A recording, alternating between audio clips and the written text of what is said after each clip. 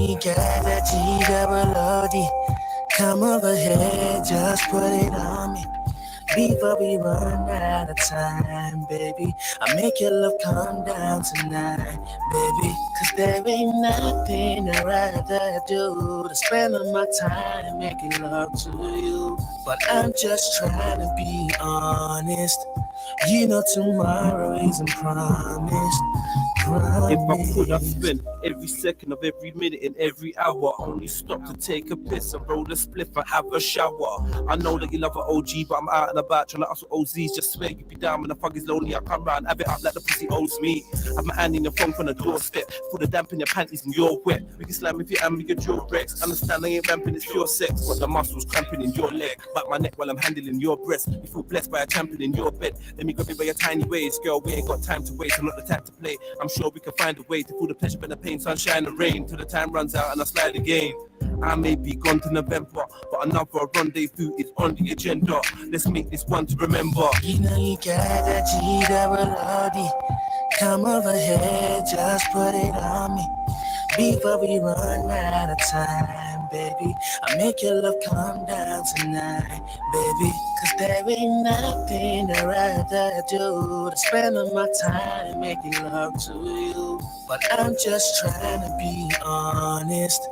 You know tomorrow isn't promised.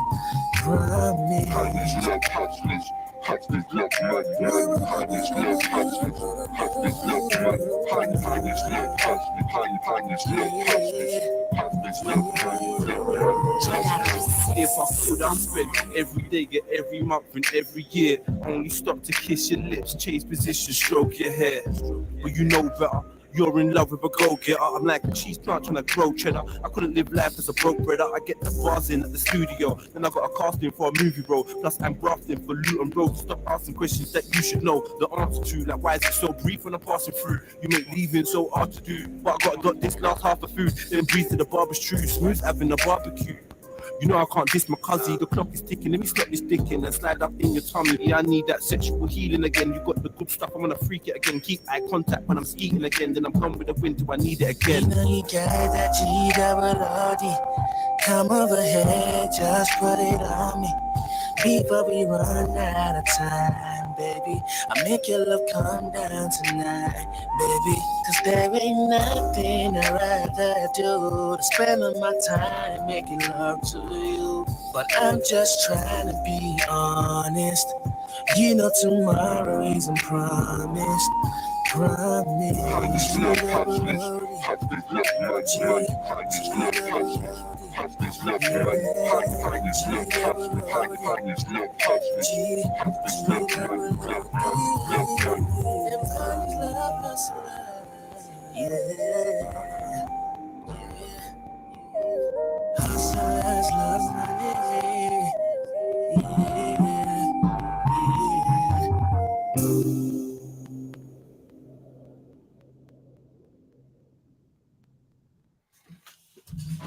Yeah, family. Come on, big up yourselves. It's your boy JEDI for JEDI Online, Trilluminati, clip. Like, comment, share, subscribe, hit the notification bell. And please put the number of your like in the chat. You know, like that. Let's go, man. Cheers. We believe him. She fucked into the bluff, spiller, listen. She's messing in his mouth. Believe the streets raised me up. I act like a fuck cause I am one. I couldn't make this up. Yeah, you got your laces tucked, but you ain't never had a magnum handgun stainless tuck. Fuckzilla's one crazy fuck. Random, I bang one. I have a nigga pushing daisies up. I can get shitty, but I'm smoother than a baby's butt. That's why it's just that the ladies love. I tell a chick, shut the fuck up and get naked, slut. She loves it when I'm too dirty, she can't wait to fuck. She says she wants to taste my nut. And if I hit the pillowcase of her face, she just scrape it up. You give her praise and love, but I'm a favorite stud. When you're thinking about engagement, bro, and head's filled with 99 ways to make me bust. Damn, it feels so good when I shoot like I blaze the judge with a racist grudge. Gang, I told you in Matrix fucks, I think the statement was I jump out and blacked out gums like Neo with a pump out gas under my arm like Bio. My niggas got war, I'm jumping in like a Clio. Even if I get locked behind the door with no keyhole, get placed on Bully Watch stage 4 by the PO. Fuck it, I'ma live my life raw like a Leo. But this ain't damn astrology, it's a bang bang policy. Fan bang my gang's rap monarchy. Honestly, these other mans lack honesty. I plan mad robberies, ransack properties. Yeah, I've been jacking, been scrapping, been stabbing, been clapping, been stacking and clean rapping, kidnapping, bitch slapping for shin. Now the kids rapping, these pricks sound like they're shit chatting and talking put fiction like a storybook. Me, I walk the hood, you can see that I'm a naughty crook. I'm looking down on these niggas like I'm 40 foot. They're under me, these shorties shook and want no arms like dungarees, cause they know I give them wings like I'm Morley's cook. Yeah, Great British hype, strictly UK.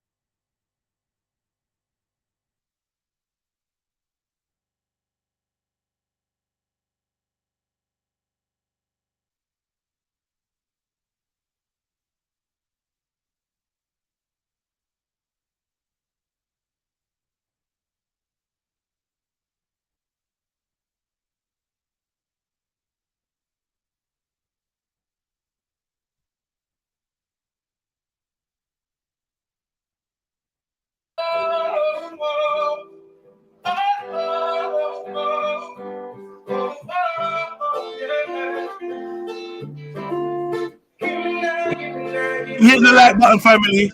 Come on. Everybody want bread, but nobody don't want it. Everybody want be heard, nobody don't want be heard. Everybody want bread, nobody don't want it. Everybody want be heard, nobody don't want be heard. I wish I could sing my blues away. The rhythm of the beats of drums, moving away from my head. I wish I could sing my blues away. I'll be singing till judgment comes. Until then, I'll embrace the rain. Yeah, it's like 1, 2, 3 to the 4. More stress is knocking on the door at a bar. Rich I get richer and then still want more. Life dark, yes, it's really hardcore. Everybody hustling for better. Some people on the bed, some people sleeping on the stretcher. Some don't really want a life of leisure. A day without tears would be enough. I wish I could find myself a spaceship so I could fly myself away. Instead of crying myself to sleep, and I'll wait to a better day. Wish I could find myself a spaceship, fly myself away. Instead of crying myself to sleep, and I'll wait to a better day. Everybody want bread, nobody don't want it.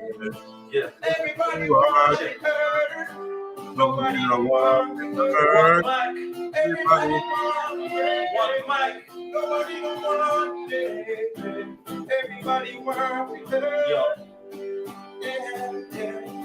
I'm like a lad in the search for magic carpet or starship. I just wanna dip from all this hardship. Momsy died at the hands of a heartless bastard, got blasted. So now my queen is laying in a casket. And plus my daddy didn't choose to stay, he moved away. I'm got used to graves, I'm feeling like the future's grey. Not as new, the same story's true. But used to date, some abuse their pain with heroin or the using cane. Kills tobacco, bruising games to lose the pain. Me, I'd rather see my blues away than make a true thing. I count my blessings and rebuke the hate. Let my inner light illuminate any route I take. He rules my destiny. My name is Jet, reading all the stress, get the best of me. So I can rest the beat, but that's the melody. Spend my peas on marijuana remedies. I guess we'll all rest in peace eventually. Everybody wants bread, nobody don't want it.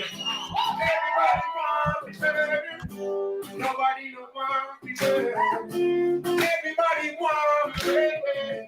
Nobody know what. Everybody want to be better. I wish I could sing my blues away. The rhythm of the beats and drums, pulling away from my head. I wish I could sing my blues away. I'm singing till judgment comes. Until then, not a place to bring it. I wish I could look you in the eyes and tell you it would be okay tomorrow, but I can't. Lord knows I can't. I wish I could look you in the eyes and tell you it would be okay tomorrow, but I can't. No, I can't. So I just chant and chant and chant and chant and chant. Yeah. Oh. Sing my blues away. Yeah. Remember iTunes, yeah?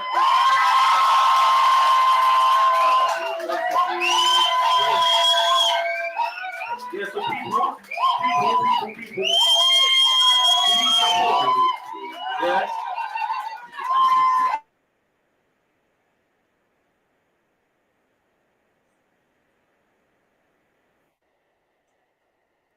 All right. Yeah, big up everyone, man. Big up.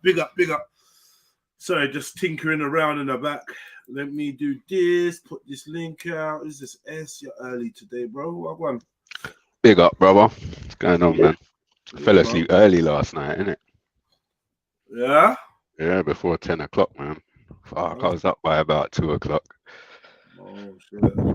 Yeah. Feeling fresh, though, man. Nice. Yeah, man. It's a good look.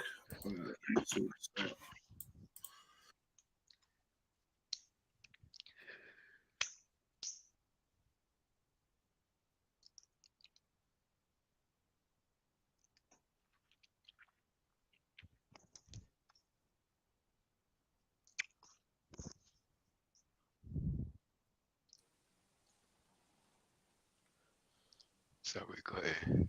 Yeah, so we're showcasing talents, yeah? Yeah, man, that's an old school track, bro. That track's bad. Showcasing talents. I didn't know you used to rap, bro. What? You're joking. You must be joking. Find out something new every day, innit? For type in REDPILLTRILL on Apple You Music. know, have your convo, then I'm gonna play my fucking tune, car. When I just chat over the fucking tune. No sound again. There was no sound again. Ah, man, what's wrong with me? It's like it. Yeah. And this system, I don't know what's happened to it. But yeah, my bad. Let's go again. I say this is what I say to everyone, yeah? Pay attention, man. If you don't pay attention, you don't pay attention. Pay attention. You know, I've got a load of links in my description. They're not there for no reason.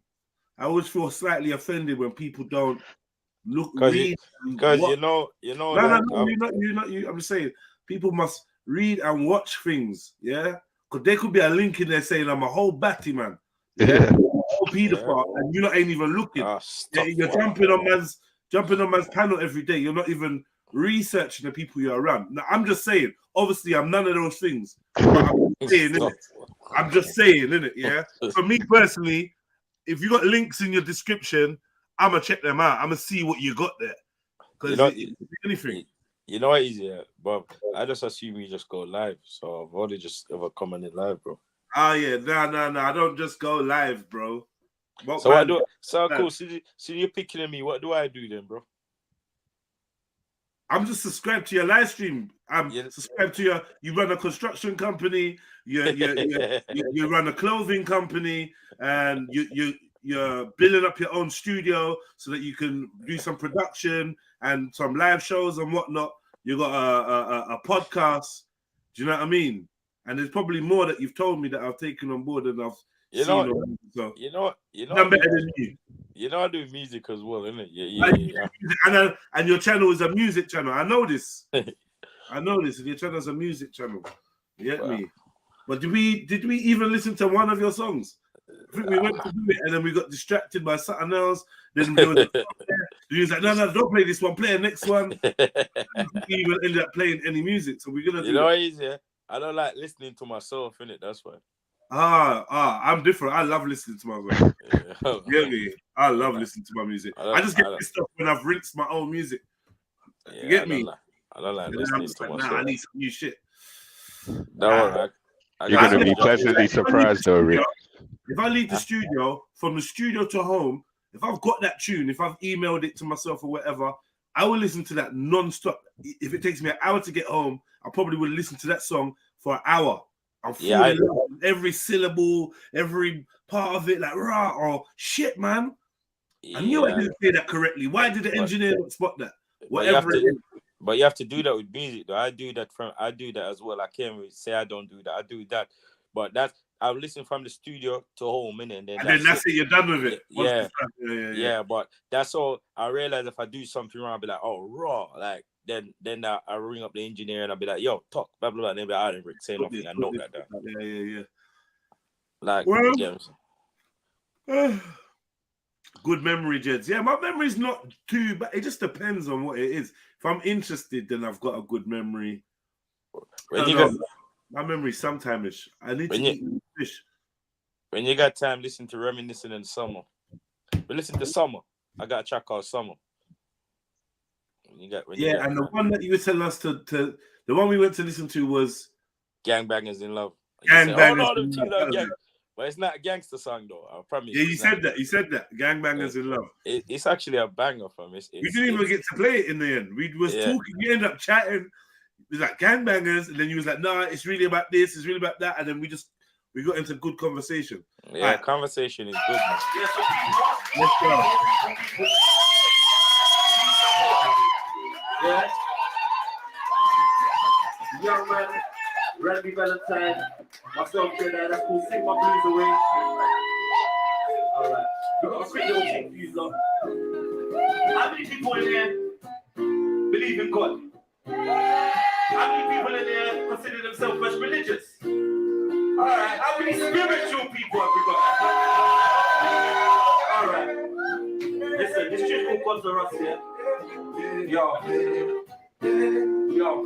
If God was one of us and he didn't even know it, would he be a musician, artist or poet? Would he drink Jack and Stout and let's say go mow it? If he made mad dough, would he stack it or blow it on fast cars and gold?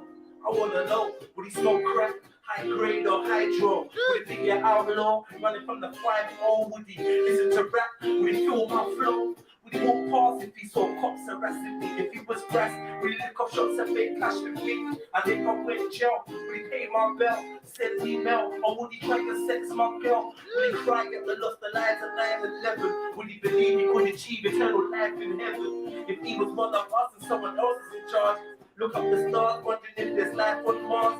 Would he dream and leave the atmosphere in a space shuttle? Would he still love his mom if she beat a river belt buckle? If he was just a fuck and life was a struggle, would he work 9 to 5 for life or would he hustle? Question, in my reflection, I need an answer to this question. Yeah, a man's just looking in my eyes. Brother, listen. I was very pissed off, you know. I can't lie. I was very pissed off. So you mean to say that we know the whole of your fucking blood clot song and you don't know a little chorus of mine? Because you ain't rehearsed. Because you didn't have it focused in your mind. Because you just think about your tune. And it pissed me off. How you gonna let me down when it's time for me to perform my tune? I was so pissed. This is my number one hate with being on stage with someone else. If I forget my lyrics, I'm pissed at me. Yeah? So don't expect me not to be pissed at you. Don't come on stage if you don't know my lyrics. Don't do it. Making me look like an idiot. I'm looking at you for the vocal support, and you're looking at me and shaking your head to go like, I don't know, it's gone. In my reaction. Fuck off. I'm so pissed at this moment. I'm so pissed. Like what? Yeah, but that doesn't need to happen again though. Gotta be plugged in there. It's always these things always happen, man. You get me? But I find people forget my lyrics. I forget my lyrics. Maybe I forget my lyrics all the time. Yeah, all the time. I do that still. All the time, cuz like it started to become a thing. Like yo, don't forget your lyrics. Don't forget your lyrics. You cramming, my man, cramming so much words, isn't it? You see, when you put the more words, the more words you put in, the more difficult it becomes. True. Yeah, the more words like you're crumbing, and if you keep on, then as well, but part of the problem is if you start writing a song, you start writing it in your head, then that's in your head fresh as well, so it messes everything up. Yeah. Obviously, yeah. So what I used to do when I was a master at knowing all my lyrics and recalling songs was I used to rap out loud every day. Rap my songs, rap to them. Now I would just listen to my song and listen to it. There was a point where I would always rap to my tunes, right? And like kind of semi-perform it and whatever. And them times there, boy, I'd go anyway, say, yo, bust a lyric. I've got 50 of them ready. Songs, stories. Are you doing gang tunes? Yeah. Oh, what? It's a beef thing, road thing. What? Oh, what? We talking about system? I just had the catalog was just nice. And man just got lazy, cuz. Man just got lazy. Physically, being lyrically fit. It's the industry got shit though. It's not even that you're lazy. What you gotta think of what it might be is, yeah. You see, back then when you was doing it or when you're doing music, you might have like only been doing that in it. So all your energies was focused on that. When you're doing 10 other things, like your energy is focused in 10 other things, bro. So it's all I hear that, but still, I don't think that's an excuse for me. But I hear that. Yeah. I just need to rap. I just need to rap. Say back then lyrics would flow like rivers. Like rivers, cuz. You get me? Rivers. All halfway while I'm finishing this lyric, I'm thinking about the next lyric to add on. So okay, yeah, I'm gonna keep going. So once I get to the end, I'm gonna add this one. I'm thinking all of that while rapping and performing, giving you good what's that word? Expression of that in vocal changes, vocal tone, intonation, and that. Yeah, you know what I mean? Conveying emotion and shit, and couple moves, like man, lyrically fit. You just gotta practice performing, cuz. Yeah, I'm lyrically obese at the moment. You man used to rap on a more poetic level as well, so it's a lot of stuff. It's a lot of stuff. Some. Yeah, I think the 90s rap training just made it second nature. Like I said, it used to flow like rivers. Just whatever. You know what I mean? Just man's just out there. You got bars, isn't it? What you got? What you man spit? Yeah. Let me hear something. Boom. Let's go. Get me. 10 minutes later, man is like, fuck yeah. You man are serious. Let's keep going. I see other artists dropping off, like, right, okay, cool. I got no more lyrics. I ain't even draw from 100 bars. Because I had like 100 bars. I kind of semi still got that one. I'm not even gonna cap. I destroy beats though. No cap in my rap. I destroy them, bro. I destroy beats. Can't cap, bro. We gonna get to that, man. I love to hear that, bro. My melody as well is something else as well, bro. All right. You convinced me. After this one, we're going straight over there. Yeah. Let's check this out. The answer to this question. Tell me what we got. What's one of us? Just a flat like what one of us? Just a fuck like what one of us? All right.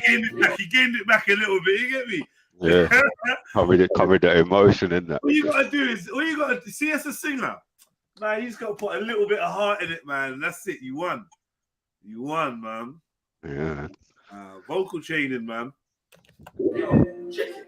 I see nothing but gods in my community. Let the truth be known, God exists within you and me. I don't usually spit about unity, but the kids are lagging before they see purity. Truthfully, there's not enough said about the bloodshed. You pull your gear, I pull my strap. Now another fuck's dead. The only thing promised in life is that it must end, but it's never amount to shit. Baby, don't trust them. We're all gods. Surviving against all odds, don't let them pollute your mind with lies that men are all dogs. They're trying to stop the love making, so we can stop creating a nation of soldiers to race against Satan. Refuse to believe in the lies lies they tell, break the Bible spell. Don't live in fear of the heaven and hell. They say I find me pit underground is where the devil dwells, and he's a red guy with a pitchfork, horns and a tail. I say the real devil's the one behind every crack cell, encouraging the life of street pharmacy for every black male. They despise you, because inside you, find the power from within and let your conscience guide you.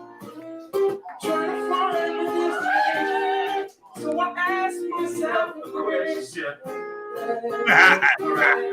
What we gotta do with these? Was one of us, flesh of blood black? Was one of us, just a fog black? Was one of us? Alright. Thank you, Mr. Randy Valentine. Let me just explain. We didn't even do the second verse. I just allowed it. I'm pissed. I'm pissed. No, I didn't do the third verse. I'm very upset at this point. Yeah, I've come to do disclaimer. Let me explain. We just wrote this tune. Nah, nigga, this song is fucking like 4 years old at this point. I already shit in jail. Yeah, he just come and done a hook or jumped on and vocalized the hook and he fucking flopped it all. Yeah, but I'm being nice. Oh yeah, I just wrote this tune. And oh man. All right, let's look, man. Let's see. Don't like typing this, you know. Yeah, not feeling it. You gotta type in my name first, my name at the front first, bro. Why though, man? Where people written it?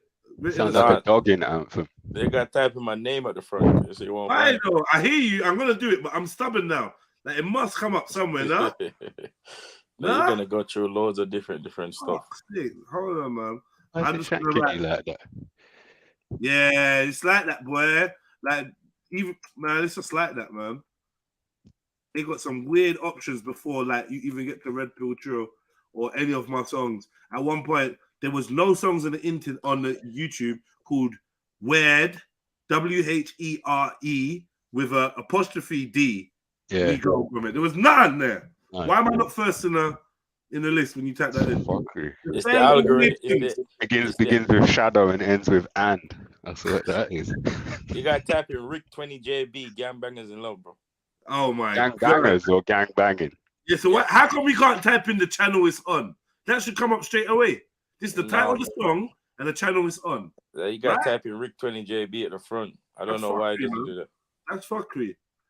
CK 20 space JB. Okay. What's JB? Jamaica boys. Yeah, he is, you know. I would guess your password, you know, mind yourself. No, Rick 20 JB exclamation mark. So what? Rick 20. I think you just said his password, you know, as yeah, that's what it was. Little exclamation mark with the end. Give away with a little laugh as well. Man's changing it now. What's the problem, man? Why is it? I think it's gangbangers. Gangbangers. Yeah, gangbangers. Oh, my bad. You must have said a dog in there.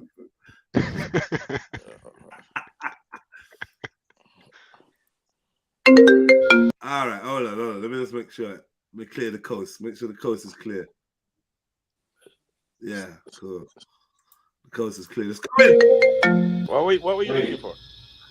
At the door. I'm looking for like some copyright issues or anything like that. No. It's calm. Hello. No, that's it. Let you know when I get it. Who's in the bed? Piss me off. No. Said you're done piss already, Rick. Yeah. You're ready to leave now. The song's gonna start for a minute, but that hoodie's bad though, by the way. Huh? The little hands, the fingers and the phone thing. I like that. What's it on the front? It's protect. It's the jumper for the record label. Okay. I drew that thing on the back. I quite like that. Oh, is it? You can read what it says on the yeah, you can read it. Skepta.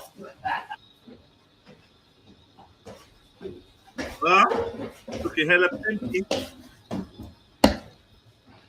You got your guitar? Come on, it's always around somewhere. Yeah, come Come on here, man. We get some fresh. This is weird, bro. You gonna play? You gonna play something? How you gonna play, man?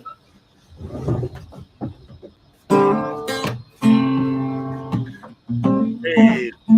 Oh, I like that. Yo, fam, man, it's mad, you know. The only thing is, you lot trying to trick us. You think I don't know nighttime? Think I don't know the difference between dusk and dawn? You can't trick me, you know, bro. That was in night. That was in the day. This is not morning time, bro. No, that was about 3 o'clock in the evening. No, the sun is going down. Yeah, it's about 3 o'clock in the evening. Yeah, but you got this chick in the bed like it's morning time, right? Oh yeah, come on, you know the. You not trying to scam me. You can't scam me, man. Wait. There's a switch coming again. All right, cool. I'll clock it. There's a switch Man coming got again. home last night. My girl was going off. You see what I'm saying? She's saying that I said that I'd be on my 9:30 and it's not 9:45. That ain't good enough. Something mad thing. I can hear the auto tune already, you know, before you even starting a bit.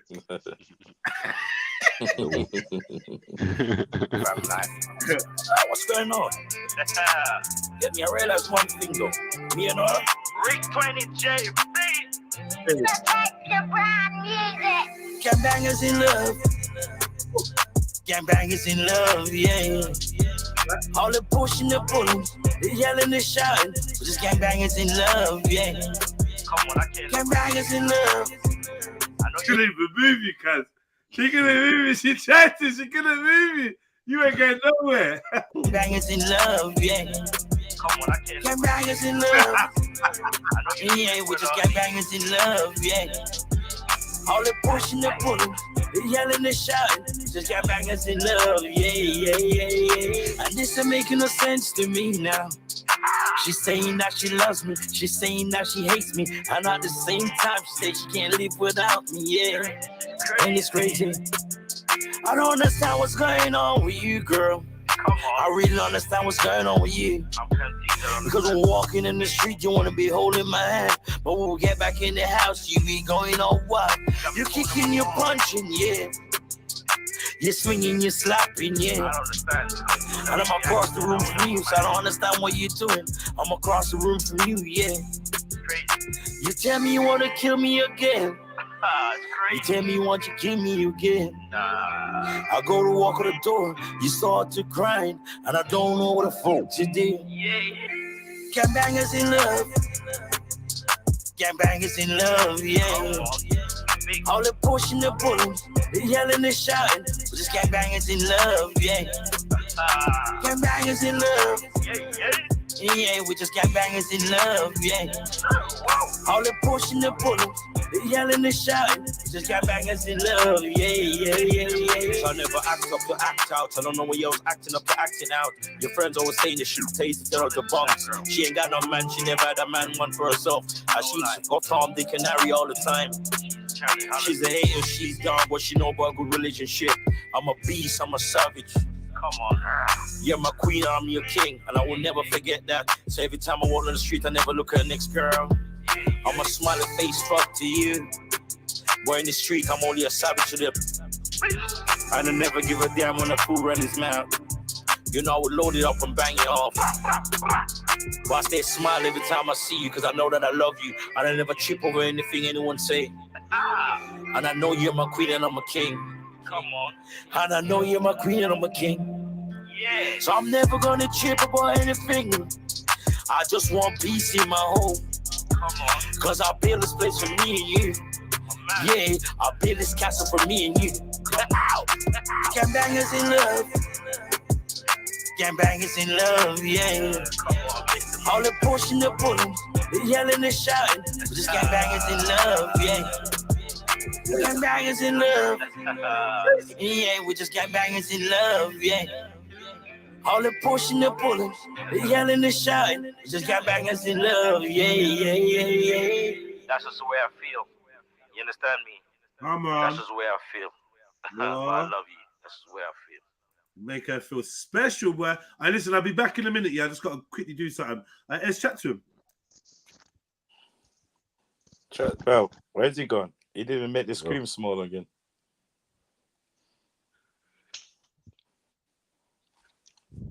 Yo. Yeah. Yeah. She ran off just as I was about to step out as well. It's cool, man. No, I can't because I was gonna go across the road to the shop, but it will cut out when I go in the shop. What are you getting? A pack of Fruity Bubblicious? Mad. Pack of cigarette. Fruity Bubblicious, you know. Yeah, bro. I do that when I go to Matt D's for my ask them. So, you know, a pack of Fruity Bubblicious. We don't do Fruity Bubblicious. You lying? Why I don't know why you guys lying, bro. Yeah, I don't even eat that shit no more, man. That's sweet. That for it. No, McDonald's. Ain't had that for years, man. Well, I see me. I got a routine at McDonald's, bro. I get 1 cheeseburger and 2 apple pie and a Fanta, bro. 1 cheeseburger, 2 apple pies. Fuck it up. Fanta, bro. Not even 2 cheeseburgers, 1 apple pie, though. No, that's the only thing I get from Matt D's, fam. I heat the cheeseburger, I drink the Fanta, and I wait for the apple pies to go cold, and then I heat them, fam. Then I munch them, then I it's me, fam. Yeah, I'm just not feeling it, man. I'm not feeling it. Can't do nothing for you, though. But the cheeseburgers, I like them, bro. Yeah, I didn't mind the taste of them, but I'm just not feeling the whole McDonald's vibe. Multiple reasons.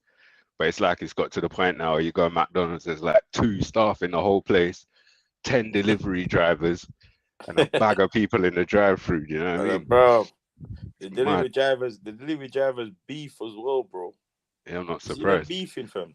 Fighting for scraps, crabs in a barrel type shit. You know much of them have died from riding carelessly, fam. I know one dead in Brixton now, but couple months ago got licked down. God, I see one of them in Stanford Hill, fam. I see my man like, he blazing on the side road, bro. Someone pulled out at him, yeah, and he just rammed it. Boom! It's like man was in the whip, and it's like you could hear it when his neck went. It's like this way. You know what I done, fam? I just bust my left turn and kept it moving, fam. Because I know if me stay there, I'll be there for like 6 days, fam. Because I know they're gonna come off, block the road, all that craziness. Nah, I'm not involved. Yeah, fuck all that. I'm gone, bro. Yeah, there's nothing you could do for him. It's too late, bro. Sarah, whatever will be. Is that Schiffer? Well, go on, Schiff.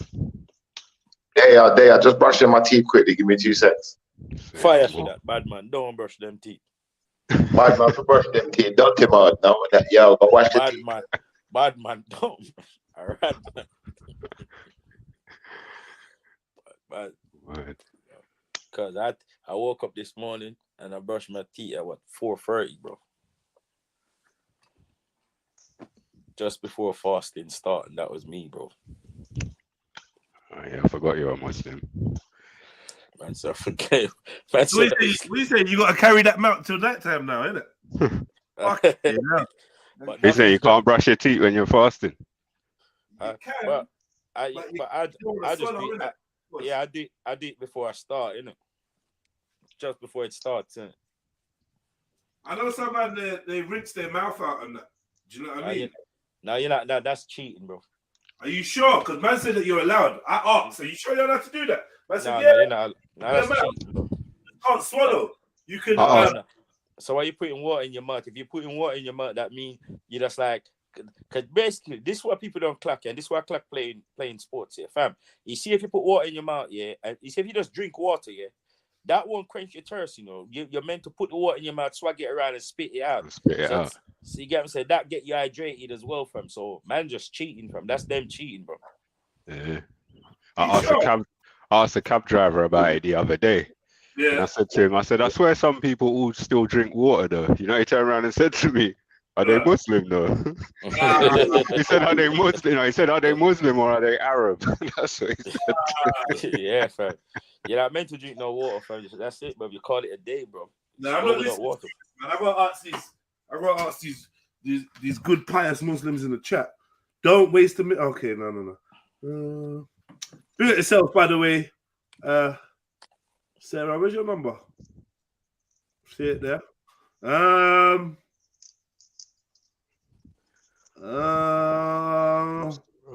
and talk to me, man. Are you allowed to wet your mouth? No. Ah, there you go. You're chatting waffle. As long as you don't swallow, you can brush your teeth. The rule is... No. I'm not talking about brushing your teeth. Hold on. The rule is the food or the water, whatever, can't hit the stomach. No, man is not talking about brushing your teeth. Brushing your teeth, that's not man is trying to. Man is talking about drink. Yeah, rinsing out your mouth in the middle of the day. As long as you don't swallow, you can... In the middle of the day. Is Sarah Muslim now, or is she Arab? No. That's just cheating, but wait, no.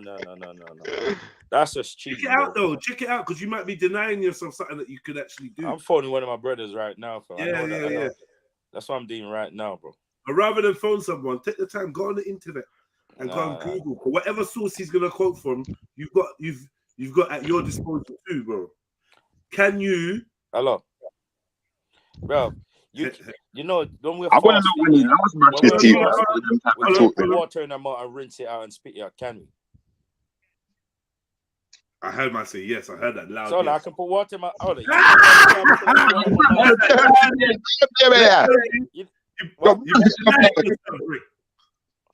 You're cutting out shit for. No one told me that, bro. Sorry, bro. Sorry. Let me jump on the other phone. See, you're denying yourself there. You see, brother? And you got a new flex now. You can brush your teeth in the afternoon. Yeah? just don't swallow, which is very hard. I can't. If I'm brushing my teeth or whatever, I reckon some liquid, some water is going to go down. He's saying that you can rinse your mouth. You just can't drink it. Yeah. I didn't even know that, bro. So South is vindicated. It's a Sarah, you know what Sarah, Sarah. I wasn't gonna heat him up. You know what I mean? If it was I didn't want the Haram police to get on him, but yeah. Now I know it's all good. Yeah, man. Rinse out him out, yes.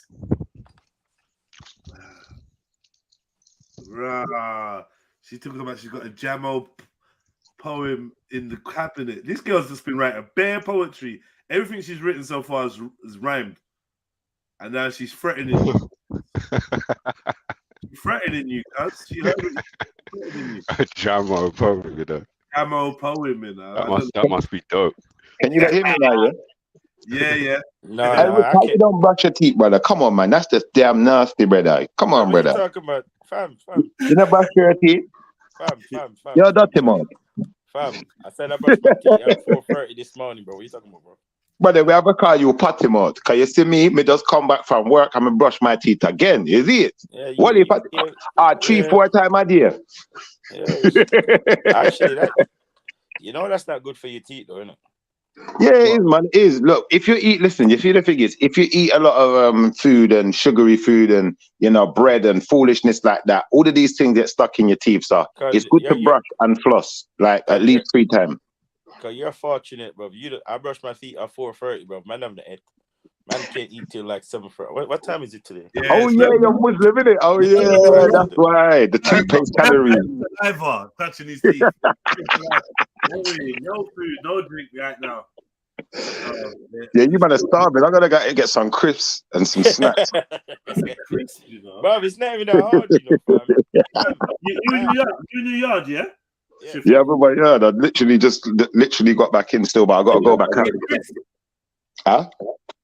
Bruv, you heard me, man. Don't start trying to think before you've answered. You're gonna go get crisp, bruv? Yeah, I'm gonna get 2 crisps and stuff to eat in the car because I gotta go back out.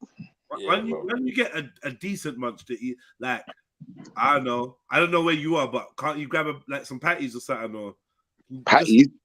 Yeah, man, just outdo the crisp, innit? Like the crisp thing is dead, cuz. Oh, you know what? I got hard dough bread. I could make some hard dough bread toasted in them thing there.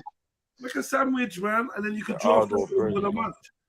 Even though the hard dough bread, we love it, but boy, that's whiter than white bread, bro. Nah, brother, you listen. You put 2 cheese on that. That's cheese on toast on the next level. Me tell you. The white dough of hard dough bread. Come on, bro. It's true. You can get the wholemeal one though. You know, there's a brown one, isn't it? Is it? Yeah, there's a wholemeal one. That must taste nasty. No, it don't. It honestly don't. I thought that as well. I thought it's not going to taste the same, but it's relatively very similar taste. It's just like having wholemeal bread, isn't it? Yeah. You see, the ignorance in me is like, I don't even want to see brown hard dough. Like, Give me the white one, man. Fuck it. Cause I hear you, though. I hear you. I'm trying to envision it, yeah, and to me, it just looks nasty in my head, bro. You know, lie. I'm trying to. Let me go and quickly Google that because I want to see. So S, what was he saying about gangbangers in love, bro? Talk to me. Hold on, before S goes, can I ask you a question? Well, can you hear me? Yeah. S, so basically, one second. S, approach the microphone, bro. Now, you can say, yeah, I just ran to the shop. I just quickly went to the shop and that. These brothers are ginos in her. S, remember I tried to save you, man. I do favors sometimes. This is mixed race journalism. Yeah? Mixed race journalism at its finest. Where is he? Hey. Man, brother's a crook, bro. This brother's don't have it. He's a crook. He's probably now actually gonna go to the shop because he's a crook. Sorry. Anyways, what was you gonna ask, Shifra? I want to ask you something, yeah, because I almost felt bad today, yeah, but then I had to check myself. I said, you know what? No. The brothers them would agree with me on my stance of life and how I deal with certain things. So I thought, let me ask or not. So basically, yeah, imagine yesterday I'm doing some decorating. You know, you arrive home from work, you've had a long day, and you decide to do more work. So man's decorating my son's room, innit?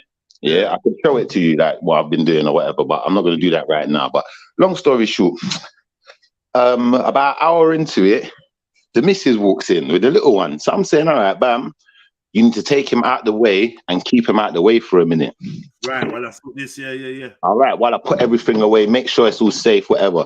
She decided to put him down and I tell me about, oh, well, I have to make food, I have to do this, I have to do that.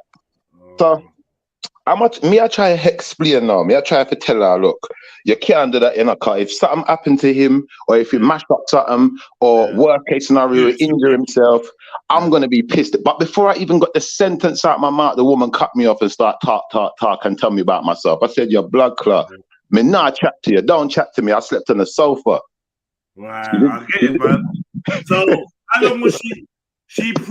Was she with little man for hours before that? Yeah. She had him the whole day, innit? Right.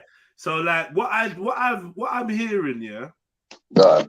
What I'm hearing is she may be slightly struggling or finding certain parts of being with him all day difficult. Yeah. The excuse to go into the kitchen and cook is just basically to get a break from this brat. Like, I get it. I get it because as quick as I love my youth, the quicker I can give them back to mama or whatever, I will use any excuse and do that in a generous kind of way. Right? I'm still not the road or, you know what I mean? You know what I mean? So I get what it is. She's come home and she just wants to be baby free for a bit. Yeah. For a little bit. So she's just like, I gotta cook, I gotta rare. And you kind of slightly clock that too. So you're like, keep him with you because I'm just gonna like safety proof the room, which you kind of know what you're doing as well, because you know. All right, but you see the thing is though, Jedi. You don't need to stop generosing each other. You have to appreciate whether you've been working all day or not. There's a point where she's kind of desperate to see you, to get that space from Little Man, and that's normal. No one should feel bad. Ain't a thing. It's normal. I hear the wickedest part though. She never needs to cook nothing, brother. Mommy this, mommy that, blah blah blah. It's jarring. Brother, she didn't need to cook nothing. Imagine before I start decorating. It's an excuse, bro. I told you. It's an excuse for the space. It's not about the food. That's easy to determine. She's come back and she's like, brother, I beg you take the ute, is what she's saying.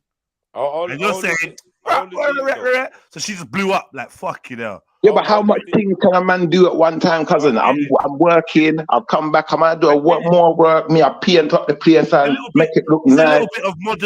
It's a little bit of modern woman's issues. I can't lie, in other societies, How old is the youth? I don't even think you can really say He's that one. He's one. to your husband because he might hold a box. Yeah, he's one. Yeah. Yeah, even that thing, Jedi, because she kept answering back to me. I said to her, listen, don't chat to me. From when I can't talk and you're going to listen. That's good. That's good. That's a good way to deal with it. Lock it off. Lock her off. Yeah, she's being good today. Yeah, she started being nice to me today because she must have realized that was rude. They don't do that. That's a good thing. That's good. But now you have to have the conversation about what's really going on. And what's really going on is mummy may be feeling it's her first youth, right? Yeah. She may be feeling a little bit overwhelmed. You might be underestimating it, and she might be putting on a brave face for you. Yeah. Right? But I know these kids, they drain their parents a lot. The time you spend with your child, he won't drain you like he drains mummy. Because guess what? Tell him, shut up, sit down. What respect? You know what I mean? And it's different. You're right. They drain mummies, like, because they're just like, yo, I can get attention, food, whatever I want from you. You know what I mean? With daddy now, guess what? When it's a choice to go, who you gonna go with, daddy or mom? Probably gonna want to go with mummy. Yeah, they go with mum because mum's easier to the brother. You see me? I'm not ramping, brother. You see, if I told my youth no, he's only one, you know. But when I tell him no, he knows. He knows already. Like, you see, even if I'm feeding him, you see, when I feed him, brother, there ain't food everywhere. He keeps himself clean. He don't put his hand in the bowl. As soon as his mum's doing it, it's like, wow, what on earth is going on over here? He look like a mess. I'm like, nah. We have to get this under control. I think, ladies, you know, I don't know if this is a female problem or if it's just my partner, but I'm going to have to get her to fix up on some of these behaviors and just be a bit more thorough. Just be a bit more thorough with him. But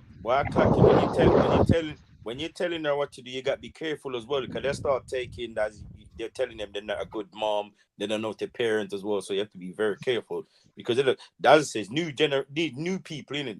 Because that's like with older people, You see, the thing is, Ricky, you see me, I'm like this. I'm one of them people, I just don't give a fuck about your feelings when it comes to common sense.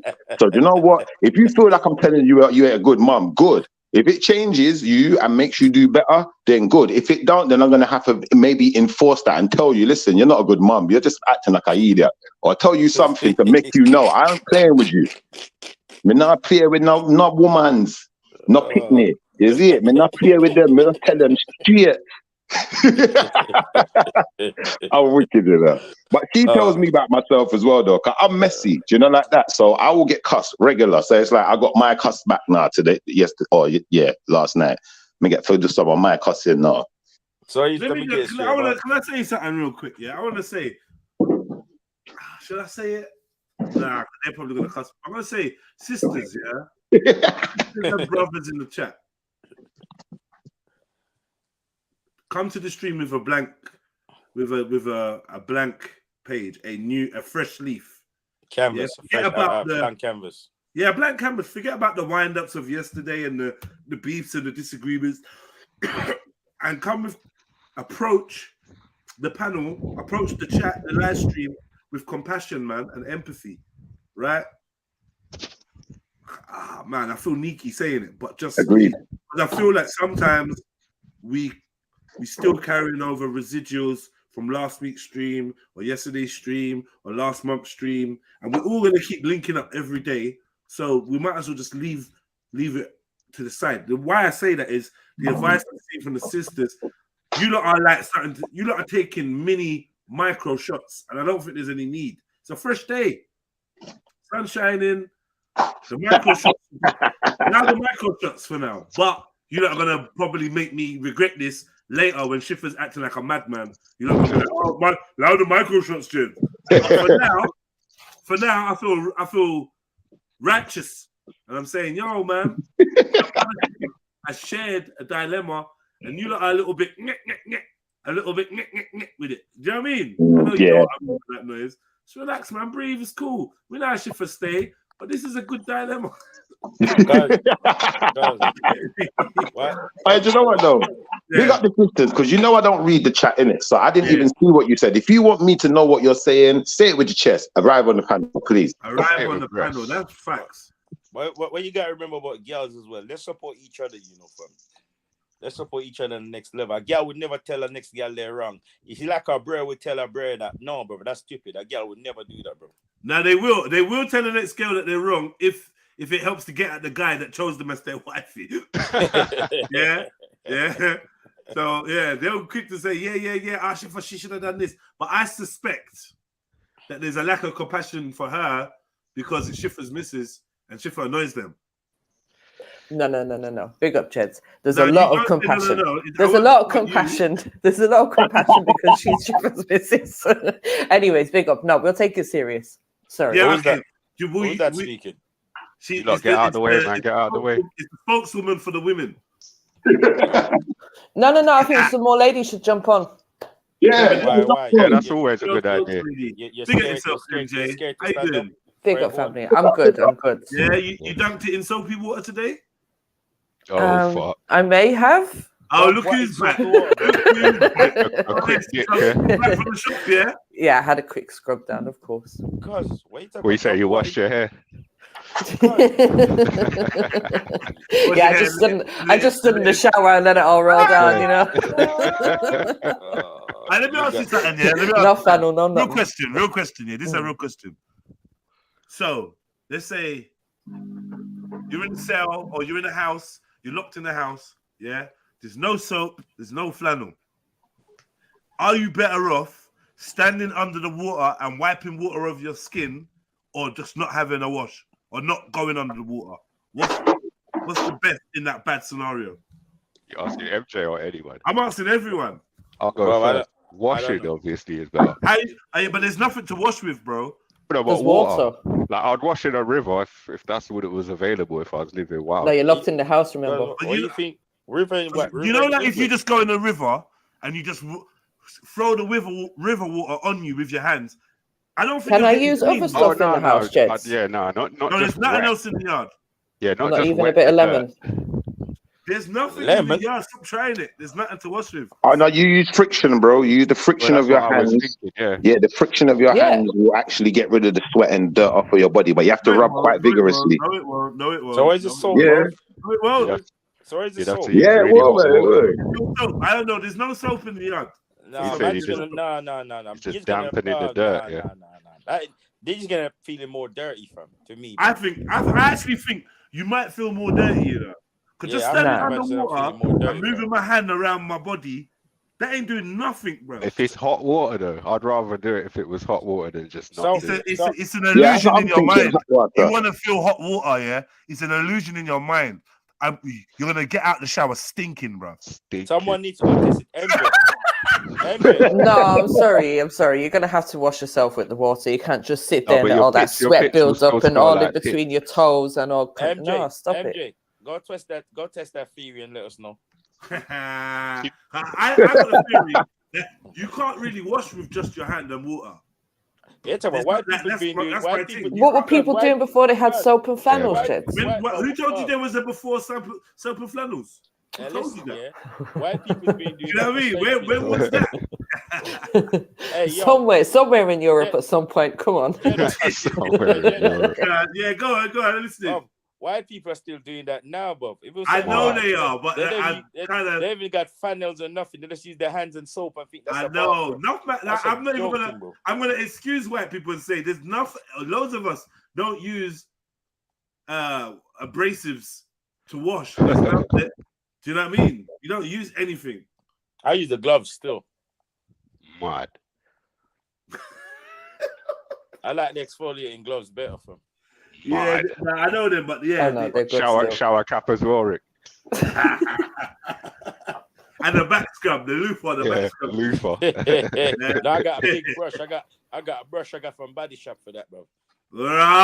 Body Shop, you know. Yeah, I got a big brush for that. Yeah, I got to them kind of shop, Body Shop. Yeah. You got your white musk and your Dewberry as well, yeah. Yeah. Standard. Those 90s ones, Dewberry. You know? Yeah, fire for Nike, dog. Man, now we're no more Nike. No, I said 90s. Oh, 90s. Why is there a bonfire on Nike, though? Bob, you don't see what Nike's been doing from. They're taking it. Yeah, bonfire upon them. You don't see what Nike done, bro? Yeah, they don't wear them, brother. They're a Greek god. A Greek goddess. Just because you got your ugly little shoe trainer things that you got. That's not my. What we talking about? Me? Stop hating on my Mackenzie. Schiffer got some ugly little footwear things that he's so proud of. You know you like my Mackenzie's, Jedi. You're gonna buy a pair. Mackenzie's. Mackenzie's. You said you were gonna buy a pair, though, guys. Tell them to move, man. Where you from, Bessie? Where you from? See, this will get you G-checked. Them trainers will get you G-checked instantly. Where you from, lad?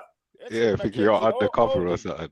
Hey, brethren, I got Dunlop trainers as well now, you know. I bought some Dunlops the other day. Definitely, yeah, undercover.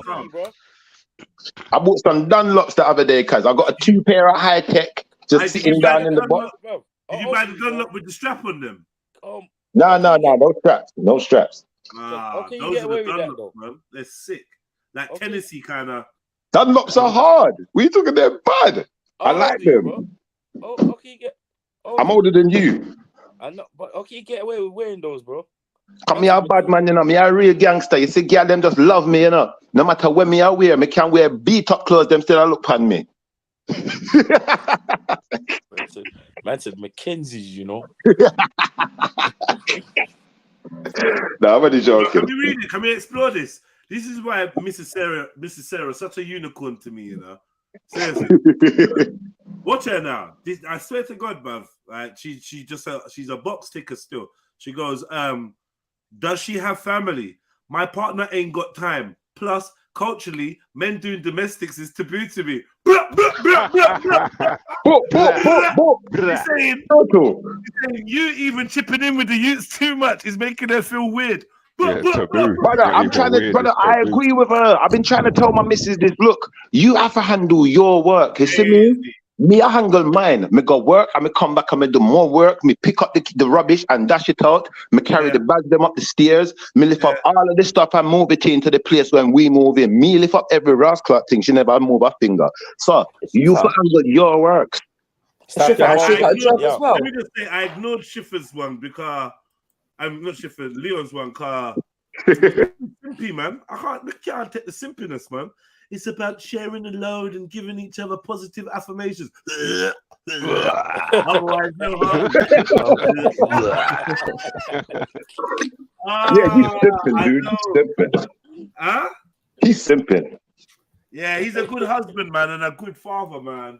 Get me? He's a good heart. You got a good heart. We'll give him that. He's got a massive heart. But for me, bruv, I take some of his advice. Sharing the load and giving each other positive affirmation. I know what he means. I just don't like the language he's using. It's too Oprah for me. What do you think about that one, MJ? It's too Oprah Winfrey for me. MJ. Yeah, it's too chicken soup for the soulish. It's too Dr. Philish. I just don't like it. MJ, what do you think about that one, MJ? You got that jollof from yesterday, no season. It is what it is. I'm not going to comment on that. Don't like that. Hold on. What are you not going to comment on? No, it's just again like for me when I hear about affirmations and that, I'm just like, nah, it's a bit wishy-washy, Instagrammy for me. I don't know. I'm not really into that kind of stuff. For too long, you know, MJ. Like you're meant to be. Oh, he's right. Nah, MJ is a cold-blooded fucking killer, man. What are you talking about? She ain't no pussy old girl. That's what you meant to do. I'm not into all of this following trends and all this, Rick. And this is what I see in the past couple of years. Like a lot of people just jumping from one trend to the other, be it religion to positive affirmations to witchcraft to one kind of trend or another. Flames. Yeah, say it again.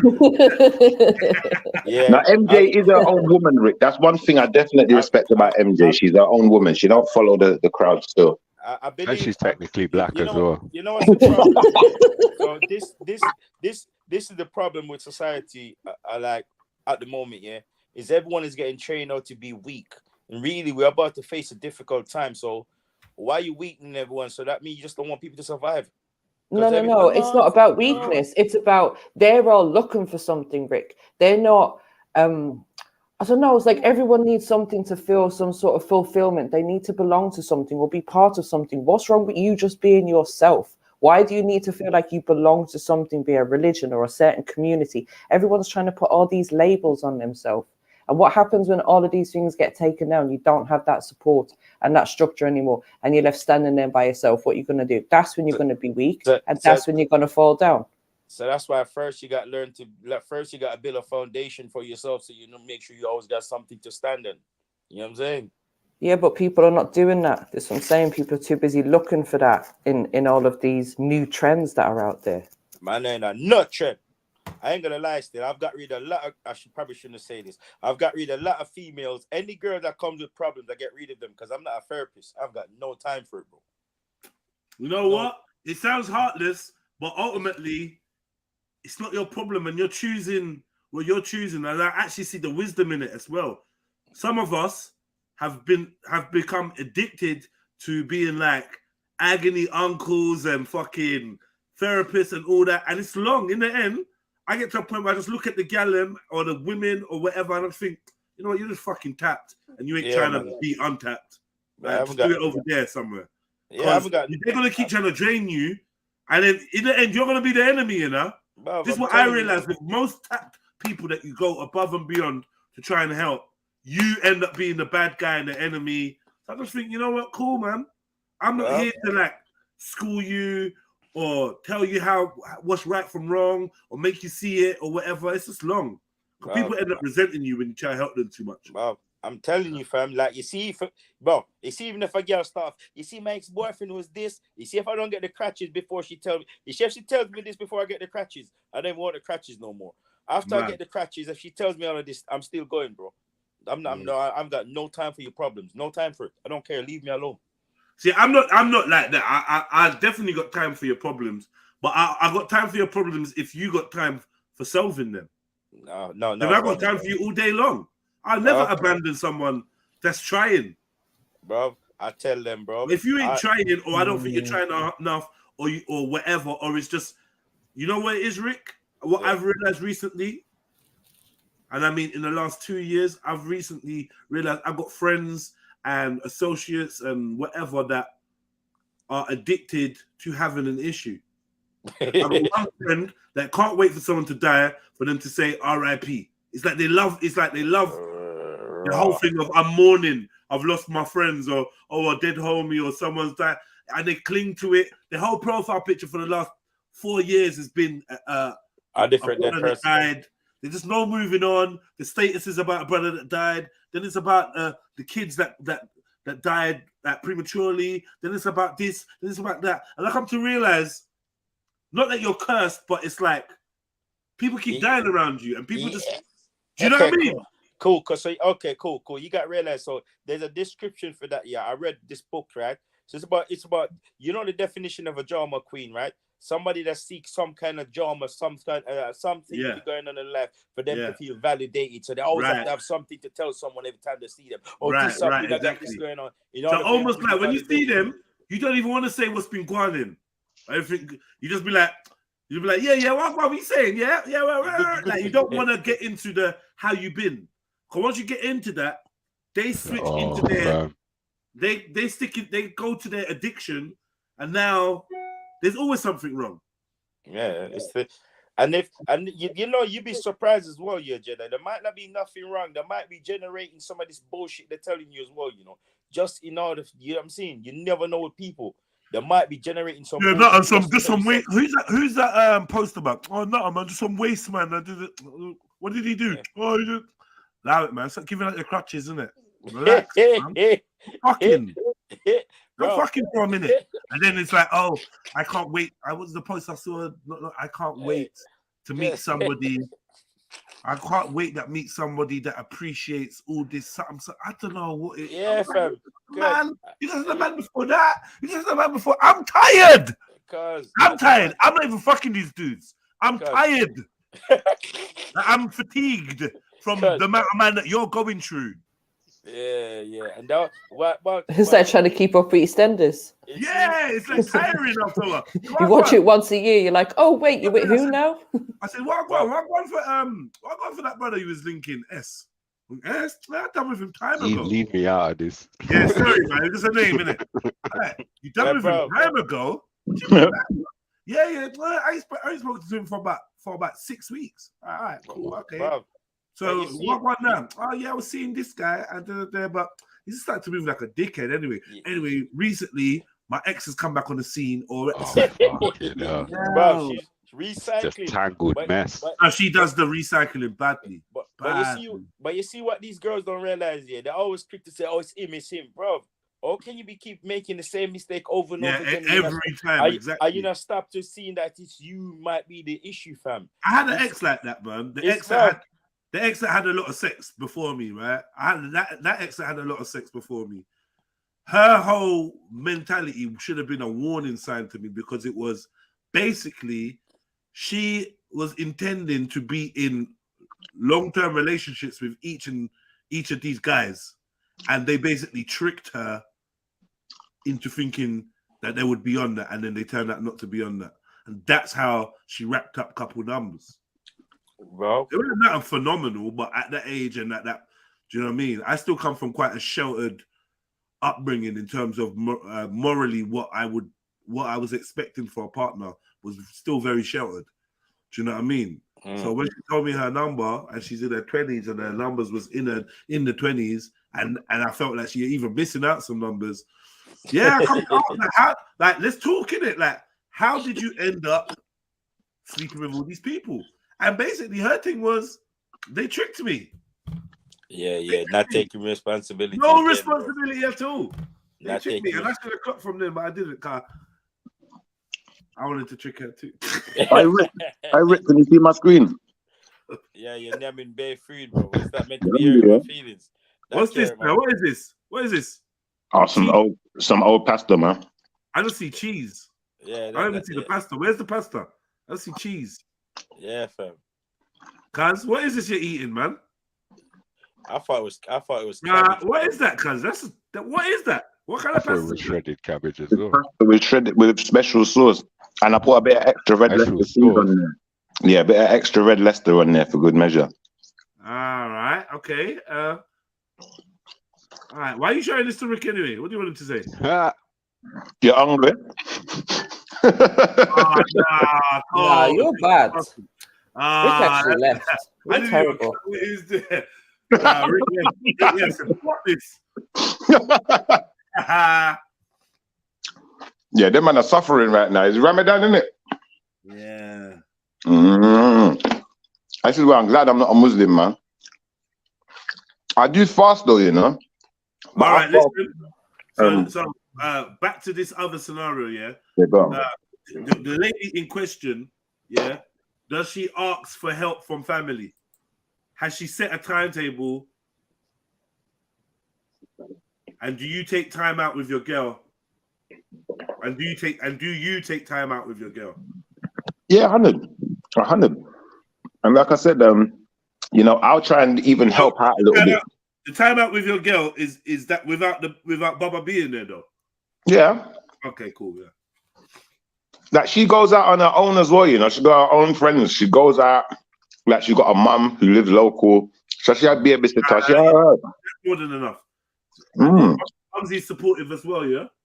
Yeah, we pay for babysitter sometimes. She's got a brethren that's got a youth the same age who get some with, so she get what heap of support, brother. What heap of support. Yeah. It does sound like it is. Tizza says, Tizza's a man that don't like to let things go. I'm letting you lot know, family, today I'm in that truthful kind of zone, so please don't be offended. Please don't be offended. I'll just keep my mind. Tizza don't like to let things go. You can't be don't be a grudgeful brother, you know. Let things go. Rise above it. Shifa is an absolute waste man at times. What? Get over it. Just Shifa. Just get out of the way. Yeah, just get over it. And feel sorry for him. Pity him. Poor Shifa. He don't even know how to be better. Yeah, and then just be the bigger person and move on. I was trying to tell Khan this the other night, man. Don't know what Khan. Just let it go, cuz. And Shifa was being good that day as well. He was being good that day. He was behaving. Shifa's a madman, you know. Don't even let him start it. He slept on the sofa. I don't know what Shifa we're gonna get by afternoon. I'm ready for some smoke, man. I'm ready for some smoke. All right, so Shifa let me read what Tizza says though, right? And see how Shifa feels about it. He's a constant that because I said basically let's start with a new fresh page, a new leaf, right? He said he's a constant that brings it on himself, not a one-off or an exemption of the rule. Trying to start a clean sheet with Shifa is stupid considering how he is on a daily. Now, I'm going to add my 2 pence that this is because Schiffer has annoyed Tizza, personally annoyed him.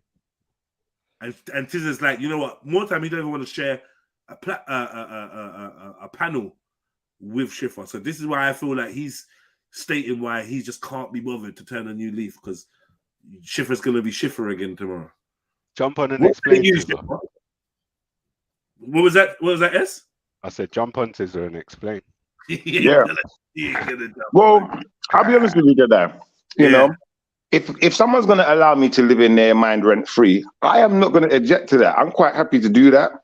You know, Tizza, we can take turns. If you want to arrive on the panel and you're adamant you don't want me to be here, I can jump off for half an hour and just listen. And when you're gone, I'll be back again. But maybe that's not so practical for the channel. Maybe we want as many of us as here as possible to have the best conversations and have a great laugh and have a great time. And just get out your feelings, brother. Get out your damn feelings, woman. I mean, man. I'm gonna say get out your feelings. It's not worth it. But I do understand where you're coming from, T. So it's not a criticism on that at all. I'm just saying that's not worth it. This brother's a madman, Tizza. Like, he's mad, cuz. Like, what are you gonna do? He's just nuts. Oh my! You know, Tizza's one of my favorite people as well, isn't it? I know, because he reacts to you. That's why. Exactly. Like Carnito, people think I hate Carnito, but I actually like him one of the most because big up, Shifa. We get in the wickedest arguments. Me and Carnito have some fun up here. I like Shifa, you know. I like Shifa. Can we support this man like him, please? No, seriously, Shifa's all right, man. I'm getting a rash. The thing is with Shifa, the only person he's harming is actually Shifa. So, whatever, Carl, man. You know you was hurt the other day, man. Pause. Nah, I don't know who's giving you victories or flowers, but boy, they're a bit biased to me.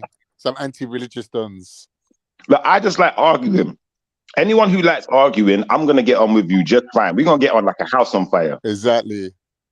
All right, listen, Tizza, don't let Jupiter see this comment. Oh, sorry, before we get there. MJ, sorry, sis. Sorry, my bad. How could I overlook my fiery cohort? MJ, you was going to say something on Tizza's comment, right? No, not on Tizza's comment, no. Oh. It was about Schiffer's situation. Okay. 1 minute. Is MJ and Tizza coming as a elaborate now? Go on. Anyways, so Schiffer, I was asking you, has she got a job? Yeah.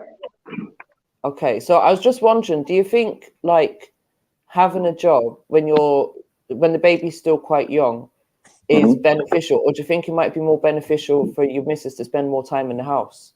And then maybe she won't feel so overwhelmed with the womanly duties, the motherly duties, and having a job on top.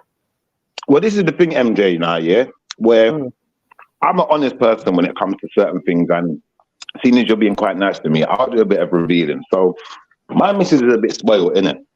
She got a mum who will babysit. She got a nan who will babysit. So right now, she just gone to work, yeah? About half hour ago, maybe, and gonna drop the child off to either nan or the babysitter, which I'll pay for, or mum. And you know, she's got options, but she chooses to use her time that she's got to herself to work in it. So my thing is, all right, if you want to do that, then you can't really blame me when I'm saying to you, you still got to handle yours, innit? Because you chose to be a full-time parent. I'm the one providing here.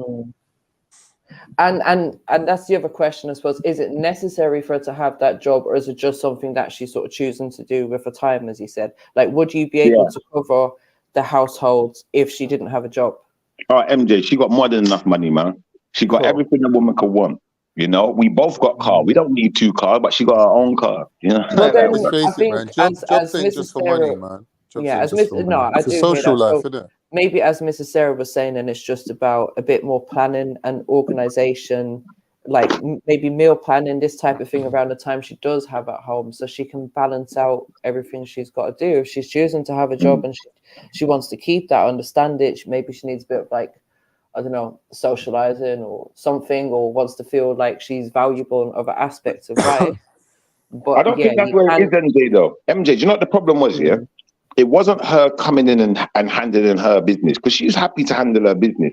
But it's just the fact that you've got when you walk into a house, especially if someone's decorating. Usually, I don't allow people to be in the house when I'm decorating because I know, especially with females, what they're like. They walk in, they got the kids. Never worked for the council before. Then their mind ain't with them at that point. They're just worried about getting the kids in their rooms or getting them settled, get their food. But when there's all stuff around that's dangerous, there's a 1-year-old. You got to wait for that stuff to go away first. You know, so by the time she's put my son down and gone to start doing her stuff, my son's got a screwdriver in his hand. If he stab himself in the eye with a screwdriver, I'm not going to forgive you. So it's like, at that point, I'm cussing now. I'm saying, nah, you best take him, let's sit down somewhere. When I'm done, you can do what you got to do. Then I'll have him for a bit. You feel me? But it's not really an issue of her not being able to do what she's got to do.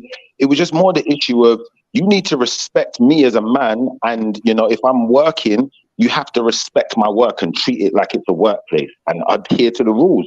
You feel where I'm coming from? I'm a site manager, so I know how to manage. You're just not gonna, you're just not gonna walk in here willy-nilly, and the next thing there's fingerprints in the paint. You know, my son stabbed himself in the eye. You know, he tripped over and fell in the paint or some stupidness that I just ain't got time for. And have you spoken to her about this situation since? Oh yeah. We had a brilliant conversation today. Today she relented and she was in a better mood, so she apologized and you know she's feeling better today. But at the time I was upset, so like I said, I slept on the sofa. I didn't cuss stink, but I did cuss and I said, listen, you're acting like a damn idiot, and you know you're gonna make my son injure himself because you can't just wait 5 minutes. Big up Schiffer, man. But yeah, obviously, maybe I was a bit harsh in calling her an idiot. Maybe that was a bit harsh. It weren't necessarily needed. What do you mean, man? She's calling you all sorts of names from what I hear. Yeah, she did call me a few names still. But women are allowed to do that. You see, as men, we got to control these... because sometimes my woman, she'll call me a dickhead. You know what women do, bro? When women are angry with man, they'll go to you, they'll call you shrimp dick, little dick, whatever they're going to call you all sorts. I've never said that to my partner. But you know some women that have though. Come on, man. I know women that. I don't think I've ever called a man a dickhead until he was my ex, and then it's possible I did. You patch-eyed motherfucker. You broke leg son of a bitch. I should have. But yeah, man, I hold my elders as well. But same time, you know, sometimes the sisters, you know, we just need you to be a bit more understanding of our authority, you know, and it's not all sisters. It's just my one. On this occasion, it's my woman, you know, she needs to understand my authority. And when I say no, no means no. Yeah. Same way she says no to me. Why is this a topic of discussion? Why is this a big subject now? I was going to say, yeah. Just I felt a little bit bad. Yeah, Schiffer was just sharing, and I think he wanted some advice. That was it. Oh, okay. Yeah, I felt a little bit bad, Con, because I went and slept on the sofa and I was proper bitching about it. And I thought, am I just being bitchy here or is my point valid? Would most people get it? And it seems like most people would get my point. So I feel a lot better about it, to be fair. Look, man, God created women for a reason, isn't it? There's nothing like a man and woman dynamic, innit? Like, you can't treat anyone else how you treat your woman. You can't, you know, can't take out your anger and your thingy, your frustrations on your mom or your sister. But your girl, that's what she's there for, isn't it? As long as you're doing it in a positive way, you know what I mean? That sounded a bit toxic, but I'm listening. Wait, sorry, what did you just say, Con? Like, sometimes like couples, they're gonna go at each other.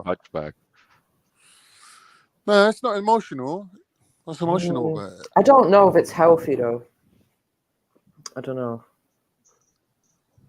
Because sometimes like things can be said in the heat of the moment, things can be said, and then like that can create certain feelings, and then them feelings get carried on to the next argument. Yeah. The next argument. Oh, who's carrying what on? She said that. No. No one ain't carried on nothing, mate.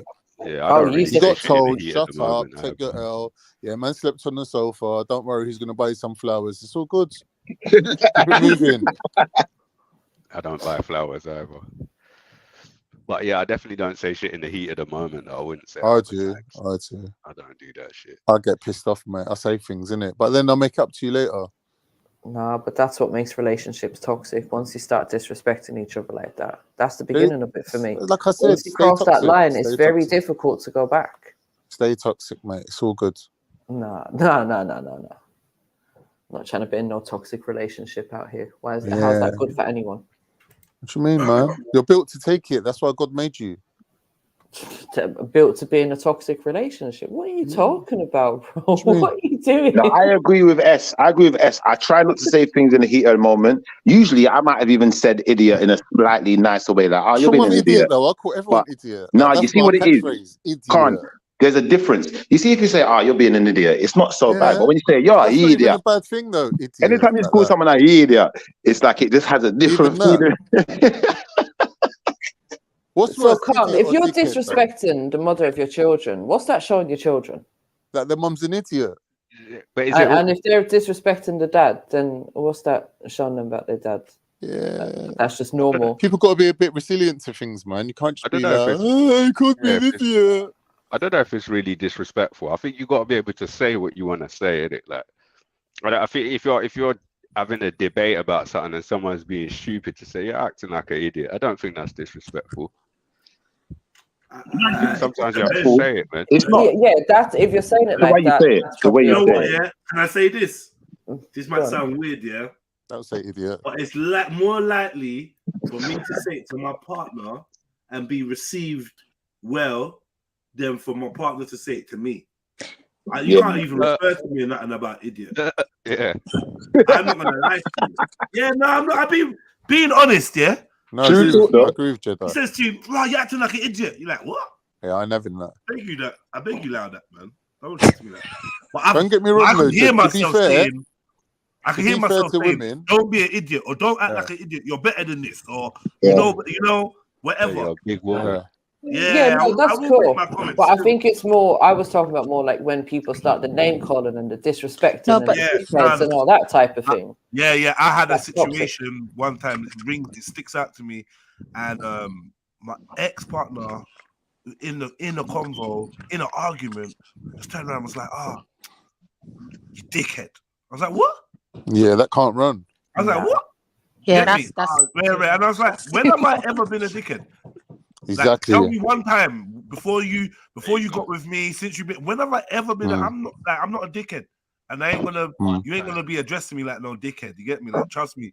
I think I said something like, "Save that chat for your dad." Yeah, that's a good one. That's a good one. Call your dad a dickhead. Say that to your dad. That's right. Why would you say that to your man? Now, don't get me wrong, though. I've had my baby mother tell me I'm a pussy, and then start taking off all her rings. She's pulling out the clips out of her hair. I ran. I was out. If I call you a nigger and you reply in retaliation, I have to take it, innit? If I say "shut up, you idiot," and you're like, "Who you talking to, you fool?" then I have to take it though, but you don't in retaliation. But don't address me like, "Oh, you're such an idiot." No way. Yeah, nah. Yeah, this is a good conversation, well, right? But like you do notice boundaries, because even when you've crossed a boundary with your partner, well, me personally, I'm conscientious, so I will clock that. I'll be like, you know what? My bad, I should have said that, like, you know what I mean? I'm not even waiting for you to ask for the apology or what, which you probably might not. But I'm gonna be like, yo, you know what? I shouldn't have fucking said that. And rare. But these people that we got on the panel, just like, when I'm angry, I just say what I want. No, but that clean it up after. I hate that. It sounds like you're just a man's matching a female's energy, bro. And as soon as you start doing that, it's a wrap. Once you start matching that energy and being bitchy, it's a wrap. It's better for you to and keep it stepping. It is though, because then they have to reflect on what just came out of their mouth. You saying stuff to hurt her in the heat of the moment. That's exactly bitchy. what we like call. You turn into That's got two bitchy. pictures in an argument. That's not bitchy. Yeah, it is. I don't think that's bitchy. Energy, bro. It's called being a bitch. Hold on. When you say something to someone just to hurt them, in an argument, that we call that being a bitch. Yeah, that's actually what it is. Literally, you might not have thought of it like that, but think about it. When someone says a bitchy comment, what are they doing? They're getting at the other person just to score a point, right? Just to score a point, Miss Sarah's right, and that's why I slept on the sofa rather than going back and forth. I said, I just ain't chatting to you. I went in the other room. I got my headphones on. Just leave you to it. No, but it's better for you to just be very clear and just tell them what's your tone in your delivery and just walk away. You don't even need to engage in that conversation with her in that state. You're setting boundaries. You're making that like Rowan's a bad thing. Those boundaries. What if I want they realize that them bitching is not going to get them anywhere, so they won't do it anymore. Bro, you see your level, yeah? You have to set your level, innit? Yeah. And if you allow yourself to sink yeah, it's gonna be hard to claw that back, bro. Right. Now you've created a habit. Allow it, man. Yeah, Every single time you fight, you're gonna have a bitch fight. Allow it. You're right. You're right. You're right. That habit of disrespecting and saying it just gets worse and worse, and it's long, man. Yeah, it's not. And it don't feel good. I've done it. Pictures getting high, just walk away. Yeah, you're getting there. Just walk away. Yeah, I've done it, man. I'm guilty. I'm not perfect at all, man. And I like to think that I'm on the better end of the scale with this type of stuff. But sometimes I gotta look at myself and say, I'll be like, fix up, man. Fucking hell, yeah. You get sick and tired of yourself. My worst one is this. Fuck off. I would tell you that. That's my worst one. I ain't trying to diss you. No personal insult. That I've been harboring this thought in my head for the last year. But my main thing is I'm gonna switch off and be like, fuck off, move from me. Fuck away from me. Fuck off, fuck yourself. That's the worst one I'll say. I think worse than that is dead ass look at someone and then just walk off. Yeah. That's even worse. Oh shit, I didn't even get a response. Oh shit, okay. No, that one burns. That one hurts. All right, so do you guys think that when it gets to that stage in a relationship that you really have to sort of look at your relationship and think, is this going where I want it to go? Is this is this actually a healthy relationship? No. I'm not saying no. More than looking at the relationship, let's just look at our interaction first. Yeah, look at the frame. Look at our interaction first, because the relationship could be fine. Most relationships are actually fine. It's the mechanisms inside, and whether you choose to address them and adjust and compromise. Once you start compromising, as in, all right, I'm a hothead, and when I'm angry, I say things, but I love this woman. So when I'm angry, I'm not going to say things. That's a compromise.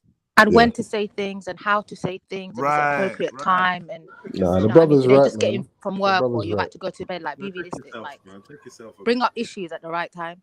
And see that bit about knowing yourself enough to articulate it clearly to somebody so they know you a little bit better is really important, man.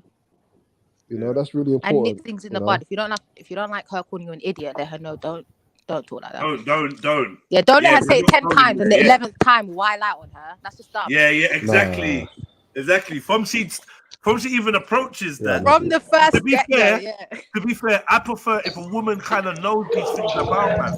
This is why I don't like you tell me about yourself and rare. It makes people, shouldn't say women, it makes people lazy, and then they don't want to actually learn about you. They want to be told. Right.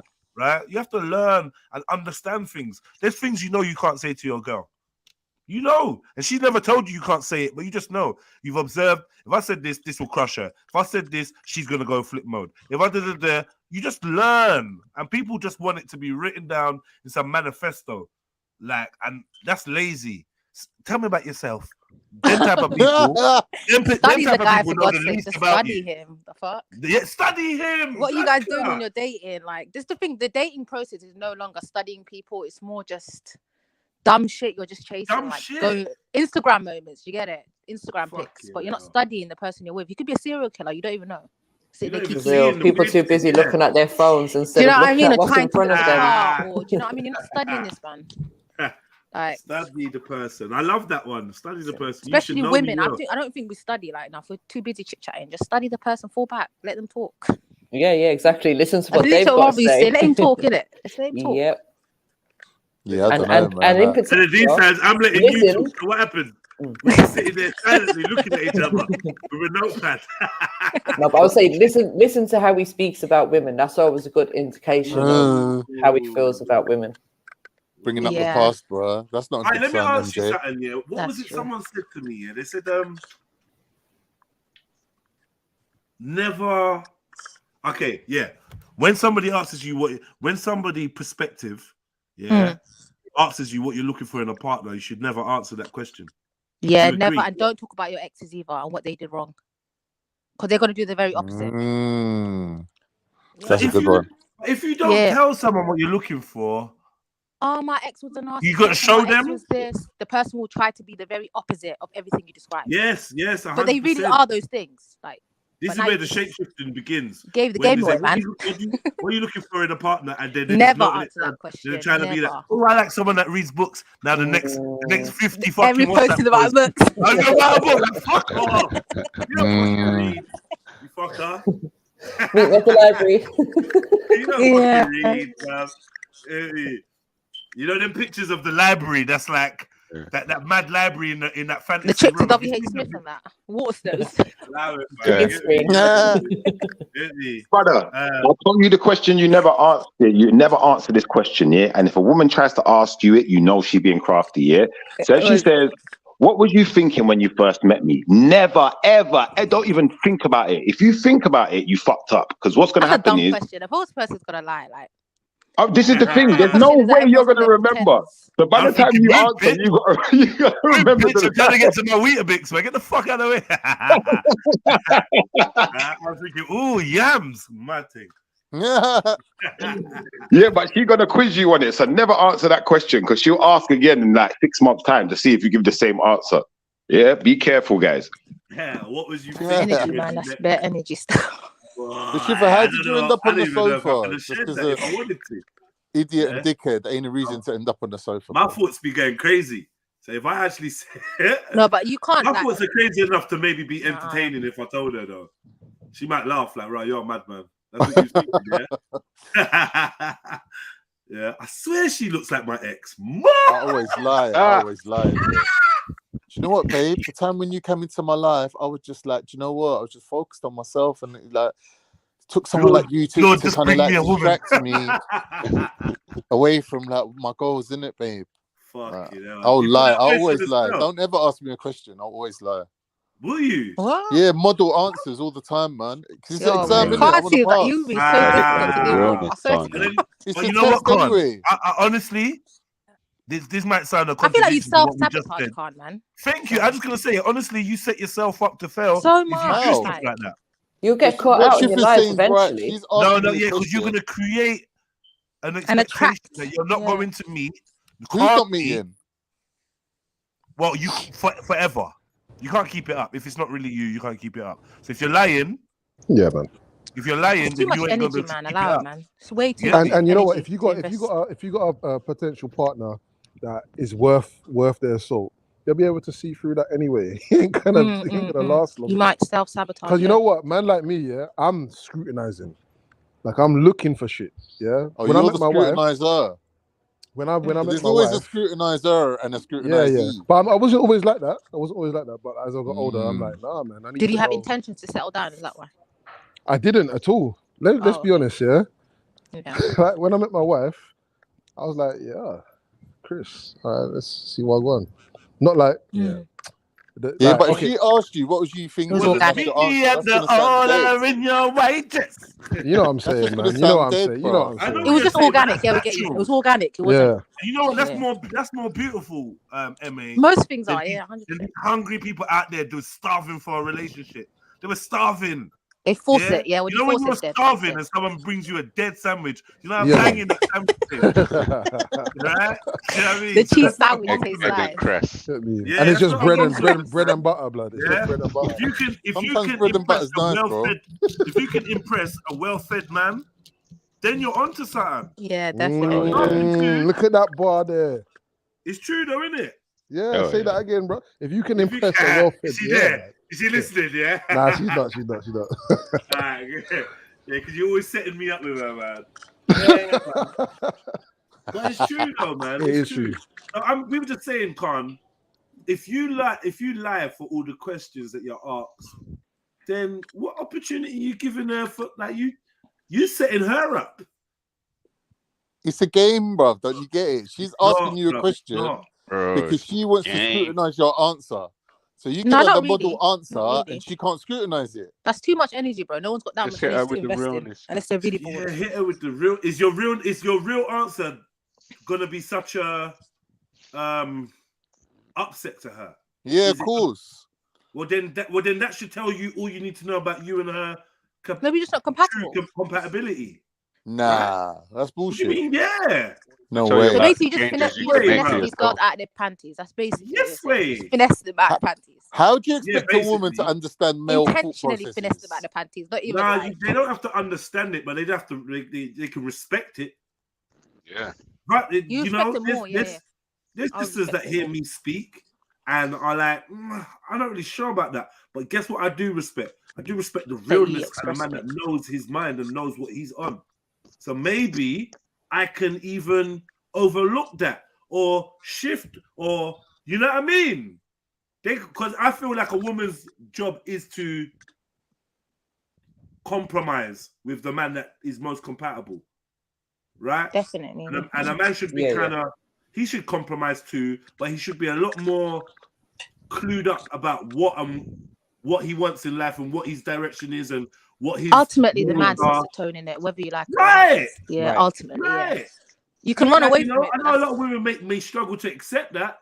Yeah. Because of where society's taking them, but the truth is, a happy woman has found a man that she trusts to lead. Yeah. In most aspects, simple. 100%. That's facts. That's why you got to check that he's compatible, because his purpose is your purpose. For the so she got to ask the majority of the first you part got fucking lie. You lot are killing all the romance, man. You lot are killing the romance. You're killing the romance, bro.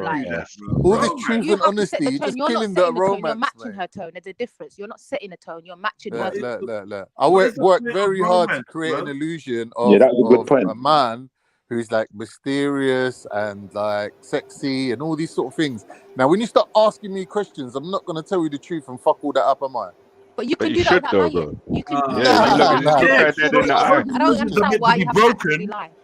You need to break those illusions so you can get to the real relationship. That's all the way. That is the real relationship. No, it ain't. 10 years in is the real relationship. It's a pseudo relationship, and it's gonna fall apart. Like, exactly, not that romance shit. Oh my god, yeah, he texts me every day. I love you. And that's not what I mean by if you don't romance, have a purpose, bro, and you're not clear about your purpose, it's a wrap, bro. Like, you can't hold this leadership role. You just can't. It's gonna eventually fall apart. Wake up, man. Snap out of that romance. Have you heard? Whatever you like, whatever you're on. There's an age-old saying: "Ask no questions, hear no lies." That's it. That's not a good policy between you and your potential wife or your. Of course it is. So when you're lying, are you lying? When she says, "Babe, do I look fat in this?" What are you gonna say? A little bit. No, babe, you look amazing. Yeah, like that's you your do best look top. I'm gonna say, you know what? She needs to trust me, because guess what happens, yeah? I'd rather you tell me than let me go out. Yeah, guess what happens, yeah? When she's out there. Hold on, Con. So guess what happens when she asked you how she looks, yeah? And you said, yeah, it's calm, nice, boom, boom, boom. Then you get back the pictures. Or it's posted on social media or whatever, and the comments are slaughtering. Or her friend says to her, then her mum says let her to do that about the dress. She's gonna trust your judgment less. And she's asked you, and whether or not she's prepared for the truth, she's gonna get it.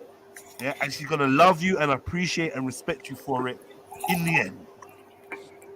I don't know, man. I think we're in a program to love you and hate you at the same time. And you got to provide fuel for both of them priorities.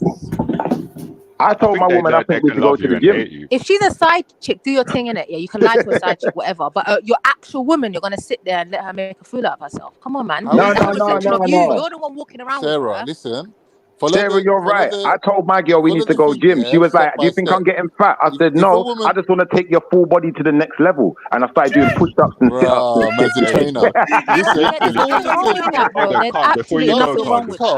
Listen, if a woman says, "Does this top make me look fat?" And I'm thinking in my mind, no, it does. It doesn't. Yeah, your babe, fat on your body is making you look fat. Fat on your body is making right? you look fat. So when she says, "Does this top make me look fat?" and I say, "No," I'm not lying, am I? It's not the top that's making you look fat. You actually are fat. Are you cold, homie? You cold? Man. Yeah, no, but I'm not lying, am I? She's asking, does this top accentuate? Does it make me look fatter than the other top? Accentuate. You know what I mean? Like the other day, the other day I walked into the kitchen and I smacked my girl on the bum, yeah. And after I smacked her on the bum, I was like, right, I need to start doing some squats and deadlifts and get you back on this thing. And we laughed about it. Yeah, it's nothing. You know what I mean? She'll be harboring. She'll throw that in your face. Wait and see. Whether it takes her 10 years. Harbor that shit. She'll harbor man, you can't harbor that. She'll throw that in your face. He's with you. Nah, that's a very. He's not like, "Oh yeah, you've got fat. Fuck off, get out." Nah, it's not even fat. She's slim and slinky. No, I'm just saying, innit? In general, though, I'm just saying. Yeah, it's funny. But he's with you, and on top of it, he's actually come up with a strategy to assist you. What the hell, man? Why are you being so logical with females? They don't respect logic. What You females? may have an argument there still. You may have an argument there. Good afternoon. You're fucking the girl on the arse. Oh, big up Auntie Jenny. I didn't even see Big up Auntie Jen. Big up yourself every time. That's emotional damage. You might have a point there. If you can't tell your woman the truth, why are you with her? My man told me straight, I put on 4 pounds. My man said, you know what? You want to lose that because you're getting fat. You know what I'm saying? Tell them. You know what? All the women was like, your man's abusive. How can he talk to you like that? Yeah. I said, but I have got fat. I said, I realized that the size and all the 10 was women who do say that are the single ones, Auntie. So let them say what they want to say with their single No, Auntie Jenny, you're a realist still. You're a realist. I like that. And tell me my head's big too. But I think you guys are just hypersensitive, man. It might just be hypersensitivity in the West. I really think it's hypersensitivity in the West. I got a big head. I've told my grandchildren they got big heads, and people tell me I'm abusing them, but they're proud of their big head. Nobody can't accuse them of being. No, nobody can come and say to my grandchild, "You got a big head." She'd be like, "I know that." Grandma's already told Do you you think that. this is a black thing? We just cuss each other out of, Is that cussing No, or is it's that not just black. It's not even cuss. It's telling people the truth. Yeah, I told my girl she's got a big head though, but she has got a big head. She's part, South American. White people got big heads. What are we gonna do with that? But obviously, she would tell me about my peanut-shaped head. She told me my head looked like them stone heads coming out of the ground. Be upset. Yeah, we do tell each other about ourselves, and we do point out things.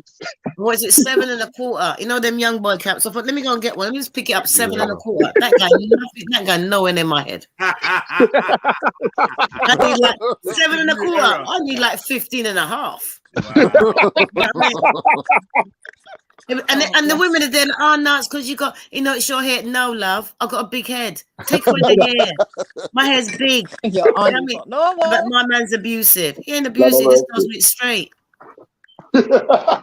Yeah, they love to throw around the word abusive, I'm not gonna lie, like they really do.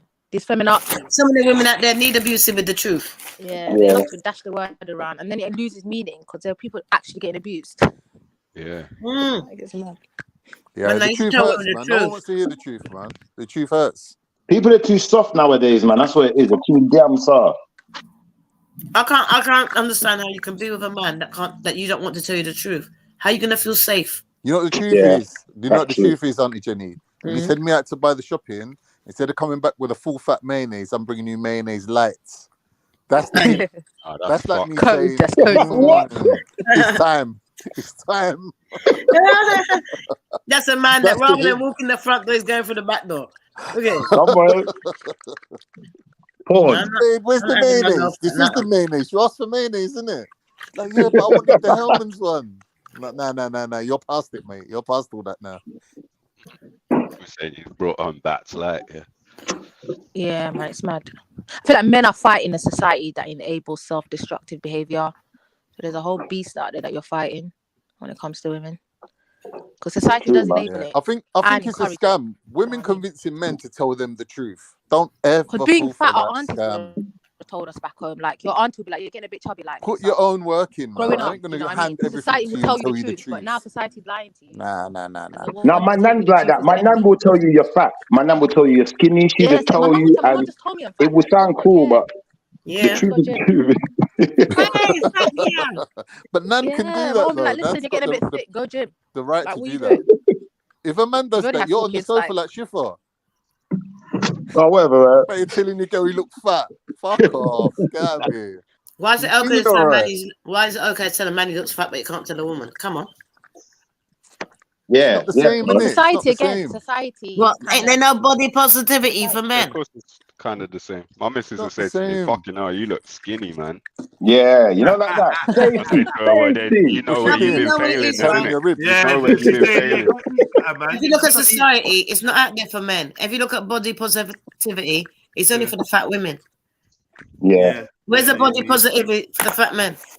For all, I That's think, true. yeah, whether it's positive or not. But you know what? Enough fat man in them lives. Exactly. That's why the men ain't supposed to want no fat woman in their life and tell your woman when she's fat, she's fat. If you're a fat man and you want body positivity, you better go Giacomo or something like that. That's the only place where because they're trying to sell some stuff to you. They say, yeah. Is that a plus size And man? underpants that don't chafe in between your legs. Them underpants that don't chafe in between your legs. Jeez. You will see a fat man advertising that. Flip ones. But let's leave that out. Yeah. Cool. This conversation's fire. You know? You're right. I feel like, look, man, if you got sense, you can give your wife, your woman, your girlfriend, your partner the truth and navigate their sensitivities at the same time. Sometimes you just have to get to them how it is. Let's start as you need to carry on. But if you know them and you know that they receive information in a certain way, why not tailor make the information to make it? Because at the end of the day, do you want to hurt them? Do you want to shock them? Or do you want to inspire them to change? All three at once. You don't want to hurt them. You don't want to hurt them. Like, so if there's a word you could leave out and change so that it's better received, because if you got a partner that can just take the truth, then you don't have to dress up now. That's beautiful. If you got a partner that maybe they got some sensitivities around a certain thing, do it. Look at how Schiffer did it. Yeah, Schiffer said, we're gonna start squatting. I want to take your body to the next level. I want to see you push yourself and take it to the next level. That inspire their ego. That'll make a woman feel good. Like, rah. And she be imagining her body at the next level too. If my man said that to me, I'd be like, "You're having a laugh. I ain't going no gym. Let's go to bed and work it off. You work off. See, women I ain't going no gym. Work it off, you know. You're not gonna waste money in the gym. Come on. You got an old man there to work it off. Intensive core routine and I'll give you look, an example of the truth. If someone said to you, "Do you love me, babe?" and you said, "Do you know what? Sometimes I love you. Sometimes I hate you. Sometimes I could fucking kill you." That's the truth. Well, I'm not gonna tell you that when all I have to do is say, "Yeah, babe, of course I love you." No, but Auntie Jenny's right. She needs to squat on the dick. We'll save so much more money. Yeah, we can run together. Yeah, I'm on it. You say that. You say that, but after about 10 reps, they're like this. I'm tired. That's because they're not doing it regular. That's why they get fat. Look at the skinny old people like me. Hey, listen, I'm bigging up my man right now, right? I'm bigging up my man right now. My personal gym. Well done, man. But no, you just need to just tell them like it is. But if you start off being nice, like, "Oh no, you look okay," and this and that, do you know what I mean? Let's get all full-length mirrors in the house. Let's get all full-length mirrors. Behind every door, when you shut the door, there's a big mirror. Bang, let her scare herself when she shut the door. Some men like it though, Auntie Jedi. Like me personally, I'm not really into a woman that's too skinny. I don't want you to be overweight badly, but I like a little BBW. You know that baby size BBW? I like that one. I don't know why. Yeah, a woman my would man have to does be that too. really, You know what? really fat for it to be a My problem. man loves like slim women. Like, Even not that, too I still fat, like that as well. Yeah. not too skinny. He likes a bit of ass and a bit of breast. That's not me. And he's had to put on me for the last 32 years. I can't get no ass for no one. So tough. Look at it when you're on the street. When you're on the street and you see the girls with the big ass, always say to him, "Look, that's a nice one for you. Look at that. Nice ass, isn't it? Because I know that the ass might look good, but the attitude stinks. So I'm going to win the You're right. She's right. Enough of these girls that got the beautiful body. You're right. Yeah, attitude stink. You're right. Still, I've been there. You know, one of my exes, beautiful girl. Looking at her, she looks amazing. But when you spend a week with her, it's like, nah, you need to go home. You really, you need to leave. Because women got to be honest, is my body my man's dream body? No. But he's had it for the last 32 years. Do you know what I mean? Once I don't put on no weight and I keep myself toned, then I'm all right. Because my attitude bypasses the fact that I got no ass and no breast. I'm flat. Do you know what I mean? But that's tough, isn't it? He knows that no position out there ain't going to change that after 32 years. Just keep me trim, mate. Did you just take a puff on a fag, aren't you, Jen? No. It sounded like it. No, it sounded like I took a puff. You got them small ears though, innit, bro? You took a puff on a split, did you? I was inhaling, sir. I was inhaling, sir. Okay, no worries. No, I'll take you up for the second answer. No, I'm supposed to take. I'm actually legally on morphine, but I don't take morphine, sir. Okay, you know what? Morphine ain't good for you. I've been on morphine. I had an operation about 7 years ago, and that morphine made me feel like I was on crack. I'm not gonna lie. I was itching. I needed it. I woke up in the morning. I was like, I need this morphine. And then I realized I was mashing up things, looking for the morphine. I said, nah, never again. Shake that, man. That morphine stuff's crazy. How does it make you feel though, Auntie Jen? How does it make you feel being on it? She said she don't take it. It don't touch me. It don't touch me. I got a strong pain threshold. I got a crumbling spine, you see. Shifa, did the doctor give you the morphine for you or for everyone that comes into contact with you? You need it. You need it. Yeah, I needed it. No, I had an operation card. So obviously, like they cut right through my rib cage and stuff in it. So I couldn't even really move properly. Like getting out of bed in the morning was mad at first. But I just had to, like, after a while, once I started itching and stuff, I said, nah, I'll just suffer the pain. I'll have to get up slowly in it. And then after a while, you know, the scars start to heal. You don't need it again, do you? So, it's end of life drug. See, I've got to take tramadol. I had tramadol, I had all of that together, and I've ended up on morphine. And I'm not going to get any better, so I'm not going to be taking morphine how they want me to take it. The thing is, Auntie, these heavy drugs, they stop your body's immune system. So sometimes it's best to just suffer the pain. Like, what I'll do, I'll take it Monday to Friday, and then Saturday, Sunday. Even though it's painful, I don't take it. Because I let the immune system just to catch up to it. I'm taking nothing. The pharmacist upset me because they're supposed to deliver my medication. She goes, we went to your house, he wasn't there. But yeah, on the card it says, let me know when you're in. Why are you going does back? That? Your chemist? Yeah. That's a piss take. My chemist batters down the door.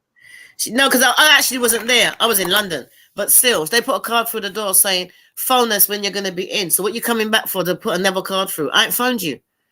You know, so when I went there, she just made me sound like, you know, it's like, if you're not there, you know, then you're going to have to pick up your medication. I told her where to stick her medication. I took them and just left it there. I ain't looked back since. Not when I got brandy and offer and I could inhale. Keep your medication. I'm not interested in. I got a big sack of medication out there. When I'm ready, I'll drop it off to some charity or whatever, collect the medication. But no. Now, you can't take someone else's medication. No, you can for certain charities when they have wars abroad, they collect medication and send it abroad. Yeah. Oh, I didn't know that. Any excess medication you want now, you can go online and they send them to Ukraine. Auntie Jen, what do you think about men helping out around the house and doing like the chores and babysitting and stuff like that? Do you think that men should be doing these things? How do you feel? I'd like to know your opinion. I'm a slob, man. My man's better than me at everything, but I try and keep up. What can I say? Listen, right? Women are mostly, out of men and women, I always find that women are nastiest. I'm sorry, they're just really good at hiding it. So when they say men can cook, I reckon men can cook better than women anyway. Of course. Men can cook better than women. And when they say, men should do this and men should do that, that is something that men were doing before they met the women anyway. Yeah. So a man can do that as standard. So I never see why people bring that up. The only difference is children and me. I reckon that men will do a better job anyway. All men needed was breasts that can produce milk, and they'd be perfect. But now you've got the baby bottles and stuff like that. You can express.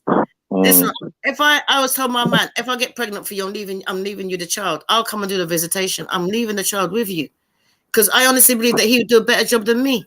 Men would. That's my view. Women cuss me off for it, but that's my view, that men do it better. So when women get men should cook, men should do this. No, I agree with you. I think unless you're a tuna and noodle man. Men can do it better. He's a G. He's a G. Because you see, right now, I'm about to leave my house. My kids till they were 2 years old because my partner wanted to go back to work each time.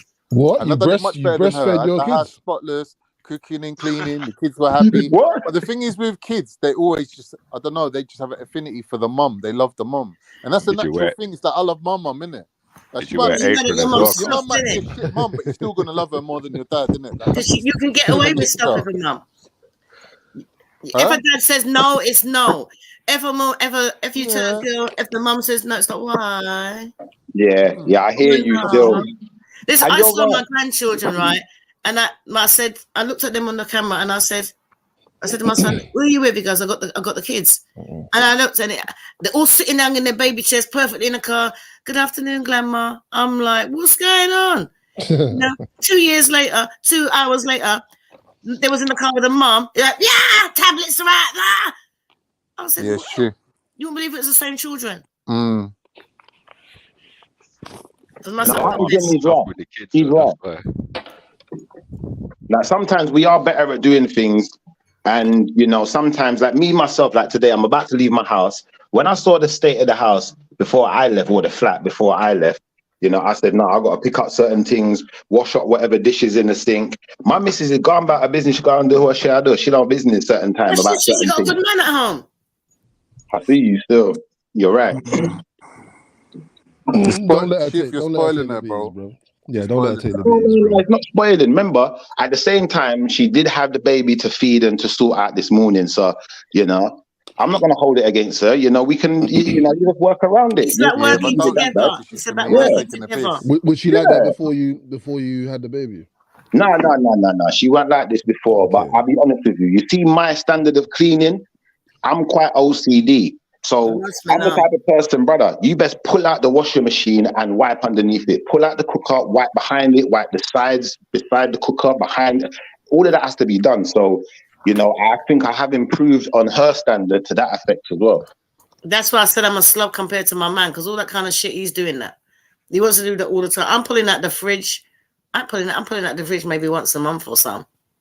Hold on. What's this man? So the man's got to deal with ironing board body and a woman that don't clean. And what else? But there's no, you see the difference is, right? Now the penny drops. There's no reason to clean, because as adults, there's only two of us and we pick up after ourselves and put back. No, but you're leaving shit for the next man. No, I'm not leaving nothing for him. I'm cleaning up my stuff. Let me put this straight, right? That's why we don't live together. Right, so when I'm in his house, I pick up after myself and I do whatever. When I'm in my house, it's my house, isn't it? You know, I'll do wash the dishes, like, you know, at the end of the day. But if he was coming here now, that'd be different. I just up to his standard. But when I'm at home, I can relax and be a slob. Yeah, it makes sense, Carl. Yeah. When you're in someone else's space, you do. Let's try to keep up a bit. No, I have to keep up. There's no trying. After 32 years, there's no trying. I got it spot on. I'm perfect when I'm in his house. And then I come back to my house and I just thought, oh, thank God. Relax time, right? You know what I mean? If I want to leave a cup in the sink overnight, I can. Yeah. See, I couldn't do that. You see, the thing is, Auntie Jenny, when I was growing up, my mum had OCD, and I think it kind of then was handed down to me. So, like right now, there's one cup in the sink that I just finished drinking a cup of tea, and I got to wash that before I leave. I don't know why. It's something. My mum was like that. I'm still rebelling. Do you know what I mean? All I know, the only thing that I keep up with my mum is that she said that when you get up in the morning, make up your bed. Make sure you make up your bed. And don't leave the house with the sink, like same thing. Make sure that you got clean underwear in case you get run over. Your bed's made up in case the ambulance has to bring you home. And that there's nothing in the sink so that if the ambulance people have to make you a cup of tea, it's clean. Other than that, I'm a slob. My bed is always going to be made up. Before I leave home, the sink's always going to be tidy. She told me about cooking dinner. Other than that, I'm rebelling. I got sick and tired of doing housework as a child, like some kind of little slave, ironing all the time, all that kind of stuff. Yeah. I go wash the dryer now. You take it out, you hang it up when it's damp, and all the wrinkles fall out. Otherwise, you get the iron, no board, and you just steam it. Hang it up. All the irons. It's true. All the irons are powerful. They do all that vertical steam. Put it on the hanger and just like shh. Yeah, real revolutionary business. Yeah, I get that. I'm rebelling. My mum and dad don't know that. Oh, so I'm rebelling. I'm 55 but we got and still rebelling. We have got good equipment. Yeah, so, but we respect that more as men. You as a woman telling us that as a man, I feel like I respect it a lot more than a woman who's going to act like, you know, I'm all prim and proper. Everything's going to be done to a certain standard. And it's like, your standard ain't really the standard. I don't know, man. Listen, my man threatened me the other day. I said, oh, people have been asking about you, about when Uncle going to come on the show. I said, Uncle's not into social media. He goes, I'm going to come on and then tell them exactly what you're like, you know. I said, I already know. He goes, no. What do you mean about this Auntie Jenny? You're such a great... I said, I've told them already. They know all about me. I said, I don't hide nothing. He goes, you sure? I said, yeah. He goes, everything. I said, yeah, sure. He goes, nah. I said, I have. There's nothing out there that name. I'm a slob. Yeah, he just can't get his head around how shit girls are these days. Whereas you're their role model. I always say, do as I say, not as I do. It's true. Learn from them. You don't have to repeat my mistakes, you know. Let me do them for you. You ain't really gonna know how shit these girls are at most things until you live with them Then you realise they can't cook, they can't clean. It's like when you was coming around to visit her and she's like, yeah, come around and fuck me. And you fly around. She's doing a 3-hour clean before she's on the phone to you. Because her house is so shit. As well. But when you live with her, then you clock everything. You're like, what is going on here? No, I mean, we spent a week together. It was enough for me. We've spent a week living together. And it's like, yeah, that was enough. That was enough. After that, I'm sure I just filled the sink just on purpose. You know what I mean? Just to rebel on myself. I said, I'm gonna go and get a dishwasher. You think I'm lazy? You live on your own. I said, I don't care. But no, said that to me the other day. Yeah, but dishwasher. Sure. When he's here, I'm just at his house. It's a good thing. I don't know about dishwasher, man. It smells funny when it comes out and that. I don't respect dishwashers, you know. It's my pet hate. I hate them because I got a feeling that something about the dishwasher makes me sick. Like for me, if I see your plate has come out of a dishwasher, I beg you just run it under the tap for me. Yeah, blood. What you saying? It's got bacteria on it. I just don't like it.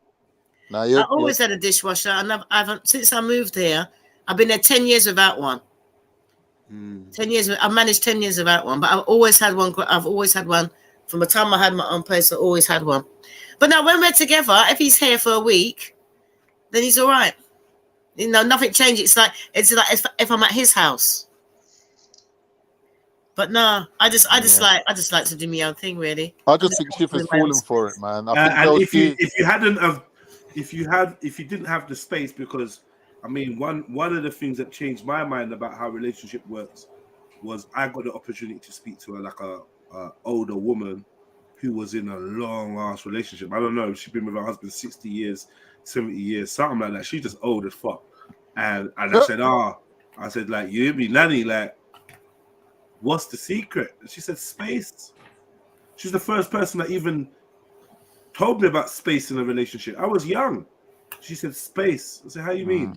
It's like, yeah, man. Like, sometimes he goes back home, he stays there for a month, 2 months. Yeah, it works. Yeah, you get me? And vice versa. You know what I mean? Even in my house, right? Because I bought an old house and I'm renovating it. Right. And he's got his own room. Nice. He's got his own room, and I've got my own room. He can put his crap in his own room. We'll meet together in the middle, and then when he's ready, he can go to his own space where that's his space. I respect it, man.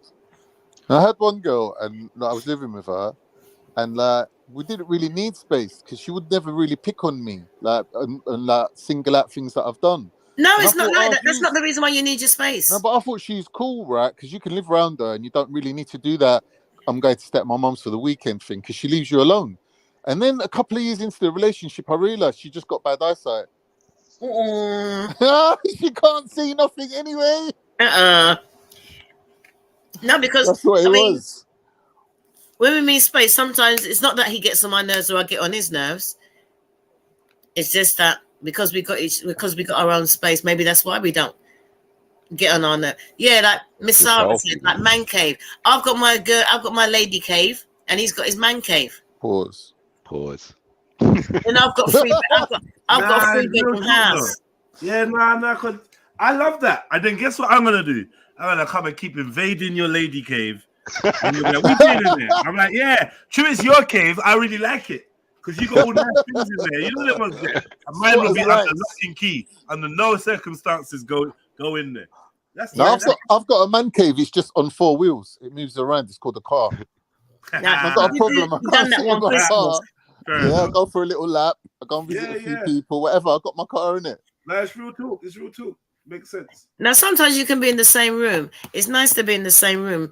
You don't want them to talk to you, but it's just nice that you know the presence is there. They're over there. You can be watching his movies. You could be on your phone playing games, or you could be reading a book, and somebody might come and goes, "What's wrong with you two? Why? You're not talking. Do we have to?" And you're not beefing, nah. Cool, man. Someone in the chat said the woman cave is called the kitchen. Oh no! Yeah, the man cave is the office. Nah, my man cooks better than me, so I don't agree with that. I timed him out. Don't worry, I dealt with him. I don't agree with that at all. Time them out. Yeah, I timed them out, man. I dealt with them, but yeah. But it's kind of true, because I know my mum definitely, well, I can't really compare it to my mum because she never had a man like that, right? But my sanctuary definitely was. You know, Mum's room was a sanctuary, man. And anytime you was allowed in Mum's room, you was on your best behavior, car. You don't want her to kick you out. Come out my room. And don't sit on there. You got to be careful where you sit on the bed. Don't feel like sitting on the bed. Don't sit on the bed. Go down the end. Get a chair. What do you want to sit on my bed for? Sit on my bed. You don't know where your ass has been. You've been outside with your friend. You want to come and sit on my bed. I used to knock on the door. Who's Wait that? to come in. It's me. Who's that? There's only two of you in Can the I come flat. in? Like, what do you want? Oh, I just wanted to. All right, come in. I come in and I, you know what I mean? I come in and it's just like, yo, there's Aladdin's cave. She's got a fridge in there. Yeah. Yeah. That's my kind of mum. Yeah. Yeah. She got all kinds of things in there, you know. Like, Mummy's room is bad. Self-sufficient. Kicking back there, man. Watching a film. Like, yeah, let me watch a film in your room with you. But yeah, I basically had the run of the front room. Like, the front room was mine, to be fair. Yeah, my son was like that because we had 2 fruit bowls and everything. Yeah, two what? 2 fruit bowls. We just doubled up everything in my house for my son. Yeah. He always had his own space as a man because I was a single parent, and he always had his own space. Yeah. Even in the kitchen, he had his. They were like, it's like growing up. People be like, oh, you know, he can go and help himself to that. He loved cupcakes or muffins, but the ones with chocolate are always going to be his. If there's cookies, they know the chocolate cookies are going to be his. Right. And the ones with the raisins or whatever, they're going to be mine. Have you got them thingies, Auntie Jenny? Them cookies, and you cook them yourself? Yeah, do them yourself. They're sick. They're so good. Especially if you want them just eat them warm and that. Nice. Pause on that, by the way. That sounds like a smoker. No, who, me? Yeah. I don't smoke nothing. No, because every time you talk about food, it sounds like you're on a munch. Nah, I'm just fat. He said, no, I'm just fat. I'm just a foodie. No, we went to my brother's yard, didn't it? And I'm like, what's for dinner? And it's like, oh, we're having chicken and rice. I'm like, all right, cool. And afterwards, I see his missus coming in with this tray of cookies. I'm like, where they come from? She's like, the oven. I was like, what? She's like, yeah. She makes them. I goes, what, you make them from scratch? She's like, no, I just like warm them up in the oven. And I was like, oh, this cookie dough thing's nice, man. But when it's warm, it's even nicer. It's like melty, like. No, really nice, cookie dough is good. I love cookie dough, man. Cookie dough and ice cream. I do like that still. I like cookie dough when it's cooked. Pizza Hut started that, right? Pizza Hut was the first, I think, and then Domino's. Is way better than Pizza Hut. Yeah, it's true. Domino's does everything better than Pizza Hut, apart from I think stuffed crust. I think he started that Pizza Hut. Pizza Hut in West Croydon. Yeah, my friend's like, yeah, we're gonna go get some cookie dough. Like, cookie? The hell was that? Park Royal Pizza Hut, the sit-down one. Ain't there this was West Croydon. West Croydon Pizza Hut. It's only a small one, not even a sit-down one, a delivery one. Sliced thing. Yeah, but man showed me about cookie dough. I'm like, yeah, this is sick. This is sick. You know they got different pizzas in the sit-down one. It would make they sense. got that Philly cheesesteak pizza. It's amazing. But are we talking about Pizza Hut though? Yeah, Pizza Hut. Pizza Hut's just cancelled. And pizza from there is just rubbish now. Especially, like, that was the height of pizza. Yeah, it was at one point. You're right. It was. You how are you gonna get a better pizza than Pizza Hut? Yeah. And then, but now that is nasty, greasy, some weird aftertaste. It's just horrible. I like thingy though. Papa John's shit topping, shit everything. Yeah. Oh, one day I made the mistake. I'll never forget this. I made the mistake of getting stuffed crust. Who told me to go and follow you fools and go have stuffed crust?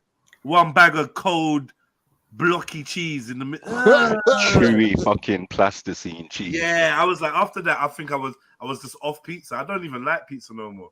I don't like pizza at all. Unless it's my goat's cheese, broccoli, and meatball pizza. Woo! Is that a thin base? Thin stone bake. Oh my God. Yeah. There used to be a place by Alexander Palace at the bottom of the hill that used to sell them like that. My gosh. They used to cut eggs on it and all kinds of stuff and shove them in the oven. Shove them in the oven. At the moment, my favorite pizza is from Ocado. I think it's M&S one. And it's like mushroom and truffle with the white sauce on it instead So of the it's tomato an sauce. oven pizza. Banging. Listen, right? I Yeah, can't yeah, open yeah. my shop. Now he's talking. Now he's talking. You know what it is, yeah? Oven he's pizza talking. is never nice unless it's someone else's oven pizza. So I'm like, wow, where'd you get this from? Like, Can they tell you it's the same one you buy? Yeah, like, what? Like, what?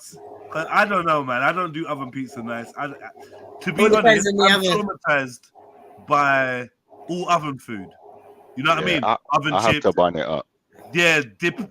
I have to bun it up. Fingers, anything like oven food. Just don't even offer me it because I will cuss you.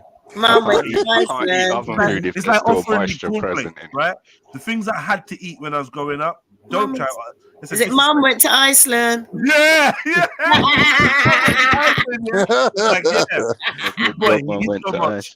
I'm gonna buy all this Iceland stuff for him because he's gonna love it. Man, I just kept begging for like ground rice. Where's the rice, Mum? Mum, can I have some stew? Like, Mum, can you do pasta? Mum, Pasta, lasagna? I don't want this oven shit. And Mum got modern. Mum went to Iceland. It was B jams. Then Mum went to Iceland. No B jams. That's exactly what it is in Iceland, man. Well, what's to be fair, jams? Like to be fair, Jedi went to Iceland. Yeah, Mummy just wrote the list. Yeah, Mummy wrote the list, and Jedi went to Iceland. I come with the correct money. High Street with like fucking 6 bags in each hand. Yeah, shuffle to the phone box and be like, Mum, do you think I could get a what? Couldn't even say the word. Yeah. Thank you, Mummy. Phone. Can I take cab? Yeah, she hang up the phone on me. Cab? yeah. Are you dumb or something, bro? What do you mean cab? Just bring when you're young like that, so you do foolishness like call home, reverse charge, and all of that. All the time. No, but like, we had one of them boys that used to tap on the phone, that old phone to get through when they lock it. Tap, tap, tap, tap, tap, tap. She taught me the thing, right? Yeah, man. Hi, yeah, can I have a reverse charge? Okay, give me the number. 071-701-0961. My true house number, you know, from PEX. I don't know why. That number's never going to leave my mind. 071-701-0961. Okay, yeah. Hello, yeah, we have a Jediah here. Mom, can I do that? Mom, can I do that? Whatever. She's like, okay. And then not accept the call. No one's accepting shit, mate. Like, my nan used to turn that shit down, boy. I used to reject it. No. Straight reject, bro. Yeah, no matter what fuckery man's in, bro. It's just man. Because it was quite expensive compared to a normal charge, right? I don't even know how much it was. I remember all phone bills was like a pittance them days, but still expensive compared to inflation and whatever, innit? You know what I mean? But yeah, all them house numbers and all that. Oh my god! I remember when itemized billing came out. Oh my god, I was feeling. Somebody said quick save. There's still a quick save. Quick save, you know. Yeah. And Safeway as well. That's my first job. Is Safeway. Yeah, me too, man. Safeway. Safeways, you know. What was it? The green? Was it when using? Was it green uniform Safeways or a different era? So it was like really red and black. Green trousers, isn't it? No, I swear, was it not? I really can't remember. I thought it was like black with red trim or something. Where they had a green uniform. Let me Google it. Man. Sure, that ain't Morrison's who took over. No. Morrison's is yesterday. Nah, wait, hold on. Safeways uniform. I'm sure they've had a few colors. I know they've definitely had a. Yeah. What's this? Okay, yeah, you had a maroon top, right? Like a burgundy top. You know, none of this rings about. I'm even looking at the pictures myself. It's the green I remember. Hold on, let me get up on the thing. That looks new. That looks newer. The old green. Safeway. Let me type old Safeway. Yeah, we're talking like 1999. Oh, I'm seeing green aprons and that. Well, all different colors actually. Yeah, man. I knew this is the green I'm chatting about. There was this is when I used to be a shoplifter. What do you mean used to be? I say used to be. Tongue in cheek. I used to be. Right, see this green on his arm and that? I remember him rolling around with this. And you know what? You're right, because there was this guy called Lau, this Indian bro. He used to wear that setup right there. The whole waistcoat thing. The waistcoat, yeah. Yeah, I remember Safeway's original color was like a green, and then it went to like maroon or whatever, burgundy. It was this dark green as well. This like army green. But see, the logo doesn't even look familiar, bro. This had a few.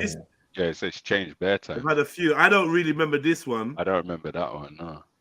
I don't really remember this one. I remember the S one that I saw just now down there. That's crazy. So what was your first jobs? Like I said, trolley boy. Shelf stacker. You don't even have, who told you these not even been employed?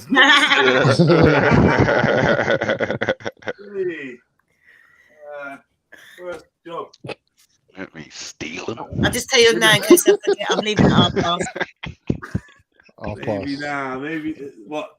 Anyone? First jobs? These guys have no damn jobs, man. That's my first job. Yeah, the S is from South London, so you just leave that alone. Yeah. Khan, what was your first job? Paper round. Chimney sweep. How's he getting down that? How's he getting down that, man? Chimney sweep. Mine was in a sandwich factory. Was it? God, slave labor. Yeah, man. That sounds making rough. sandwiches that people on the airplanes and that used to eat. And then the funny thing was, I left that job to move over here, and then I got on the airplane and they tried to give me one of those sandwiches. And I was just like, no. Yeah, was it bad? Yeah. Like never ever eat prepackaged sandwiches. Christ. That's what I'm saying. I learned that in, I think it was early 2000s when that little expose came on the BBC about, was it Greg's? Yeah, I think it was Probably. Greg's. And but they basically let us know that it's a factory that packs the sandwiches and then they just distribute it to different people, right? Yeah, just different labels. Yeah, same place, different labels. Might have a slightly, like one might have tomatoes on it, the other one doesn't. One might have coleslaw or mayonnaise, the other one doesn't. You know what I mean? But you not remember the documentary that came out exposing all of that? Hey, listen, Jed, some of the things that, so I heard of this one. I didn't see this, but I heard of people spitting in the butter machine.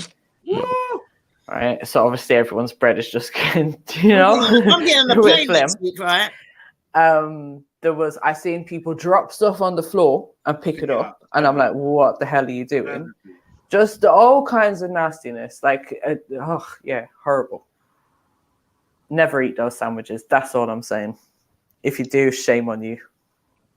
But why are you even getting sandwiches in Greg's though? That's mad. Because it was. But I think didn't Greg start making theirs fresh in store after that expose? After the expose, yeah. I mean, it was hard hitting, man. Some brother went undercover, and I'm not gonna lie, it was bare Asians, and they were taking liberties, man. Yeah. That's why I got Percy Ingle. It was a horror story, right? Not worse than the chicken breast one, though, man. You remember that one where they showed the rotten chicken breasts in piles and cleaning it with bleach and all of that shit, repackaging it for the supermarkets. Allow it. Taking all the so slime you can't off really it, trust any food that's out there. You can't really. Hydrogen peroxide or whatever. There was a whole thing about, society had the whole thing set. So in your mind, professional people just did things proper, innit? Yeah. And if you was naive like me, you didn't really give much energy to the fact that there's going to be like fuckers in the job, right?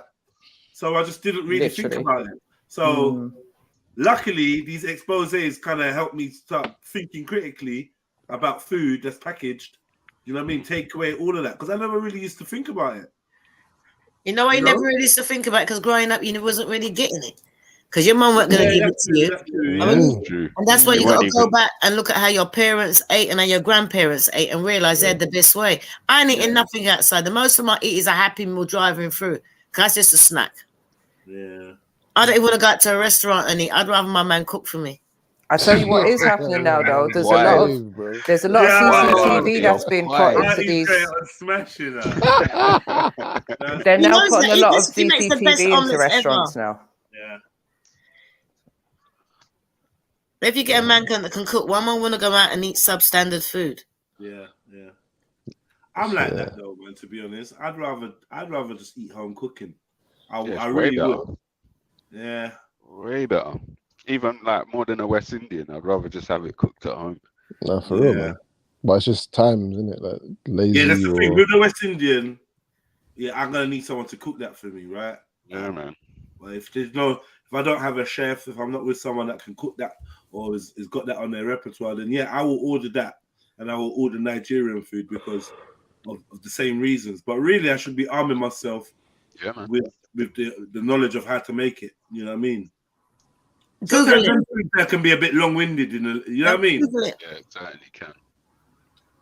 You're on the right platform to find out. Google it. You're right. Right.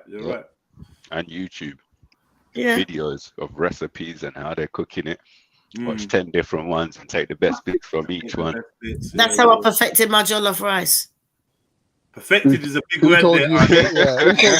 Big word, it's a big word since we're all behind our screens and no one can't testify. Did you hear what I said? I said perfected my jollof rice. No, don't try it. Right. Yours, ours, theirs, whatever. Anything jollof rice, perfected. No, I took a bit of this. I know the Nigerians say, well, their one's better. The Ghanaians are saying their one's better. Everybody, and I said, you know what? I don't really care. I just want to mix them all up, and that's mine. Sacrilege. Jerk rice business, yeah. No, punchy. Punchy jerk rice. Yeah, punchy jerk rice. What's his name? What's his name? Jamie, innit? Oh yeah. I was laughing at Jamie and the Jamaicans. I found it very funny. And then like a week later, I went to Tesco's and I saw Uncle Ben's like 3-minute jollof rice microwave. Shit. See what happened when you laugh at people? No. Yeah. It would have been worse. They could have called it Uncle Ben's tangy jollof. Tangy. Okay, no. I'm gonna start trying to do a cooking segment. I've kind of got it planned out. It's just my co-host or my co-producer's just had a baby, so I'm gonna wait for her and see if she's up for moving forward with that, man. Yeah, I look forward to that one, man. Yeah. There's gonna be a good one too. So yeah, we got Sniper. Sniper's gonna be our jollof chef. You know, big up Sniper. He's got a couple Nigerian recipes under his belt. If you let him tell it, he's the best, isn't it? But obviously, I'd love to learn how to cook snails. Say that again? Snails, the African snails. That's what I'd like to learn how to cook. Wow, you're adventurous, mum. I've had them before. Yeah. And I'm going to Barbados, and they got loads of them in Barbados. Every time I say that we should catch them and eat them, they're looking at me like I'm mad. But I want to do it. Cool. Just make sure they're the same, innit? Make sure there's not poison. No, I know. I've been told where they need to eat. You got to make sure that the ones that are eating vegetation, not the ones that are going out there and eating crap, because otherwise the meat's going to take. I've done all my research. I just don't know how to cook them properly. I don't mind snail meat at all. I really don't mind it. It's expensive. I had it still. It's expensive. Sorry, what did you say, S? I said I've never had it. Can you even call that meat though? Snail meat, you said. Well, yeah. Yeah. Is that meat? Some of the African snails are big, man. They're massive. Yeah. They charge you all £15 for one, you know, for a meal. It's not cheap. But I want to try iguana. I like trying different foods like that. Iguana. Yeah, I want to try that. You like seafood, yeah? I'll try anything. Because I've been craving a seafood boil for probably 4 months. Oh, go Billingsgate, go Billingsgate, go Billingsgate. I make it myself. No, I'm not gonna make it. I want it made for me. I just want to pick up the platter with all of it in there, all done. And oh my god, if you go Billingsgate and buy it yourself, it'll work out better financially for you because you get better ingredients. I get you, because this stuff is like 80-90 quid. Right, but you're halving that if you buy the ingredients yourself. Yeah, oysters you're right. Ain't cheap though, nowhere. Say that again. I said oysters ain't cheap anywhere. Plus, you got to get them super fresh. They're never cheap, man. I mean, when I'm an absolute novice with cooking anything fish, or I've never cooked fish myself. Easiest thing to cook. Fish is easy, yeah, man. Like salmon, what you do is go and get the salmon, wash it in lemon salt, pat it dry, season it, get a bit of oil, put in a little bit of butter, put it in the pan, put it in the hot pan. When you see the colour change halfway up, flip it. When the colour meets in the middle, done. Boom.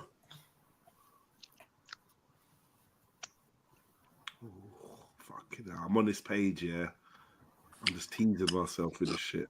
I'm looking at food. Yeah, he's really doing it. Seafood, lobster tail. Oh man. I know the company that I want to do it for me as well. Man, do you not remember Rika B? Yeah. Sister made man a seafood boil. Oh my god. There's a video of it on the channel. Me, South, and Uncle Dane. Yeah. Bruv, the emotions involved in that. I thought you lot cooked that when I saw that. Nah. Yeah. The emotions in that one, man. Oh my god, it was so beautiful. I know everyone says, "Oh, it's cockroach. It's the cockroach of the sea." Rare. You know what? Keep your little nasty opinions to yourself. I love a lobster tail. My God. I like lobster. I can eat crab as well. I don't like oysters though. I don't like mussels and whelks and cockles and all that shit. I don't like oysters, I'm not really interested in that. You can get shrimps and that, sea snails. Yeah, conch is good. There's somebody there. Jamaicans eat sea snails. Conch, yeah. I've not had that before. Yeah, it's nice. It's nice, especially when the Jamaicans cooked it. Because I brought back some, gave it to my man to cook. It was like, yeah, that was nice. Some things I want to attempt to cook, you see. It's like there's some things that if I thought, you know what, only an African person can cook that, I'm not even trying that. Like all their different stews, I'm not even trying it. And there's some things that I think that only a Jamaican can cook, so I'm not even trying them things. Right. Name one thing that only a Jamaican can cook, Arnie. That tastes nice. Yeah. Escovitch. And then my wife can cook that. Now that just be it's a taste. It's completely different when a Jamaican cooks it. I can cook it, but does it taste like how when my man cooks it? No way. No. They just got that Jamaican touch of the way they just dash in every season and they put their hands on and still make it taste good. Because when the Jamaican cooks, they don't even think about the seasoning. All you see them doing is like open up the card and then you just think you're emptying everything in there. You know, every seasoning in there, they're adding. And I don't know how they work it out. You just got to go with it. Don't measure it, just go with it. And the level of pepper, that Scotch bonnet. Yeah, man. Let the Jamaicans cut that up. I learned how to cut it out with a fork anyway. Just get it on a chopping board and just hold it like a knife and fork. Just hold the pepper with a sharp knife and just cut around it, chop it up. You don't even have to touch it. I don't know. I think it's good practice, man. What, to touch the pepper? Yeah, man. Chop it with your bare hand. Nah. First time I see like a notice on the supermarket Scotch bonnet says wear gloves and that. The first time I saw that, I was like, wow, wear gloves. Listen, one of my first jobs was weighing up Lagos pepper. Lagos dried chili pepper. I needed a mask for that. They give you a little patch of it. I needed a mask. That Nigerian Lagos pepper, that's lethal. That's ridiculously hot. That's on another level. And I see people cook it, but they're having shito. I'm not even having that either. I don't want none of that. Nothing with too much pepper and that. Not me. Why's everyone gone quiet? What happened? I've had African children laugh at me. Oh, look, Auntie Jenny's crying, Mum. What's wrong with her? And they're wolfing down all the pepper and like it's nothing. These kids like 4 and 5 years old. And I got all snot and I got all sweat and they're laughing at me. Yeah, man, that shit's good for you, man. Keep colds away and that. That's why they're healthy and I'm sick. Oh, yes. You know that peppers has got the highest amount of vitamin C. What else? Peppers? Yeah. Yeah. Peppers got the highest amount of vitamin C of any food. Yeah, that's why it keeps what you just said, it keeps the colds away. That's why. basically ascorbic acid turned into a fruit, basically. Okay, yeah, man. Yeah.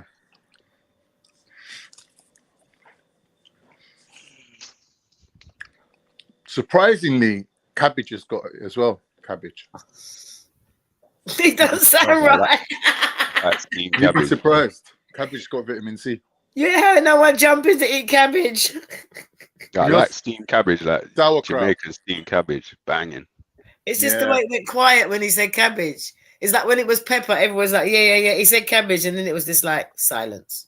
Cabbage will have that effect on people. Just boring, isn't it? Anyway, I'm off. I'm going to Thanks for coming round. Yeah, thank you. I'm just going to pick up some.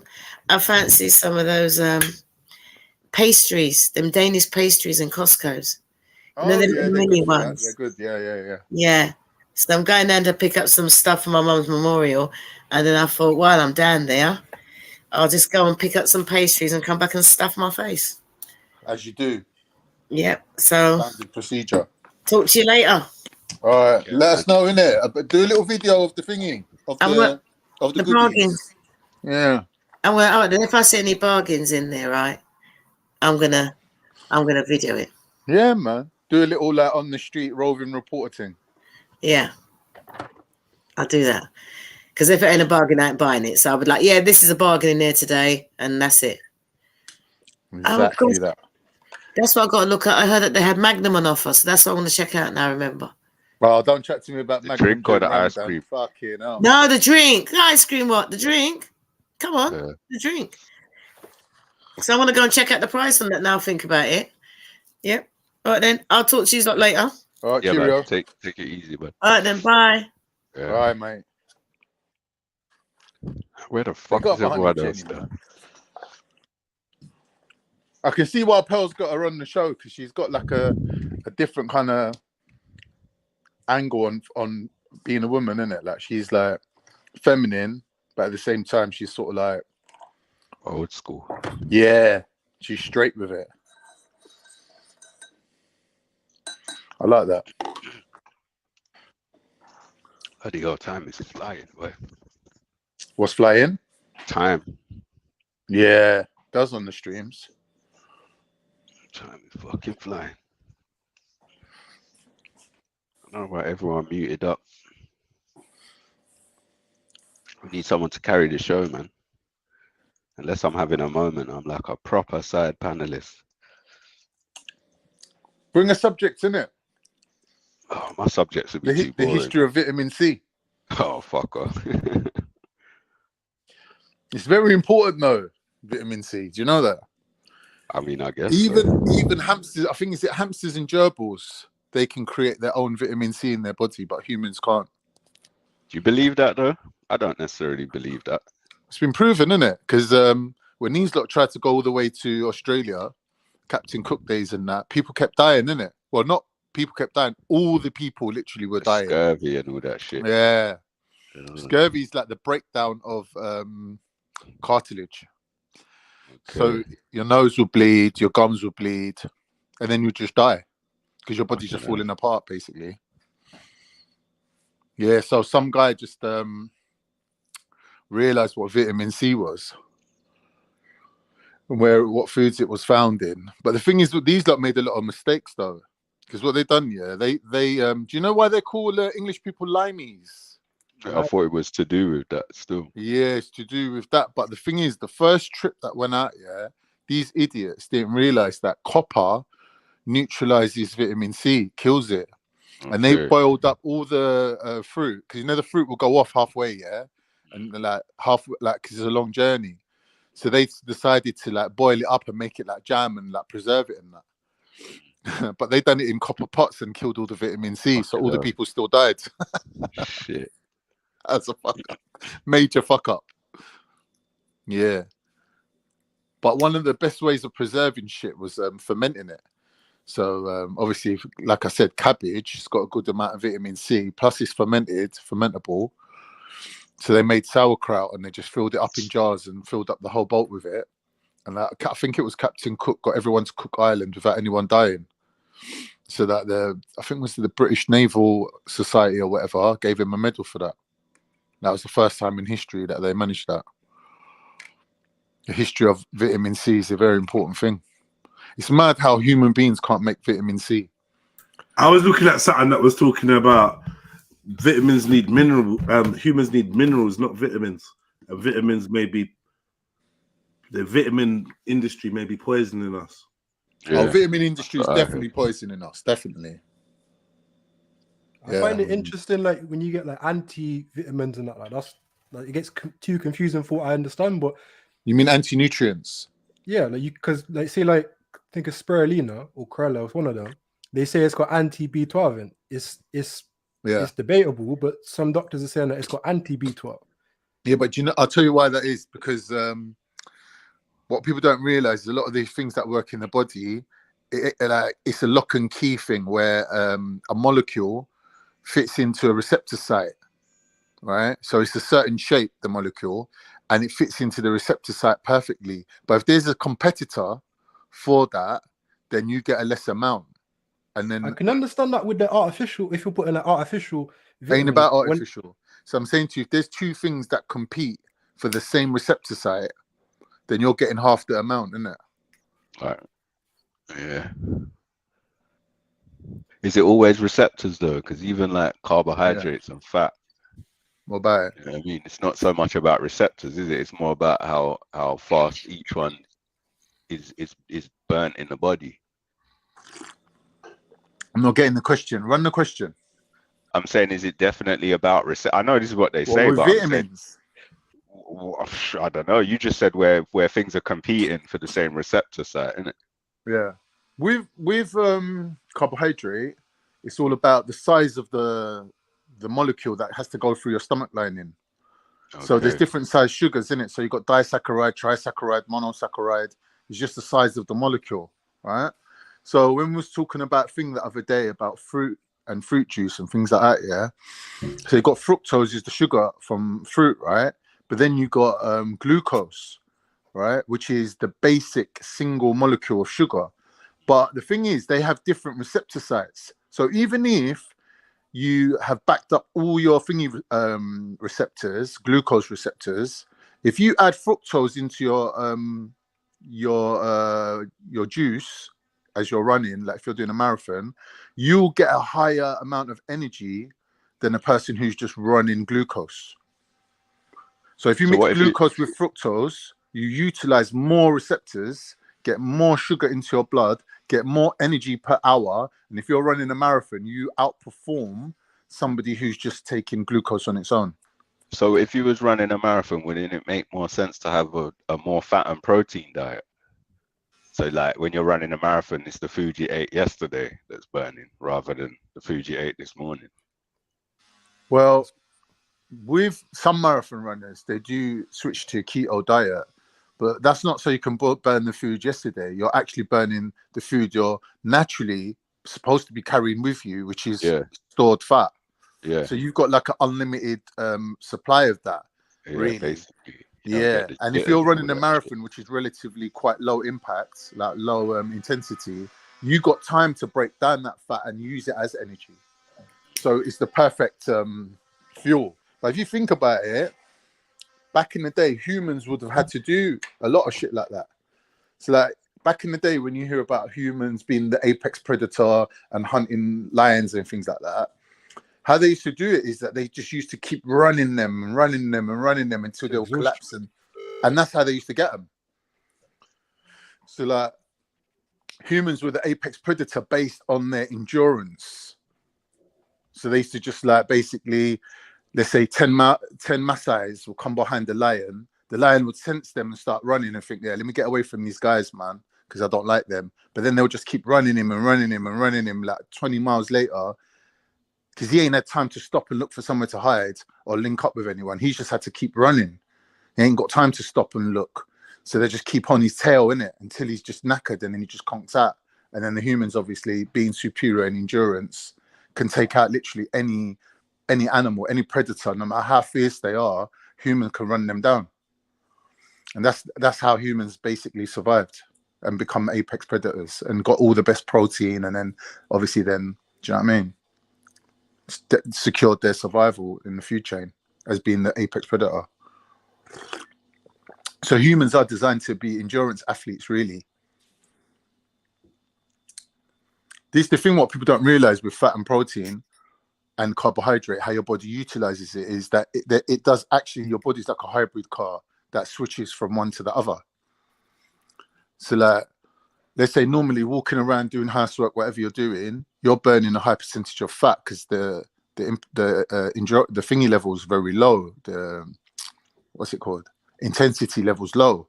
So your body's got time to kind of like burn the fat off, slow. But when you step it up a gear, your body has to switch into glycolysis, which is a breakdown of carbohydrates, like glycogen from your liver and your muscles. Right, so that's called the Krebs cycle. If you learn about Krebs cycle, that's what that is. It's like generating ATP from different, what's it called, like substrates. So then when you step it up, let's say you're in the gym and you're doing like weights and that, after about 20 minutes of doing weights, your body will realize, wait a minute, I'm burning off too much carbs here because it's a carb burning exercise, and your body will switch, and then you'll notice that you'll start breathing out more heavily and your heart rate will go up, and that's called CO2 blowing, where your cells are pushing out CO2. So basically you have to breathe heavily, and then you go from anaerobic back to aerobic. So then your body's forced to then burn fat at a high endurance level. But then because you're doing that, your intensity drops. So that in sports, they call that hitting the wall. So when you see an athlete, all of a sudden the energy just cuts off and they just slow right down. They call that hitting the wall. And that's because your energy just cut off, because your body just realized that, wait a minute, I need to preserve these carbs, because carbs is what makes your brain run, isn't it? Carbs. Two things you can't do. You cannot monetize. Yeah, basically. It's a hybrid thing. Yeah, I believe what you're saying, because I used to kind of mix like carbs into like a high fatish diet when I was on my diet before, and like, I would burn it, like you'd burn off like the carbs in that first, innit? And you go to your like reserves. Yeah, you burn off once you burn off the carbs, that's it. But the good thing is you can increase how much carbs your body can hold by about 20%. But I've seen this training program combined with a diet. Yeah, it's like called the 4-day diet plan. That's what the diet was called. And you eat certain things on certain days in a 4-day cycle, and you match your training regime so that certain intensity training follows certain days of eating. And at the end of a 3-month period, you've converted yourself back to using fat as your main source. Yeah. Just as standard. So you never get the jitters. You don't ever hit the wall. Yeah. Like Apparently, on a leg day, eat more, isn't it? Well, if say for example, if you was doing a high intensity leg day, then you would be eating the meat and greens the day before, as much as you want. You know what I mean? And then there would be one day in the 4-day. I'm gonna try to find the things I can see exactly what it is. But there's one day where it's just only greens, fresh, uncooked. Yeah. Do you know what I mean? But I think you might do That's the, what it's the about. lower That's what it's about, fam. Because there's no one doubt for every person in it. It's about what you're doing, what activities you're doing, and Exactly. Yeah, that's a good one. That's what you're saying. That's basically carb depletion. Where you're still eating carbs, but you're depleting them. So the switch over to burning fat is easier. Yeah, it naturally does it easier. And you get to a point where you can just perform. You don't hit the wall. You don't get the jitters. Do you know what I mean? Because you're running on fat, basically. Yeah. I had of course. when I was on keto, man. Yeah, but the good thing about it is you got to practice that switch over. Once you can do that switch over effortlessly, then you've sussed it, because that's like some sort of mechanical mechanism that's inside the body that you have to upregulate. Yeah. Once you've upregulated it, you don't really even need to do it anymore. It's just naturally there. After the 3 months, it's in. As long as you don't just start eating carbs and shitty carbs again, because not all carbs, it's simple carbs. Complex carbs are all right. Like the simple carbs is the ones that's gonna fuck up, just revert you back again. Yeah, exactly. Yeah, but I don't agree with all this keto though, because like in keto, you're basically you're training your body to break protein and fat down to make carbs out of it. When really, if you ate carbs, you'd spare the protein from getting broken down, so your protein synthesis would be higher. Yeah. Is keto no carbs at all? Yeah, yeah. Okay. So basically, if you think about a triglyceride, it's three fats attached to one glycerol. Yeah. So when the body breaks it down, it takes the glycerol, the backbone they call it, because all three of them is attached to that one thing, and it basically breaks that down into ketones and sugar. And I never thought of that, because someone's going to me, did you know that fat's got sugar in it? And I was like, don't be silly. Yeah. And they were going to me, basically, when you cook a steak and then you see the fat start caramelizing. Caramelization. They're going to me, anything that caramelizes is obviously it's got sugar in it. Got I was sugar like, fuck in it, you know. Never thought of that. Yeah, man. It's all mechanical. It's all like molecular level. I think with the keto, you're meant to do it with intermittent fasting, though. Intermittent fasting, yeah. I think it's certain to do with the effect of really intermittent fasting. The proper name for keto is the fasting mimicking diet, because it mimics fasting based on the fact that you're not using any insulin. Do you get me? So your body thinks you're still fasting, because when the insulin kicks in, that's when the fat burning switches off, isn't it?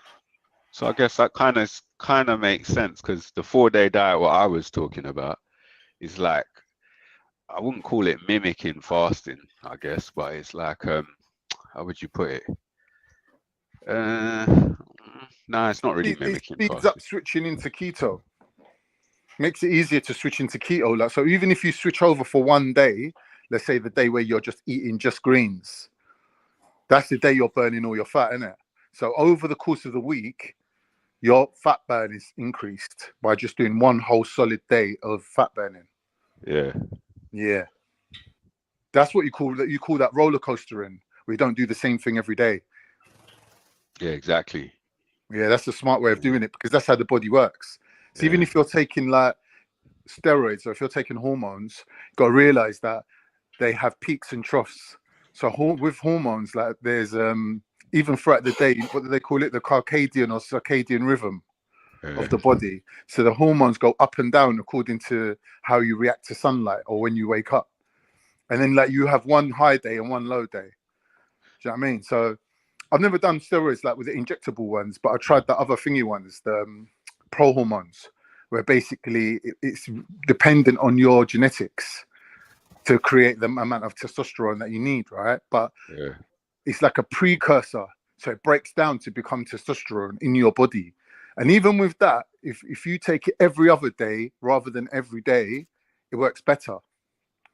Because hormones have always got an opposite. It's like insulin's the opposite of glucagon, ghrelin's the opposite of leptin. Like they always work like opposites, because they work with a thingy mechanism.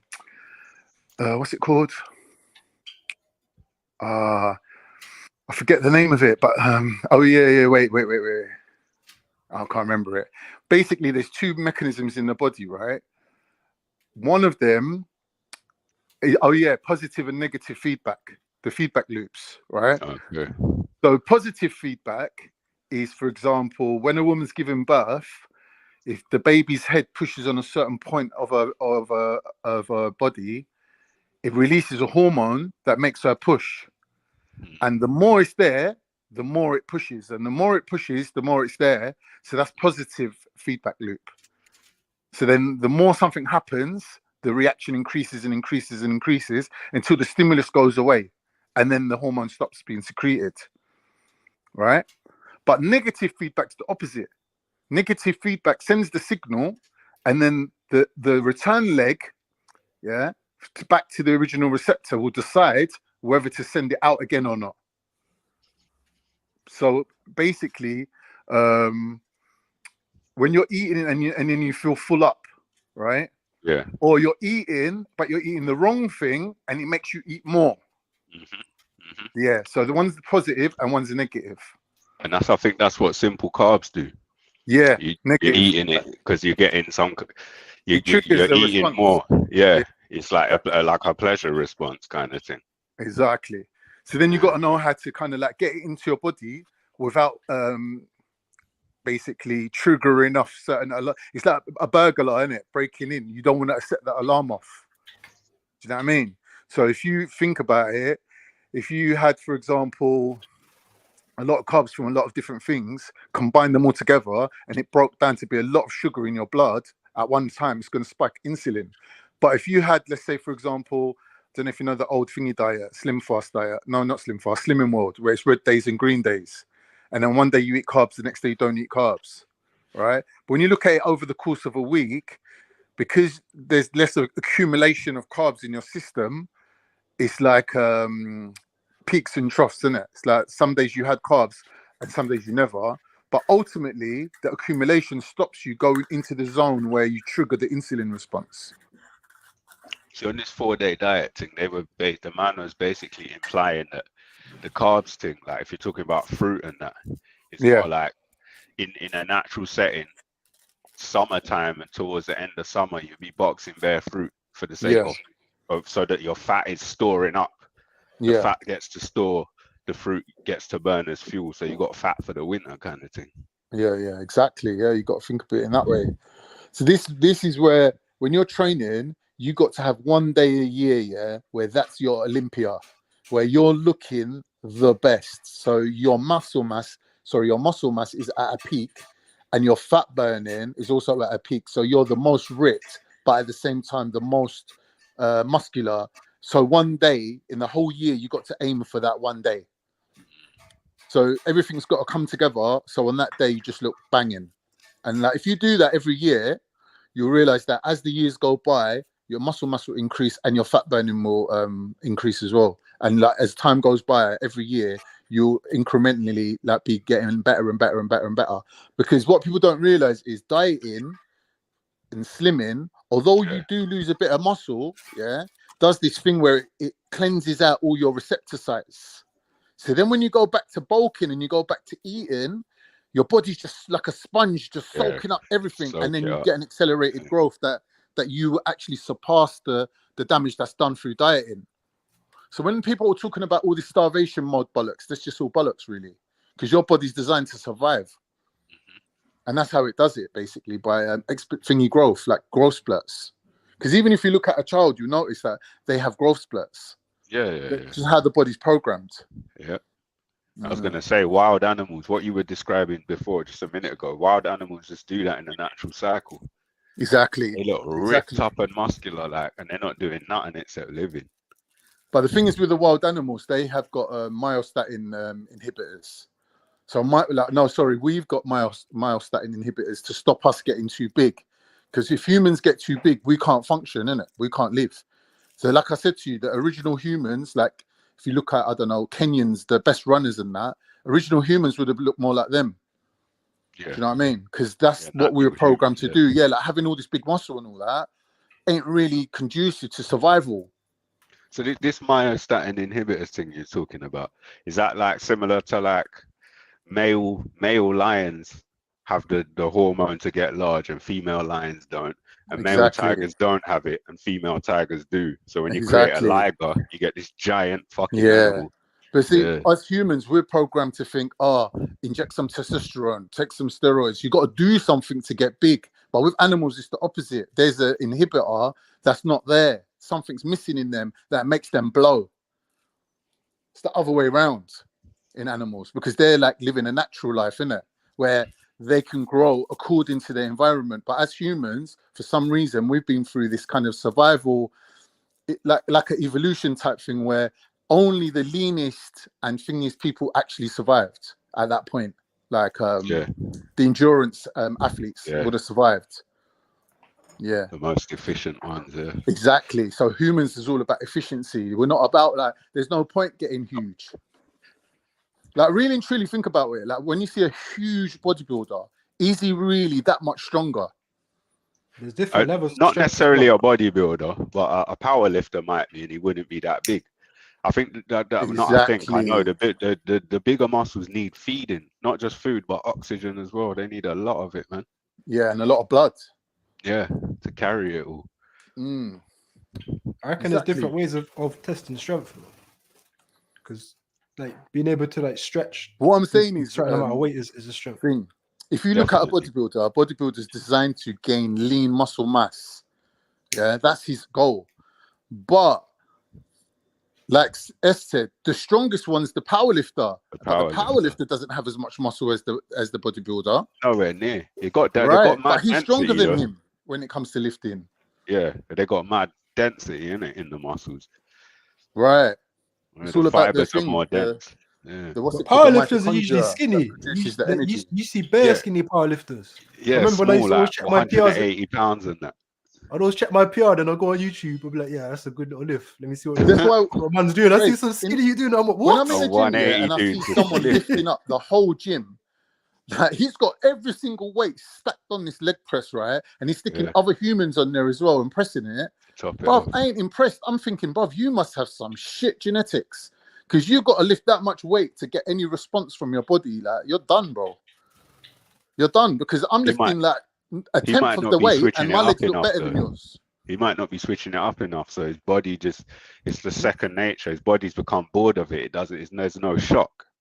Exactly. Because he's rinsed out all the fibers. And doing machines as well. It's like linear exercise. I think Radar touched on it a little bit earlier. He mentioned stretching. I see something within the last year or so, like scientific research claiming that the best way to build muscle is weighted stretch.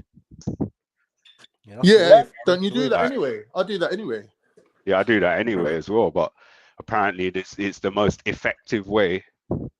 I don't want to say the most effective way. The most effective way for the least work to build the most muscle. Exactly. Do you know who uses that technique? Do you know Hani Rambod?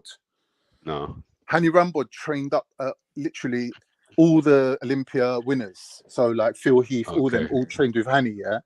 And he uses a technique called fascia stretching training, FST. Yeah. And that's basically what it is. There's some mad workouts. Have you heard of Nordic hamstring curls? No, have you heard of the Turkish get up? Yeah. I saw someone doing that on a video the other day. When you hold like a dumbbell above your head with 1 arm in it, and you yeah. My favorite's Romanians though. Yeah, man, Romanians are the shit, man.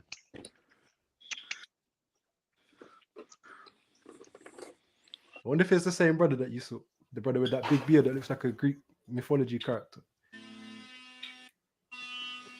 Who's that? Not the liver dude. Nah, it's this young white brother. He's got like curly hair in it. He's got like this massive. He's got a massive beard up to like right up full cheeks of beard. Okay. Bro looks like some fucking mythology character, man. There's some dude with a big beard. What's they call him? Liver something? The Liver King or something. You seen that dude? Yeah, I heard little bits about him. I heard bad people exposing him and that though. Yeah, I think he did get exposed sometime recently. I don't know what. The thing is, these days you can't get around it. You can't get around it. That so many people know just by looking at you that you're on roids. You can't lie. Like, it's not like back in the day where roids was a secret. Yeah. I hate when people lie about taking roids. Yeah, he had to confess, innit? He had to. Yeah, Liver King had to confess because he was just ridiculously one. Yeah.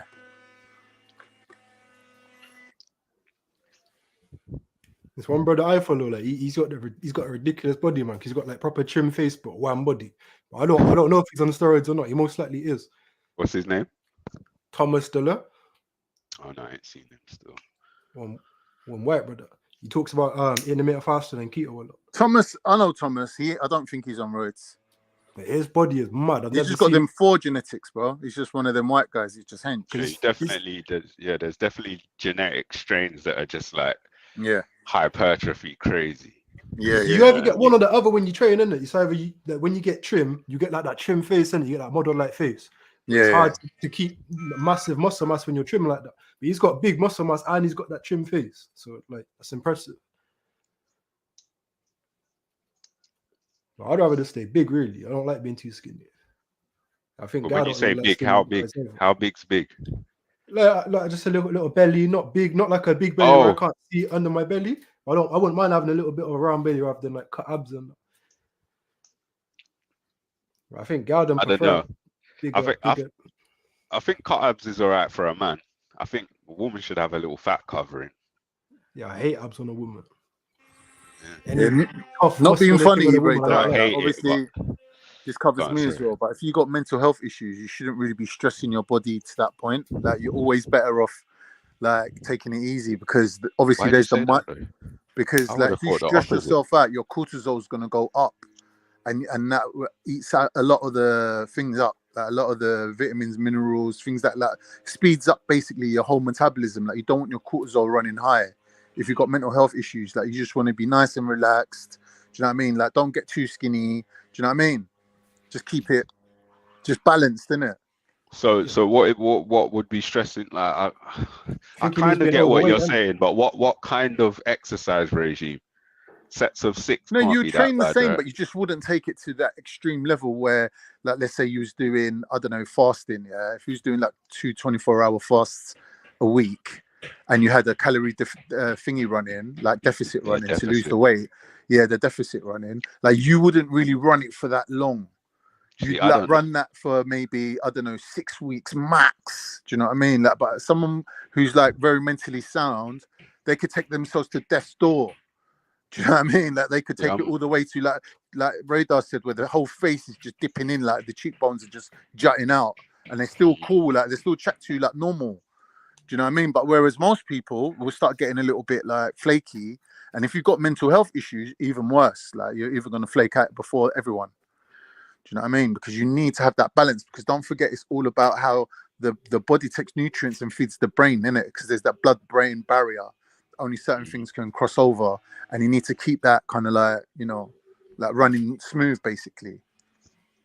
So Have you seen like the 5,000 calorie a day diet? Ross, that's not bulking diet. Yeah. There's people that eat more than that though. But have you heard of it? It's actually a diet, 5,000 calories a day. That sounds the like aim of bulking it diet. is. How long can you do that though? Well, you're supposed to do it until you don't need to. It's supposed to reset all of your hunger cues and shit. Apparently, you put on weight, then you stop putting on weight. Like you just eat and eat and eat, and then you stop putting on weight. Then you start to regulate. Then you just eat. I don't know, just eat I till don't you're think that satiated wouldn't with work it. for me. If I did the 5,000 a day calorie intake, I would literally turn into, you know, those fat Americans that you see them with the, I'll turn into that. More like I don't for think my skinny hormones people have like that me. switch off. I can see I don't have psychologically that. how it would work. It's like overeating, and then you just get sick of eating. It's like if But you this get isn't takeaway about all the getting time, sick you of get sick of eating. it. It's about your okay. So a lot of people, especially women, will train in such a way that they're trying to get ripped up and lose weight and blah blah blah blah blah. So a woman might be like trying to keep herself at 110, yeah. But then if she does this 5,000 calorie diet, she might peak at like 160, and then over time come down to 140 and level out. Yeah. And then just start eating regular and stay at 140. You know what I mean? Or 130, whatever. Do you know Dr. Tony Huge? No. Oh, he's some YouTuber guy. He dabbles with like almost everything and anything. Like does tests on everything. Like tests, because I think them man live in Mexico and in Thailand as well. Okay. And they're always like trying out this steroid, these SARMs. You know about SARMs as well? It's like chemical steroids that don't affect the hormones. So Is So that it's real not really though? a steroid, but it's just a performance enhancing chemical. So Does it UFC raise fighters not taking testosterone? it. It don't affect testosterone. It's not hormone based thing. It's more to do with IGF-1, growth hormone, things like that. So it still works on the body, but it just doesn't actually affect the hormones. So it's like more healthier for you. Like you're not going to go bald from it. It's not going to give you heart issues. Like SARMs is like the next level to steroids now. Like I don't know if they're as effective as steroids, but still, like people are just using them rather than steroids. But there's herbal steroids as well now, where it ain't even harmful to you at all. Just I boost think your that's been testosterone around, man. naturally. I remember in Yeah, the I know. 80s being in Holland and Barrett and seeing like just anabolic food in Holland and Barrett's, yeah, but it said steroid free on it. Do you know what I mean? And that was in the 80s. Nah, that's something different. That's like protein powder. Hey, I guess. You mean the that big kind white of thing. tubs that they used to I sell don't know Mills what and it Barrett, was. and it has Maybe, anabolic on it? yeah, it I says think that's anabolic, but it's MRP, steroid meal free. replacement. Okay. Yeah. That's like a high calorie drink. Okay. But the one I'm That could talking just about is fuck up your variants body. of basically variants of ginseng. Okay. Yeah, so there's all different ones from all around the world. Like there's one called testosterone. There's one called Tonga Ali. Yeah. There's all different ones, but when you combine them all together, you can come up with like a good kind of like raise to your testosterone and no side effects at all, really.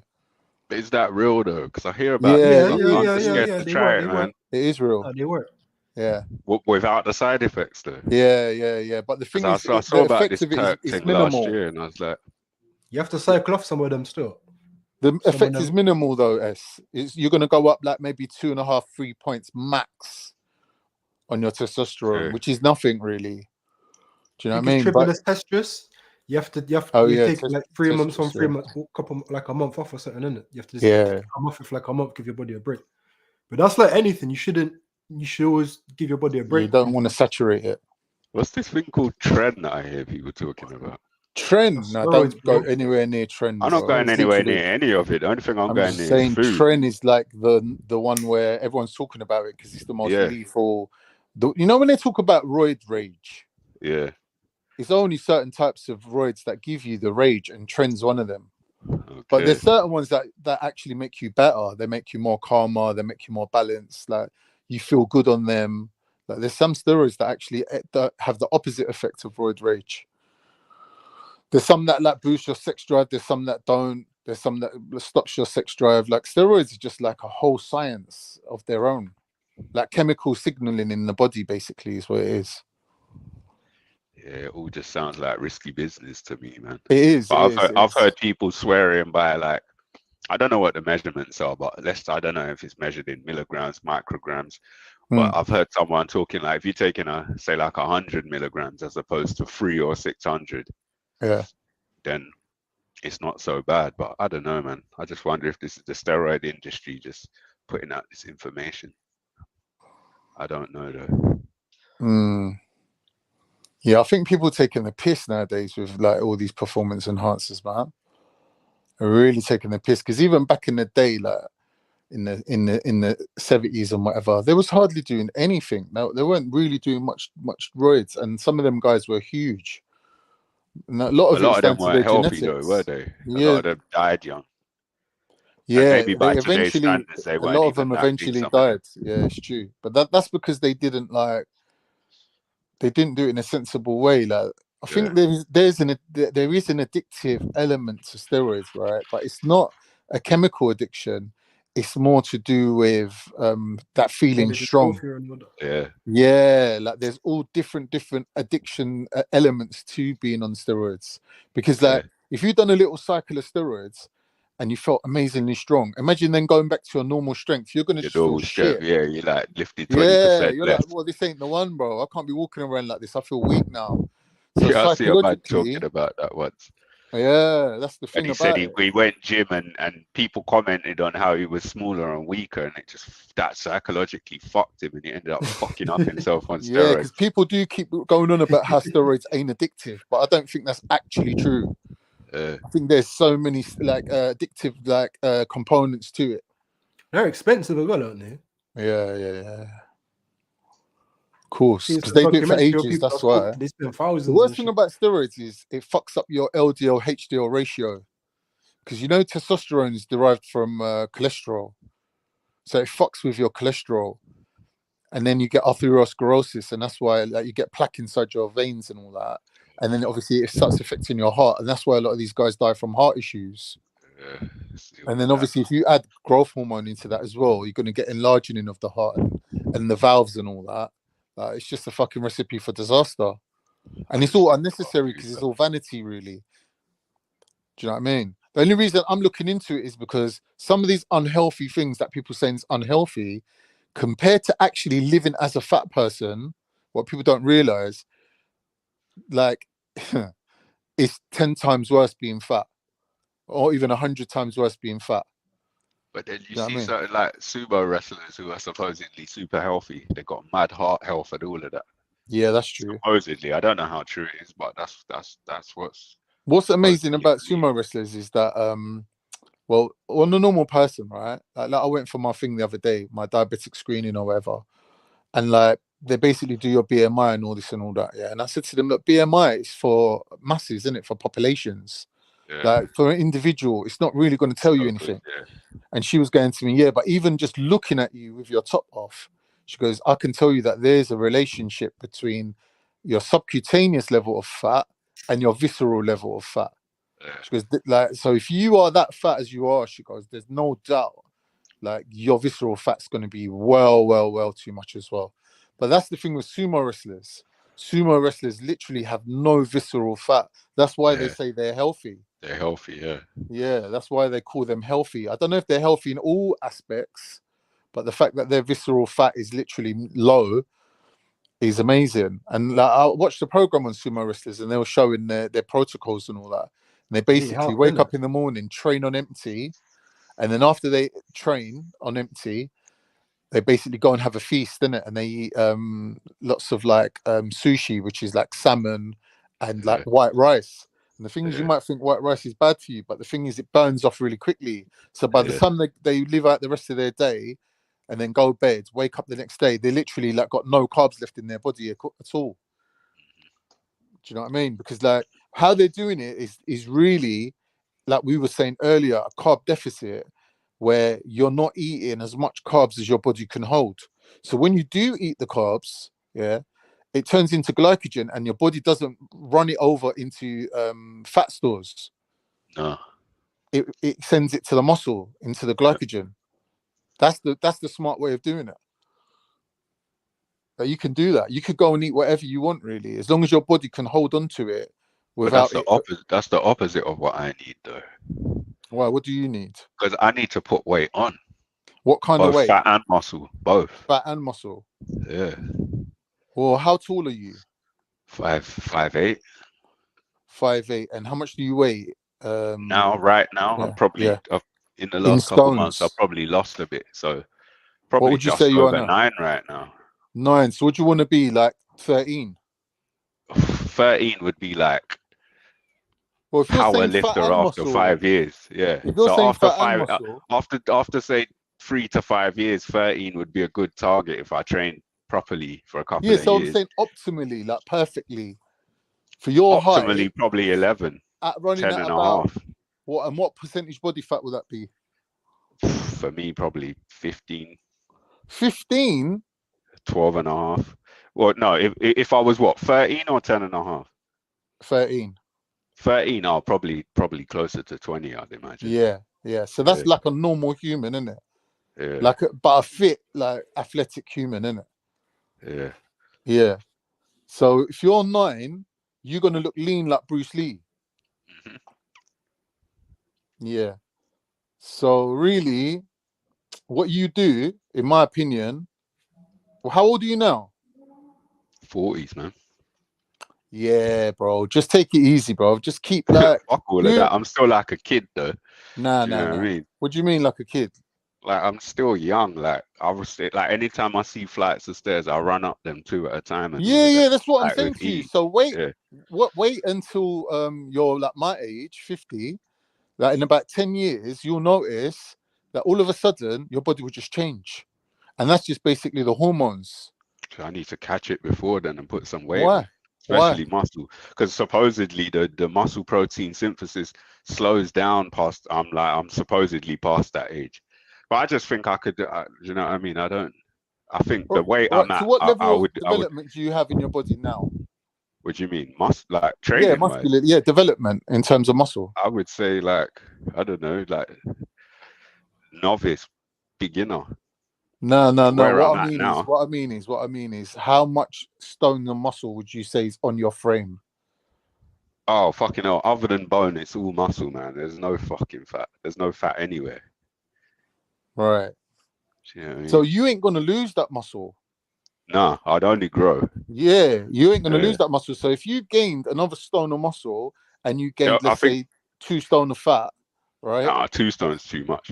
I think gaining a stone of muscle would be easy, but gaining 4 stone of muscle and fat would be a lot hard. I don't want to say a lot harder. It would just be a lot harder than if I was 20 or 25.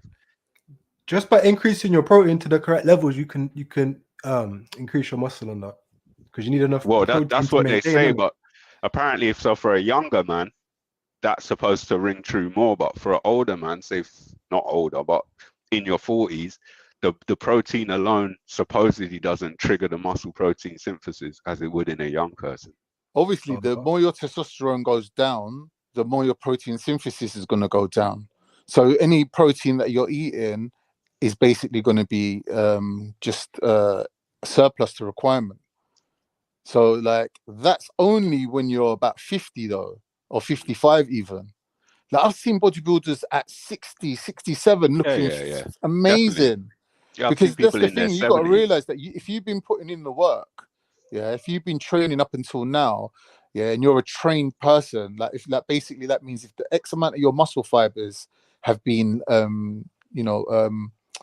adapted to training, you're not a normal person anymore. You're what they will call a trained person. One sec. Yeah, man. I had to go gym soon. Yeah, so you're a trained person, right? So that means that when you go through the whole process of what they're saying about the muscle synthesis is going to go down, it's not going to affect you really, because you're still holding on to the muscle that you've already got. And the thing is, a little layer of fat over the muscle, you will still have the same amount of muscle, but you look much like bigger, much bigger. Yeah, that's why like when people talk about percentage of body fat, you got to realize that even bodybuilders, when they're like semi-ripped, they're like 15% body fat. Yeah. You don't forget that fat spread over a greater surface area. Yeah. So 15%, they're still looking amazing. So a normal person, if you went up to 20, you still be all right. Supposedly sprinters are like 20 just and that, about like a very faint six-pack, just about showing through. Do you know what I mean? Yeah. So you, like Thingy said, what's his name? Radar said, you have a tiny belly. Do you know what I mean? Where it's just like, is it a belly? Is it not? It's questionable. Like that for me, means that you've got enough fat on your body to hold on to the fat soluble vitamins. I've got a like super tiny belly, but I think it's like probably air in there. Oh, right. How many years have you been training since you was a kid? No, I ain't been training at all, bro. Yeah, why don't you train then? Because I'm just not disciplined and no, but you could train twice a week though. Should shout Jed, get him to make a workout. Or every other day. Bro, listen, bro. I've got a basic workout plan, like 5, 6 Forget all that. Forget that. Listen to me. Go and buy yourself an Olympic bar. I got it, bro. I bought it in the bullshit a couple of years ago. Yeah. I was gassed, bro. How much plates have you got? How much? I got enough plates. I got 100 kg of. No, I got Shut more than 100 you don't kg. Need no gym. You don't need no gym. No, I don't need a gym, bro. I got squat rack. I got bench. You got what? Shut up! I'm coming to your yard. Coming to yours, fam. What, you got squat rack in your yard? The only time I've used my equipment, other than maybe 1 or 2 times, is when other people's come to my yard so we can do a session. Outside of that, I ain't fucking. You must be earning some peas, bruv. If you can invest money in this stuff and just leave it sitting around, you got more money than sense, bruv. That's what it is. I was just gassed, yeah. Filling up the yard with stuff. I all cleared out a section of my front room, so my shit's sitting here. As I'm talking to you now, I'm making space so I can start using it right now. Bro, you know what I mean? Listen to me. My bench and that set up. There's like a full body workout you need to do twice a week. Yeah. All right. So I would do clean and press. Yeah. Do clean and press. Do Romanians, bent over row, and even a floor press. Yeah, I do Romanians. Is bent over row? Is that the one they call pendlay row? I don't know. But basically, I think it's the same one still. Romanians, bent over row, pull-ups, bench, shoulder press. Arms ain't even in it, but I just do arms anyway if I was going to do it. Do you not do clean and press where the weight's on the floor and you just pull it up and then press it? I know that's a sick full body exercise. Yeah, but I think between the deadlifts, the squats, the shoulder press, you kind of cover it. Anyway, especially Romanians where you're not putting the bar down. Yeah. Do you know what I mean? You kind of cover it. And then Romanians, squats, shoulder press, and bent over rows and pull-ups. You're kind of covering it all, and chest. Yeah, you're doing a lot though. That's a lot. Yeah. So what I would do is one exercise. I would clean, press, bring it down to the thing, the top clavicle, where you're doing a front squat, where the bar's across your chest at the top, and you squat. Yeah, so that would be 1 rep, clean press, and then a front squat. Yeah, I'll do that exercise. That's it. Hit full body workout twice a week. Push-ups is good for you as well. Very But good. listen, this is what I'm saying to you. If you're doing a pulling exercise and a pushing exercise, you're working your biceps and your triceps already. You're hitting the delts because you're pressing upwards. Yeah, you've already done a thingy, like you said, a Romanian, because you've done the pulling up part where you use your legs to help pull it up, and then you've done the front squat, which is the quads. You've done a full body workout, bro. Like you don't need to do more than that. And all I would do, the reason why I would minimize it, for the first year or the reason why I would minimize it to that, is I would focus on increasing the weight. Yeah. Literally. Yeah. That's good. That's what I'm doing. I would do it in a way where I'm doing like a maybe 85% of my 1 rep max. I'm going for 6 to 8. Well, say 6 to 8 reps, 6-7 reps. But even that's high. With 1 or 2 left in the tank. What's high? The percentage? No, yeah. Yeah, but like 6 or 7 reps. 75% of your 1 rep max. But I'm looking more to just build the strength and not pack on the size. But here's the thing: there's a difference between strength training and thingy training and lean muscle building, right? Yeah, exactly. So what I would do is I'll focus on the strength training, right? So for example, the 5 to 8 rep range. Yeah, that's what I'm saying. Yeah, I was told to go for 85%. I was told 85% and go 5 to 8. 5 to 8. You know Yeah. But here's the thing, though: once you get your strength up to a decent amount, then what you need to do is switch over to lean body mass, which means that you're going for the 10 to 12 rep range, because that's where you build the muscle, and that's the muscle is money in the bank, because you basically affected your body to the fact where it's had to upregulate and adapt to the exercise. You've created more mitochondria within the cells. So this is the argument I had with someone before, where he said he'd done steroids for years, and then when he stopped taking the steroids, he went small straight away. And I go to him, because what is the steroids gave you strength, and you got so gassed about being strong that you just kept doing what they call sarcoplasmic growth, where you're putting more fluid into the muscle by doing heavy. Yeah, but you ain't done myofibrillar growth, where you're going to shred up the muscle, with more reps, and then force adaptation based on creating more mitochondria in the cell. But I thought the more reps produces more sarcoplasm. Yeah, there's the thing in it argument. What's it called? The point of diminishing returns, where if you do something, when you hit a certain point, it has the opposite effect. Yeah. So anything you could say does X, Y, and Z. The fact I guess is, 10 to 12 isn't in that range yet.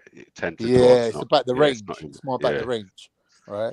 So how I train myself personally, how I've started training, I should say, is they call it periodized training. So you do fat burning, then you do strength training, and then you do muscle building. But the muscle building always comes after the strength training. Yeah. So you back off the weight a little bit, increase the reps, but you've gone from 80, what are you on now? 85%. Yeah. So you go from 85% to 70%. Or 75% even. And increase the reps, and then increase the reps. And then the thing is, what induces the growth is going to failure. Yeah. But so have you not seen the research? You're not going to failure. Because I was gonna say, have you not seen the research now, recent in the last 1 or 2 years, that's suggesting that leaving 1 or 2 reps in the tank is more effective, less shocking to your body? You mentioned a word earlier, cortisol. It produces less cortisol than going to failure, and no injuries or far less injuries. It's just as effective. Yeah, but that's the range that I said, the 70 to 75% range. That is what they call low, because what you're thinking is, well, I would say that's low, because you're going like 12 reps. Like, that's a lot of reps, man. For that, don't forget the amount of weight you're using. Yeah, 12's a lot for 75%. Yeah. I don't think 6 is a lot for 85%. Because even when I do 6, I just do a 7 and an 8. But just like thingy then, innit? Put the weight up. I guess. Yeah, I suppose. Yeah. Till there's one left in the tank. Put the weight up, bro. I think if I actually trained for a couple of weeks, so I actually built a baseline, then I guess it would be easier to do that. But training on your own with an untrained body, I don't want to risk injury, man. Because fucking couple weeks off is a nightmare. You just lose it all again. But here's the thing: if you're doing the workout I'm saying, you only have to train twice a week. So your injury is going to, your recovery is going to be based on the amount of time you're resting. So you need to rest 72 hours post workout a week. I've heard 72 hours is again, this is new research. 72 hours rest is too much, man. What are you not trying to do? What are you trying to do? So, train for what? I would have said train every other day. Someone who's over 40s, yeah, you need to be training the full body workout twice a week. That's imagine your I protein was synthesis 30 though, Khan. And your recovery. I'm recovery. more like a 30-year-old. But it's not to do with that. It's on a cellular, hormonal level of how is your body taking the protein and turning it into muscle, and that's based on your hormone and your testosterone. Go and train in the gym and lift up weight, man. And stop. Oh, like I'm telling you, it's only how do I put it? Yeah, go for it. I feel like the people that over theorize weightlifting don't like to go and lift up weights. Yeah, don't actually lift. If you want to lift, you want to get strong, go and lift. Yeah. Stop be more organic, be more flexible. This is why I always outperformed and got more out of my workouts than anyone around me. Why there was always a big rumor of roids and that. Even today, I was gonna actually post something today because there's two guys that I know are on roids in the gym that I use on a regular basis, and I catch them when we're working on the same muscle at the same time. I see them watching my weights and through the mirrors, through walking around. Like, man's watching me and watching what I'm doing. And a man was using a Smith machine and doing 90 kg on a Smith machine shoulder press in front of chest or from chest, right? Yeah. I was sitting down using a freestanding little standard squat rack, and I was doing 85 or 80 kg, but he's on roids, isn't it? And he's on a Smith machine. He's on a Smith machine. The Smith machine, the one with the hooks. Yeah. And I'm this dude that just ain't really been training consistent, rare. And I look better than him, clearly. And I see him trying to work out in his head. I see it all the time. Certain men will approach him and be like, "Oh, bruv, do you do gear?" Or whatever. I'm like, "Nah." Or like, "Can you get me gear?" Or some shit like that. But I think that's rude, though. I think that's rude. No, it ain't rude. It ain't rude. It's rude because he's saying that you can't have those genetics. Nah, it's a compliment. And when you... Why? Because I think the genetics that get you to that, the genetics that get you a certain thing are rare. It's rare. Yeah, of course it's rare. That's why he needs to give you props, a lot isn't of people that you think are looking really good, like the Simian Pandas and all these, man, they're on juice. All of them. Cooliones, all of these dudes. Yeah, of course. They're on juice. Yeah. Right? But you ain't as lean as them, though, Jeds. Yeah, but I've been leaner than them. Jeds been lean, man. Like, trust me, man. I'm just talking as Okay. the extent of what I've experienced. It's the fact that man trains more organic. And this is basically what I'm trying to make. Like all these numbers and that, because it's funny you say what you say about don't go to the last 2 reps and because a lot of the time man don't do that. Man weren't doing that. So it don't matter about their groundwork, their breaking news and that, but man will bang out bare reps. They'll tell man do this and do that, and we'll add 10 onto that. Yeah. Don't only do this, only do that, rare. Now these men that come out of jail and whatever and they're working out, this is why the police and people, they can't work out why man them are so strong. They're training because basically these 2 white guys, I'm pretty sure they're police officers, right? They're training their fucking bollocks off. They're on fucking gear. Yeah. And they know that a skinny little fucking cracker to flip them off with a wrist. Yeah. Why? Because I think they're over theorizing their training. They got their little notepad and they got doing all this and they look decent. They look kind of maybe even better than the average guy. But You just got to go in there and be a hog. You got to go in there and mix it up. You got to go in there and try stuff. You got to go in there and lift weight, right? It's only now they're telling you, oh, just feeling the heavy weight stimulates growth. Just thinking about training. I was telling man this from like 15 years ago. 20 years ago. I know I'm going to jail and I'm already thinking about training. I've gone to jail. I haven't even done my gym induction yet. I haven't done one press up. I've gone out on a visit after 2 weeks and man's like, yo, your arms are getting massive, cuz. What one? And it's because I'm actually thinking about training. I'm preparing and your body reacts. So long story short, right? Don't ever just train twice a week and think you're doing anything. Yeah. Never. No, that's what I was saying. Never, ever. You're just dead.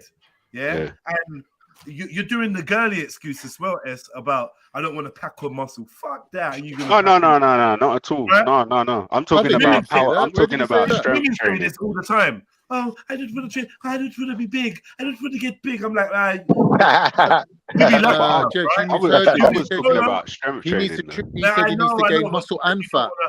Bro, you said you do you know what? I agree with Jedi on this one. You know, I agree. You said you don't want to pack on muscle. No, as in 12 to 15 rep range. I would rather be lifting the heavier weights and pushing the weight up.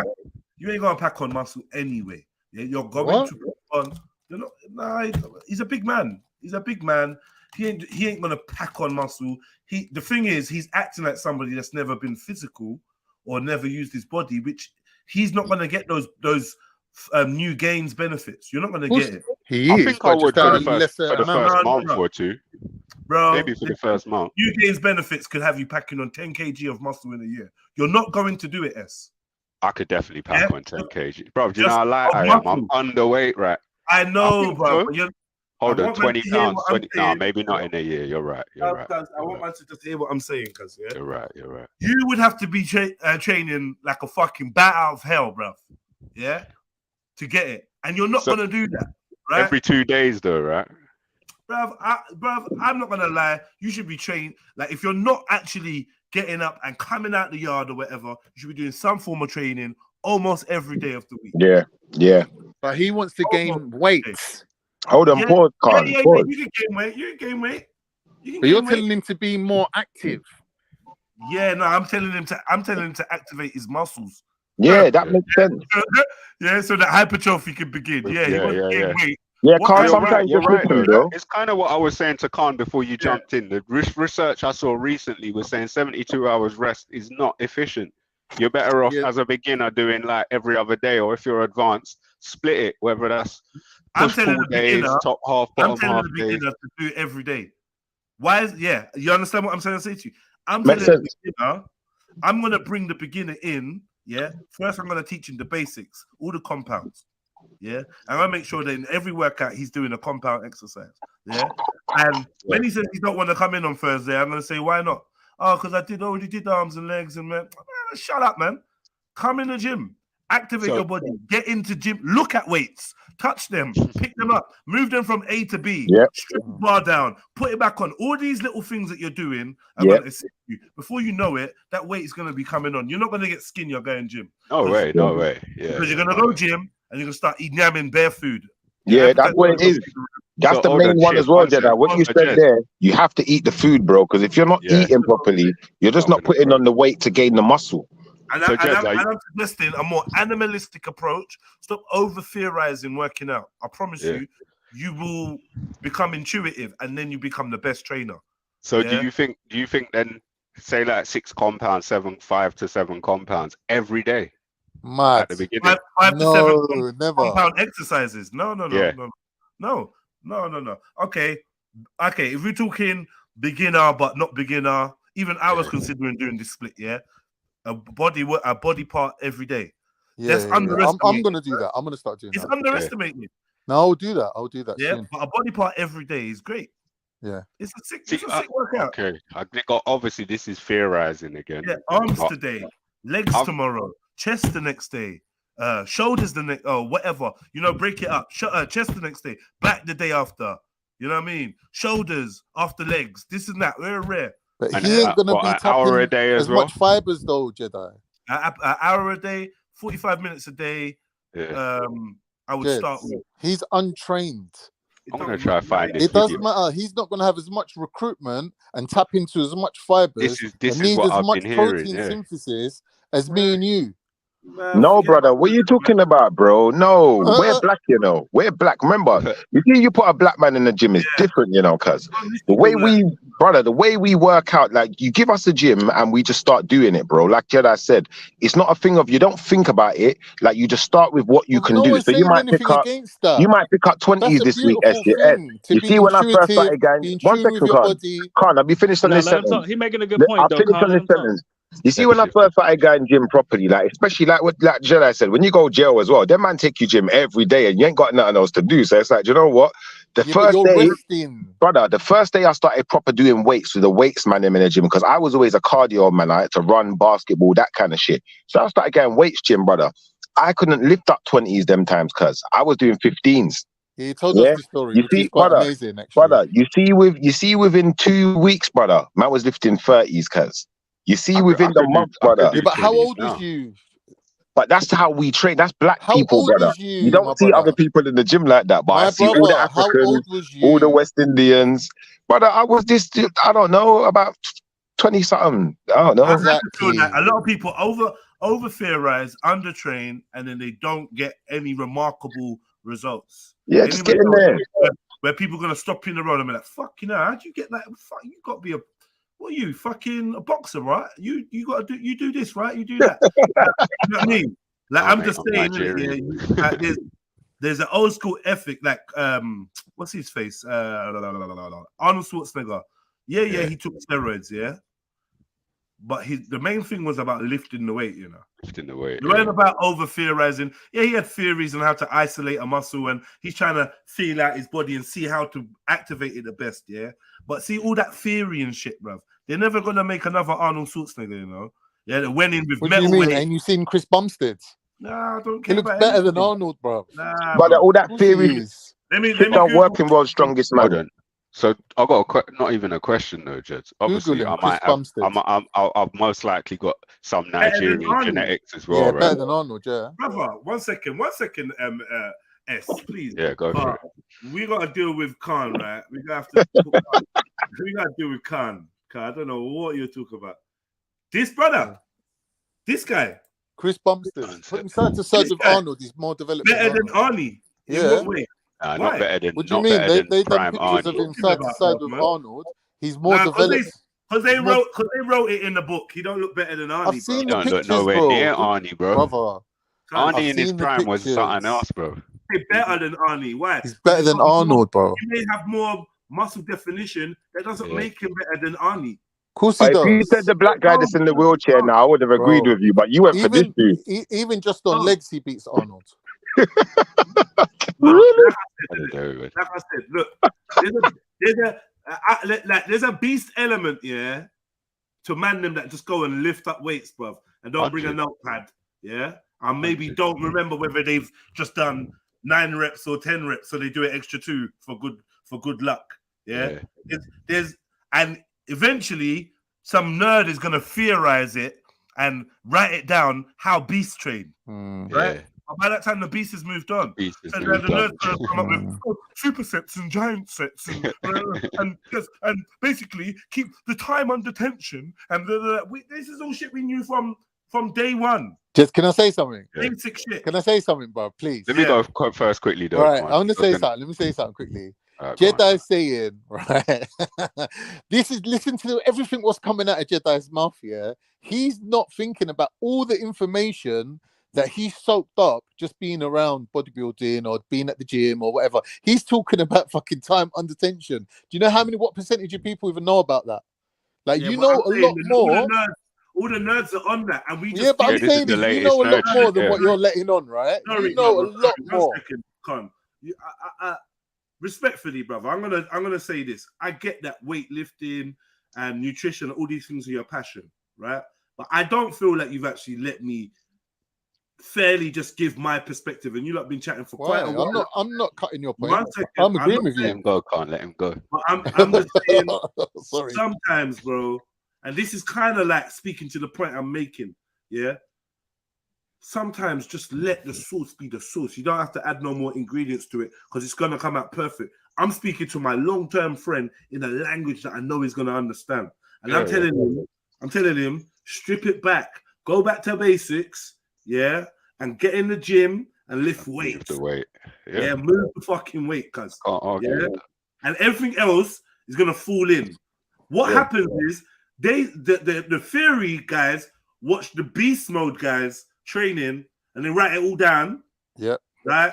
And they put it into a scientific formula and they start telling you about, yes, oh, what the 85% of your rep max and then we do this and it's probably someone that actually doesn't look that impressive at all. And if they are impressive, it took them fucking ages. Now this dude does look impressive still, but he's probably five. He's probably sorry, go on. But I would say if you want to be strong, then lift heavy weight. Yeah, 100. But that's what I said though. It's just that simple. It ain't nothing about don't ever tell no one to go to the gym twice a week. When I was a personal trainer, I asked man how much they've got, how much spare time they've got to train. If a man tell me anything less than 4 or 3 days, I tell them it's not worth it. Keep your money. It's long. Which is kind of what I was saying. Yeah, I can take your money and have you coming in on a Monday and Wednesday, brother. We're wasting each other's time.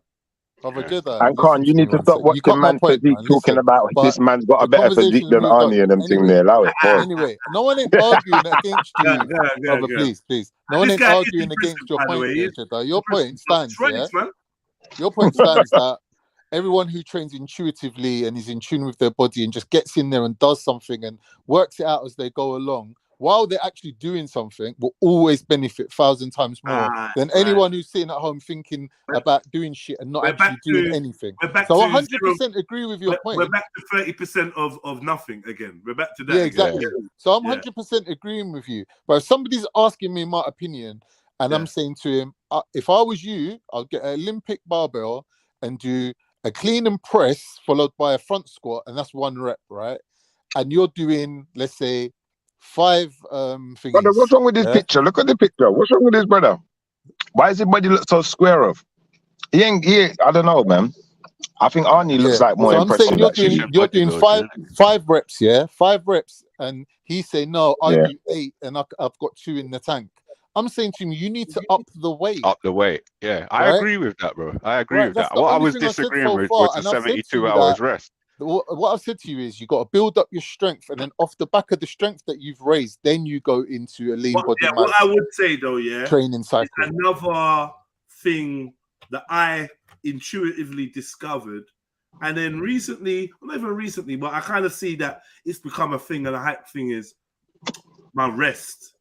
Yeah, my rest. The power of the rest was what was actually, I would say 80% of success in the gym is the rest. That's the rest, which is something that you're struggling with, or you have struggled with in the past, right? And it's going to be another thing that demotivates you.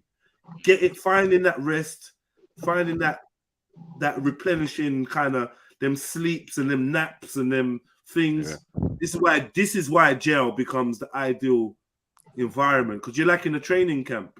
Exactly what I said. Hang it out and come home and then do minimal movement. Yeah. So let me ask you a quick question then. Are you doing a body part a day, bro? Now I'm doing about 2 to 3 body parts a day. Like as in I do the push-pull split, which I'm gonna jump up in a minute, yeah? All right. But so push-pull split, then you're not so none of your body parts are resting for 3-4 days then, right? No, you're getting 1-2 days max, right? None. Yeah. Which is what I was kind of saying. I'm doing that kind of on purpose at the same time because I'm trying to shock my body back into. Like, I'm just basically trying to do the muscle memory shortcut and get back to a level of glory or whatever, right? Which I'm slightly getting there, but I'm considering changing again and going back to doing 1 body part a day for a little while. And to be honest, the key for me, this is why I push fluidity and whatever. Organic training. The key for me is none of my workouts, not even 1 week of my workouts, are ever the same. The same, yeah. Ever. Really. How many pull-ups can you do in one set? And I don't stick to plans. Do you know what I mean? I don't stick to plans. I don't stick to rare. I try to write shit down. It never worked. It would never work for me. I can't tell you what I did today. I just went in there and lifted all the weights up. I can't tell you how many sets I did, because sometimes I do 4 sets. Sometimes I do 5 sets. Sometimes I did clean and jerks. My favorite exercise. When I do how much pull-ups can you do in one set? I don't know. I can't do a lot of pull-ups. They're quite heavy. If you're asking, well, that's what I was gonna say. Because I'm so light, it's not a good measure. I could do a ridiculous number. I'd have to get a belt and hang it off me with a weight. How many pull-ups can you do, Ed? How many pull-ups can you do, Ed? What I do know about pull-ups is one of the exercises where you can measure improvement from week to week. Yeah. Next time you go to do pull-ups, you'll be better. Yeah. But this is what I was gonna say, because you see with me, brother, yeah. You see, before I got in the gym, yeah, like I was proper, like I wasn't training at all. Do you know, like that? So like even doing push-ups was hard work. So when I realized, you know what, I could even do 20 pull-ups. I said, you know what, let me focus on that first. How tall are you? I'm 6'2", but I just focused on that first. I made sure my pull-up game was good. I weigh 14 stones, but I made sure my pull-up game was good first, and my push-up. Can you just, bro? What's wrong with you, man? What's wrong with you, bro? Because you're telling just relax. Wait till I'm finished, bro, and then ask me. Wait till I'm finished. Like, bro, wait till I'm finished, then ask me, innit? That would be a little bit jarring, though. I can't lie. Yeah. I was very slim previously. At the time when I started training, I was 12 stone. I'm 14 stone now. But I've been bigger than 14 stone. But the point I'm making is, you're right.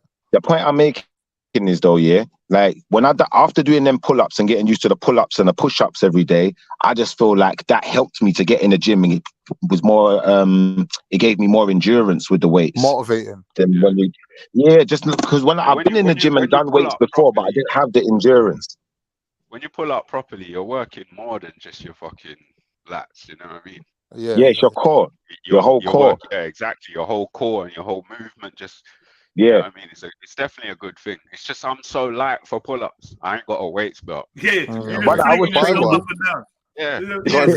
need to get muscle up dumbbell between your feet. Forget that. Listen, I'm telling everyone, man.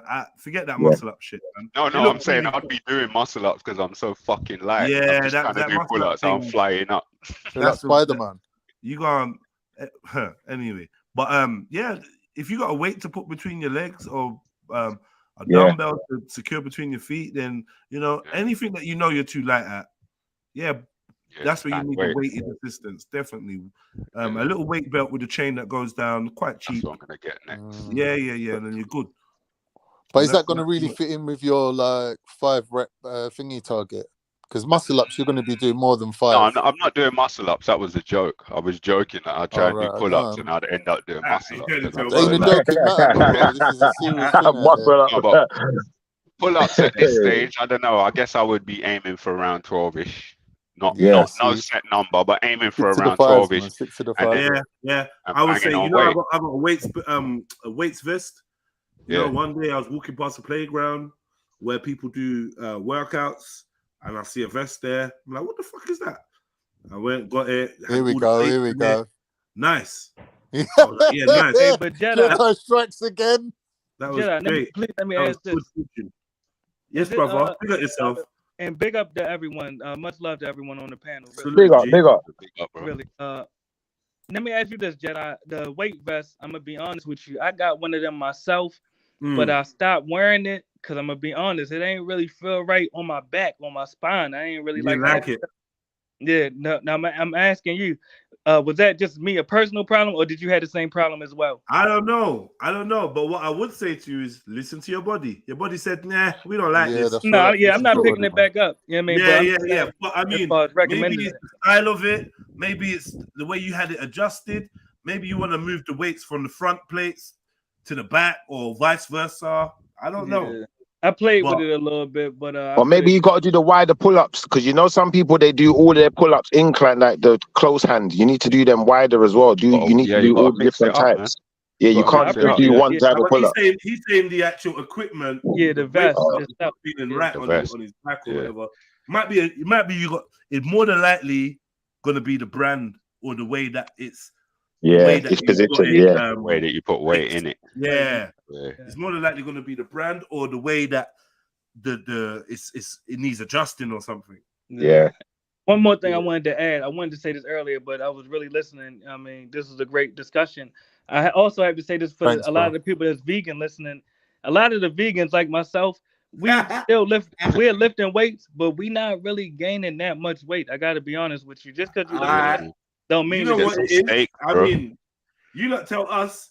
You tell us more than we tell you. You tell us about man. You get a gorilla gets all his protein from bamboo and so you guys know. You gotta eat bananas, bro. From monkeys, bro. Gorillas you gotta eat more bananas. Chimpanzees eat monkeys. you gotta up your protein, man. That's it. That's it. However you can. Say it again.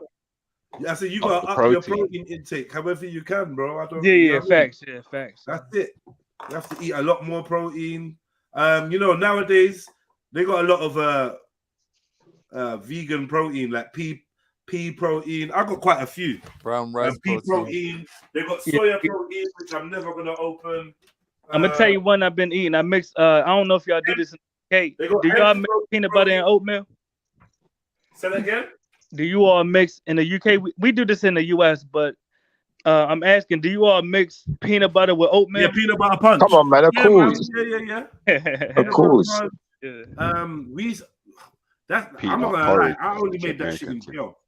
Yeah, he's talking about peanut porridge, really. Yeah, peanut porridge. Yeah, peanut porridge. Yeah, peanut porridge. Yeah, peanut porridge with honey. Exactly. That's what I'm about to say. That's a drink, right? You didn't actually heat up the porridge, just in case that's what you lot was doing with your oats. We put the oats in. We crushed up loads of peanuts. We put in loads of peanut butter. We put long life milk. Some people put condensed milk in there. Ooh. Cinnamon. Cinnamon's a must. Get me for a little flavor. And I'm feeling like there's something that I'm missing, like a weird ingredient that people wouldn't have thought of. I can't think of. What? Salt. Nah, no salt, fam. Nah. It was. I can't remember. We just used to make it in bottles in jail. Like, bring a pack of peanuts and I'll make it for you. Monkey nuts, right? Shell them all out, shake that shit up, and we used to eat that. And you know what? Instead of oats, I put muesli in there. So it's got the raisins, sultana, the almonds, all of that in there. Yeah. I put muesli in there. I remember them things. I stay buying a pack of macadamia still. I personally think the number one thing that's getting people swole in jail is their mind. Yeah, I genuinely believe that it's your mind. Why these exercises and that they just hit more. No, but Jedi, you got a secret weapon. What's that? You're a man that likes food, innit? Don't do that.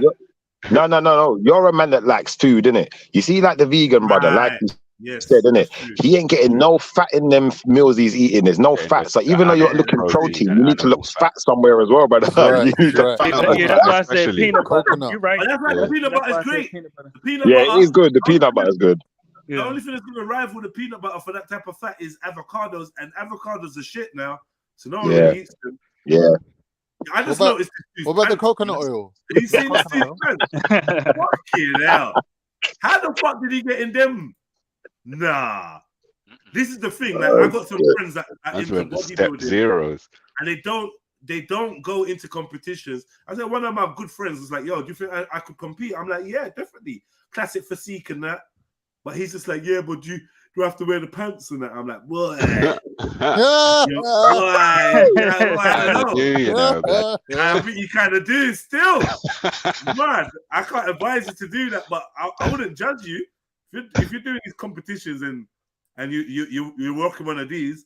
What's the one where you can wear shorts though, Jeds? Oh, there's one that you can wear shorts because they don't judge the legs, right? Yeah.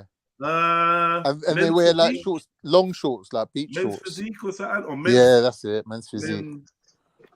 Then you wear the long arm shorts and then you're good. This conversation got me thinking though. Do you think like I don't know, like almost like like the Most High is watching us, and he's almost like a comedian. He's just taking the piss out of us. He said, you know what, black men, you're gonna have like the physical equipment, like naturally, you're gonna be born with all the physical attributes, that everyone wants. White man, you're just gonna have all the material attributes. You're gonna have all the money, all the material shit. Black girls, you're gonna have all the physical attributes too. The crazy body, crazy legs, crazy back, all of that. Yeah, Crazy all the legs. girls are envious. Yeah, but the white girls, you know, you got the nice hair. Then we give you some nice hair, and other than that, your man gonna look after you. Yeah, your man will look after you. Is it me or do these men's physique dudes look weird though, bro? They look unbalanced, man. The men. I don't know what's going on. I don't know. They look unbalanced. They look. The bodies look weird. The bodies look weird. All I know is I never want muscles in my bum cheek. Like, never. Bum cheek for pure muscle, man. I know, man.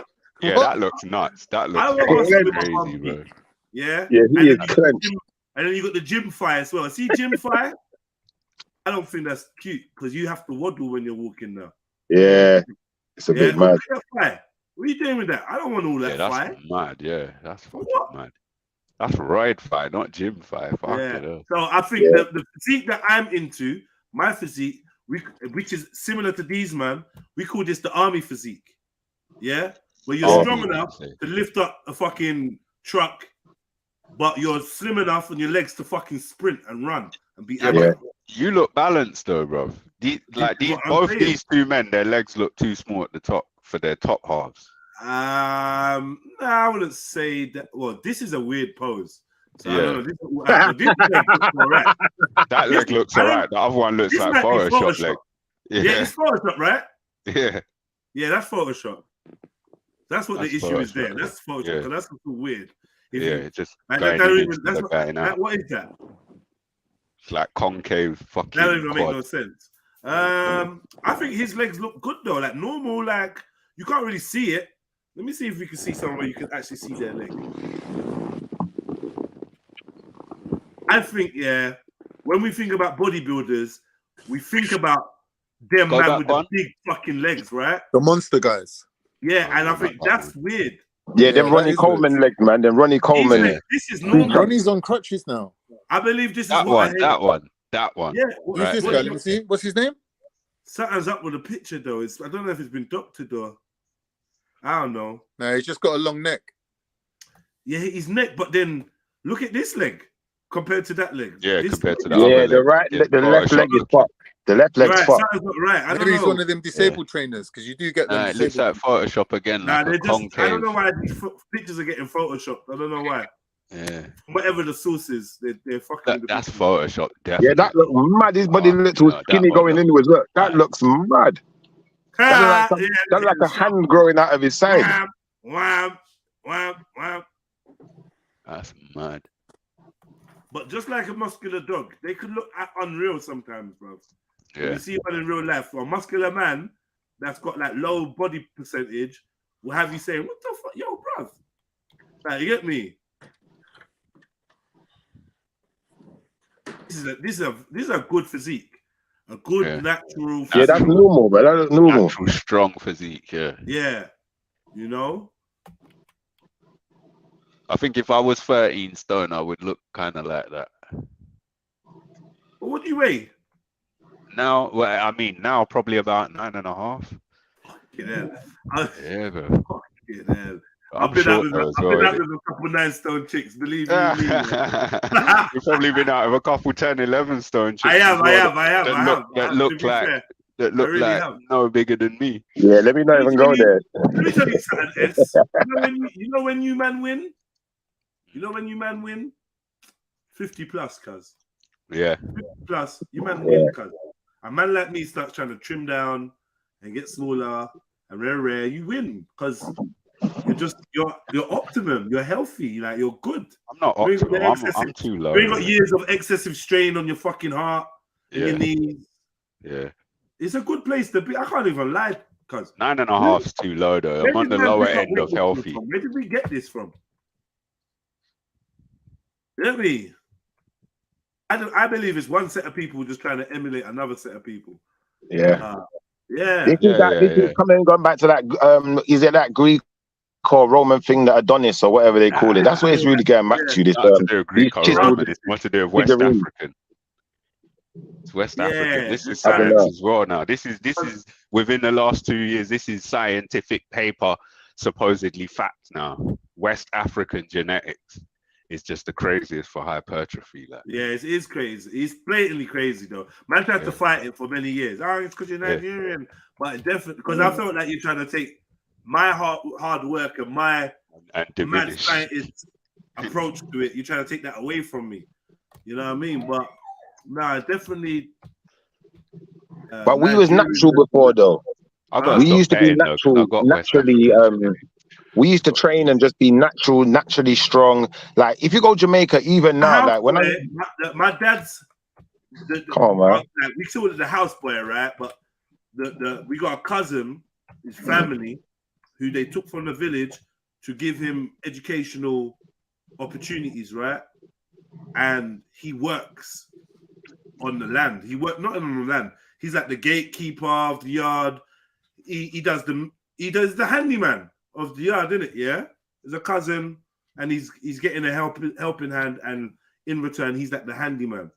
When I mean, I've got a video of him. Yeah, I asked him about the gym. I said, "Do you know about the gym?" He said, "What's that?"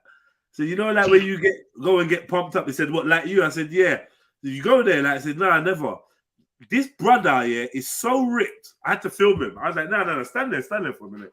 Very rare. Because when I showed the man them at home, this youth that's never lifted a weight, 16 pack and that. You know what I mean? Like muscle separation, muscle striation. Yeah. I remember one time I was going with my dad and we were just walking down to like the market or whatever, and there was all these workers on the side. Yeah. And they had like these big metal rods on their shoulders that they were carrying from one spot to another. Brother, I never seen definition like these brothers. Yeah.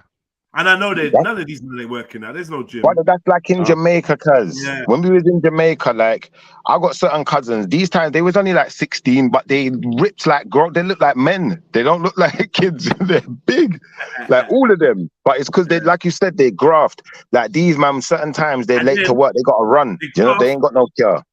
They graft shit for, and the sun is slicing away the fat like a hot knife through butter. But I think it also goes back. It goes back to the organic thing you was talking about earlier as well, because I heard someone kind of sum it up like this: walk long distances, run shorter distances, lift heavy things. Lift heavy things, and you're good. That's it. That's it. That's real talk. Yeah, that's real talk, man. I'm trying to get my walking back up, man. That will get you big still. That was the only thing about the little Fitbit watch that I kind of enjoyed was the step counter. I did enjoy that. It was nice to, when I realized, oh yeah, you reached your 10,000 quick, early, 11 o'clock. I've just done 2 missions, like there and back and there and back. And my watch is going, I'm like, rah. Ending the day with like 20, 30,000 steps. Why don't you do a boot camp for Khan, man? I would pay to see that shit, man. I don't need a boot camp. Khan just needs to come gym and train with, man. Like, that's what I mean. Let him go gym and train, but like get onto him, you know, like in them Rocky movies where man's got to do some hard training. I've got bare girls I can introduce you to. Remember Khan's bare hotties in my gym. Khan's 50, he's got fucked up knees. Yeah, I hear you still. He's doing his bit, man. He's trying. I ain't heard him. Now, do you know what? I'm going to start doing the South workout. South recommended the workout to me. What's that? He said, do your cardio at the end of the weight session. Duh. Yeah, so I'm going to start doing my knees. I can't do no cardio, innit? Remember, South and Jeds are both advanced level of training right now, though. Yeah, no, but like cardio after your session, that's standard. Yeah. You're gonna realize you do cardio before your session. You're gonna realize that you're tired. It's not hard to work out, right? I'm fucking tired. Yeah, your breathing won't be the same. You're right. There's either you do your cardio. A lot of people do start with cardio. I never really understand it, but for warm up, yeah, cool. Even I did a little warm up today. First time ever. I hear you. Even if you're going to do leg day, you still do a bit of cardio after, and it might go on the rowing machine or something. If you've done leg day, leg day is the best day to do cardio after. Why? Because you're going to dissipate all that lactic acid buildup. Yeah, it's going to actually assist your recovery. Yeah. You know what I mean? It's going to assist you getting back in the gym as quick as possible.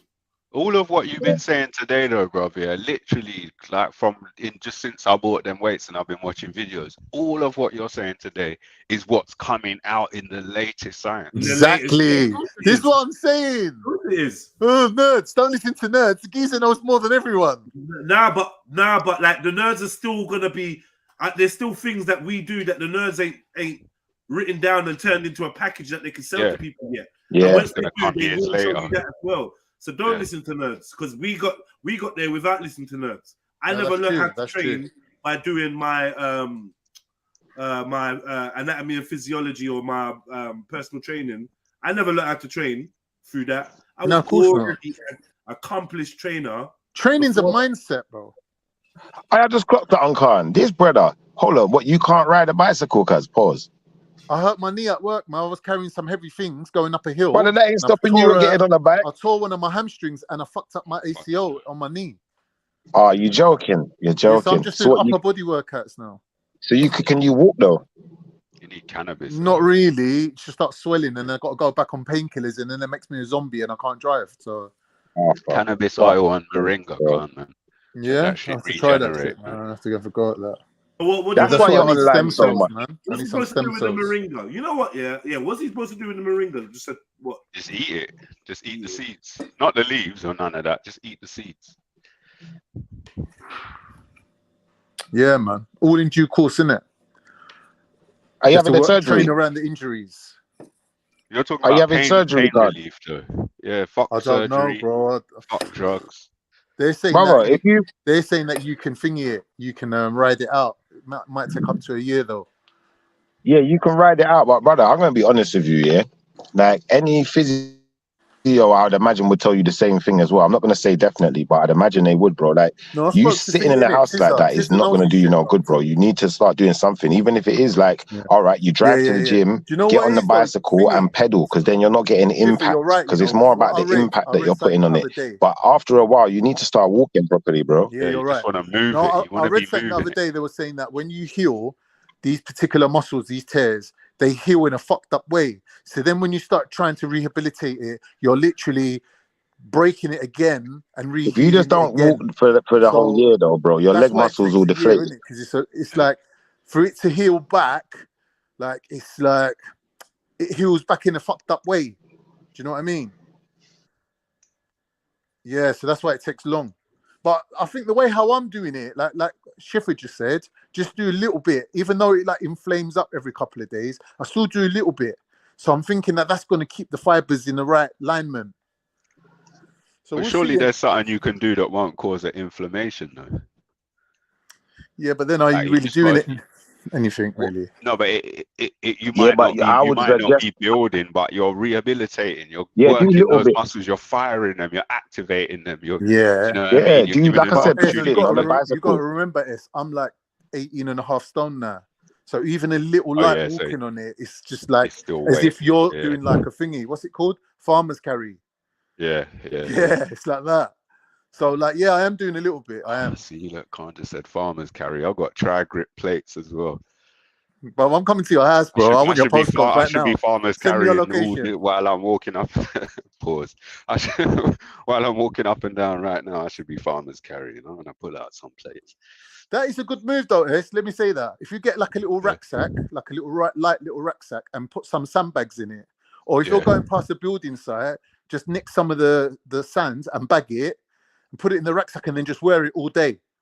Yeah, or even just buy a bag of sand. It's probably a fucking vibe. I'm like on the thingy, on the JEDI method of accumulating stuff. Like you don't pay for shit that's lying around, innit? Because it's part of nature. If they're leaving like a big heap of sand there, I'm just gonna take it, bro. I don't care. I've done that before anyway. I made like long. I got my mom to set up on the machine, like long sandbags, and I had one that I wore around my neck. Like I used to tie it around my neck, and I said I have other ones as well, like smaller ones, like like ankle weights and all that. Yeah. They got lead in them, I think. They got metal in Yeah, them. little lead pellets and that. Yeah. Sort of like that sort of thing.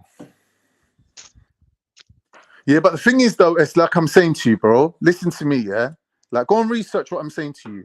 For over 40s, yeah, you want to do a full body workout and basically train twice a week. And that basically is the balance between protein synthesis and the amount of rest that you need. Yeah, but right? this new science somebody is saying like that's you too much who- rest, though, bro. It's not too much rest, because what it is, the more rest you get, when you lift, you're going to lift heavier. Because if you're in a strength building mode, that's all that matters, is how much strength you're building. But Because I it doesn't think really matter how many. supposedly the new science is saying 24 hours is more effective than 72. Because You know why they're saying that? to Shall I some tell you why degree, they're it's saying about that? volume as well. Or should I tell you why they're Volume of- saying that, though? Yes. What Oh, they're yeah, saying go on. is the muscle that you use in anabolism is the muscle that you break down in catabolism. So when you train, you're creating, circulating proteins that's close to the muscle. So then when you go and train now, you're sucking them straight back into the muscle. That's why they're saying that these shorter rests are more better, because utilizing the high amount of protein that would be floating around just after the workout. That's the reason. But that's not going to bother you, because you're focusing on upping your strength. Do you see what I mean? That it don't matter to you at all. What matters to you is resting enough, so when you go back in, you're lifting even heavier and heavier and heavier. 3 fucking days. That's a lot of rest, Con. That is It's a not, lot. bruv, because you need 2 days of protein synthesis, yeah, and then 1 day of basically overeating. You're gonna carb up, like you're gonna eat up for the next day. Do you see what I mean? So for 2 days where you've got elevated protein synthesis, you're gonna focus on eating protein, innit? And then for the 3rd day, which is the day before the next day's training, you're going to carb up for that day. So where you've had to eat less carbs so you can eat more protein, now you're going to basically restock them carbs and then go back into the next workout, fully carbed up, fully rested, lifting even heavier. But this is only for the interim period of what? 6 weeks, I would say. Strength training, 6 weeks. Yeah, do this method that I'm saying to you. Your strength's going to go through the roof. But the thing is, when you come off of this, how you translate that strength gain into muscle mass, that's the key. That is the key. Do you see what I mean? Yeah. Yeah, that's the art of periodized training, is that you're building a momentum where one builds onto the other, builds onto the other. Because like I was saying to people, like no one really listens to me when I say things, yeah? I'm saying to people, actually, when you do a dieting phase, a stripping phase before a thingy phase, a muscle building phase, it actually increases your muscle mass. And people are like, no, but how can it? But it does, because it takes out all the shit out of your body that's basically backing up all your receptors, that's slowing up all the protein synthesis. I'm going to try and find this video still.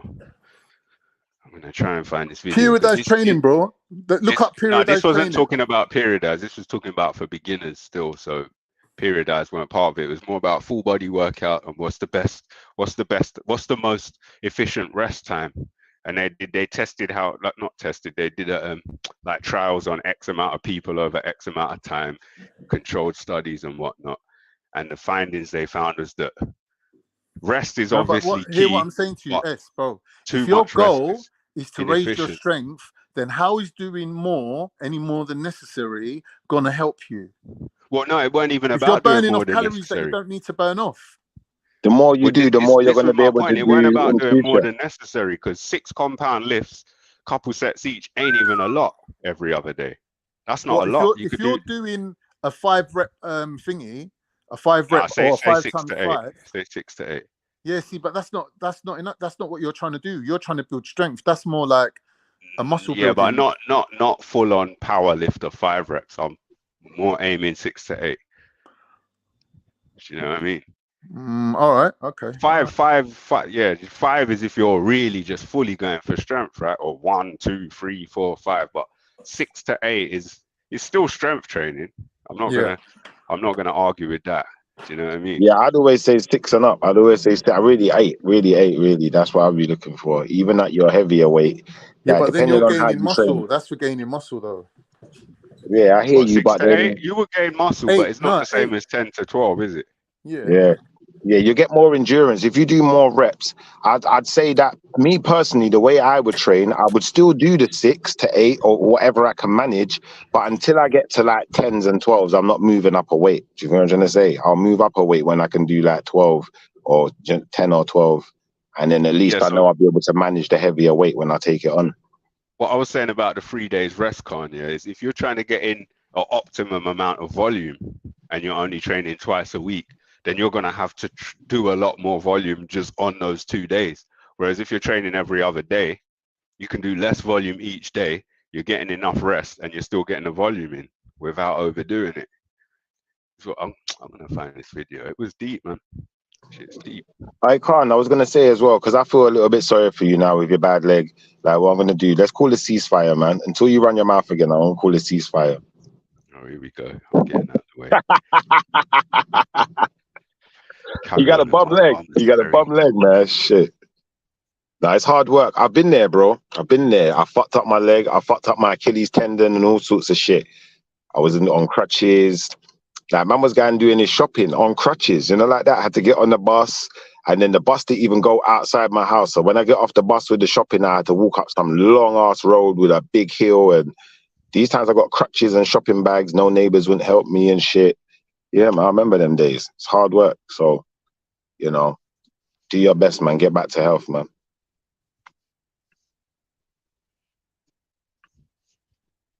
I would suggest getting in the gym and get on the spin class or something, man. You know, like that. Because spin is good. I thought it was shit. Like when I first saw it, I thought that you lot are joking. You're just sitting on a bicycle acting like you're training. Right. But if you're 18 stone though, I think weight training would be better than spin, even for losing weight. If you're 18. What for me, you're saying? No. You gotta do both. You gotta do both. Severe calorific restriction, and like got myself. I think before we started this thing. Remember, muscle weighs more than fat. 22. I was like 22, and I got myself down to 18.5. But now, what I've done is I've had to do what they call reverse dieting, where basically you're letting your body reset, but without actually gaining any weight back. Why don't you join the spin class, bro? I guarantee you, if you join the spin class for 1 month, you don't see the difference, then maybe it's not worth it. But I wouldn't imagine that would happen. I'd imagine you would have lost at least a stone, maybe more, within a month. I know a girl who did it, and she was big, she was beefy, like she was like thick. Yeah. How was she? Well, she is. How old is she? Did you say? No, how was she? Well, she was really chunky. She was waddling and all of that. Like, I mean, big, like heifer lump, big. Yeah. And she started going to the gym. Do you know her? I know her still. It's someone I know personally. It's a good friend. I've known her for years. But long story short, she started going spin classes, brother. And I'm telling you, the way the weight fell off of her, she did diet as well. Don't get me wrong, and changed the way she was eating and X, Y, Z. But the spin class, as soon as she done that, bro, the weight just started dropping like flies.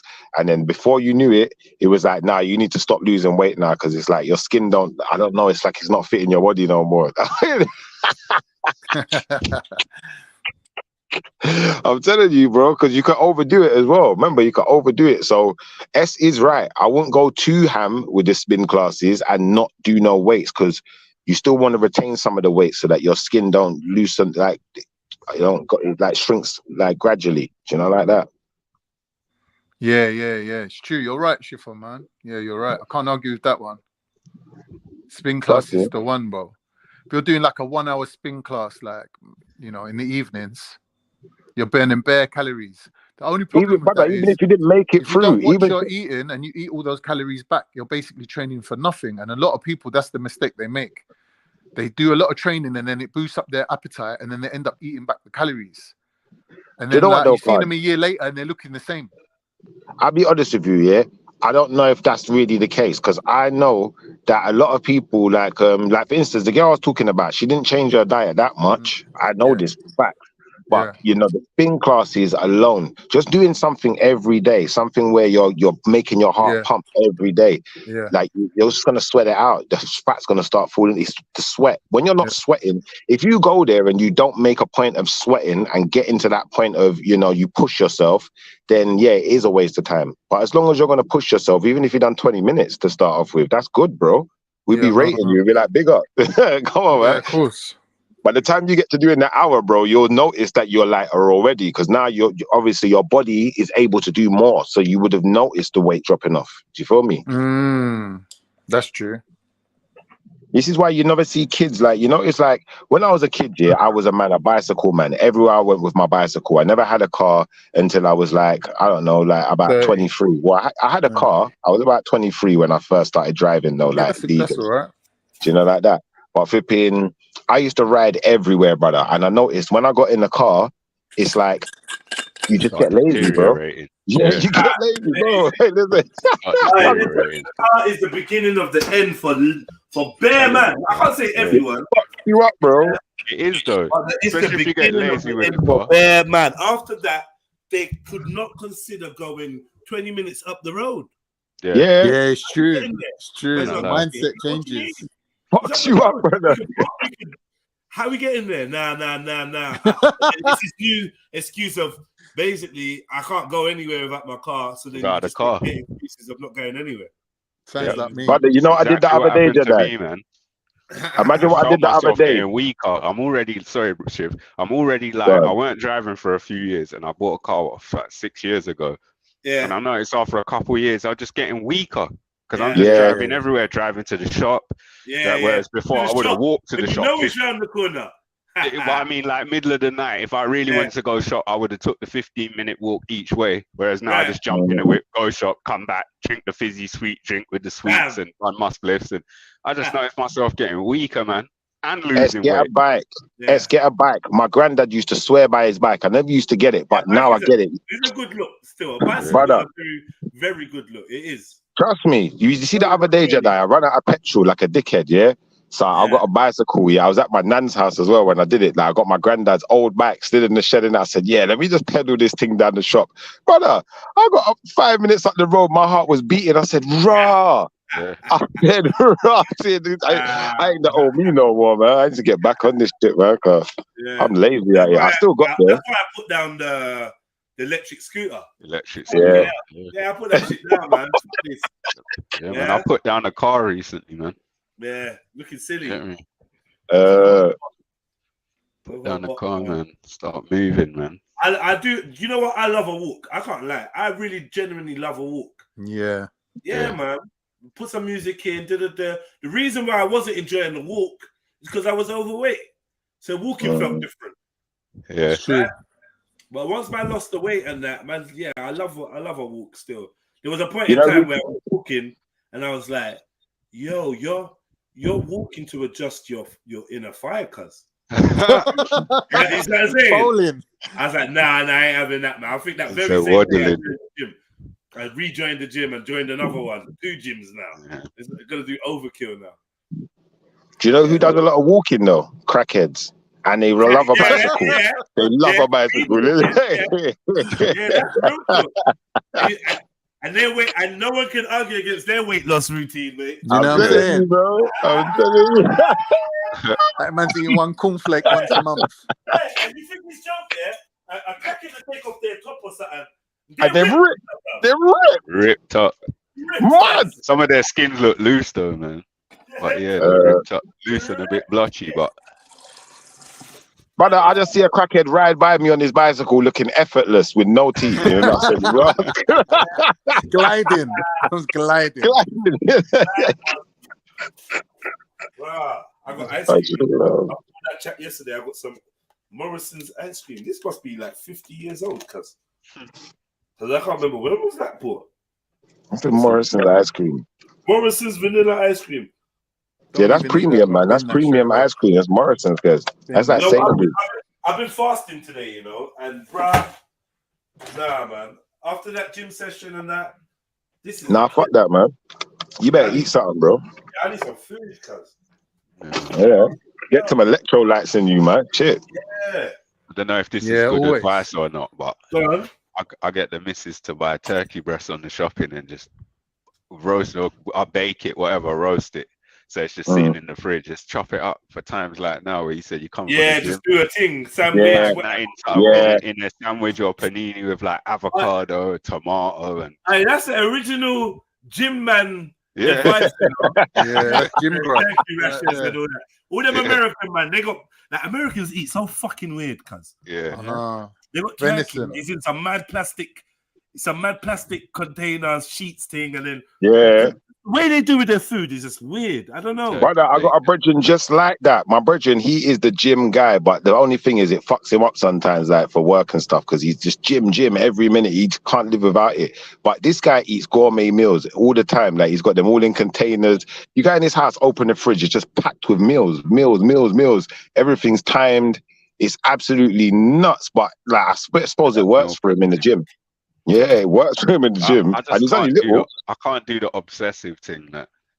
Yeah. Like having the turkey breast cooked up, ready to chop up and eat whenever you need it, it's one thing. But this meal prep, all meals packaged out, I don't know. It just seems a bit. It just seems. But you know what? I know what you're saying, but you know what? If you take the time out to do it, you will bend. You will reach. I don't know what you're like. For me, I can just switch up my emotions and eat what needs to be eaten. Yeah.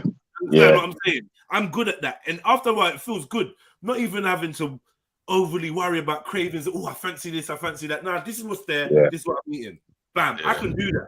So to be presented with the same meal every day, I could clap it. Yeah, just clap it and done.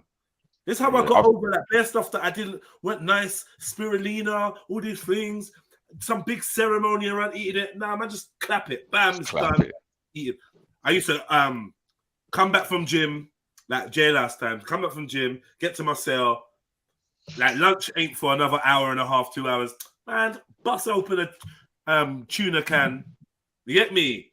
Yeah. Put the hot sauce, tiny bit of hot sauce, just clap that out the can. Dash that, yeah, boom. No, you get me? I don't need nothing cook up. I don't need this. I don't just a bare about it. I'm kind of like you man was good. You was good, but you had a good commentary. He had good canteen, you could tell. He had good canteen, man. Come my canteen was shit. You know what, man? It's cool, yeah, but I don't like the texture. I'm like, texture? Oh, texture. What are you Come talking on, about man. texture when it comes to food? Man, you a bitch. That's It's how, like a little girl, yeah. All my homies that be talking about texture. I don't like the texture. Man, shut the fuck up. Yeah? Like Schiffer would say, pull your skirt down, let's get busy. Yeah, when it comes to packing the food, I don't talk about texture. You can just back it, yeah? I've got better since I've been trying to like repair my muscles, all my pulled muscles and that. And I've repaired a lot of my core, my chest, my upper back, middle back. And I just find eating a lot easier. Whereas before I used to struggle through meals and eat them in two parts and shit. But now I just wax it off. Yeah, wax that, man. Finishing before wifey and that. You get me? Yeah, by the time I realize it's not nice or whatever, it's too late. It's too late. Yeah, I got a job to do. Yeah, if I feel like I'm struggling, I just pace up and down, come back and take a next bite, pace up and down. Right, now you move it. Now you burning calories, bro. You burning calories. I know. You gotta sit still. Yeah? Sit still, you know. You gotta sit still, man. Relax. Yeah, that's a part of it, though. When you get all active and that, you gotta keep. When you get the bug, do you think you've ever got the bug of working out? Never. Yeah. Never. I get the bug and then I do one workout. Like one day. Bug, man. Nah, he means the bug never of when ever you're had doing the bug. the workout. Everyone gets the bug. Every every basic trainer or person that don't really train, it's once you actually see a genuine result. That then you get on it. Yeah. Like you're like, raw. Once that piece of clothing or something don't fit how it used to, or don't fit at all, or whatever it is, you're like, raw. Then two things, you got two options. You're gonna get the bug, you're gonna go crazy and burn out. Or you're gonna get complacent because you start getting too much compliments. Yeah, but this is part of the cycle of training. Yeah. But that initial bug that has you just thinking about gym, walking and doing like exercises in your head, like rare. That's that you need to just get that. Where you realize how around the house and that pain. Oh, I hate that pain. So yeah, I want to feel that pain. Yeah, you want to feel it again. Yeah, you're right. The pain after the workout, I know it weren't all that. Yeah, you're right. He's right, bro. I think that's why Joe was good as well, because like you just go, like you go work, you go gym, you go sleep, and then you eat food, and it's just routine, and it's like I got to a point where it's like I was buying tobacco. just so I could buy people's food off of them. You know, you give a man a burn and take it like when you boiled egg day, I'm taking all the boiled eggs. When it's flipping that cake and custard, I take it all of that. Schiffer went to town. Wrap it up. Hey, listen, wrap I know it up. she's gonna be one of them ones that just pack on, and just get bare muscle and just still slim, or bare like extra head. Like, rah, how has he got so big? She's taller than that. You know what I mean? But and you got the ADHD as well. Fucking hell, in the gym. You know what I mean? That's the fucking rules. But I am a believer in this, yeah. I think at a certain stage in every young man's life, I think optimally between 17 and 21, they should have some kind of, it's gonna sound mad, they should have some kind of prison experience, cuz like not prison. Yeah, like, I know it's gonna sound mad, but nah, cuz you know like the gift of the curse that it was to go to jail. Like, I agree still, but I don't. Bro, it's like I'm telling you, for your mind and for your body. This, I don't know if it has to be prison. Yeah, I don't know if it has I was going to say with military, some sort of regimented training, bro. Right. Give them discipline. Like, and gives them a bit of structure. Some people do. Some countries have national service. Yeah. I don't even know if national service is intense enough. I guess it depends on the military. You get to practice isolation. You get to engage physically in things, like combat, like reading. Yeah. Like there's so many factors in this isolation of going to jail that are positives for a young man. Especially for a young man that didn't have the discipline he should have had. Because maybe you got your dad and he's on point. You get all these things when you're fucking 8 years old, mate. Yeah. Do you know what I mean? You learn how to handle yourself. You learn how to handle yourself to a different level when it's just you. It's a coming of age experience that I think, especially over here, the young men, the young boys, they need that.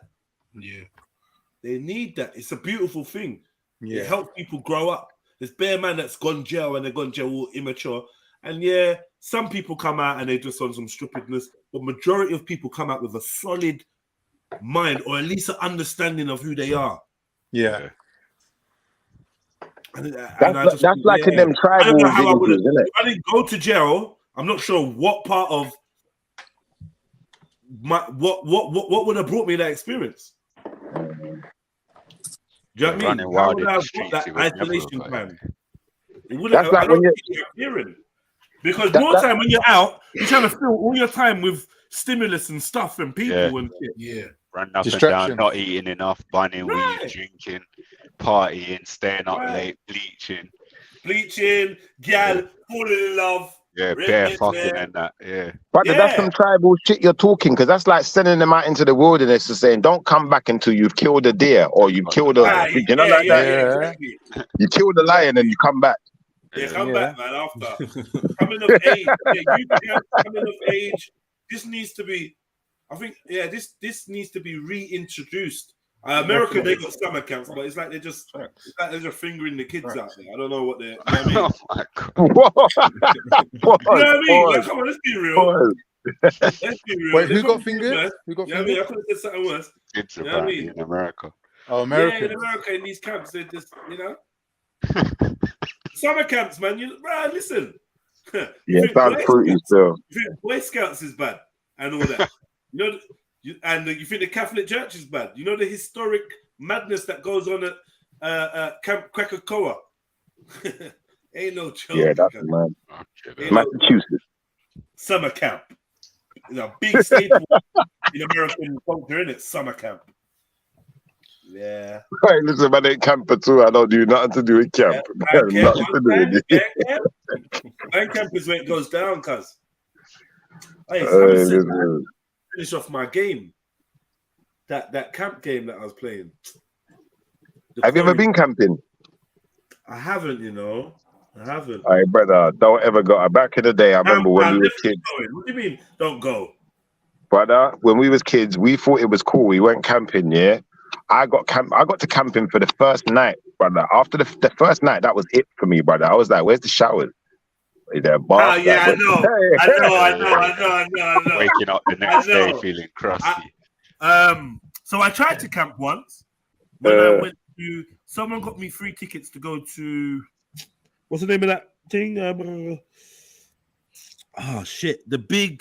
big festival. I think it's like the biggest one in UK. That big festival, Boomtown. Yeah. Someone got me tickets for Boomtown, right? I've been Boomtown. You been Boomtown, yeah? Yeah, I've been near Bournemouth, innit? I don't even know where it was, but it was crazy. Yeah. I've been up there too. It was crazy. Yeah. So we got Boomtown now, me and a couple of brethrens, and yeah, basically an organizer of Boomtown is somebody that we know. I'm not even gonna talk about that. That was just a whole next thing. Yeah. Gone Boomtown now, and we're supposed to camp there. We was raving the whole day, raving the whole night. I can't remember how I slept or what happened. I don't remember sleeping, but I know nighttime did come. And at one point, the man then went back to the camp, and I was bopping around, just, looking and, observing and people watching. And flex, man, I flex. Yeah, man's just flexing, innit? I like my own company and whatever. So I was just seeing where I go and car. I always heard about these festivals at night, so I want to see what was popping. It wasn't that eventful anyway, yeah. Anyway, man's gone back to my camp and whatever. Gone sleep. I swear I didn't sleep, but I laid there or whatever. Woke up in the morning. First thing that was on my mind was, I need to shit.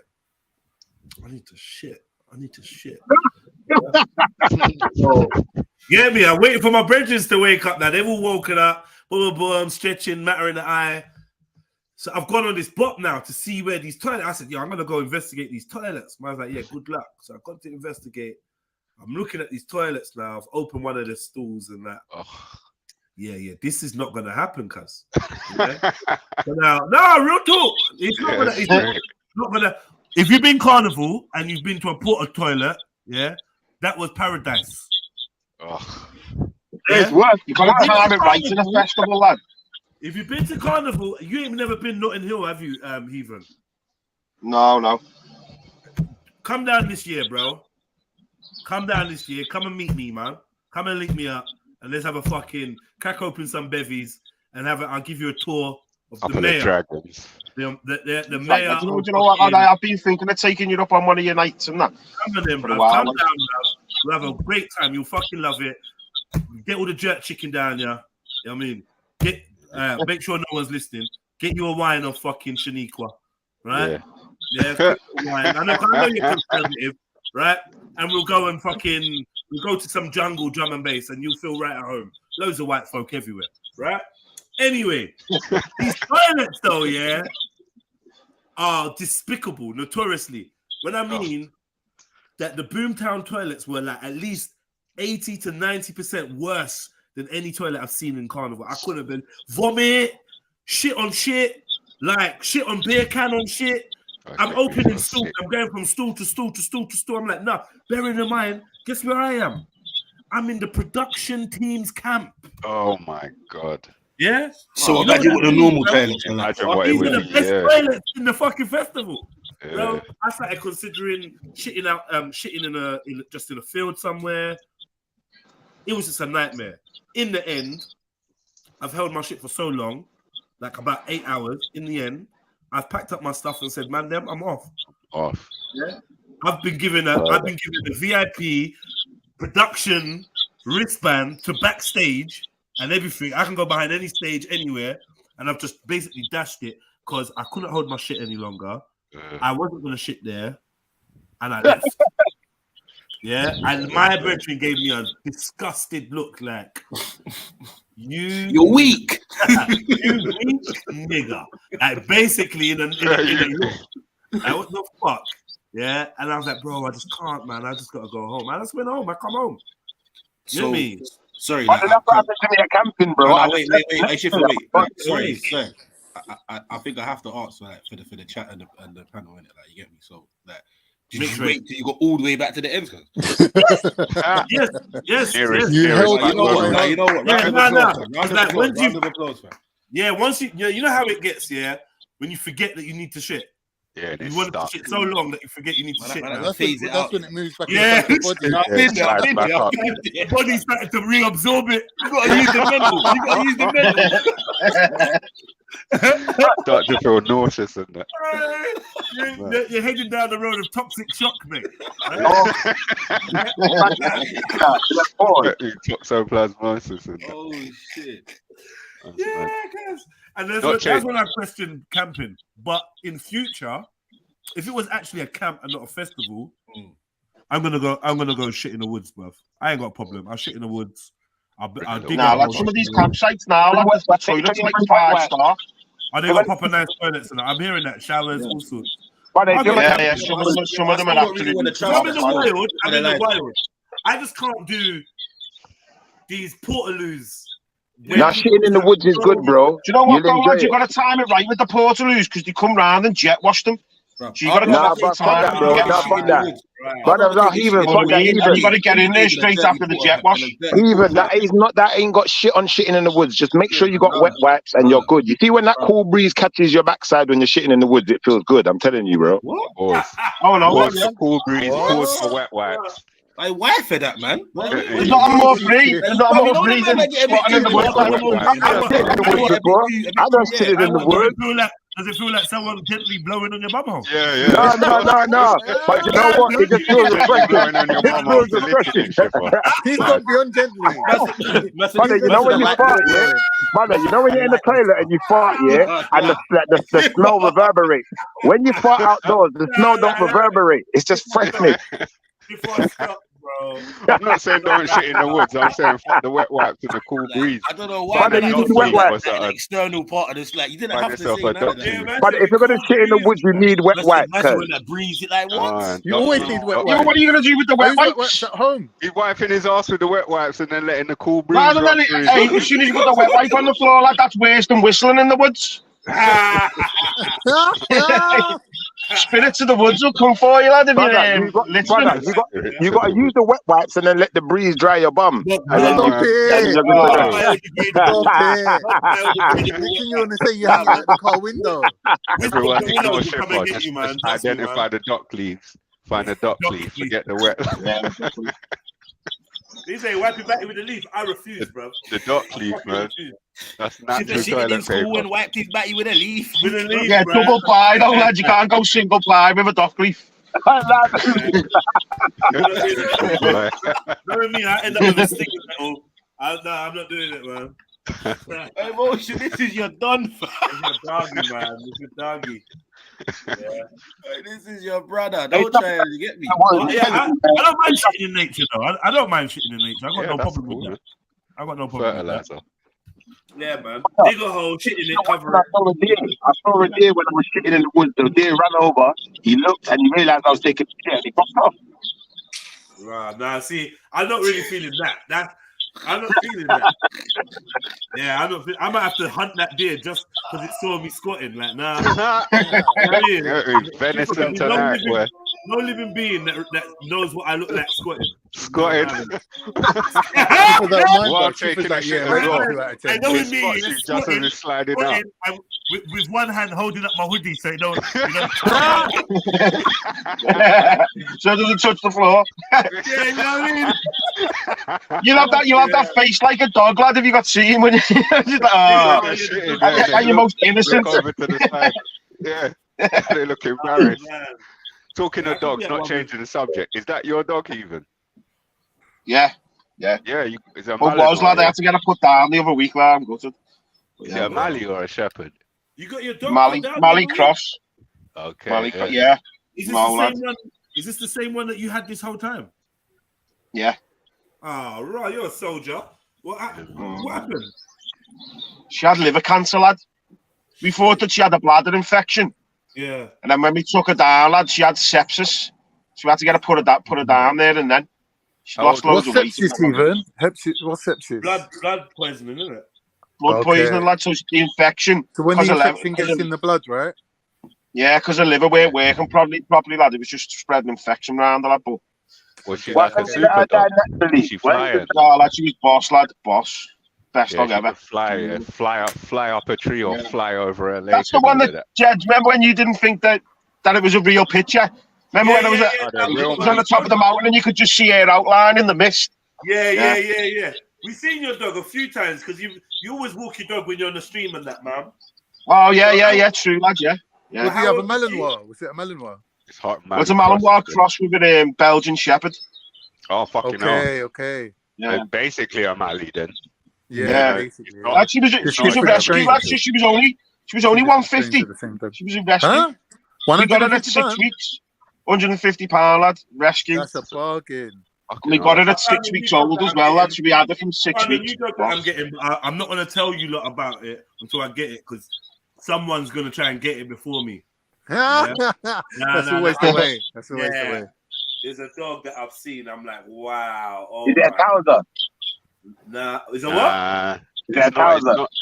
Towser? No. It's not. It's not what I was talking about. Is it like a fucking? No, but just wait. Just tell me anyway. It's not like a. What do they call them again? I forget what they call them. But it's like when you cross like mastiffs with pits and that. I was talking. I'm off that. I'm all grown up now, man. I never thought I'd be. No. Listen, my favorite dog is a pit. There's no greater dog than a pit. I don't care what any of you say. However, Ali's kind of some stuff. Can't allow it. No, fullback. Don't do this. Don't argue with me, bro. If you're gonna make a case, bro, don't start with fucking staff, cuz please. The only thing to me that tops a pit is a Malinois. I've been swayed. A Mali tops a pit for me. I don't want to have this conversation. You're not gonna upset me, man. Just hear me. Nah, there's no greater dog than a pit. I don't care what you like. Just talking nonsense. Yeah. But this dog that I've discovered and I've been researching, man, oh my god! Glad you've been researching that, lad, as well. Yeah, check this out. S. Yo. Look at your phone and that. Check that one out. A brown Doberman's lovely. What's lovely? Oh yes, I know this one, bruv. I don't even need to look. I know this one. You were close even, but you're not right there, but you're close. That's Hungarian. It's a Hungarian. Bro. That dog there, that's my proper, bro. What, the Siberian Husky? Nah, it's not. I never ever considered having a husky. That's what people Japanese like. Tozer. Is it a Tozer? That's what people like South, that like light skinned girls and that. What am I doing with a husky, cuz? These ones are proper still. I never respected this husky thing. I don't get what. Yeah, same. Definitely not for this country. Not for this country, man. What we got husky for? Now, then, if you said a wolf dog or something along that line, a Congo. Or Akitas are sick as well. Man, Akita's like a wolf dog, bro. My brother's got one. Bro, you see this dog, yeah? It's got that athletic wolf body, yeah, bro. The base of this dog's neck, yeah?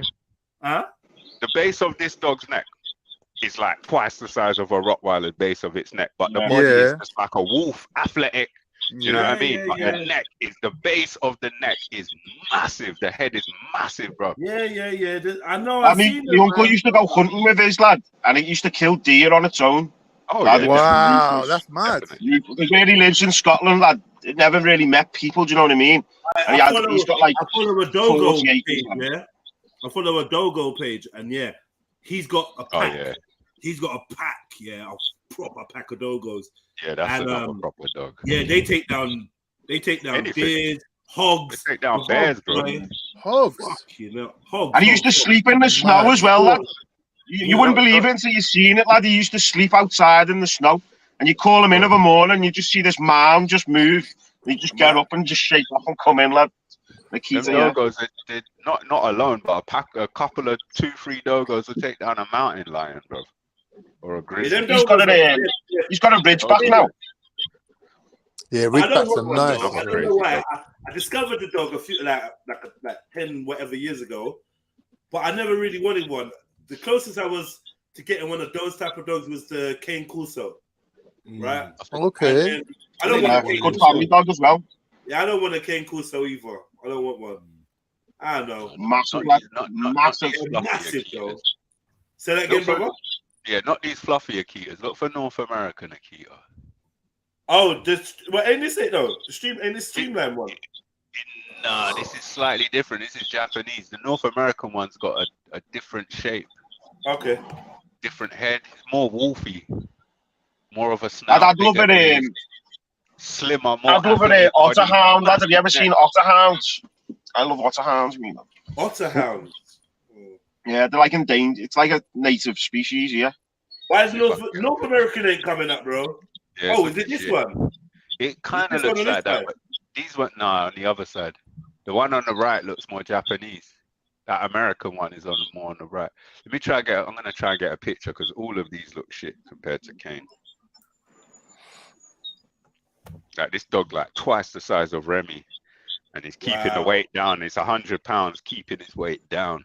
What about the Tibetan Mastiff? What about one of them? Oh yeah, they're kind of crazy. I've seen all them dogs look mad and that. They're crazy. They're massive. Yeah. I don't want that. Caucasian. No, the Caucasian shepherd. Yeah. Crazy dog. Caucasian. I don't want that, or man. whatever they call it. Anatolian shepherd's another one. Yeah, look. Kango, Turkish Kango is another mad one. And a Indian one called Bully Cutter is another one. Have you seen that bar? Is it a bar bowl? The bar bowl dog. Yeah, boy. I reckon he's got a Bully Cutter, isn't it? Yeah, he's lying. Yeah. He's got a Johnson's Bulldog. It's an Asian brand, isn't it? Yeah, Bully Cutter. Yeah, it's like an Indian dog. Mad though, proper big dogs, man. Tibetan Mastiff. I don't want none of these dogs. You gotta feed them too much as well, man. You know that dog would feed these brother. I'm telling you, look at the size of him. He is walking like a lion. I'm good. I would like a Caucasian. Is this Cujo? Yeah. This is what Cujo was. Cujo was a St. Bernard. It was a St. Bernard. Yeah. Look up this one. Chinese Tibetan Mastiff. Yeah, they even the red one, lad. Have you seen the red one? Yeah, the red Chinese. I think it's the most expensive dog in the world, isn't it? Yeah, the red one. Yeah, that's Clifford, the big red dog, man. Red one there, yeah. See the red one there? Big fucker. They go for like $1 million. Yeah. In China. Look at the size of that fucker's head next to the woman. He ain't got no thingies, bro. Myostatin. That will fuck your house up. That will fuck your whole house up. Myostatin's running loose. What's the point of this dog? It's a show dog, man. Do you used to guard the Tibetan monasteries and that? Yeah, the kingdoms. But these Chinese. You want to hear the bark on them, lad? You want to hear the barks, just like proper deep bark. Chinese this dog ain't doing that, I'll outrun this dog. It's not doing shit. No way. Lad, look up a video of one now. They get active, bro. They're not like lazy dogs. Whatever. They get active, bro. That's just a great deterrent. You see that dog, bro. You're just thinking whatever you're planning, fuck that. Yeah, you say that, yeah. The Chinese can't run that fast anyway. That's not how men work, though. Yeah, you can scare a man for a while with just until he's hungry enough. He will work out. You know what? I can get to the door before he. You know what I mean? Cuz, well, if he works that out, good for him, innit? But in 3.2 seconds, you get me, like, when you break into my yard, cuz you might not have that time, innit? That's what I'm saying. Nah, man. And most burglars and that, they scope. They see stuff. They watch. This is why you need Dobermans and dogs like that, because they're gonna actively investigate whatever fuckery you think you're on. Man is onto everything, man. Yeah. My brother's got Dobermans as a guard dog. He's got like a little car lot thing, and he's got 2 Dobermans in there and a boxer, brother. You don't want a guy in there. They chase you down. He's a traveler. Can I just say, I'm gonna say this hand on heart, yeah. Fuck boxers. What are the we said that another day. We said that. Why are you creating a boxer and for what, bro? What a useless dog. What shit. Strong, bro. They're just slobber, lad, and they're just nuts, aren't they? They're just absolutely nuts. I've never seen one that hasn't ran with, like, not running, you know, with like its tongue hanging out. Just like, and their back legs go. Yeah, but they don't give up, Jedi. That's why they're good. They're the kind of dog. He'll fight to the end. Fight? I've never seen a boxer fight once. Never have I. Yeah, because you ain't never fought one. They won't fight dogs. They'll fight people, though. If you put him in the as a guard dog. Nah, bruv. I've never seen these dogs. I've never even seen these dogs chase someone. Like, these dogs are bro, are you? Nah. This is what I think They're about. light as well. They don't do shit. They're not heavy, are they? They're not heavy footed or nothing, like they're quite light. No, they are heavy footed. Are you mad? You know how much they weigh, brother? They look small. I'll tell you what a boxer is. A boxer is like cutting agent in some fucking flake. Yeah, that's what it is. Just to wash down a dog. If you want to create a little breed or whatever, put a boxer in for a bit of height or whatever. It's a shit dog, man. I don't want to show. That's like the old English dog jets, but I'm going to show a picture. Yeah, don't give away my dog, man. I won't show the website because they trained the dog you were talking about on this website. I'm going to what show about the old English bulldog? Used to be like that height. Kim Kardashian's got a boxer. That settles it. That settles it. What about the Ridgeback? What about the Ridgeback? The Ridgeback is a good dog. That's a good dog. That dog will climb trees. Bad boy dog. Like the Rhodesia. See, I grew up with these Rhodesian Ridgebacks, yeah, in the area that I was living in, Pecs and that. And yeah, there was nice dogs, like serious dogs. It wasn't until like about 3 years ago, but just before lockdown, I saw a real Rhodesian Ridgeback. A real. I was in awe. I was like, yo, what the fuck? Like, with the proper dog, but like, just like the same with a Doberman. When you see a proper Doberman, not these poxy ones that are running around. Same with a Rottweiler. You see a German Champlain Rottweiler, bro. A working Rottweiler. No. That's a murderer. You're not you allowed to. You see them long-eared Rottweilers? They're mad. Ain't they banned? I swear they're banned. We told you. No, they're like the run to the litter. Normally, kill babies. Rottweilers are switchy, man. We already had this argument. No, they're banned. I swear they're banned, man. They're not banned. Look at that one. They're not banned. Look at that. They bite kids though, bro. Man.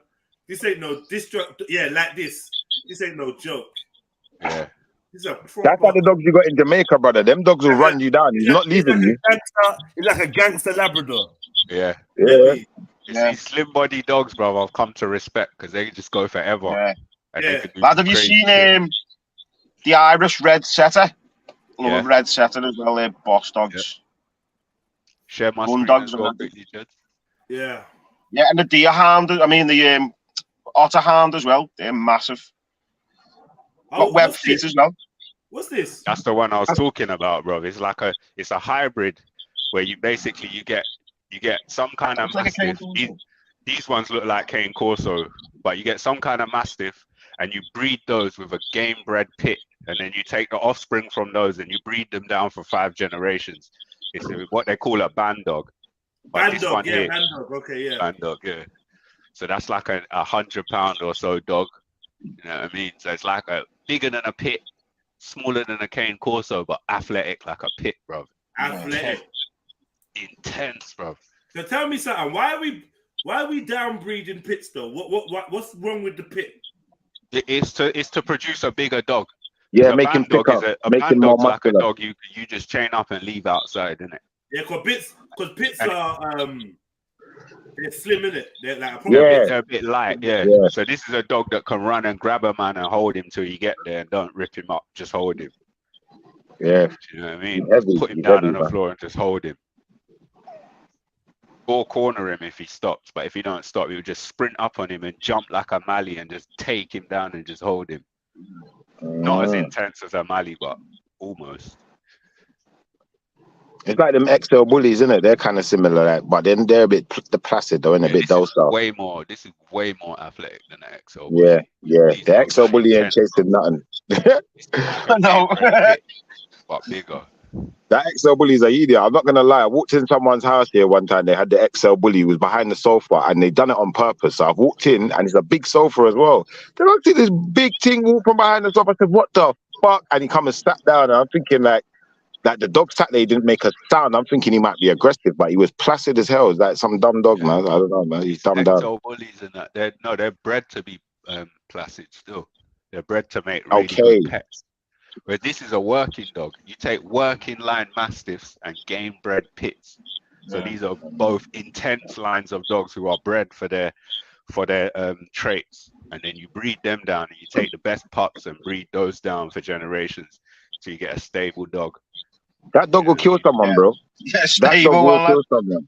That ain't stable, It's like bro. when you That's see a someone murderer. in the park, lad, and you know they've gone, you know they went and bought like a working breed fucking spaniel, you know, and you just can't control it, like they're just fucking nuts. But when I He's say got his mouth stable, these are open. still Look at him. working dogs. They're still high intensity dog, but I meant a stable breed, as in you get consistent looking dogs with consistent traits. Yeah, So but look at his mouth. Look at his mouth. He's looking for something to kill. This dog is a murderer. Look in his eyes. He's in training right now. He's like, in a minute they're gonna let him go to run a man down and pull him down. Shit. Yeah. You know what I mean? But He these will dogs, murder someone, I'm not bro. going to show off the company because, like I said, it will expose the secret dog Jed was talking about. But these dogs are trained so that your wife and kids can handle them off the lead. You know what I mean? They listen to everything you say, but they're also autonomous. So they will autonomously protect the family, but they will listen to the wife and the kids. Yeah, but they're dangerous to other people, though. That's the only thing. Of course, and that's the point. It's a protection dog. But that other dog you said though, S, yeah, is it the Malamute? Yeah, that Malamute thing, brother. Malinois. Oh, you said Malinois. No, I'm talking about a Malamute. Yeah, this Malamute thing, brother. Yeah, I'm telling you, that dog there, brother, is something. It's not a dog, brother. This dog has scaled buildings. I've never known a dog that can climb. Like I know that them what is it, the Ridgeback, he can climb a tree and run up a wall, but this one proper climbed. You will climb the drain pipe, get up, he got up on the roof, started howling and shit. I'd never see, brother. That dog there, that should be banned. That shouldn't be allowed. I'm sorry. And he's too big. You're talking about a Malinois, lad, they can climb buildings and that. Yeah, that's what I was thinking. He might be talking about a Malinois. I want to try to show him a video of a Malinois flying. I should have typed in flying. Now, when I used to fly. when I used to walk anywhere near ours, like, oh, you get off all that. Lad, is that a Mally? Is that a Mally, lad? And now everyone's getting them. That look like Hooch from Turner and Hooch for a minute. No, it looks more like a shepherd, but like a shepherd pit type cross. Okay. They kind of look pittish because of their colouring. Yeah, it's got a smaller snout, hasn't it? Proportions. Yeah, their proportions just look slightly more bully. But they're super athletic. Like, super ain't the word. Mad. Yeah, that's Have you seen the videos brother. where they're like going out to planes with like the special forces and that? Skydiving. Yeah, man. Loving it. Goggles on and that, innit? The goggles and the parachute. Yeah. Put dog goggles on the dog. These are like special forces dogs, bro. They're crazy. Man, her brother went into the army, lad, but he got kicked out because he wouldn't listen. Super high jumps.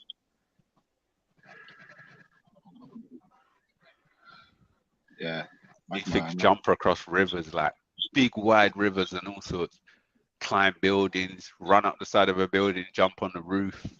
Yeah, that's mad, brother. Yeah, look, now you don't want that shit for you. Yeah, this one, lad, I think this is one of them. Belgium, nah, you've seen higher than that. Yeah, I've seen higher than that as well. That one's a little bit higher. But look, it's running up the side of the wall. It's not just a jump. It's continuing the momentum. That's not a dog, brother. This is what I'm saying. Some people got dogs. Some of you got beasts, though. You're running around with beasts. You know, like in the, like, I don't know, man. Like back in the day, like they would call them beast of burden, innit? Like that is a beast, brother. Yeah, that is not a dog. This clip before. That's a puppy there on the far one as well, lad. Yeah. That look ain't at no the puppy, distance brother. they cover before they put their feet down. Yeah.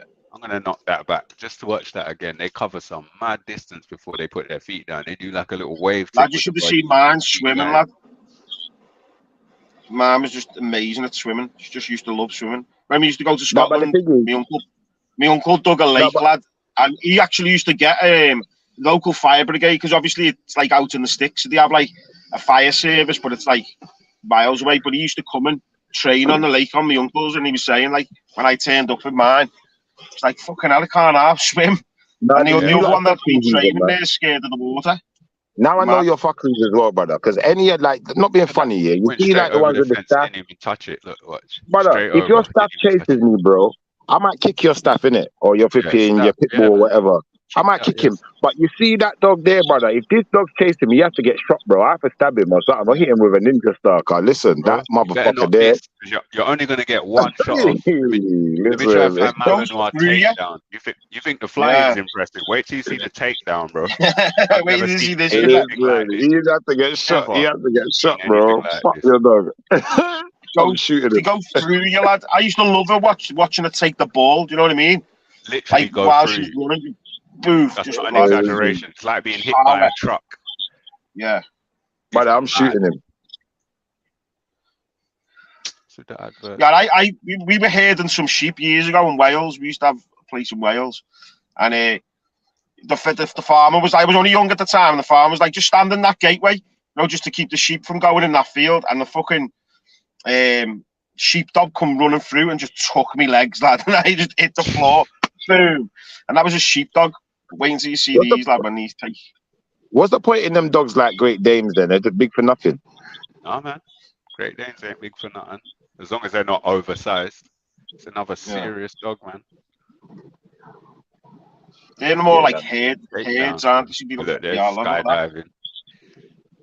Yeah, fuck your private eye secret agent dog. I'm shooting that motherfucker, man. You only get one shot off though. They move super fast. But this is what I'm saying. I gotta be accurate with this shit. It's a take. I have a knife for backup, man. Got a knife as the backup and a baseball bat just in case, because this motherfucker's on it.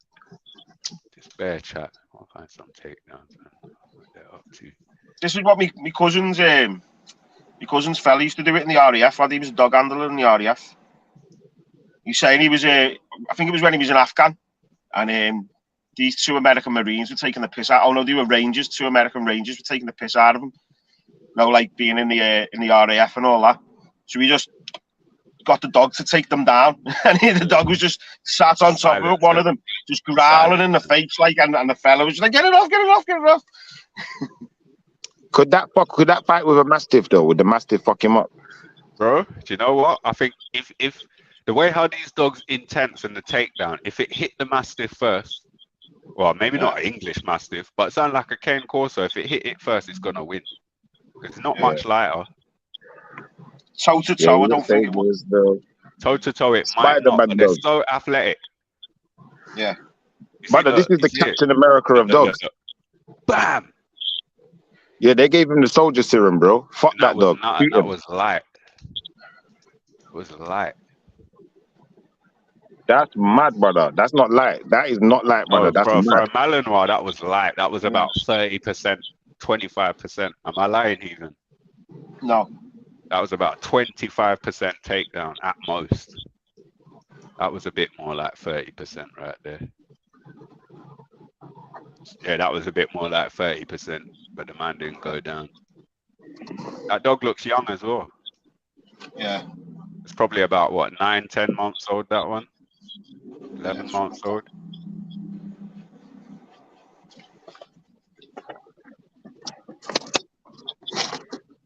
That's why I fought my dog. I fought my dog, like, because she was raw fed, everything, prime, lad. When people used to meet her, they used to just go, "Oh my god," like, she was stunning, you know what I mean? We thought, oh, she's going to be one of these that lasts till 18, lad, you know what I mean? But yeah. How old did you say she was? She was only 6, lad. Oh, fucking hell, that's sad, man. I know, man. Oof. House is empty, lad. Yeah, but the dog will fuck your house up, though. You know what I mean? Even someone closing the door on the car outside, lad, she'd be... Brother, that dog will fuck up your whole house. That dog can open doors. Listen, you see this dog here, it couldn't be in my house. It's not allowed in, because it can open. Yeah, she used to let herself out and in, lad. Fuck that, man. If you don't exercise that dog properly, it will literally destroy your house. Yeah. Literally just well, my cousin's got one, lad, and she had like you go in the door and the stairs is straight there and there's a door like on the right. And she come in one day and he chewed the table apart and all that. Yeah. She got a mail. Looks like it might be good. And he pulled the whole stairs carpet off, it's like one piece. Brother, fuck that dog, man. I'm telling you, you see that dog there? That dog, when you leave your house, is sleeping in your bed. That's the type of dog. Hey, listen. That dog's ruling the roost when you step out the door. That looks like a young female. But the intensity of the run and the jump. It did a whole 360 before his feet touched the floor. Look. Imagine that weren't a bite suit. Imagine that's your fucking rib cage or your arm. Fucking hell, boy. And these things bite hard like a Rottweiler. Yeah. The pressure of their bite is insane.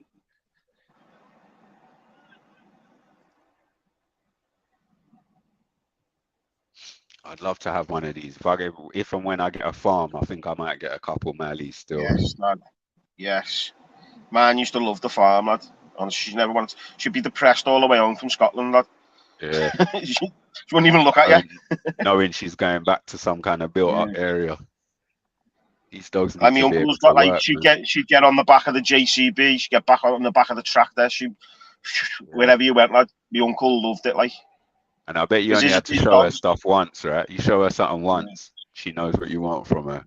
Yeah. Even as seeing around cattle and around the horses and that, you know what I mean? Boss. Yeah, man. She was good round the sheep as well. She used to just flick the lambs over, lad. She used to go over with a snout, just flick them up in the air and run off.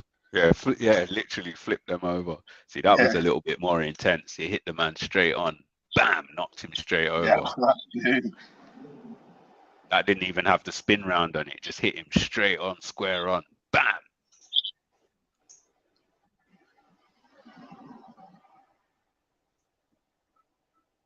Yeah, it's like having like 50 kilograms, just hit you and bring you.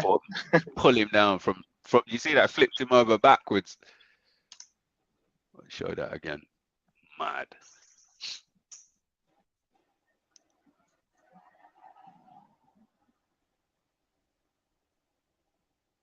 Try firm it. The dog just pulled him and flipped him over backwards.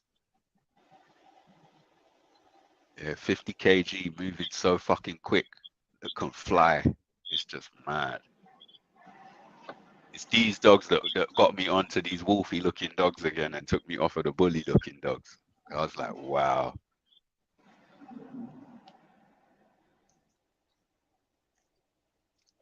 Like you said, I love those dogs that just look impressive. You know what I mean? Man. Like the chest on them.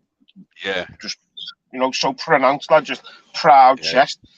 Proud I like chest. Those red setters as well. They just look elegant, lad, as fuck. I should full screen my thing.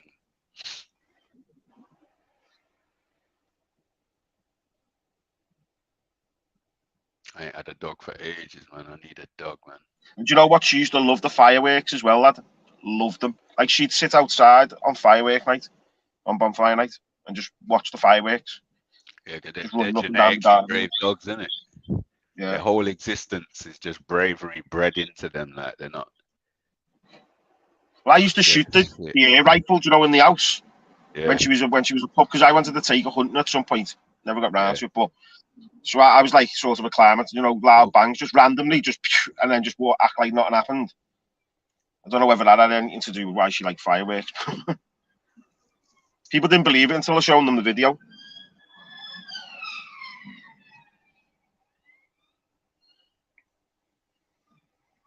Hello? What are you not looking for, S? What are you looking for, S? No, I was just showing videos of the dog doing takedowns.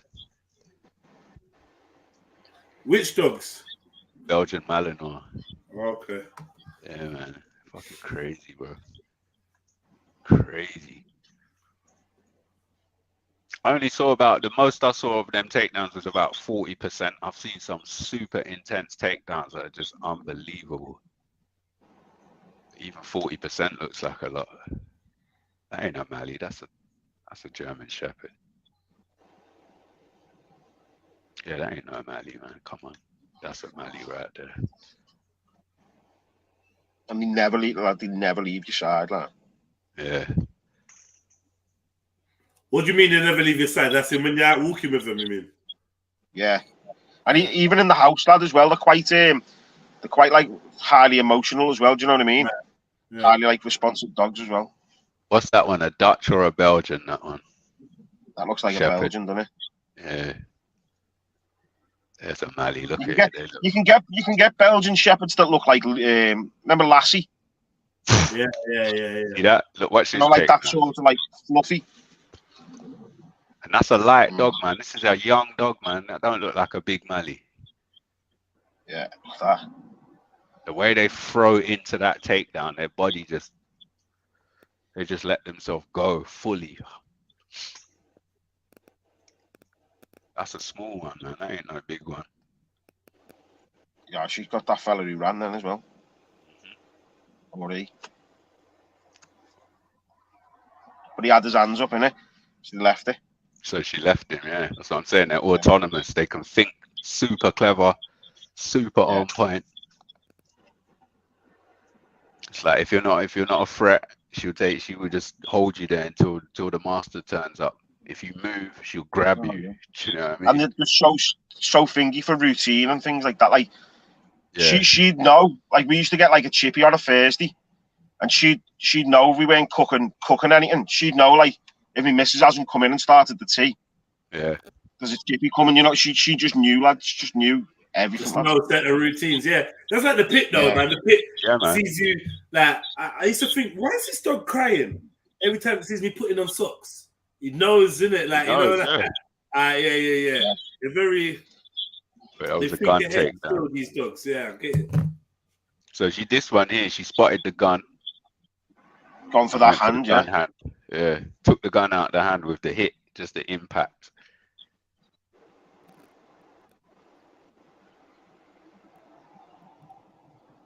Drag him off his feet. Let me ask you something. What's stopping this dog biting his hand? It's a bite suit, big thick bite suit. Nah, his hand. Oh, his actual hand. It's where they're trained to go for. Yeah, they're trained to go for somewhere near the elbow, I guess, and if not near the elbow, near the shoulder.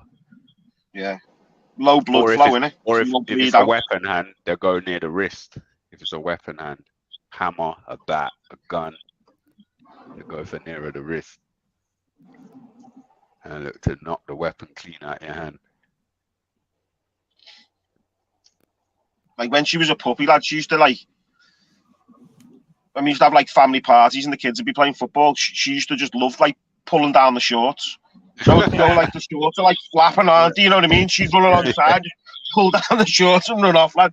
And it was just like she couldn't keep it in herself. Do you know what I mean? She was just like watching them, and then next thing she's like, "Yeah, I'm going." Boom. Got to grab something. Got to take something, even if it's just shorts.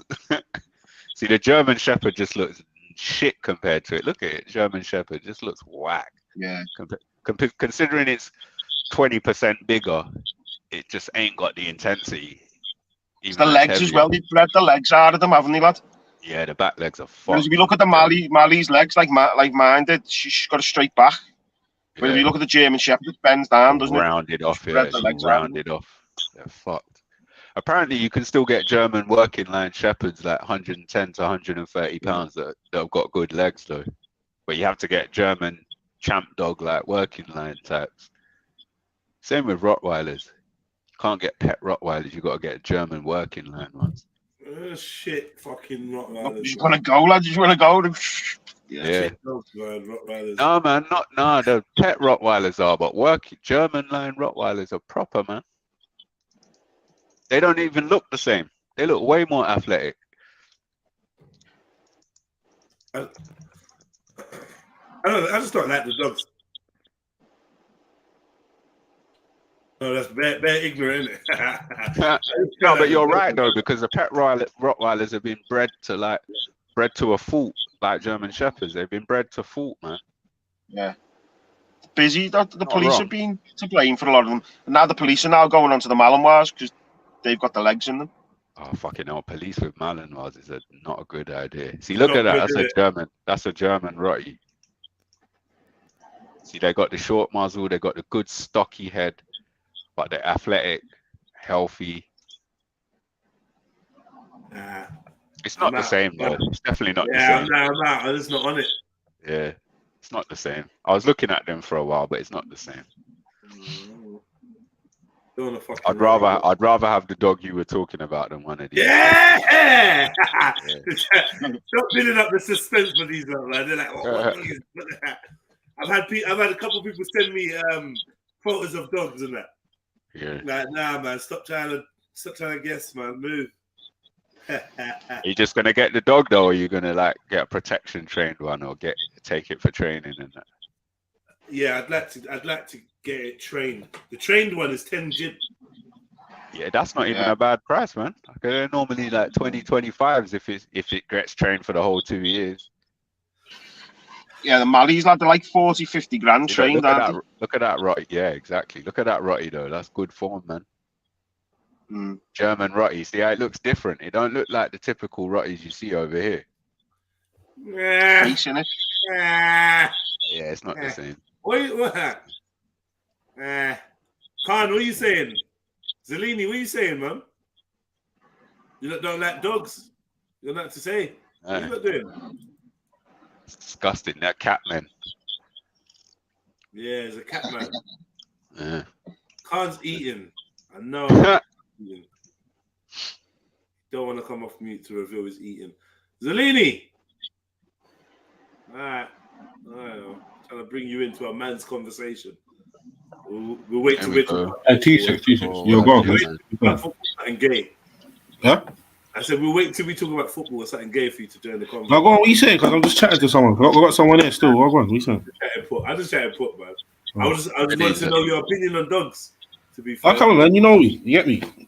I'm I wouldn't say avid dog lover. You get me, dog person, but like, bro, I'm not gonna lie. Compared to what I used to be, like, I got time for dogs, man. You got time for dogs now, innit? Because you're dogs are the shit, man. But obviously, man used to have a French Mastiff. You get me? Obviously, where I used to live, I used to have to stay at my brethren's house still, but flipping, when I got that route, but it just, you get me? I ain't gonna lie, because I kind of spun my opinion on the dog thing still. On dogs, yeah. You get me? I love all the Bratton dogs as well, though, lad. The dog was just fun and active, man. You get me? Like, just spent hours. Do you ever watch the Ratton videos? Ratton? Where they go ratting for dog? Yeah, where they go ratting. Yeah. That lovely little Patterdale, you know, the little Patterdale terriers. Rat pack and nuts. Norfolk rat pack is crazy. They're killing like 500 rats and that in a session. Yeah. Just one shake of the head, lad. The dead boom, drop on. Next one. The videos are sick still. They're efficient killers. Like one shake, bam, they're moving on to the next one. And no rat was getting past this little dog, where nothing. Nope. Yeah. At one point, I think a rat even jumped up to meet it. Yeah. Kind of grabbed it and the air and grabbed it and took it down. Shook. It was off. Next time, I'm like, right, how's he killing the rat so quickly? I don't know if he's snapping their necks or what's he doing? Yeah. Them little rat catching dogs are bad. Yeah, man. Look at that big, doofy fucking. Yeah. Massive. I don't want to come home and see that, bro. See, to me, this is like American. They probably know what mean he's into that. You don't really know what mean. Yeah, I'm not feeling that, cuz I don't know. I heard a story. I heard a story of a man. The film The Omen done a good number on me, mate. I'm propaganda. I saw a video of a man that had he was Argentinian.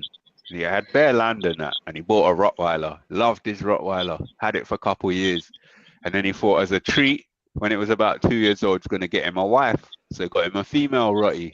Bro, he went away for maybe couple weeks, couple months, 6 weeks, whatever. He came home one day, bro, and then he came home. The female came to greet him. He started stroking the female, and the male come running over and ripped his arm out of the socket, bro. Yeah, don't touch my bitch. Yeah, but that was his mistake.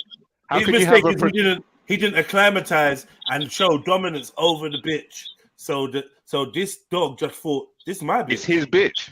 Yeah. And the thing is, it's a protection dog that runs free on land, and he left it there for like 6 weeks, whatever, and come back. So as much as you're the master, it's like the dog wants to see if you're still the master when you come back. Grabbed him and pulled his arm clean out of the socket, bro, at the fucking joint. Ripped it off. Mad. Wait, let me ask you something. If you got a dog on the land, what the fuck's it eating for 6 weeks? It depends. No, it wasn't. It was someone was caring for it, but he weren't there. Yeah, he weren't there. So it's like, you come back, are you still the master? It's like if you have wolf dogs, you can't go away and leave them while they're growing up and come back and think shit's still the same. Well, you better be ready to submit when it shows its teeth. You better lay down and show your stomach, or he's going to test you.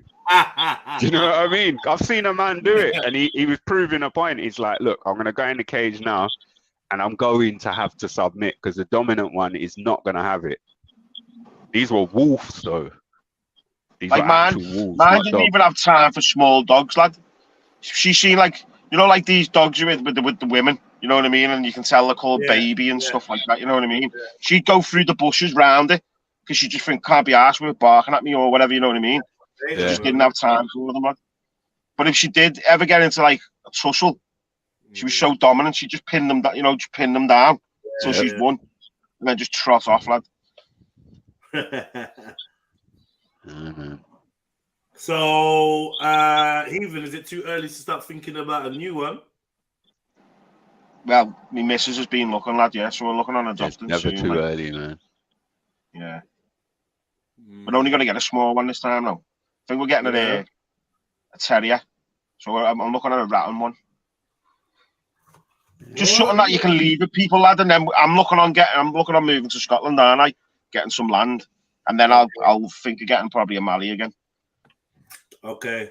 Well, is there something that you can leave with people, like, so not too much of a burden? Not really. I know what you mean, man. Yeah. I've had a dog for years, so I'm just used to it. I've got my adoptees, but they're starting to refuse to take Jada now. You can't, you can't leave a Mali with people, but you can take it anywhere you go. But you can't leave it with someone who don't know how to handle it. No way. No way. Just pull everyone over, lad. No, everyone just went, nah, it'll pull me over. she probably would, lad. Do you know what I mean? Because she knew that she could take advantage of certain people. Do you know what I mean? Right, yeah. Yeah, that's the thing that people forget about, Mum. Wow, like when her mum used to come round, like, she always used to bring the dog a toy and a treat. You know what I mean? And then she turned up one day and the dog's just going through a handbag. Back in the living room, like, the handbag's just everywhere. And she's like, where's me treat and me toy? You know what I mean? These Andante ones, I think these are the massive ones. I think these ones are Barbell and Pit still. But these are more like 150 pounds. I wouldn't want a 150-pound band dog. I'd rather have 100 to 110 pound. Like, that's pulling your arm out your socket, taking it for a walk. Look at that shit, man. So that's nothing fucking with those kind of dogs, man. No way. That's a Barbell cross with a game bred Pit. That's insane. That would take down a fucking bull. Do you know what I mean? That would take down a cow and pin it down. So, did these dogs, band dogs, and that, did they lack in intelligence compared to the Malis? No. Oh, I don't know about compared to, because they got Pit in them, and something like Cane Corso or Barbell. They're all intelligent dogs. Yeah. But Mali's just Mali's like a super dog, isn't it? A super dog. To me, Pits are really intelligent. I think the problem with Pits is they're stubborn and hard-headed. Right. So they don't. It's like I've heard someone say you got to tell a Pit 3 times as much as another dog. Yeah, that's a fact. Do you know what I mean? They're stubborn. They're super intelligent, but they're stubborn. Whereas I think Malis are more like eager to please. Even though Pits are eager to please, but they're also stubborn. Malis are just high drive, eager to please, ready to go. Let's go now. Boom, boom, boom.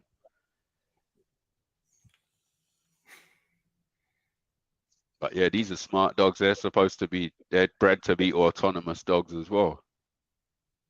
The outdoor dog that you just leave on your land, isn't it? Yeah. And it will pin a man down or just hold a man in a corner without touching him until you get there. But won't rip him up.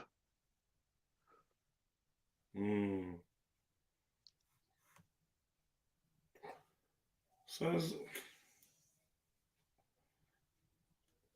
the dog, you seen the new John Wick, yeah?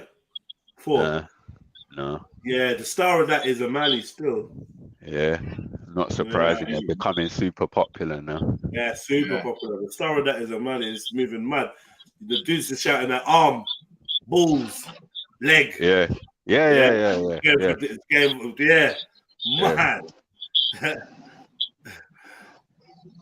They would have got a prize Mali for that film as well, boy. Say that again? They would have got a prize one for the movie as well, like Yeah, a yeah, proper yeah. No, one. it was serious, Yeah. man. Yeah, man. Serious. What did he have before? Was it a pit he had before, or Bully XL or something? Yeah, he had a dog in something one like of the that. others, didn't he? They killed one of his dogs. Yeah. Tell you what's mad as well, lad, that the colour of them changes as well. Do you know, going into winter, she used to go like a lot darker, like more like a sandstone, like dark red. And then in the winter, she's like blonde up. It's mad. Yeah, I'd love to have one of these, man. I just know I can't have it where I live now. It's just not gonna work. Yeah. Not gonna work. Some of them little dogs, yeah. Like I'd like a little dog to complement all the big dogs that I want, right? Yeah. Some of them little dogs, they got so much personality, and I don't mean like the mini bullies and all them things there. Like Jack Russells and shit. Yeah, and them little scrawny little, they're just so smart. Like growing up, there was a dog called Chips. Like my neighbor owned a dog called Chips. This dog would literally knock the door. Yeah. Get in. And just, you know, I grew up in an era where dogs just roamed, right? And then they'd find their way home. Don't know how these new school dogs are so fucking dunce, yeah? But back in the day, dogs would just roam, go about their business, get into trouble, chase people, do whatever they're doing, and just come home. My gran was telling me a story the other day about when she was a kid in Ireland on the farm, yeah? And they had a farm dog. Can't remember what she said the dog was or what name it was, but some kind of big farm dog. And it disappeared for about 6 weeks, yeah? And then one day, I don't know how far away from home it was, it saw someone who it knew who was a neighbor who was at the lights in their truck. And the dog rolled up and jumped in the truck in the passenger seat and got a lift home after 6 weeks. Because, yeah, I'm rolling with you. Recognized the neighbor. And my gran said that if her dad went away, because the dad was in charge of the dogs, isn't it? Him in charge of the dogs. If her dad went away and the dog was hungry, the dog would go to like one of the neighbor's house, take its bowl to the neighbor's house and put its bowl down like it wants feeding. Mad. Them intelligent dogs there, man, communicating. Yeah. Yeah. And we're talking farm next door. And when I say next door neighbor, I mean the next farm along. Right, you know what I mean? Yeah, you got any munch? Yeah. You could just leave the dog and it would go and get fed elsewhere, bring its bowl, you know. Yeah, some of these don't look great though, but that picture of your one, Heathen, that just looks proper. Some of these look a little bit wispy and a little bit bastardy. But your one, Heathen's one just looked perfect. Oh, he's not here no more. His one looked perfect.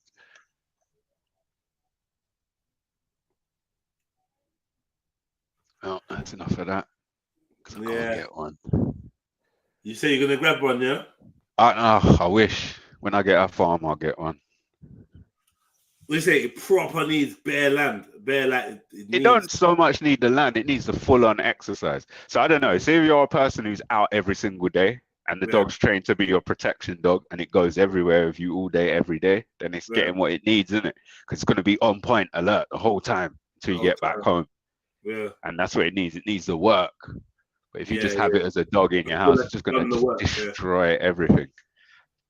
Literally destroy everything, and it will be charging up and down your house full speed. I've seen videos of them just running backwards and forwards in the house, up and down the hallway, non-stop. Yeah, like Luch used to do. Fucking do some mad thing. Like, it's mad. Yeah, some pits definitely do that. They call it pit fits, isn't it? Yeah. Where they're just running backwards and forwards. Like, it's like, what are you doing, bro? Just chill. just running up like full power as hard as they can, just backwards and forwards in the small space. It's like, bro, just chill, man. Relax yourself. You're mad self. Had all sorts of dogs. Got a Chinese. Chinese Tibetan Mastiff. Tibetan are the greatest of breeds. The Corso bite force crush mouth. The Corso's bite force will crush a mouth. Yeah. Crush a what? Malinois? Yeah. Yeah, probably. Probably. Most of the dogs have been genetically bred. Most of them ain't natural. Well, duh. Duh. S, you see what you just said about the dog riding up and down, yeah? Yeah. Bro, I take my dog for a walk sometimes, cousin. When it comes back, it's like it sniffed the line, bro. I swear to you. Like, literally, bro. Son of a mad one. Yeah, bro. Still excited, isn't it? Do you let her run free though when you're out? Be home now, innit? Probably. Bro, it's doing hella shit, bro. Back and forth, kitchen, front living room, fucking spinning around in circles, grabbing the fucking ball, doing bare shit. They're moving. That's what they call pit fits, man. And then like 10 minutes, she'll be sleeping and shit. It's like, what? Yeah. They spaz out for 10 minutes and then lie down and go to sleep. Yeah. Proper pit fits. Yeah, man. Pit's definitely a good all-rounder, but no, there's no buts. They're just stubborn. I know that butt was just like that butt was painful just then. There are no buts. You say butt for me, but the stubbornness, no one can deny that, because if you've had a pit, you know that stubborn streak is fucking jarring. Yeah, man. Challenge that. Yeah, I heard you say sit down, but I need to see you get up and step towards me before If you're gonna sit there and tell me to sit down, I'm gonna just stand here and look in your face like that ain't good enough. Make a gesture like you're about to move. Yeah, like I'm about to get up. So all right, cool, I'll sit down. And then it will be looking at you like, should I get up again? Did you mean just for now, yeah? Yeah, just for a minute. Can I come back over? I would say that those dogs pitch reset. They reset the command you're giving them after a while. They will decide that you can't amend for this amount of time. Yeah, I did it, but now I'm coming back over. About training, though. I don't know if training changes that. Probably, but again, it's like if they've got work to do. So if they've been trained and then their day consists of them carrying out their training, even if it's just protecting you, because their eyes will constantly be dotting around, they'll be hearing every sound, watching every person, deciding whether this one's a threat, that one's a threat. All of that's good work for them. Do you know what I mean? So it probably wouldn't be so bad. But normally it's like, go on, sit down, and he'll just look at you like, are you sure, mate? Yeah. You sure you don't want to throw a thump into one of my hindquarters just to cement what you're saying? And I'll just lean away from it as you do it, and then I'll go and sit down with a smile on my face. Like, oh yeah, all right. You look wound up. You got to drive that punch straight through as well, like to let them know you mean it. Also, best for family maintenance to temperament. Oh, and definitely a pit. Yeah. They listen to your kids. Family maintenance to temperament. What do you mean?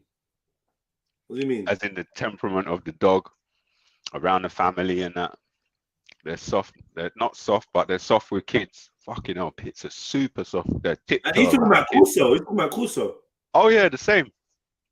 Same. Mm. Yeah, man. Proper family dog. Same thing. Natural guard. Naturally family oriented. Naturally good with kids. Like babies can pull their whiskers and pull their lips and that. All that shit. I can't say I've never had a Corso. I know they're good. I don't know about best. I'd say a pit probably better than a Corso, but I can't say. But a Corso could be twice the weight of a pit as well, so that plays a part. They're good, man. Yeah, big heavy dogs, man. You're only getting 8-9 years out of them. Yeah, that's the problem with them. Pits, you can get 15 to 17 years if you're lucky. If you're lucky, yeah. Yeah. Like fucking Remy's about 13, 14, bro. She's like a kid still. It's like, what is wrong with you? She's still got that same thing, like she still wants that jab in the hindquarters. She's like 13, 14, bro.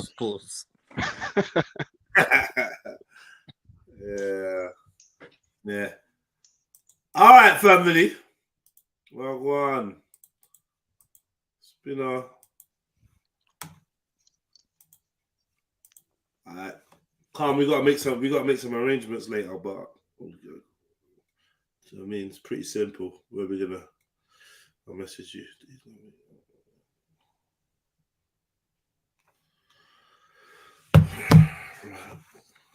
Cool, we lost everyone.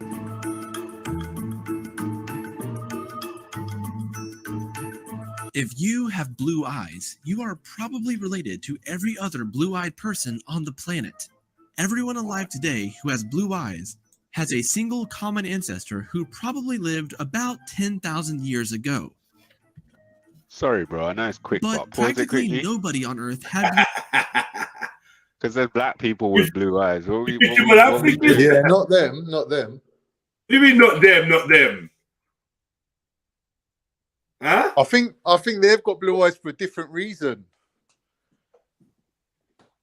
Explain. I think it's them Sentinel Islanders or something like that, isn't it? There's a specific group of isolated. They're isolated. That's where they people. show it, but I think they're probably around. But I don't know. Yeah, I don't think that they got their eyes from like mixing with other people. That was my point, and definitely not from that dude that they showed when they said one common ancestor. Yeah, that's not true. Not that dude. But everyone else apart from them, yeah, maybe. Anyway, that's enough of my interruption. Yeah, go on, Jez, you can go still. Is he taking a shit or something? Hit play, bro. Yo.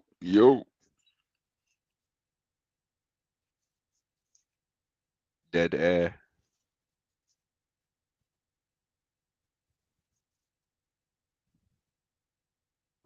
Yo. JEDI Lama.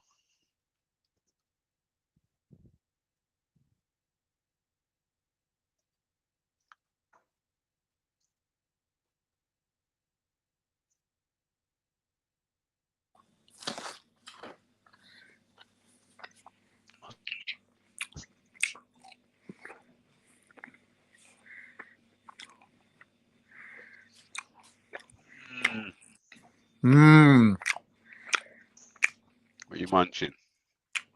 Bit of a pizza. Okay. Just a plain cheese one. To go and get the turkey out the fridge and hook up some kind of sandwich. It's no fucking panini. You're gonna try that thing they said with the peanut butter, the oats, and all that. Yeah, I was listening still. Yeah, calories, bro. Yeah, that's what I need, though, man. I just live in a calorific deficit. I just live in it. I live in it, bro. I don't think I know. I'm not even hitting 2,500 on any day. Like especially in the last 6 weeks, there's been shit going on. So like, wifey's been busy. Maybe you should get a thing. What's that? Step counter. For what? To properly calculate your energy expenditure. It wouldn't be a bad idea because I'm walking the whole time. Like pretty much the whole time I've been chatting to you. Like I've been pacing up and down. Have you? Yeah, man. It's probably part of the problem. But I pace up and down all the time, man. Like a tiger in a cage all the time.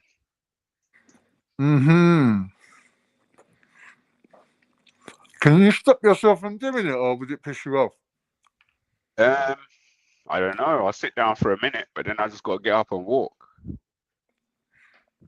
Like if someone asks me a question, as I start answering, I'll just get up and start walking. Yeah. While I'm answering.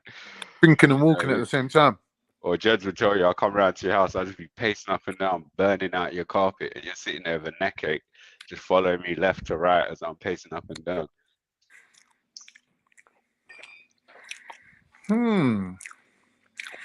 See, if you overate, if you ate a lot of calories, would that make you like not eat for a while? Would you like miss a meal? Well, the thing is, I miss a meal when I undereat. No, so you see, like, let's say, for example, me and you went Chinese buffet and got stuffed. Yeah. Within about an hour or two, I'll be looking to eat again. Like, would you be all right like that? Or would you like be like, nah, I ain't eating till the next day and that Oh go no, 24 not hours till the without food. next day. Yeah, maybe 3-4 hours. If I left it 4 or 5 hours, I'll probably feel starving again. But the thing is, if I That's not ate too till I bad. was stuffed, it would stretch out my stomach a bit. And once 3 hours pass, I could probably eat again. It's just discipline. It's more mental So when you than see with the physical. intake that you got, yeah, do you like eat like calorie dense food, or do you avoid that? Do you like go for like thingy food, like For the most part, it would be just like, I wouldn't say calorie dense, but just home cooked food, right? But then if I'm buying snacks, it will be shit like cashew nuts, macadamias. You know what I mean? The thing is with them things, your body don't absorb a lot of it. Yeah. Do you Well, see the what I mean? macadamias I just got for to just grind up into like Greek yogurt and shit, just for like extra fat. I think someone said to me macadamia oil actually makes you lose weight. It's one of the things they use for weight loss in bodybuilding. Probably Macadamia makes oil. sense. It's 70% fat, and I ain't putting on no fucking weight. But it's a type of fat, isn't it? Yeah. I ain't putting on no weight. Maybe like it's good fat, apparently, isn't it? Yeah, it's too good. That's the thing. I'm thinking maybe you should avoid that, and like avoid things like lean meat, like chicken breast and things like that. Go for like steaks, lamb, things like that. And blue eyes 10,000 years ago. We all started with brown eyes. Then, around 6,000 to 10,000 years ago, someone in the Black Sea region had a tiny mutation in the genes that determined the eye color, ultimately giving them the first set of blue eyes known to mankind. Researchers don't know for sure who the first person with blue eyes. So what color eye turned blue first? Brown, isn't it? It's like Would have dogs. been brown. You know, seen the mixture between brown dogs and blue dogs. You get I a think dog there's with a one. similarity between brown and blue. You get a dog with one blue eye, one brown eye. Even with blue pits, you get some that come out like a brownish color. Yeah. Something to do with the molecules in the pigment. The earliest known person with blue eyes was a 7,000-year-old skeleton found in northern Spain. They didn't have eyes. It's a skeleton. What are you talking about? Sorry. Genetic analysis of the skeleton proved that the eyes were once blue. Yeah, just sounds like lies. No, they done the same thing with thing, innit? It sounds like European propaganda. I watched the program on Cheddar Man, and they were saying that from the bones they got the DNA, and then from the DNA they worked out that his eyes were light color. Yeah, I bet they did. DNA. And his hair was 1A. Wait, hold on. Skin was olive. That's your question. What is genetic analysis of a skeleton? What is genetic analysis? Is when they extract the DNA from the thing, from the bone, which is like preserved in there, and then they run the DNA and they compare it to everyone else's. What do you mean? They found DNA, yeah. No. If that was the case, you wouldn't need teeth and fingerprints and skin and tissue to prove who a body was, right? They'd be able to run DNA on the skeleton. You can't run DNA on a skeleton. Or maybe I'm being dumb. Maybe they can at the Smithsonian. They can. Come on, bro. They can make a human being from scratch without the mom no more. Are you talking about having enough That ain't the same as evidence taking DNA from fossils, though, bro. Is Jedi talking about convicting someone of a crime, though? You have to remember that's what not people identifying a body. But they can, bro. Come on, bro. Of course they can. Where do you think they get the DNA from, man? With ancient bodies and that. I don't think they do. Yeah, they do. Of course they do. No, I don't think they do. I think they wait until we watch something, right? And it was like, I don't know what we watched, but it was talking about conditions in which they can, like magic windows that allow them to get DNA or do you know what I mean? A little bit more like Pompeii type scenarios, instant freezing and covered with ash and preserved in ash and all that. Do you know what I mean? Yeah. Someone fell in a bog. Peat bogs, yeah. Oh yeah. Right. So now they've actually got like some tissue and shit. But from about, I just don't know, man. Fossilized bone. Probably wrong. Ain't fossilized bone like rock. Ain't fossil like rock. Exactly. Yeah, but I'm saying sometimes, like, I think it's preserved in the bone marrow or something because it's sealed up, and they managed to save a bit. They cut the bone in it. They cut the bone and take our inside. Carnage, Marrow. right? Yeah. Yeah. Come on, bro. There's no marrow left in that bitch, man. That's not It was good. dehydrated marrow, innit? Granite now, man. That's granite. No, bro. If you dig up, bro, they're finding people from thousands of years ago. You still find bones, bro. Well, if the DNA breaks down or if it survives intact, the DNA's there either way. It's just as it stayed in a strand or is it broken down like into pieces. That's the only thing. Like, to say the DNA's not there is ridiculous. Yeah, well, God, have you been fasting, bro? No, I'm not fasting. He's chowing down on pizza. I'm not fasting, bro. I'm on meds. I can't fast if I wanted to. Okay. Say no more. Nah. Anthony, why have you come off mute just to laugh? But you're not chatting. You better talk to us, bro. Sorry, bro. Like, I was just washing some rice. I literally just got back to the computer. Is that all right with you? Yeah, you just come back to this con and laugh. Kinda 50-50. Oh man, it's cold-hearted, man. You say you wash your rice, yeah? Come on. What? What? Like, is that supposed to be some sort of accomplishment, cuz? Like, what's going on? That shit's law, man. Hey, yo, Rick, you know I'm from Jamaica, right, cuz, yeah? Where? Depends on where you're from, though. I don't know, cuz. I'm from nowhere where they eat manish water, cuz. The guy's hospital branch. Oh, shit. I'm from nowhere where they eat manish water or cod soup, cuz. Yeah? Let that be known. Yeah, Granny's been on the live stream. You get me? Let that be known. Right. Nanny been on the live stream for real. It's true, bro. The wall of the island do that from. It was Nanny confirmed that they put bars in it. Listen to this fuckery. Nah, but she did confirm it. But I can't move on. Bars in it, man. I ain't even gonna say it now. Good. They don't put that in it. They don't put that in it. But they put bars in it, brother. Sheep bars in it. Yeah, you can't tell me they don't put balls. They put the cocky and the balls not in the suit. Not in the suit, bro. Manish water, bro. It's balls, bro. Manish water is semen. Otherwise, it's not manish water. Semen, bro. This guy needs help, bro. What is semen? You need help, bro. Cuz, listen. If there's no genitals in it, it's not manish water, bro. Not manish water. You can't put that. There's no genitals, it's just bro. Yeah, it's just bro. They don't put that in the soup, bro. They don't put that in it. Yeah, manish water is balls, bro. No, they don't put that in it, but I know they don't put bars in it, brother. Bro, we're not asking you, you know. I'm not tell me, I tell you, dog. Tell me, I tell you. I'm telling you guys. I'm definitely not listening to you guys. Bruh, all right, cool, man. Whatever.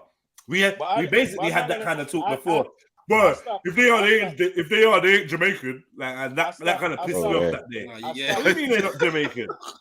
Because you don't like it. They're not Jamaican. I stopped drinking that a minute ago, still. I can't even lie. Why you stop drinking that? The reasons, no cap. So cool. You know when they make that, yeah. Like I don't like the color of the meat, bro. This looks white, bro. I can't mess with it. That's the reason why I don't drink it, bro. Cause it's bars. That's the reason why I don't drink it. It's made from it's made from very different stuff, but it's not no balls in it, bro. All right. I know that's not in it. One question, yeah. Is it? Oh my god! Why did you do it? Why did you do it? I have one question, yeah. Is it salty? It's what salty, bro? The manish water. Look, made from goat offal, legs, head, intestines, testicles. Damn. Where you see testicles, bro? This says testicles right there. Man, I've never, I don't know, bro. I've never seen them put that in it, bro. Nah. You man, proper struggle with this, innit?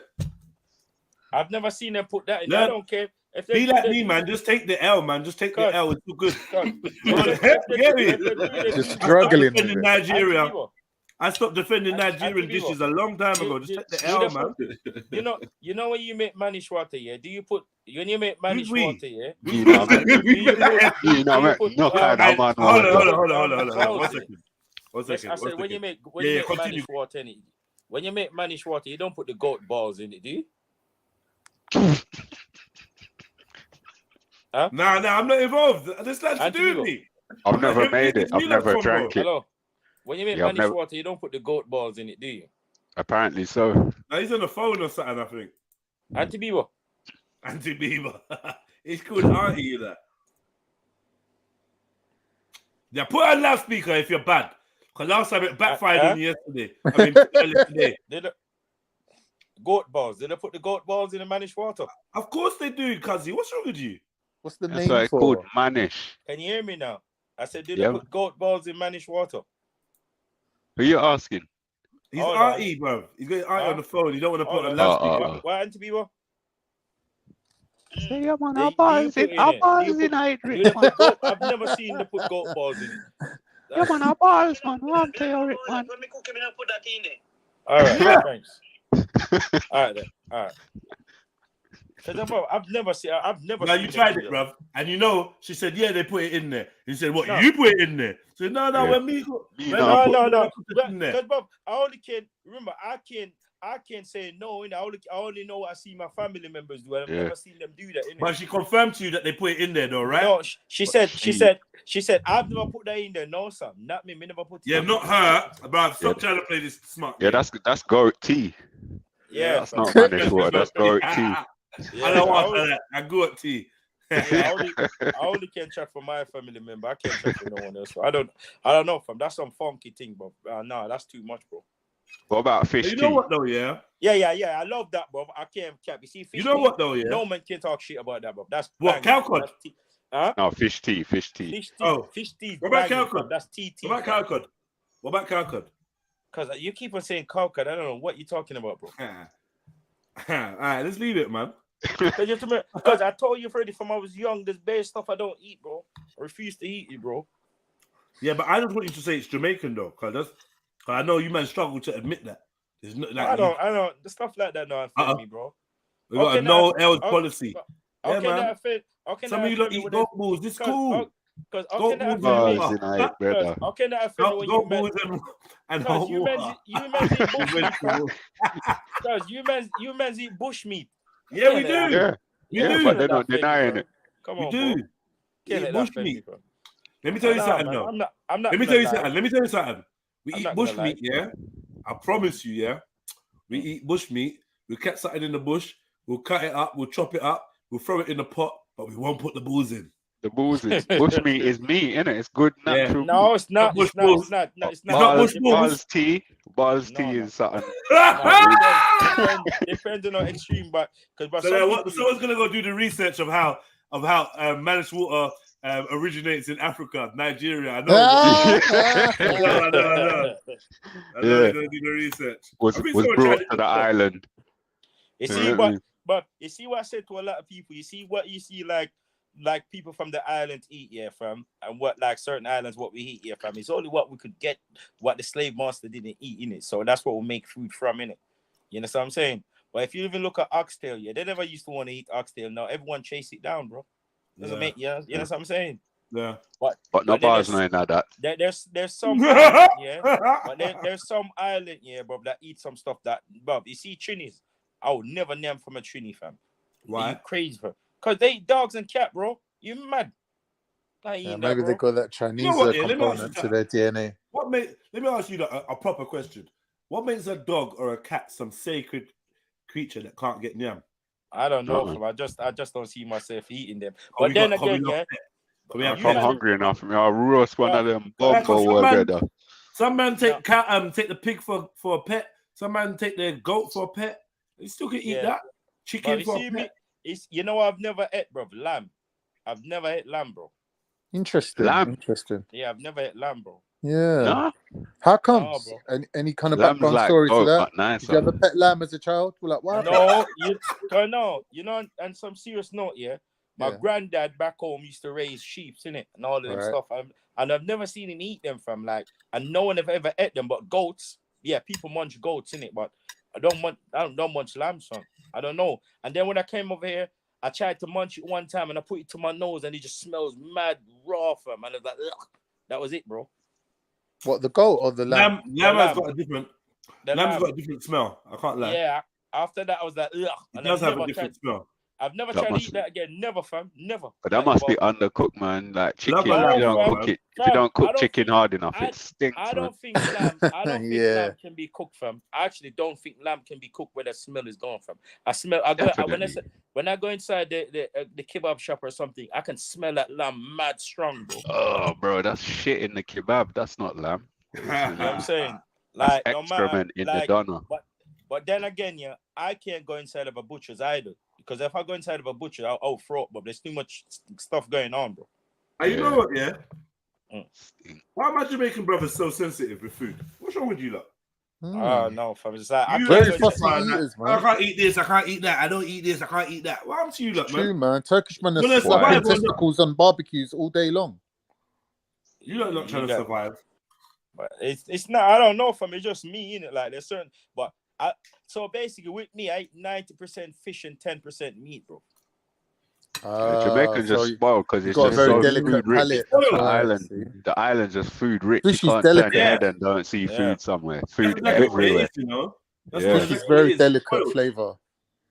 Fish You is can't banging, turn your head. Hey, bro. Everywhere you turn, just a plethora of food. You see, when I go to the Turkish restaurant, yeah, fam, you see the fish when they put that in the grill, TT. Yeah. I They do got that a all lot. in that one. Even Indians I know that do that. They got the masala fish. It's really nice. I don't know about that. I'm not experimenting with that one. Yeah, masala fish, the pakora fish. Man. Yeah, man. They know about fish as well. And especially Bengalis eat bare fish. Indians, yeah? Bengalis, they eat nothing but fish. Banging masala fish. Moroccan, you know, fish tagine. Oh, yeah, well, that's banging. I'm not gonna lie, I'm not trying to have fish from a Moroccan. I don't know why. No, bro, that's banging. Marinated in yogurt and mint and I'm good. Mad. Big up, family. Yogurt on fish? Nah, that's unheard of. Yeah, when I went to Morocco, I've been in Morocco, what, 5 times? What, 4 times? Something like that. Keep on going back to the same place. I keep going back to Marrakesh still. I've not been to any other part. You got one girl out there, innit? You got a 1 foot girl out there. You keep on running back to it. 1 foot, yeah. 1 foot, yeah. 1 foot, yeah. Nah, but seriously though, man, I've not had fish out there once. But I'm gonna lie, you see me, yeah. When I went to Ghana, yeah, before I leave over here and they give me an injection, they were like, don't eat anything if it's not from a can, and don't eat no seafood. They tell me don't eat no seafood, fam. I'm not gonna lie, I tried, but you see, I had to name some fish and some fried yam, fam. I don't care. It's got some rules, boy. Yeah, man. When you go abroad, you gotta eat the food, man. I don't know. I don't even take no injection when I'm going abroad. I don't care what country it is. I ain't taking no injection. People live there without the injection, so I'd rather get sick for a couple of days and just acclimatize. Yeah, you go on there and think it's your place, and you're built for it, bro. Where were you born? I know you were born in like South London or East London. Yeah, what in South London? Yeah, what about it, bro? What about it? Move like you're hardcore, fam. You know, it is. I got an Irish gran though, so yeah, that will make you like a soldier. My gran will eat anything. Yeah. You're mixed race. Yeah. Fire feel. That's it. Fire feel. Rick, don't worry. What are you talking about? You said you got a German granddad. What are you talking about? Yeah.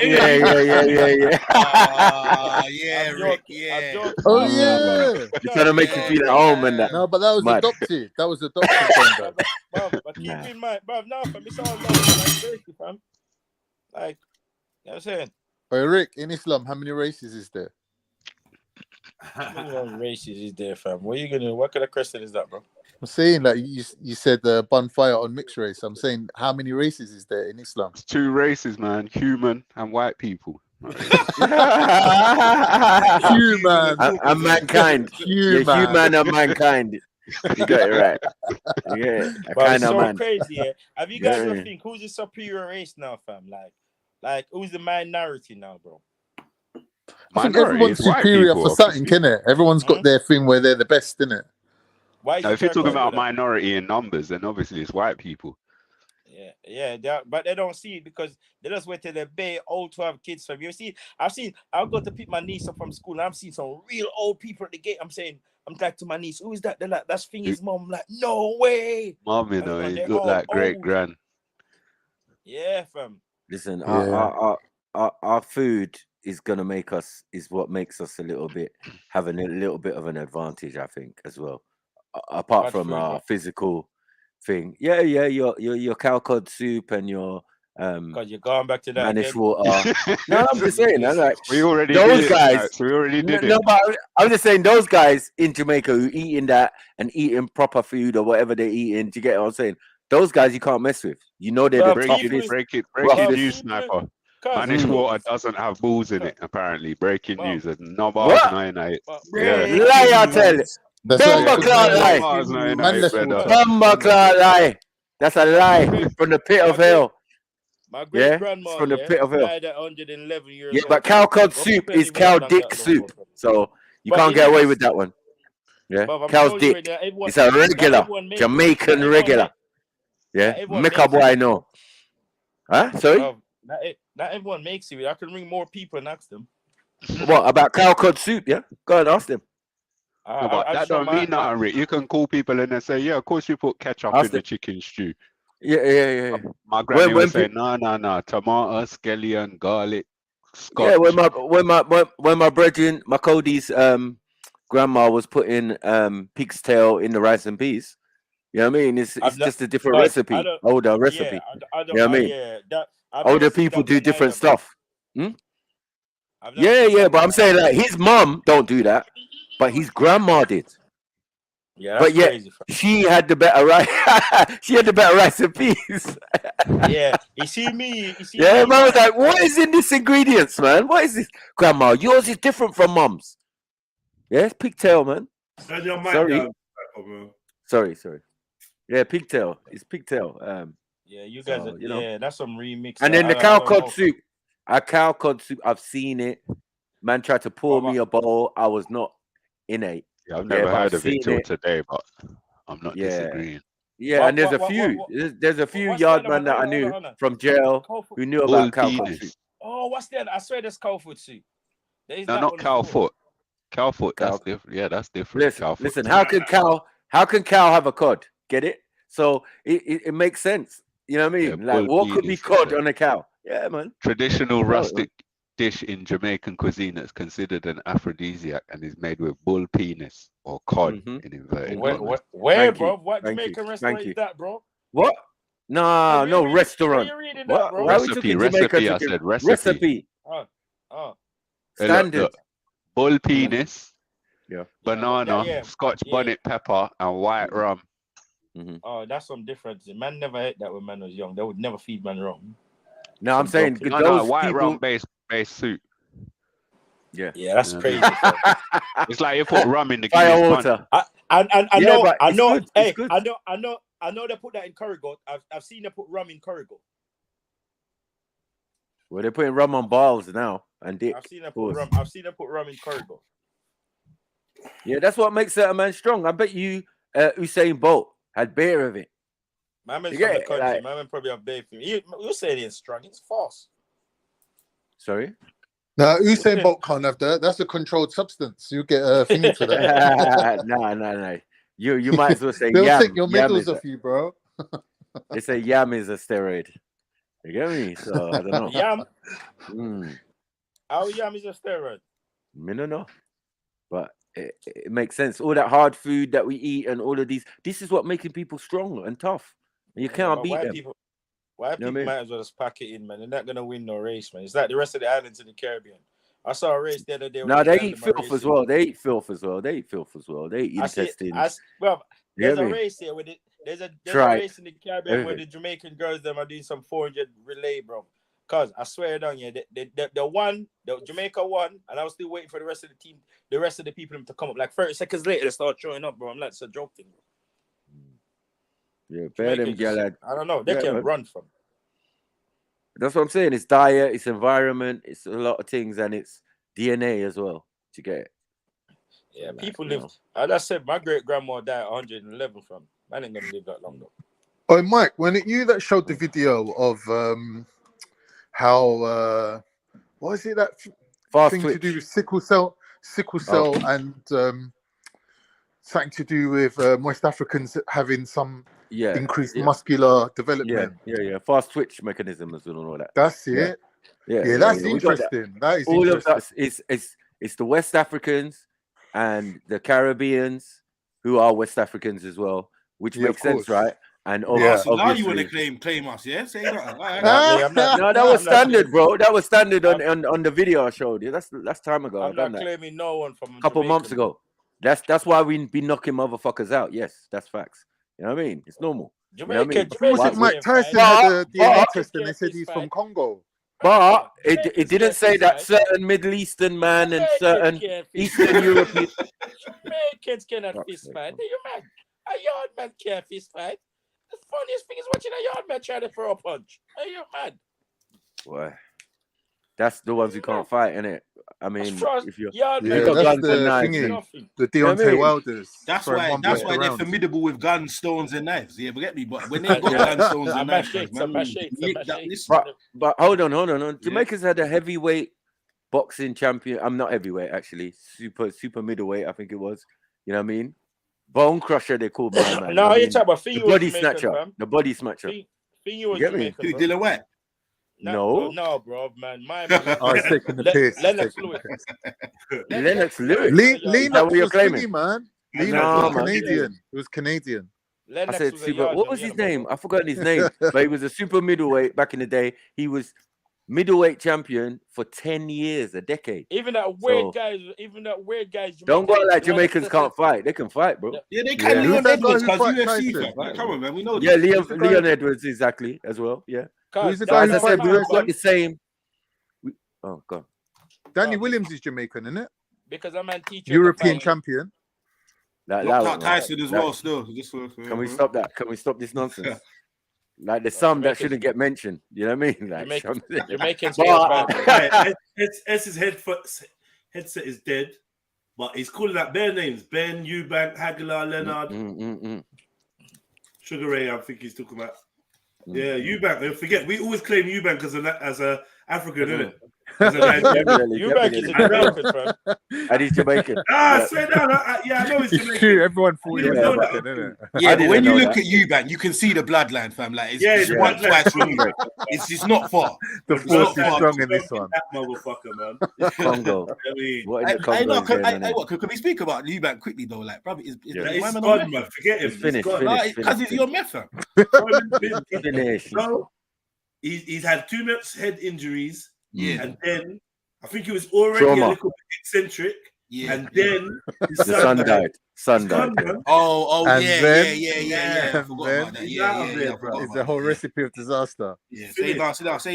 He's on stage just doing everything, bruv. He's just gone. Yeah, now he's got the foolish son left. He's still rated, man. He's a national. Nah, you know what? You see that he's not being protected as the national. Yeah, you see that you said the son thing, fam. It makes so much sense now. I was thinking, why this guy just started? What happened to him? Like, he's gone he didn't know the about the son, Cellini. Didn't know about his son. I remember hearing about it, but I kind of forgot because I just thought. When you hear that time when we played that video and he was doing all the growling and that. It's been downhill. Have you seen him getting on stage? You saw that video where he got on the stage and he started dancing, right? Yeah. That's when I see a video yesterday where he's walking through one car park, brother, and he's doing some mad walk, blood. You get me? Talking about spindiferous and they're saying all sorts of mad shit. I don't know. You hear him talk about being gay? Jedi. He said something. He's talking Nigel Benz on the stage or whatever, because they tried to go on some tour or whatever. He said something about being gay. But like he's playing with words too much, but then he's calling himself gay. And then he's just, I don't know what he's on, cuz. Jedi. Yo, brother.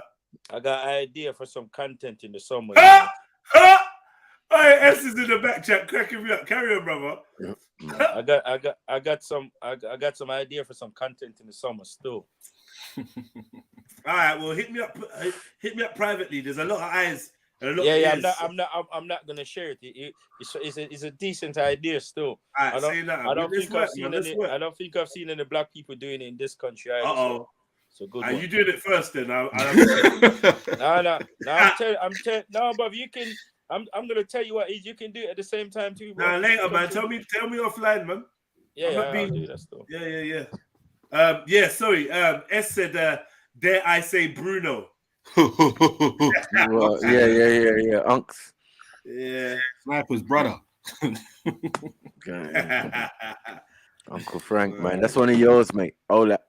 Yeah, no. Oh, that Shout one. out Frank, man. World champion. Shout out And Frank. Cass Bennett and that. Yeah, man. No, respect to Unks and that. But yeah, man. Yeah, you lot got a lot of guys who can fight. So, you know what I mean? When you actually look at the records and the different thing, even though they're fighting in different countries and that, there's a lot of Jamaicans, and a lot of Jamaicans are in America. So, like, Weren't Riddick Bowe Jamaican? Yeah. Was Riddick Bowe Jamaican? I swear he was. I think so. He was a good fighter. Did someone say Mike Tyson Jamaican? But I don't know. You need to check that, you know. No, Mike Tyson's not. No. He could be. Yeah, man said no. I said no. Why no? Why no? Because Tyson was saying that he done his DNA test and his family. Yeah. There you go again, speaking on black issues. When will you stop this? When will you stop this? All of a sudden, it's not appropriate. It's not appropriate. I mean, Rick is loving that one, boy. Shut him down, man. Shut him down. Rick. He's loving that one, boy. Shut him down, man.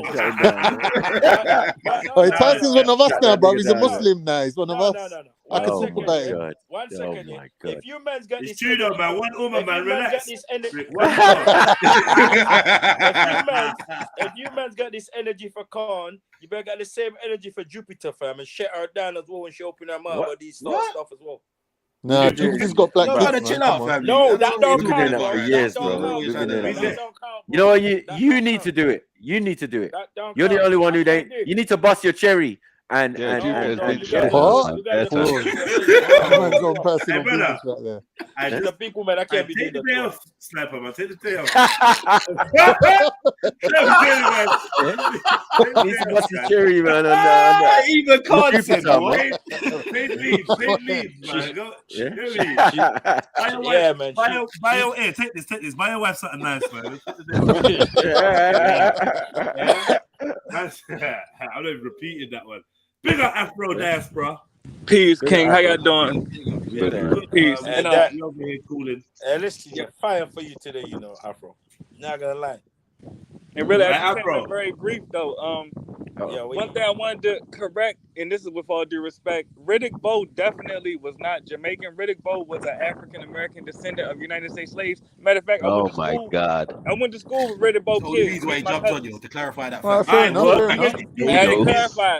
I went to school with Riddick Bowe kids. Me Still and my don't make cousins no went to school sense. with the kids. That's a fact. You went to school with Riddick Bowe Jr., yeah? That's everything I'm saying is verifiable. Matter of fact, Yeah, well, let me you shout went my to school school with out. Let me Tiny shout the Bo. school out. Yeah, let me shout the school out.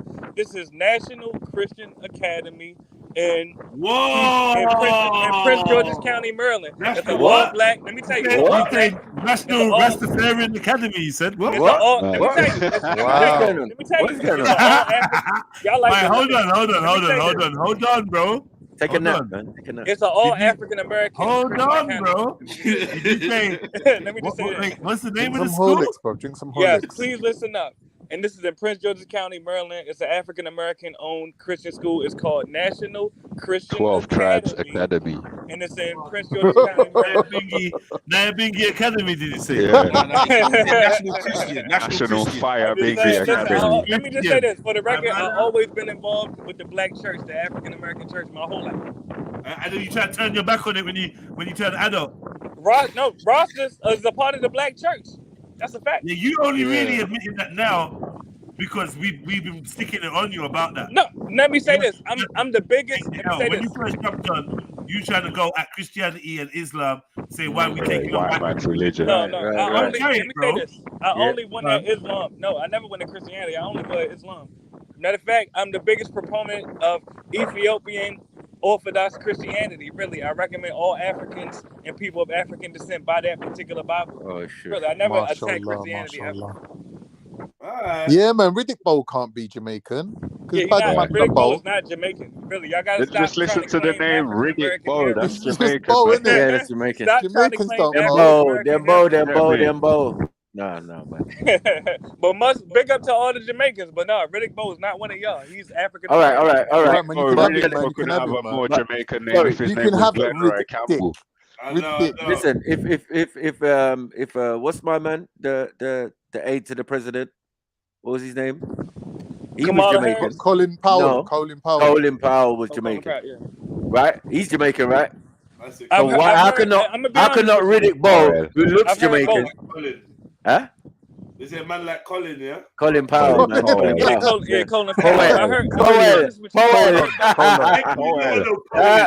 Powell. It's not Powell, it's Powell. Asifa. No, there's Asifa Powell. There's Bear Powell. Yeah. They're all related as well. Powell. Pull. You get me? 52-year-old Colin Powell from Clarendon, Jamaica. Y'all need to claim y'all coons. Right. Y'all need to claim y'all coons because Kamala Harris Caribbean too. I know that. Claim y'all coons. We're the Hyacinth bouquet is Colin trying to pull off back. That's the original, bro. Colin Powell. You get me? Colin Jackson, stop that, Luke A. Please. Oh my God. Where is he from? Colin Jackson's Jamaican as well. He's Welsh. The hurdler. You mean the hurdler? No. Ben Johnson was Jamaican Canadian as well. Who? Ben Johnson was a legend. Yeah, Ben Johnson was Jamaican. Bro, yeah, he was Jamaican. Ben Johnson ever. Those red eyes. Yeah. Hench Ninja Man. Henchman. Henchman. Yeah, with them red eyes. Christy was Jamaican. Yeah, definitely. Lean Ford Christy, 100%. And 2 pussycat, banana. Yo, hey, have you watched Ninja Man on his land? Yeah. No. Hilarious. And you lot got all the Regises. You got Cyril. You got Hold on. Yes. It says Colin Jackson. It says Colin Jackson is a Jamaican maroon. Yeah. What's in maroon? What? Of Taino and Scottish. Fire! Okay, Scottish. Absolutely got a mix in there. It's the Scottish that made him gay. Kind of mix. It's the Scottish that made him gay. Is he gay? Is he gay? No, don't lie. No, you lot. No. You lot are fucking. What? I don't know about that. I didn't know. You didn't know? No. Oh my God. This guy's super bats. I can't 100% say that he's that, but he's very flagrant. He's super bats. Yeah. But that don't make a man gay though, bro. Come on. Oh yeah? Please, bro. Don't ruin my childhood heroes, man. Who said that? Gone. Yeah. You seem like you're a specialist on these things. Nah, that's why we stayed away. I got a few. That's why he could hurdle so good. Allow it, man. There's a lot of flagrant circuits, man. Why is he trying to attack you, Khan, man? I don't know, fam. I don't know. You got a few flagrant cousins. Is that what you're saying? See, like from my life experience, I can see that there's a few men that's got a little bit of like funny ways about them, but ain't a reason to hang draw. Like, you don't start hang drawing and quartering people. No, let's stop this. Listen, no speculation. he's a batty man, bro. Hold on, chill. No speculation, yeah? Colin Jackson came out as gay in a clip on Swedish television promoting the series Rainbow Heroes. Previously, he had denied that he was gay, both in his 2004 autobiography and in a 2008 interview with The Voice newspaper. We're kidding, no one. Yeah, Kemo's taking his L. Well, I don't expect him to really come out to The Voice newspaper. You get me? Maybe that's come out to the Gleaner. Come out to the Jamaican Cleaner. Yeah. He's not even coming out in Jamaica. That's it. He knows better. He knows better. Stay in England. Stay in England, Colin. Stay in England. I never liked you anyway, pretty much. No. Yeah. He definitely had some funny energy all along. I know. This guy was moist. Super moist. Can I ask you guys something, yeah? What's up with this picture that JEDI got up today? What's going on? You know what's going on, bro. You know what's going on. Just move away, Rick, man. Don't chat. You're getting comfy, you know. I can see Rick. I've been looking. I see what Rick here. I see you've watched there. You've seen how things go on. You're like, you know what? I see what these men are on. So now you think you're gonna take set on me. No. You better stick to Khan. You don't want it, bro. Listen, I was very kind to you when we was watching Gangbangers in Love. I was very kind. Yeah, stay away from my profile picture. You know what? Bro. You had the thing in the bed. She slept overnight. She's fully clothed. Like, please don't start, man. Yeah, the Batman come over and play guitar. You know, yeah, rascal. Bob, you see that? You What's see I go on here? You see my man. That's my big guitar in your yard. Love that. Serenading, man, and that. That's my big bro. That's my. Come out here, fam. Come out here. And Rastaman are gyrates.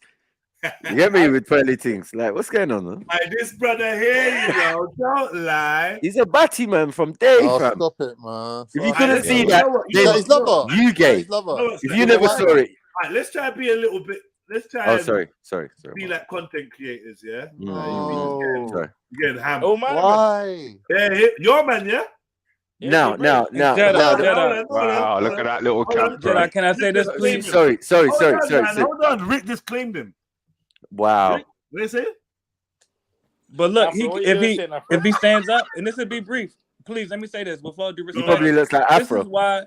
This is why specifically the Bible, but I'll say religion in general, but specifically the Bible is very important because it prohibits homosexuality. Bro, them men are religious, man.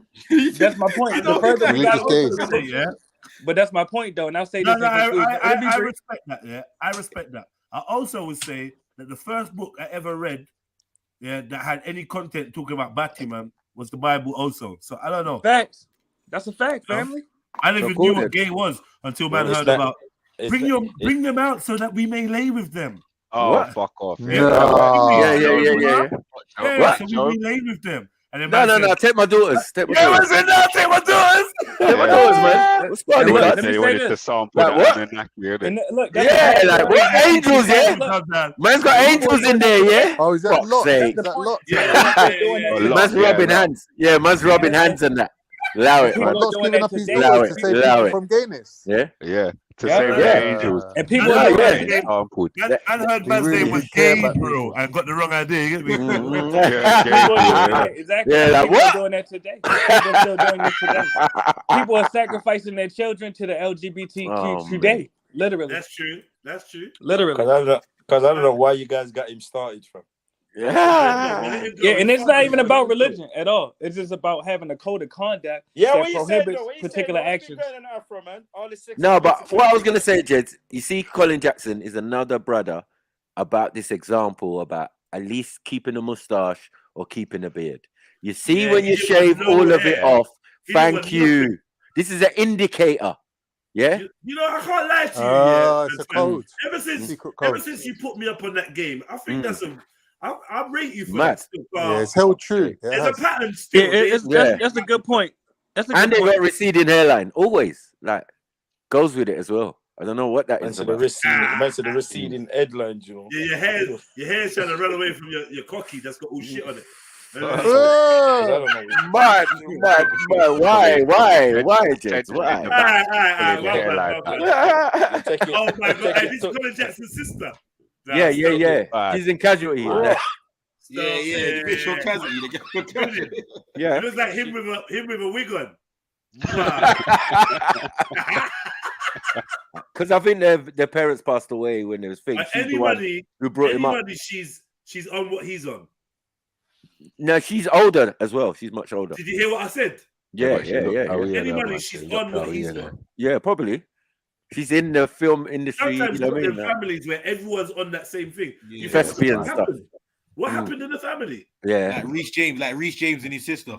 Wow. I don't even know who Reece James is. Is that it's one Chelsea player still, but him and his sister, they're a bit weird. Would be, wouldn't it? Hella weird, cause they're weird. They're mad weird still. Yeah. Man went. What? Just like Axel, you're supposed to be saying Jamaica. Why is he just like Sarah Garvey? I say Colin Garvey.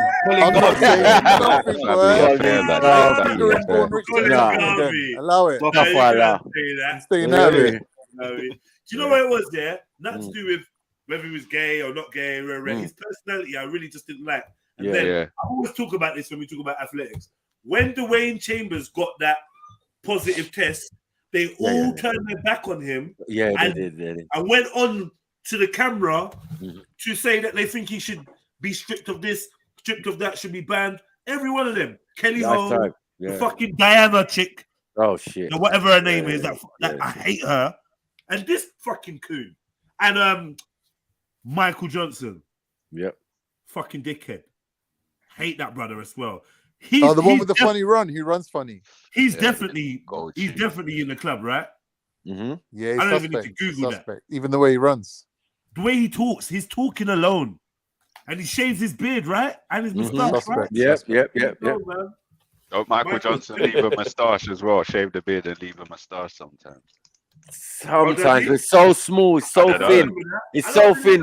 Nah, bro, it's so small. It's like, bro, what was the point? Well, yeah, you don't need to it's check one of them Michael ones there. Johnson. I just checked it. He's American as well. Yeah, I don't remember him. Oh, yeah. Get me.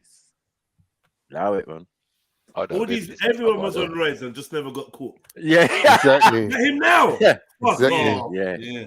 You see when about Michael Johnson, I'm chatting shit. He looks like he needs to get put down, cuz. My man was dumb fast. He was always on the sofa with Colin, innit?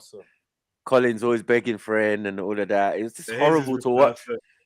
Yeah, you know. Yeah, you know he what kept a mustache.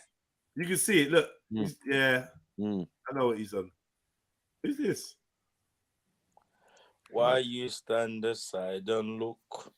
There's no peace in this generation. Man. Athletics, man. That used to be a vibe, a little Let bit me of tell a you. vibe. Let me tell you. When was the last athletics that you lot watched? I ain't seen it for a while still. Yeah. They've got youngers than that. They've got this girl. This girl, oh my God, the long jumper. Do you know who I'm talking about before I show you? The white girl. Nah, black girl. She's a long jumper, yeah? They've got channels just dedicated to her, bro. Bruv. Show it then. I'm gonna even calm down, Khan. It's coming. Bloody hell. Yeah. Pause. Guarantee you, the internet so perfect is gonna come up with her. I don't know. Yeah, the internet is so perfect, yeah. They've onto this girl, Fatima, Daim, and there's another one as well. Blood clot. The cameraman just look. The cameraman just follows her. Soon as she gets up, the cameraman's like, "Yeah, I got one job to do." Zoom in. Where's she from? The Horn? Nah. She's not from the Horn.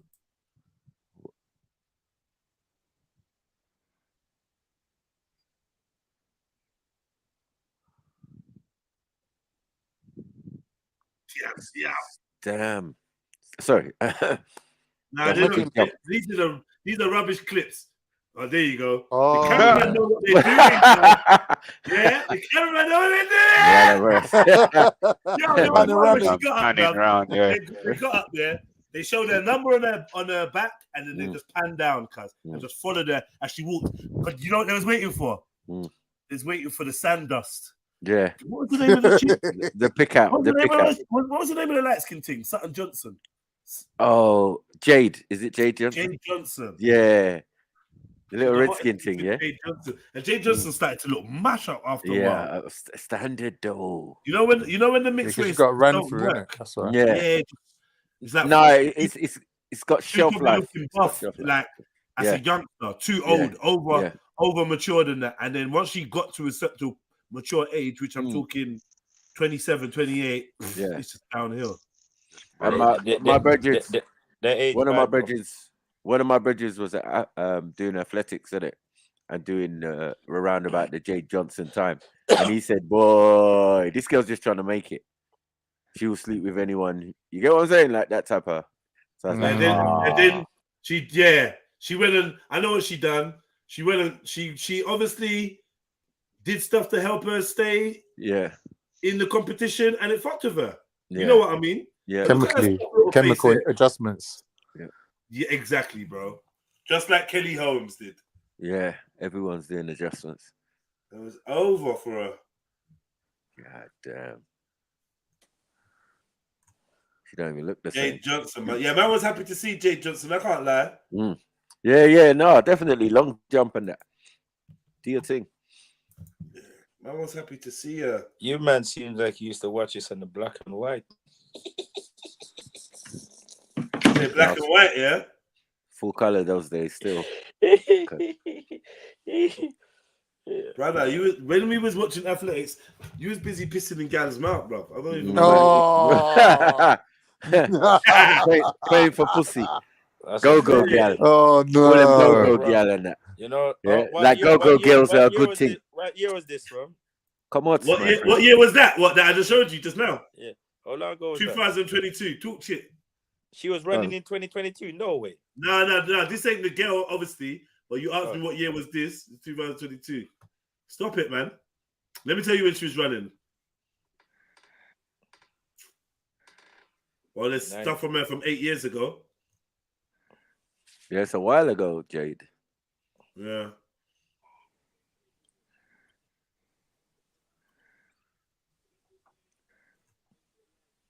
That's when England had a decent relay team. You know what I mean? That's what they could never have nothing decent in this bongo. No, we have still. Because you need to decide where you're from, bro. You keep on switching it. Huh? Decide where you from. We got Linford, man. Who? Pick one country and stick with it, bro. Who? Who's talking? The Scottish dude. Who's this? This is Scottish grandson chatting. Huh? With the texturized hair. Muscled and I can't hear him. I can't hear him. Is this McRick with the ginger lock? You guys in? I can't hear him over the sound of bagpipes. It's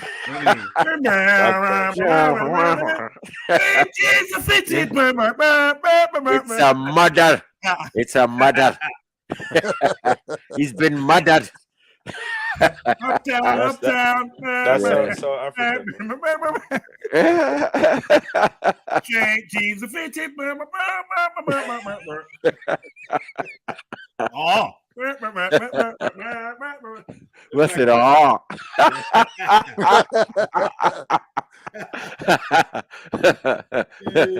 Yeah, you better go. Look at her hair, bro. Look at her.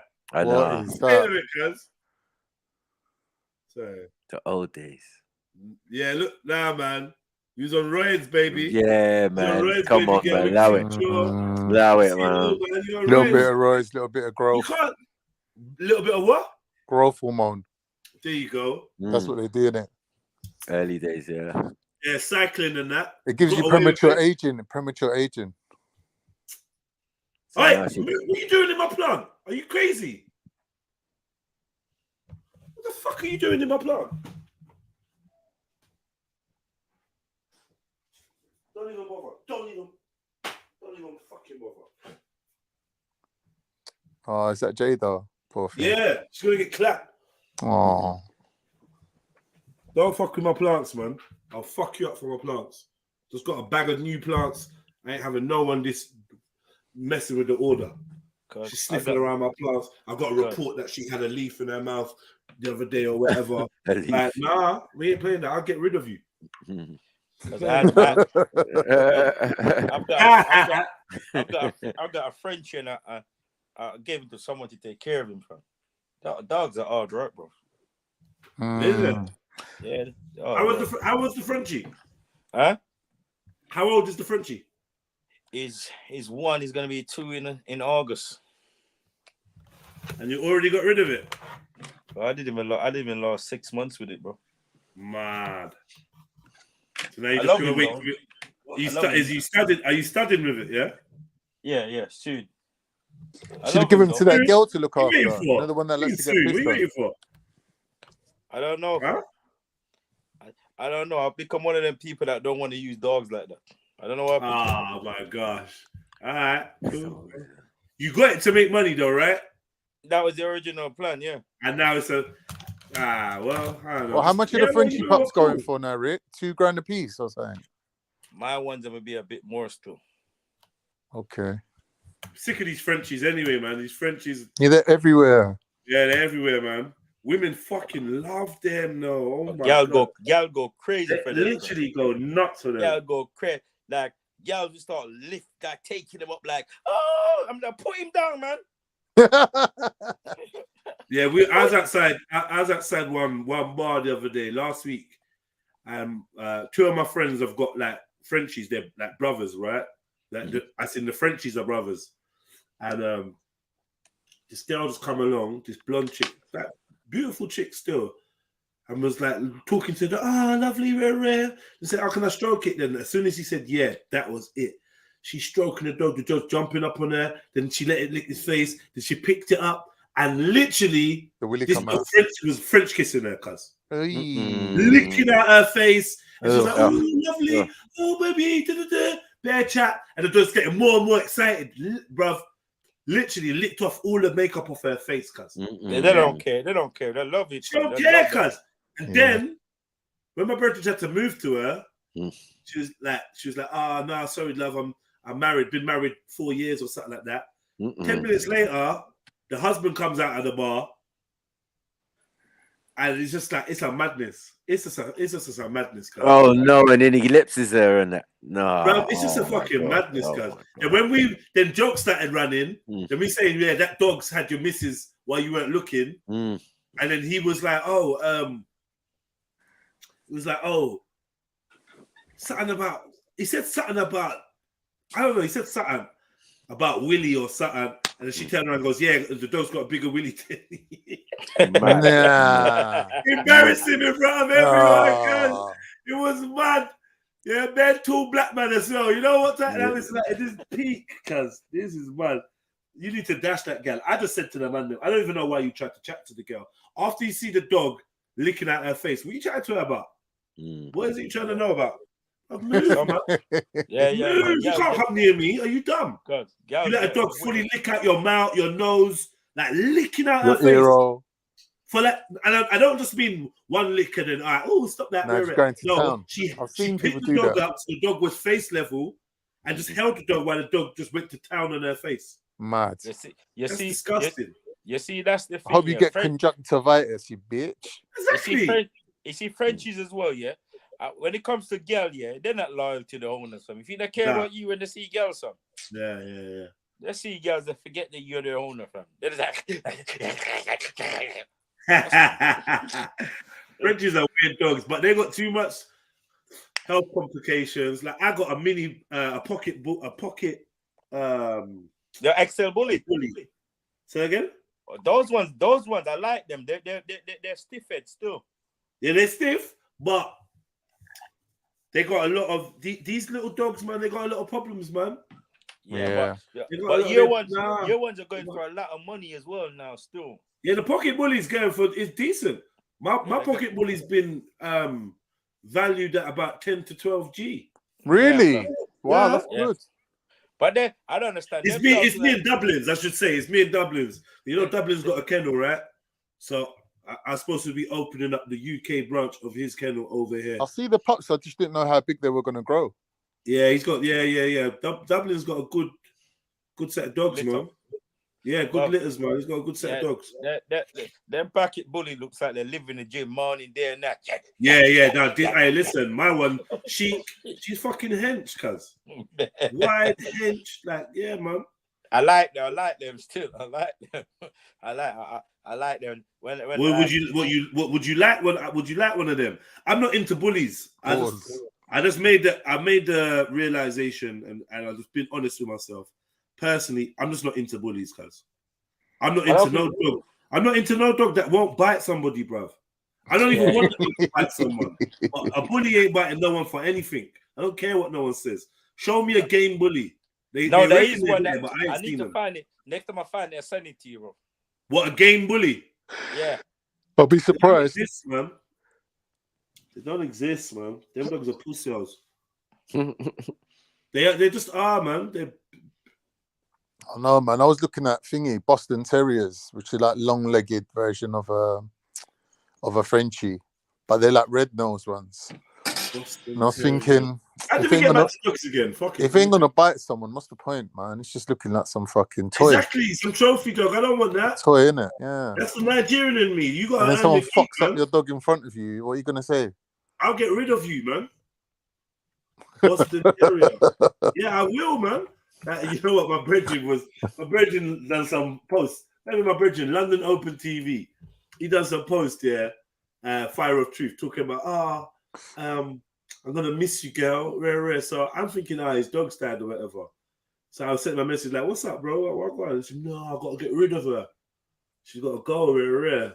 I was like, "Okay," but he didn't give no information. I'm like, why have you got to get rid of her? What's she done? She's scared of everything, bro. I can't have no pussy or dog. I was check it out, bro. 1 week later, bro. 1 week later, he's got the dog back. Yeah, because he's giving the dog to someone. They've gone to try and kiss the dog. No, they've gone to try and kiss the dog, and apparently the dog went to bite them. It's law, isn't it? So he ended up with the dog back. I'm like, yo, listen, I can't have no pussy or dog in my yard. I can't do it. As much as I might love you or whatever, bro, I leave you by the canal or something. Tied to a post. Yeah, with a note like, yo, love me. Yeah, Take me. Take me, man. I want no dog that ain't gonna dog when the dog is needed. Yeah, there ain't enough dog in the dog. Yeah, go and get your dog on, man. What are you doing there? And I'd be some pocket held, hiding behind me and them kind of dogs. And the thing is, certain dogs, they just got a boomy nature. Like some dogs operate from fear, some operate from pleasing, right? And yeah, them fearful dogs, man, they're not good to no one, man. They need putting in a bag and take you to the water source. Yeah, but that's the thing when dogs are bred for commercial purposes, you're going to get them ones getting through. That's why pits are the best, because pits they used to breed them for fighting, and they would be like the best dogs that got bred, and then the pups would get sold off to people who like, like fans, innit? Yeah. Pits are the best, man. Pits are the best. Did you game bred? All right, Sarah, I'm looking out for that, yeah? Big up, sis. Axum, sis, I never share drink with no one. Never know where that mouth been at. You're a germaphobe, though, and you created... Let me just like... I caught myself. I see, I'm getting better, man.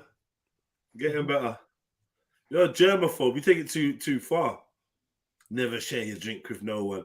That's why the minute you get an illness, it's gonna grab you up by your throat, because you need to share some germs, you know.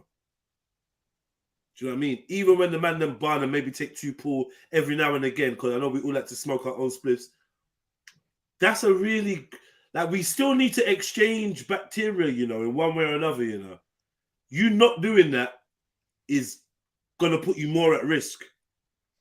Yeah, always. What do they call that? Herd immunity. Herd immunity, that is, isn't it? Yeah. That's what that is. You got to keep updating your system with all the different bacteria and germs that are out there. You lot really love dogs. You lot love them. Who said that? Women. No shit. Shut up. Shut up, accent, man. Love them more than women, you know. Nah, don't love nothing more than women, but yeah, love a dog though, man. It's a different kind of love. Yeah, love a dog. Dogs are sick. Dogs are sick, man. Once you got a dog that you synchronize with. All right, we got stuff to do. We got stuff. We busy. 1 second. We busy. We got content to create. 1 second. 1 second. What's this now? Yeah, man said, we got content to create, guys. We got something to check out. Where is it? Where on?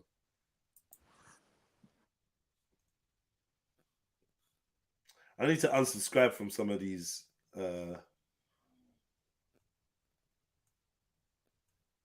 some of these channels. Some channels, you subscribe to them and they never put out another bit of content again. Well, allow it, man. I'm gone. Hanging around waiting for you to post something. One day I'm going to get a social media manager and I'm going to be unstoppable.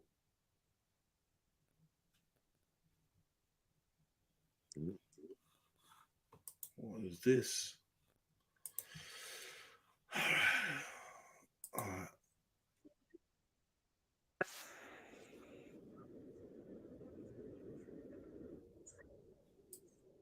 Sarah? I thought you said Sarah. I thought you meant Sarah. Oh, Sarah. Imagine that. Imagine your best friend Sarah switching on you and Sarah switching on you at the same time. That's a bitch. Okay, Sarah, the girl that.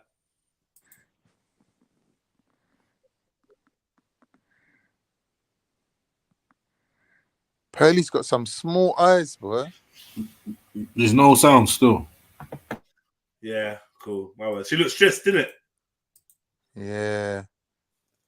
But she's always kind of got that look in her face as well, though. Do you know what I mean? Yeah, she's not. Tell me, do you not want to talk about this? Because if you don't, we could go back to dogs or anything that's going to mean that the other men on the panel respond to me. No, I'm interested. Man. Let's do it. She looked stressed the other day on the Hotep Jesus thing. She looked stressed. Oh, is this after that? He was stressing her though, cuz. The chat was stressing her out bad. So, you're not for the community then, are you? that was the worst of it all. Oh, yeah. I forgot about that. Today, I'm going to be telling you the truth about Sarah. So, Sarah? Yeah, this is what I just said. I thought it was, when I saw the title, I thought she was the truth about Sarah. Oh, is this that girl Sarah that was dissing her? Right. Okay. I said, imagine you got Sarah and Sarah on your case, like it's long. There's been a lot of controversy this week. That was a good edit. And they put in soft music in the background. Levels. Guys, welcome to the Just Pearly Things YouTube channel. Today, I'm going to be telling you the truth about Sarah. So, there's been a lot of controversy this week, and a lot of people have had my name in their mouth, and I just think I owe it to myself to be able to tell the truth. Because at the end of the day, on this channel, we tell the truth no matter what. And what's that? It's a build-up music. It's a build-up music. It's a build-up music. What do you mean, man? What's that? Is something happening here? No, things putting in work or what? Blessing and them. Blessings. They're going in on this one. They're going in. You get me? Aunties in the background fanning and all of that. Like so you lot are feeling what I'm feeling when it comes to like, drama. What's the drama music? Yeah. Like, we need to up our game still. I don't know. So we need to up our game. Yeah. Make it more dramatic and that. Like, what's good? I'm loving it all, man. I think it's all fantastic. It's all matching. The orange is matching her hair, the blue and green's matching her t-shirt, the grey's all blending it all nice together. It's lovely. It's really good. The black's matching the pillow, the little zebra pillow. What are you doing? What are you doing? You just made it nice, though. Always gets carried away. I know. It's like a camp analysis of the visuals. But that's important, though. Look at what Sarah did, though. He got the chair that didn't match the wall color. It just looked wrong. Who cared about that? We just cared about what we had to fucking say, brother. That shit turtleneck. Nah. The turtleneck's the best look that he's bossed for years. Yeah, I'm not gonna lie. That's true. That's true. Yeah, better than the shirts. The shirts. It was, maybe, but then he fucked up with that little small ass African necklace. I ain't gonna lie. Well, man's on a budget. What do you want him to do? It's meant to be. He should have took the 30%. He's not too used to rappers. He's not gonna be I needed to see a Jesus peace size Africa pendant. It's true. A Cuban link chain and that. Come on. He's Jamaican, ain't he? What do you say? He's got drawn his Jamaican roots. Calm down. Let me just say, if he rocked any of those chains, we'd still be talking about the chain now. Like we still going in. Yeah, so I think he was bitching about 30% and he can afford this, yeah? So Exactly. I think it was appropriate. You must think I'm a fucking fool. Balling. And take it from no oppressor. I think it was appropriate, bro.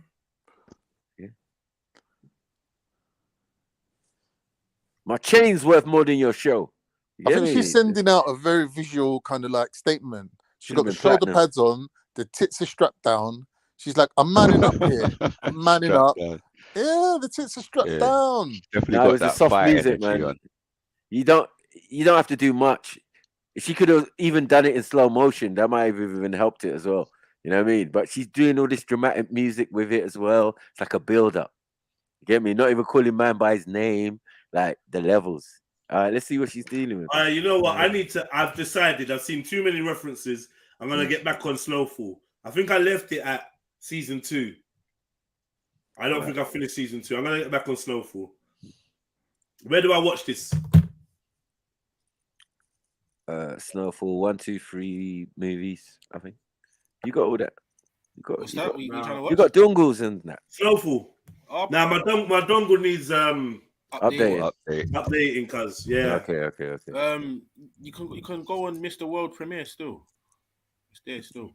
When you go on these things, are you on your laptops and stuff when you're watching? Yeah, you love I like to watch a series via a TV.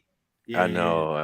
You know, I don't want to be at my computer. It's not now. You got to cast it from the you phone. You can stream it to the telly, That's probably your best bet, you know, Jess. To stream it from the lappy or the computer to the telly still. That's to the telly, yeah. I don't know if I've even got that ability, bro.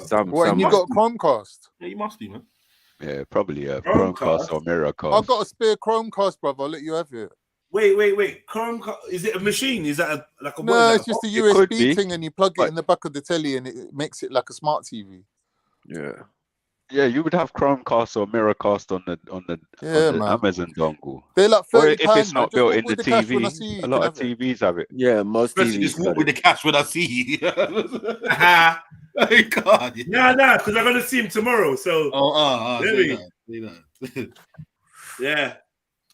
All right, cool. So what, Jez? What you saying? What, the Fire Stick's totally expired now? Yeah, I got the guy's number. I need to text him, and then. But I think he's gonna want £100. Yeah, fucking 100 fucking quid. £100, you could learn how to do it yourself in like a half hour. And you got tech support as well, cuz. Yeah, Ash, you know what? You see that you say that, yeah, but can you do it properly, cuz, car? Enough people say this, and then when I look at the program, my brethren said he's gonna do that. It just looks bugged, fam. You get me? I'm missing bare shit, and you get me? It's just iffy. But obviously, that's probably because they're out of date still. Yeah. Like you need to update the trackers and all of that. Okay. Yeah. You say you like to do that, yeah? That's what I'm saying. I'm trying to find out. It can't be no different from how it was back in the day. They put the prices up on that.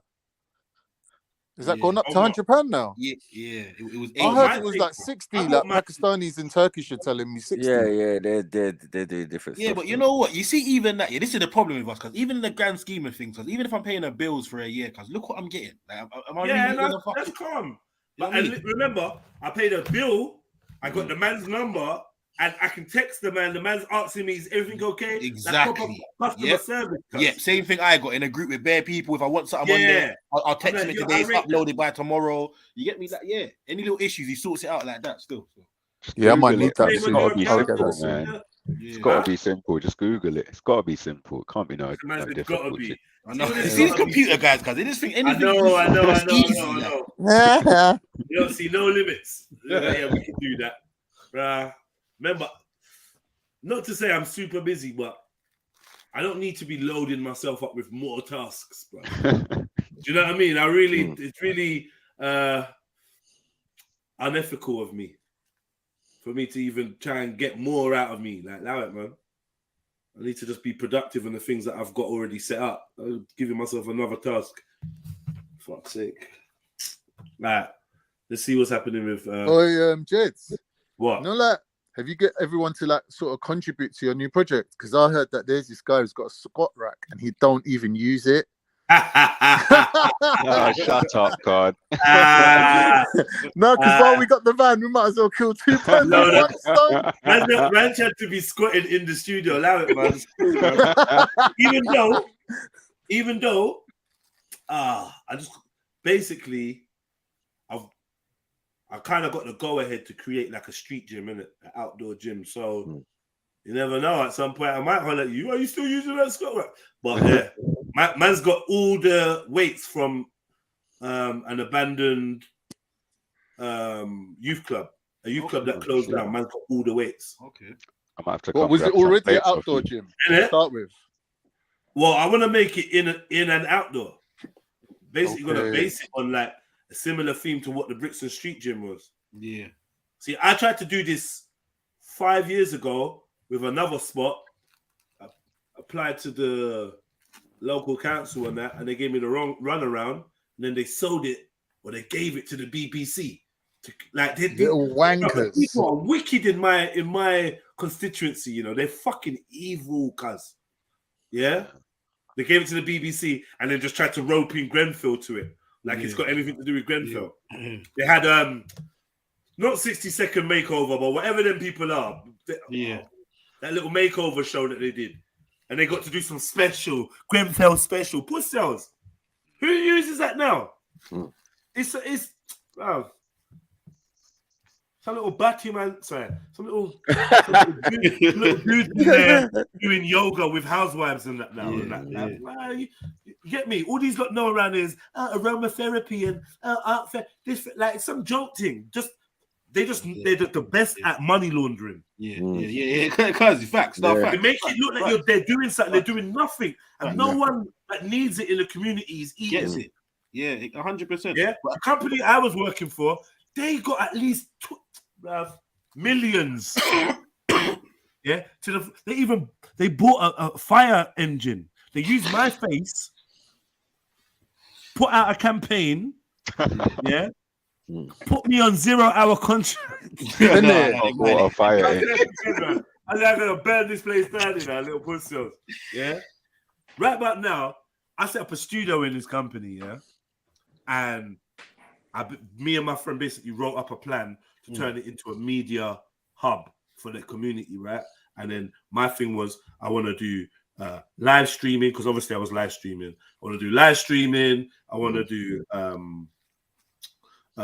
have a radio station running there. I want to be able to do filming, live filming, blah blah blah blah blah. Let's make it a media center. But we said no. I mean the studio right now is probably all that we can do, but because we need the space for the aromatherapy, the massage therapy, and we need this place for that, and we're gonna do 3 years later. Jeds is nowhere to be seen, even though I do roll up there anytime I want. Jeds is nowhere to be seen. My colleague's still there, and all of my ideas have been implemented. And they still got a big ass picture of me in the front. Right. They've got millions of pounds in funding, and I'm sitting here. Man, it's they want your ideas, bro. They don't want you in the building, bro. They don't want you. Man sitting there with no Bentley. They don't want you in the building. Nothing. Get me? Yeah, it's Lucky Stars. They left a little picture. You get me? I didn't want to work for that company for longer once I started to see certain things. Well, my heart is fucking clean, cuz. Yeah. But these lot, one day, then he's gonna get drawn out, and that's the first time you're gonna see me snitch. I'm gonna point and say, yes, Your Honor, yes, correct. That's her there.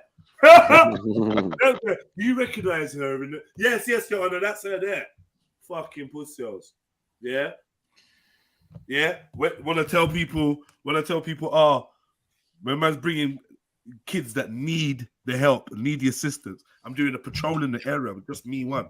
Yeah, I've got the guys from St. Giles Trust rolling with me. They're another group of men and women that act like they're there for the youths, just take their fucking money and don't do fuck all.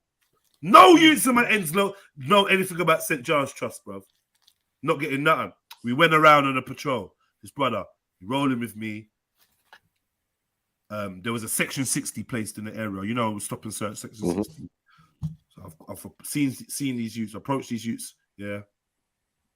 Saying, yo, you lot know, because there's like a bunch of white kids, and you lot know that there's a Section 60 in place. They're like, what's the Section 60?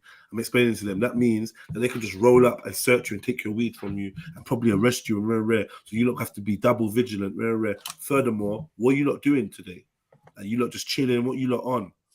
Rare. Furthermore, we've just set up a youth club and I've got a studio there. Any of you into music? Oh, yeah, well, yeah, she sings, she raps, she's that, blah, blah, blah. All right, boom. Why don't you lot come over, have a free taster session, see what you like, and rare. From I was doing that, bruv, the people that are still using this thing to the day are the youths that I fucking encouraged to go down there.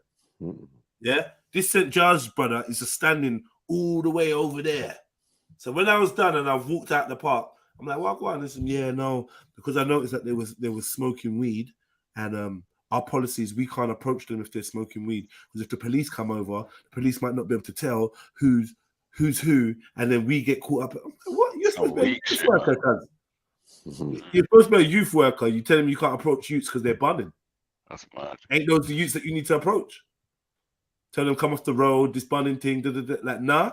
So I just realized this thing is just a joke. They don't want to help no one. It's all about optics. Optics, bro. And funding.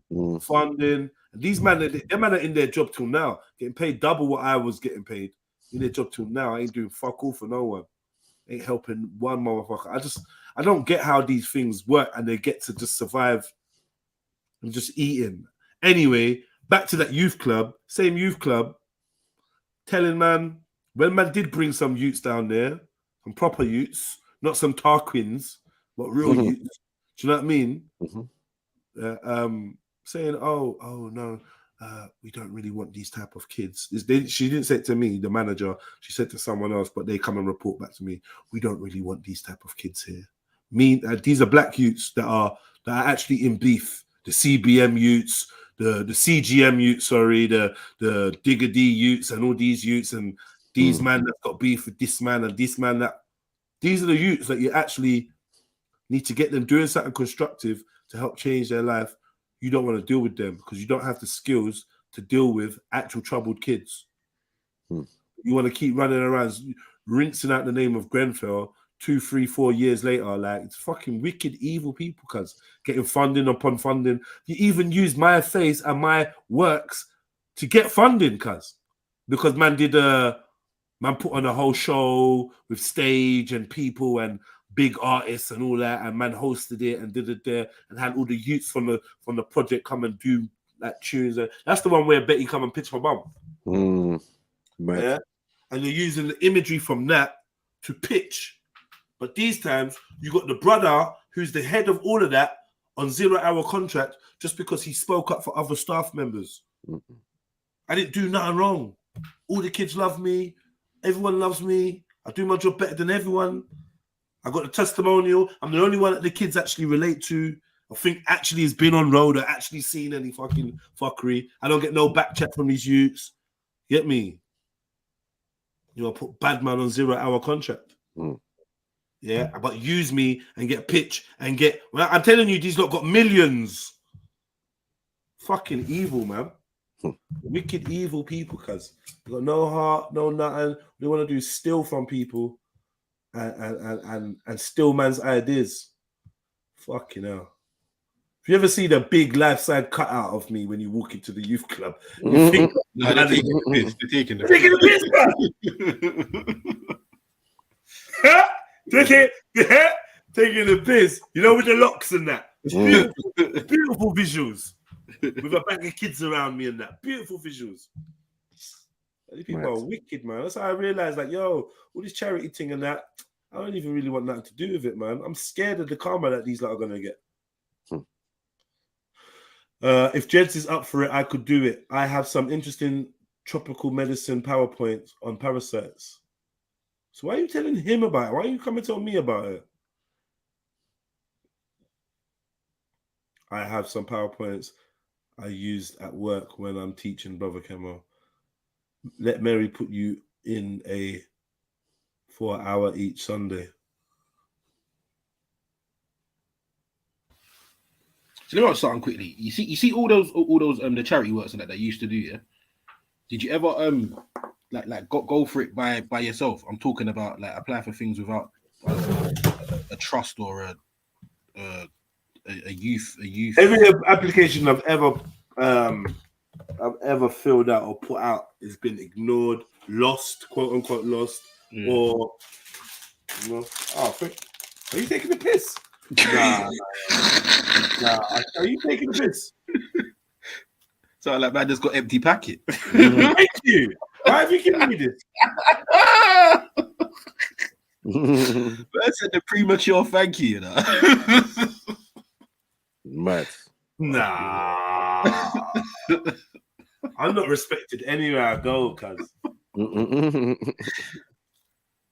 Man bought me empty Tang Fastics.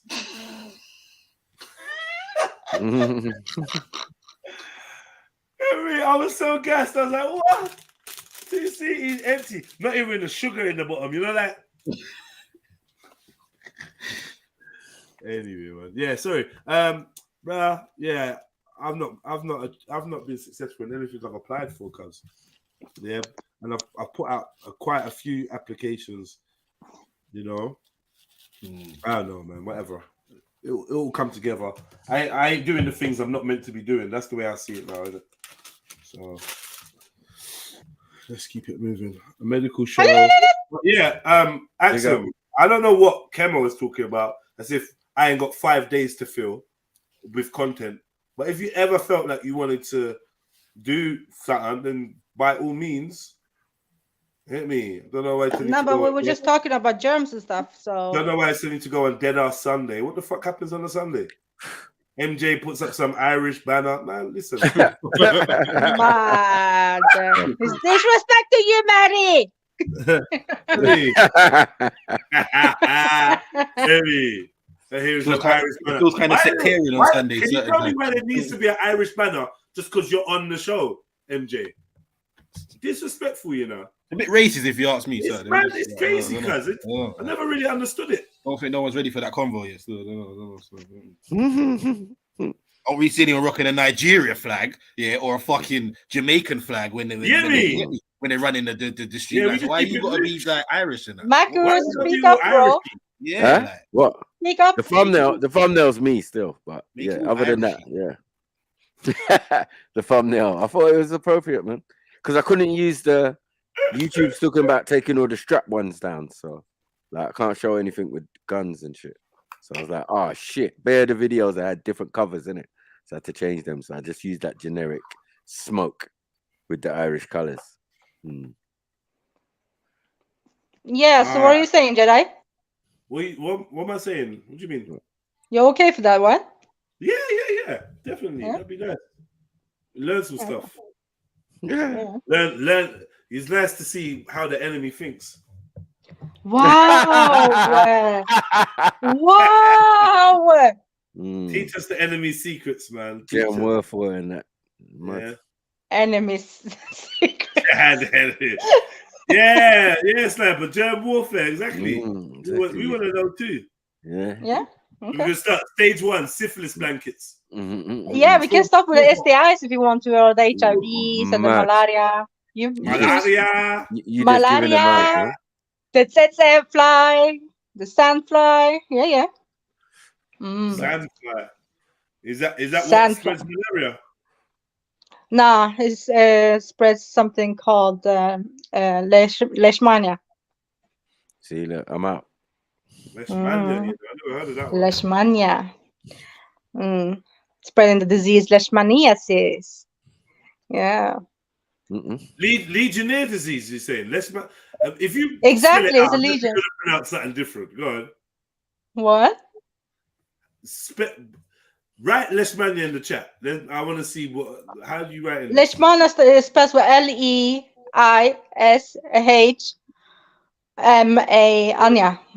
Leishmania. I never heard of it. Oh, ask them in Latin. What does lesh mean? Lesions.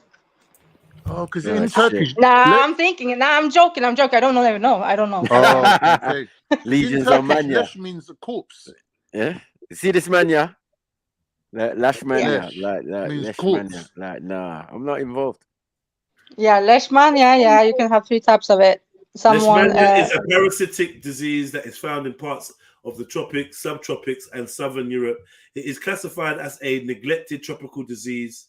Leishmaniasis is caused by infection with Leishmania parasites, which are spread by the bite of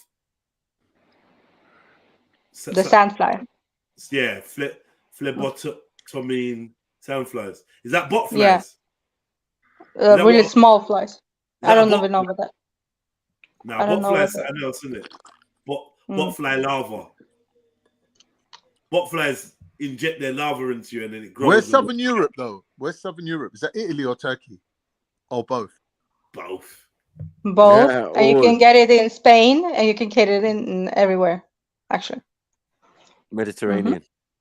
Yeah, you can get it there. Yeah, and even Turkey got some interesting parasites.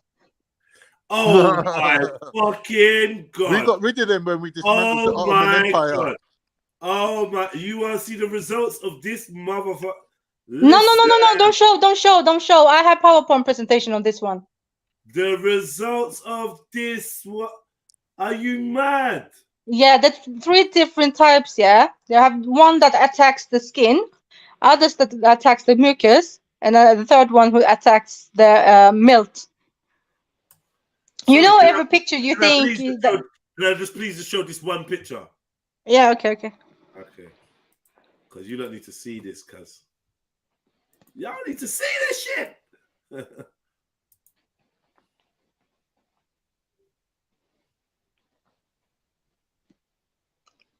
What? Oh, man's silent. I ain't coming out my house for about a year now. Man's silent. No, I ain't coming out. I ain't coming out. Nah. What is that? For fuck's sake, man. Nah. I couldn't tell you that I'd live through this, you know, because Spagbo face. I couldn't promise you that I'd live through this. I think that I might try and attempt to unalive.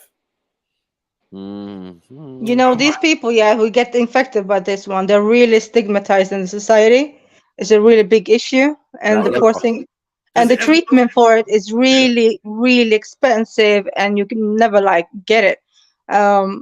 If you're gonna have just a normal lesion, like you can see in the picture in the middle, right, Jets?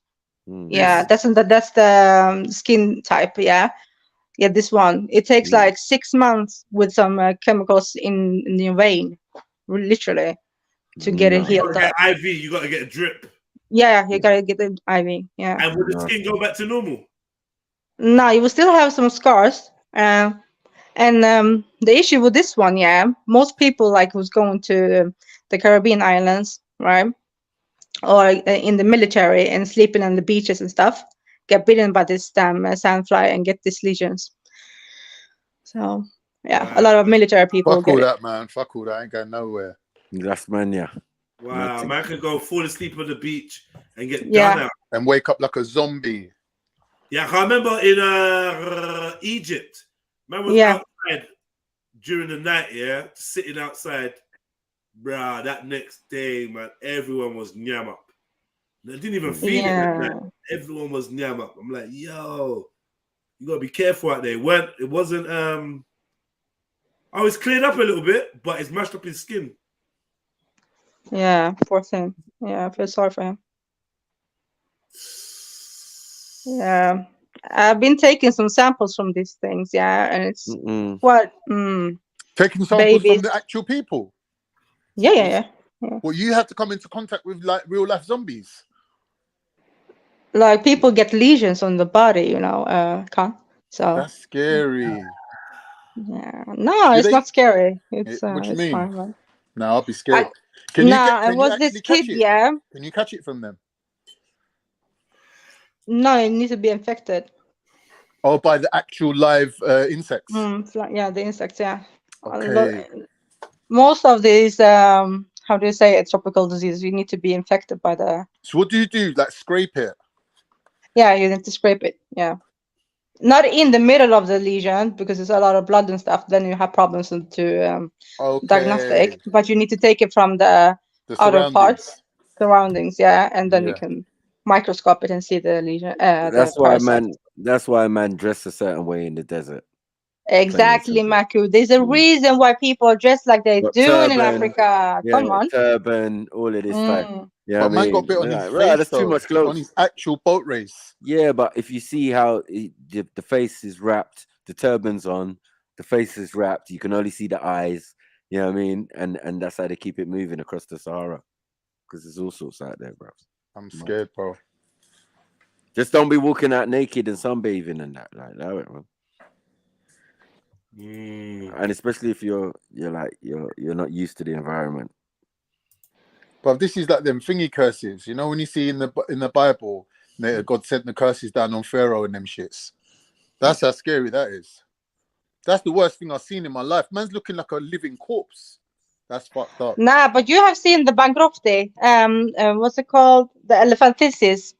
Yeah. Yeah. So that's also a parasite, right? It's made from a bankruptcy. And then it's really hard to get them parasites out of their body too, because it attacks your lymph system. That's why you see the legs huge and the penis or the balls really huge. Like, yeah, you've seen the pictures there I've seen too. it. I've seen it. Seen videos. Yeah, I think I'll avoid all that. Yeah. Oh, mate, this is good. This took a dark turn, mate. Sorry, man. Yeah, no, I wasn't prepared for this subject. I feel like taken by surprise. Oh, yeah, let's God. go back to this pearly thing. I will jump up and join from the computer, man. Whoa. I'm still looking at pictures. I should put this away, man. This is bad. Yeah, it's really bad. And no one is talking about it. No one is talking about it in the world, man. I'm pissed. People dying, so, like, and everything. Oh, Axum, see this job that you're doing? I hope they're making white people do it too. I hope it's not just the black folks. You know them you go straight that. Yeah. Nazis and that. What do you mean, though? What do you mean? Like, testing up, yeah? This is how you don't get invited to parties and that. Yeah, this is the for the mucus attack, the second one. That attacks the mucus. Yeah, the parasite that attacks Man's the got mucus. no nose, fam. Like, Yeah. no. Yeah, give thanks, man. Yeah, give thanks. Man. Shit. I ain't trying to live in no desert. You said sandflies, yeah? But I'm out, man. Them things can't survive in the cold, innit? There's no cold. Nah, you need some couple of days of at least 2 weeks. No, even more than 2 weeks of tropical heat to make them survive. Yeah, see? I'm staying here, man. I'm staying.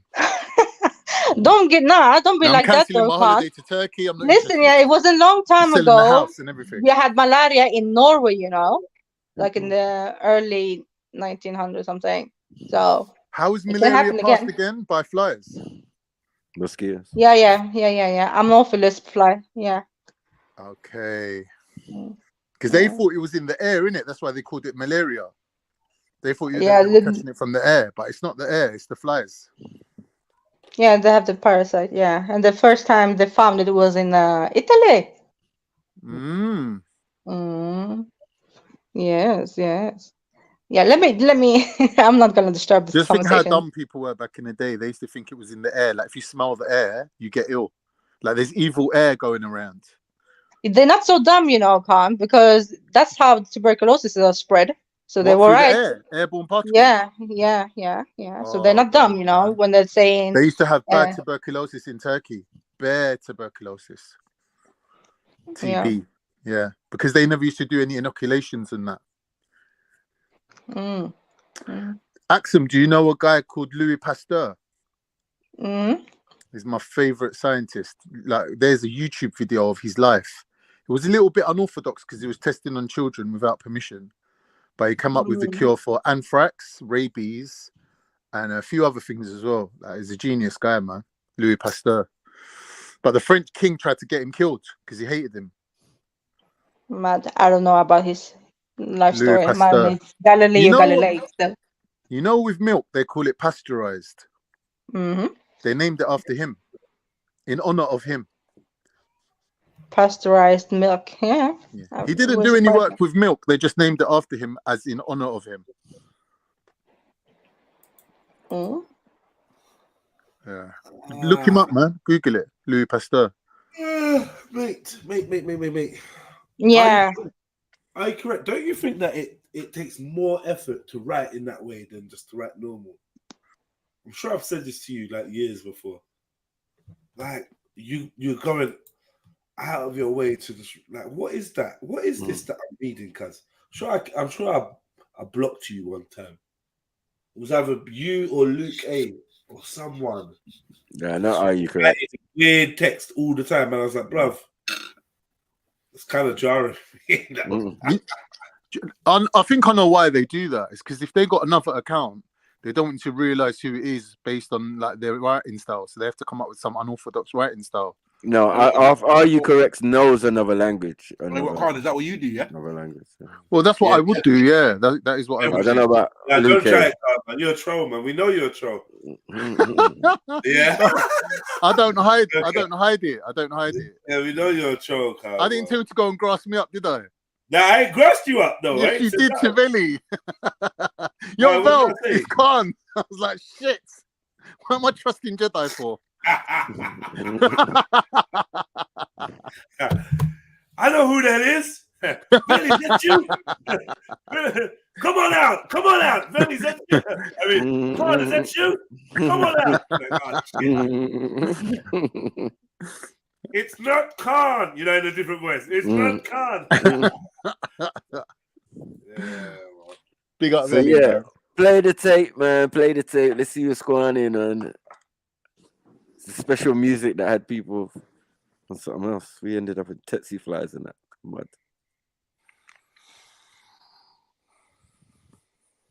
Yeah. You're still looking, ain't you? No. I was looking at something else, man. I was looking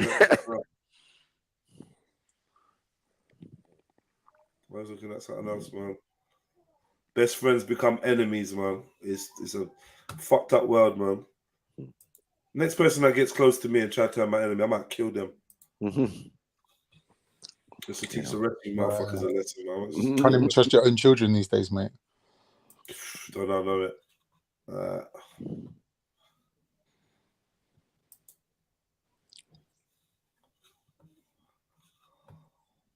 My aku, look, I'm good. My aku, hold my own, man.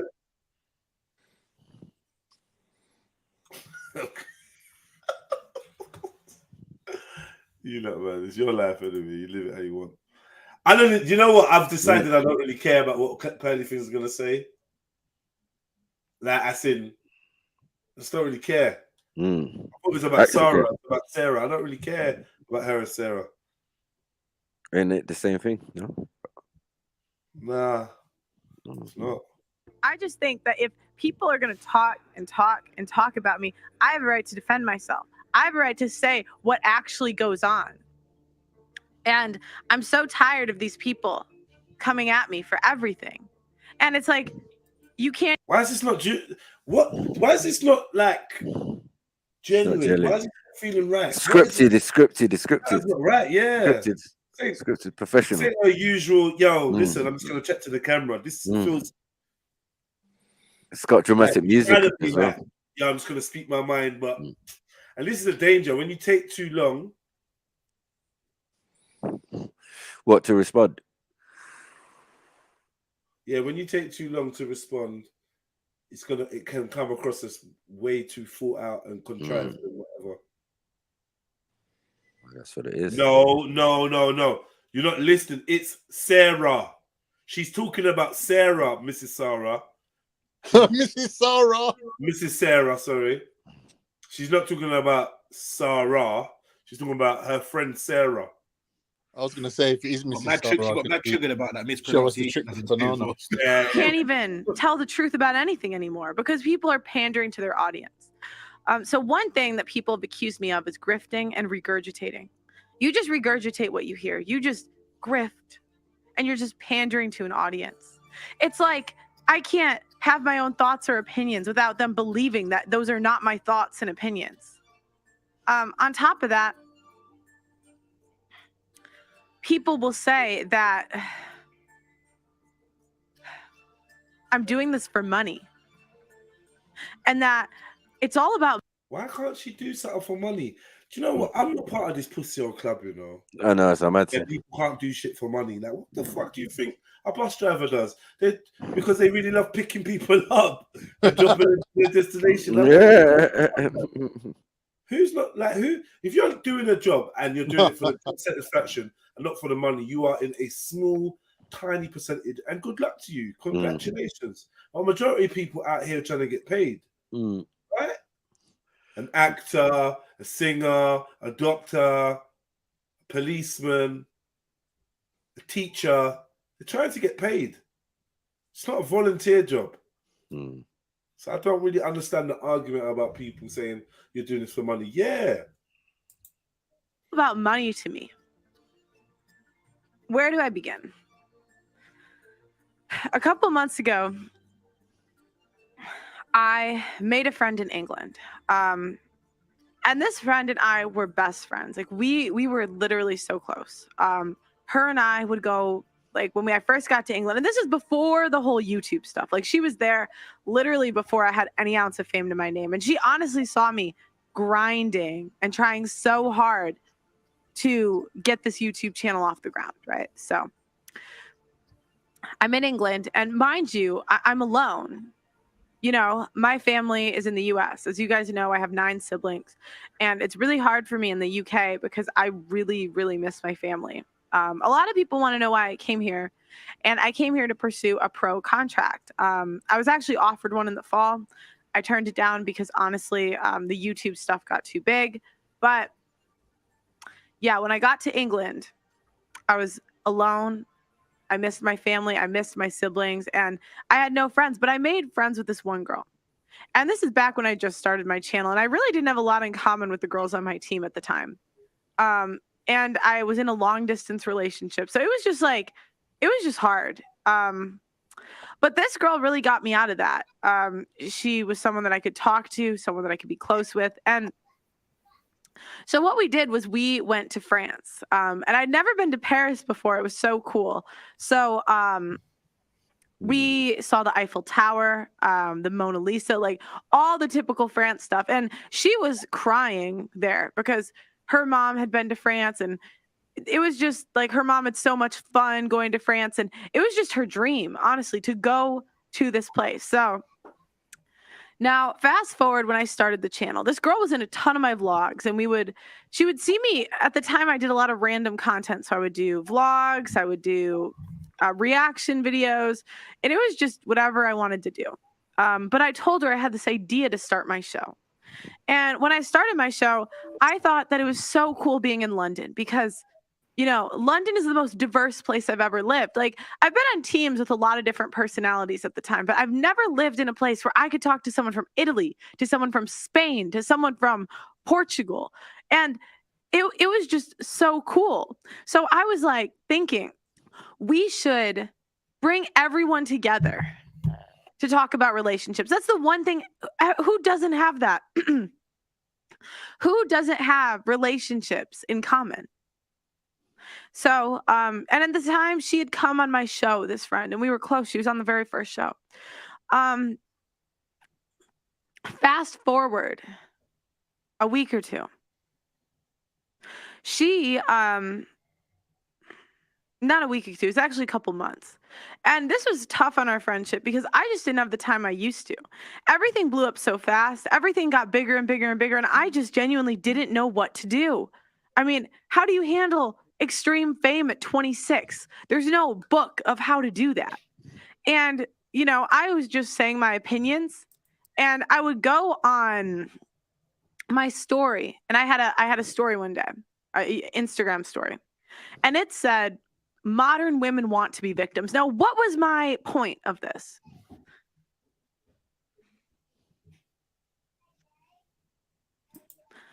I kept...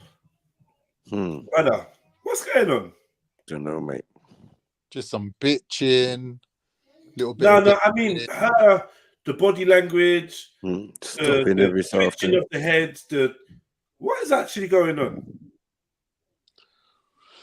Are you not seeing what I'm seeing, or there's people in the background and all that? I think some people who ain't really naturally expressive, when they're told, now you need to kind of convince people this needs to be expressive, they have to sort of fake it. Like, they're not used to doing it naturally. Like with me, I can hype up anything, innit? I can hype up someone opening a packet of fucking Maltesers. I'll hype it, but I don't think she's just got that ability. Man says she's reading the script. She don't read no fucking script. Plain and boring. Like, she's not reading the script, JD. What do you think? That's what she did when she looked over. Something's going on with her, man. You didn't she's. I can imagine someone standing behind the camera, like mad head movements and body movements, more emotions, facial expressions. Something's. I'm no professional, but you can't be good at everything in life, bro. She's good at business. She's good at writing up contracts. She's good at this, that, and the other. She's not good at conveying emotion. Okay. I think. Okay. There's no book of how to do that. And, you know, I was just saying my opinions, and I would go on my story, and I had a story one day, Instagram story, and it said, modern women want to be victims. Now, what was my point of this? I don't know. You tell me. What was that, cuz? What is that supposed to be that I'm asking? What did she just do? Direct question. What did she just do? There's no one behind the camera answer, no?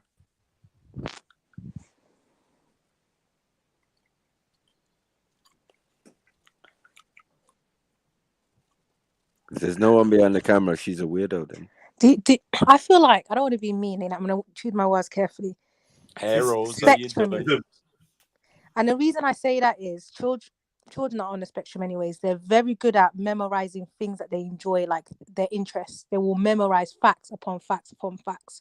She's very good at regurgitating information, like statistics, quotes, specifically memorized lines. But when it's something off the dome, she gets discombobulated. Yeah. Oh, I agree. So I've noticed that with a lot of children, if they're interested in cars, they'll tell you the weirdest facts about cars. But then ask them about a random topic, they're just lost. Like they're all talking. Our little brother was doing that for a while, wasn't he? Not? Do you remember? Well, do you mean Boston, Massachusetts? Yeah. Do you mean? Yeah. Chicago, Illinois. With a population of 8,000. Oh, yeah. He do mad shit that you be like, what are you doing? Are you on Google, cuz? You guys have to keep in mind, she does read everything she does off her laptop, you know. So when she's there, some of the time, like when the camera is not on her, she's clicking through stuff and she research it. She research a lot of stuff and put in notes on the laptop. So all these numbers that she goes through as what the girl that was just here just said. It's something that's preset in her head, innit? So it's memorized, innit? You know what I mean? And then you can edit them parts out anyway, innit? No, when she's going live, she can't edit live, so she got to make sure she get it right live. There's no editing. So 90%. I say. What is this live? No, probably was 99%. What is this? It was live. I don't know. Probably was 99% of her shows are live, innit? Everything that you see, she does it live. 99% of the shows, innit? So that's part of the reason why she does that. So like with super chats, innit? So I've clocked that. With but Rick, chats. I've done that before. I've had a Skype call job interview, and I just wrote some post-it notes and stuck it on the fridge behind the screen, and just was like using it as little reminders. Like people do that. Yeah, not a lot of people is good at freestyling shows, innit? So they use reference, innit? You could remember realistically if you wanna do a show today and you want to talk about certain things, you could read and memorize it. That's what I do sometimes when I want to speak about certain stuff. I just memorize it. But she goes a lot from the laptop, innit? So she might be looking at something because she's looking down a lot, so you don't know. All right. Where's the girl going that was just here? Mrs. Sarah. Mrs. Sarah, you there? She gone, bro. She knew you was gonna ask her how's your day going and all that malarkey. I don't care about no. Really and truly, I just do that to be polite, bro.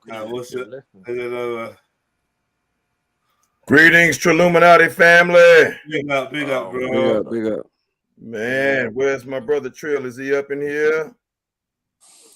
Yeah, I'm here, brother. I'm here, man. How you doing?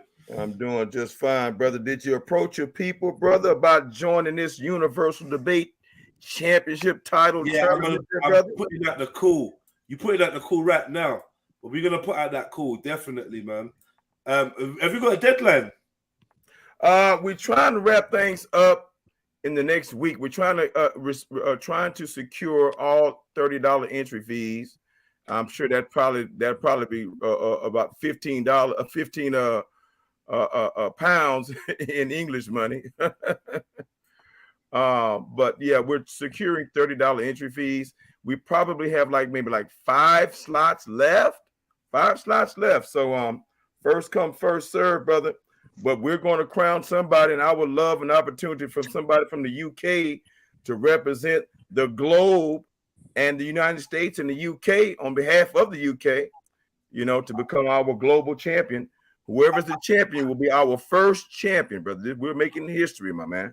I remember that. I need to understand this. What? You with me, brother? Yes, I can hear you now. Yeah. What part of the debate requires $30? What part of the debate?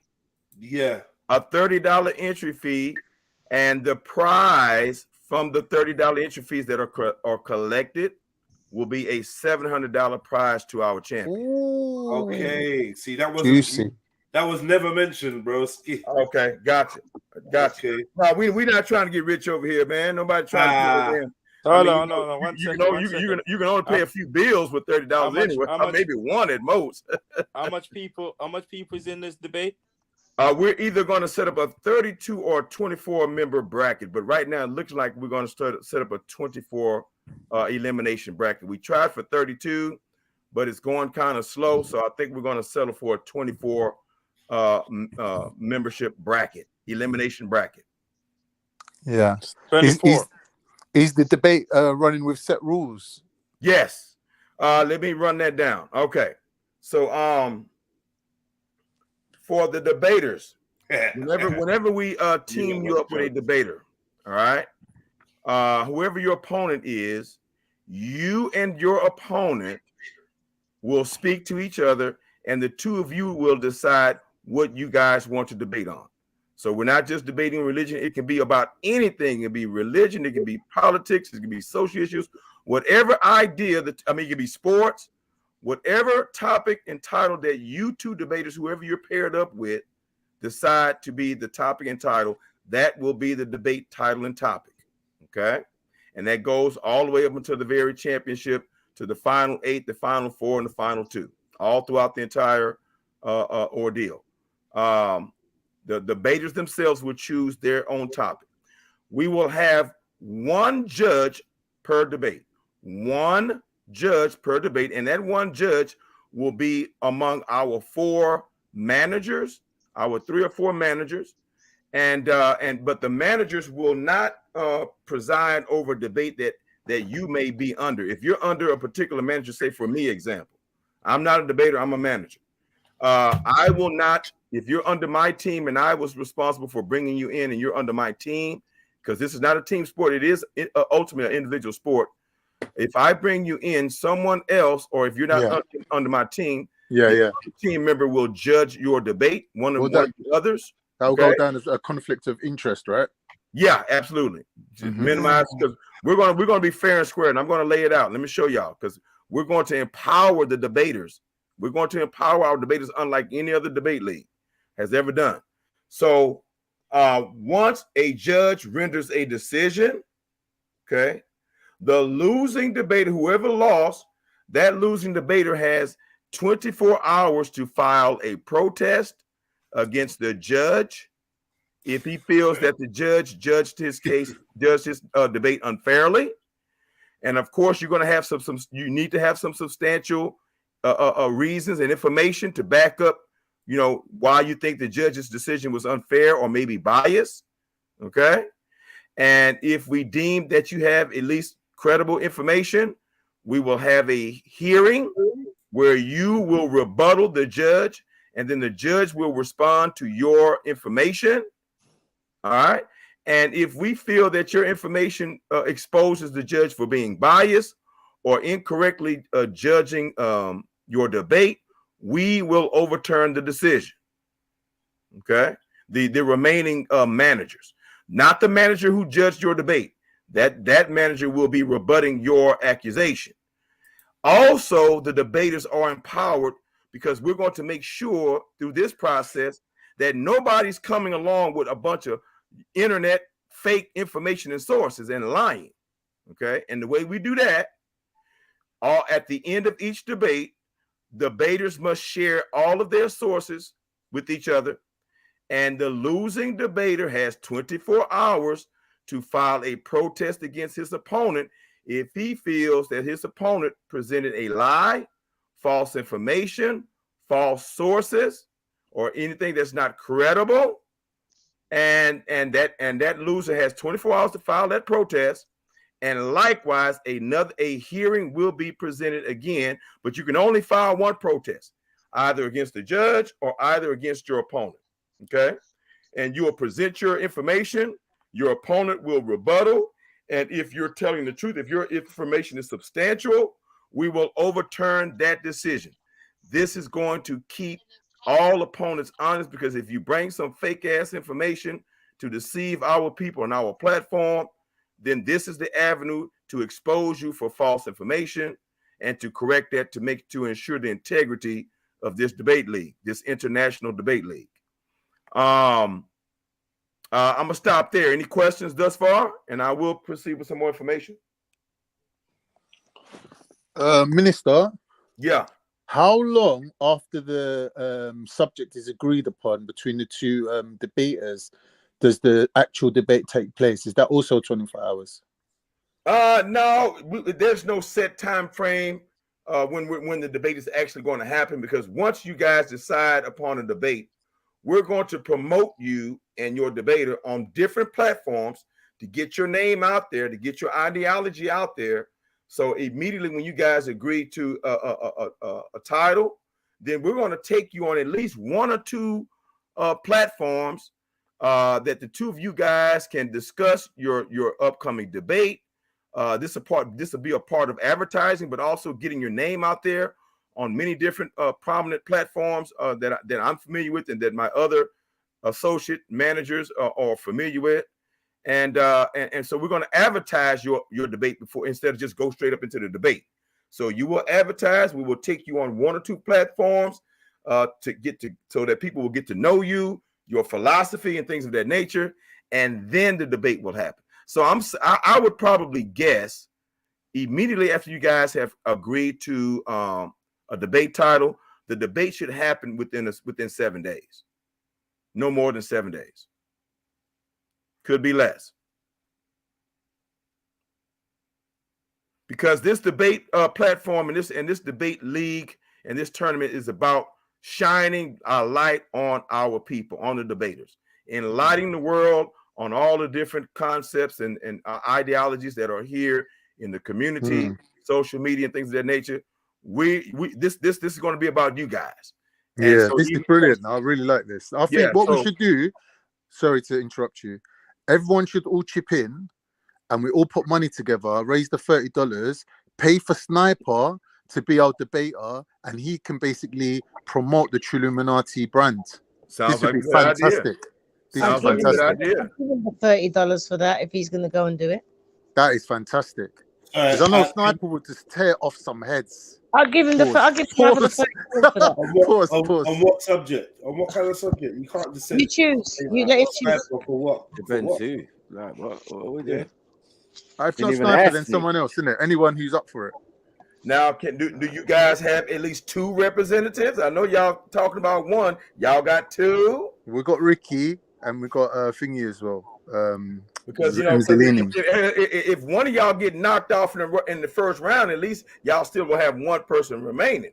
Because we're gonna have some stiff competition, brother. I don't want to debate MJ. I don't think we're gonna have some serious competition, brother. I don't want to scare nobody now. Debate as well. I don't have time to do anything extra than actually try and raise funds and fucking build up my thing or our thing. Because right about now, can't even get people. If I don't have 100 likes on there, you look. Oh yes, we do. You're lucky. You're lucky today. I remember Zion was like 103.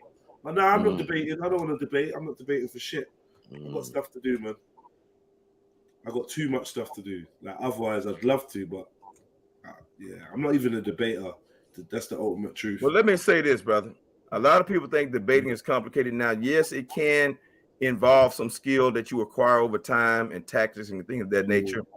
But debating in its simplest form is presenting your information. You don't have to do all the flashy stuff. You ain't got to know all of this and all of that. It's just simply presenting your information.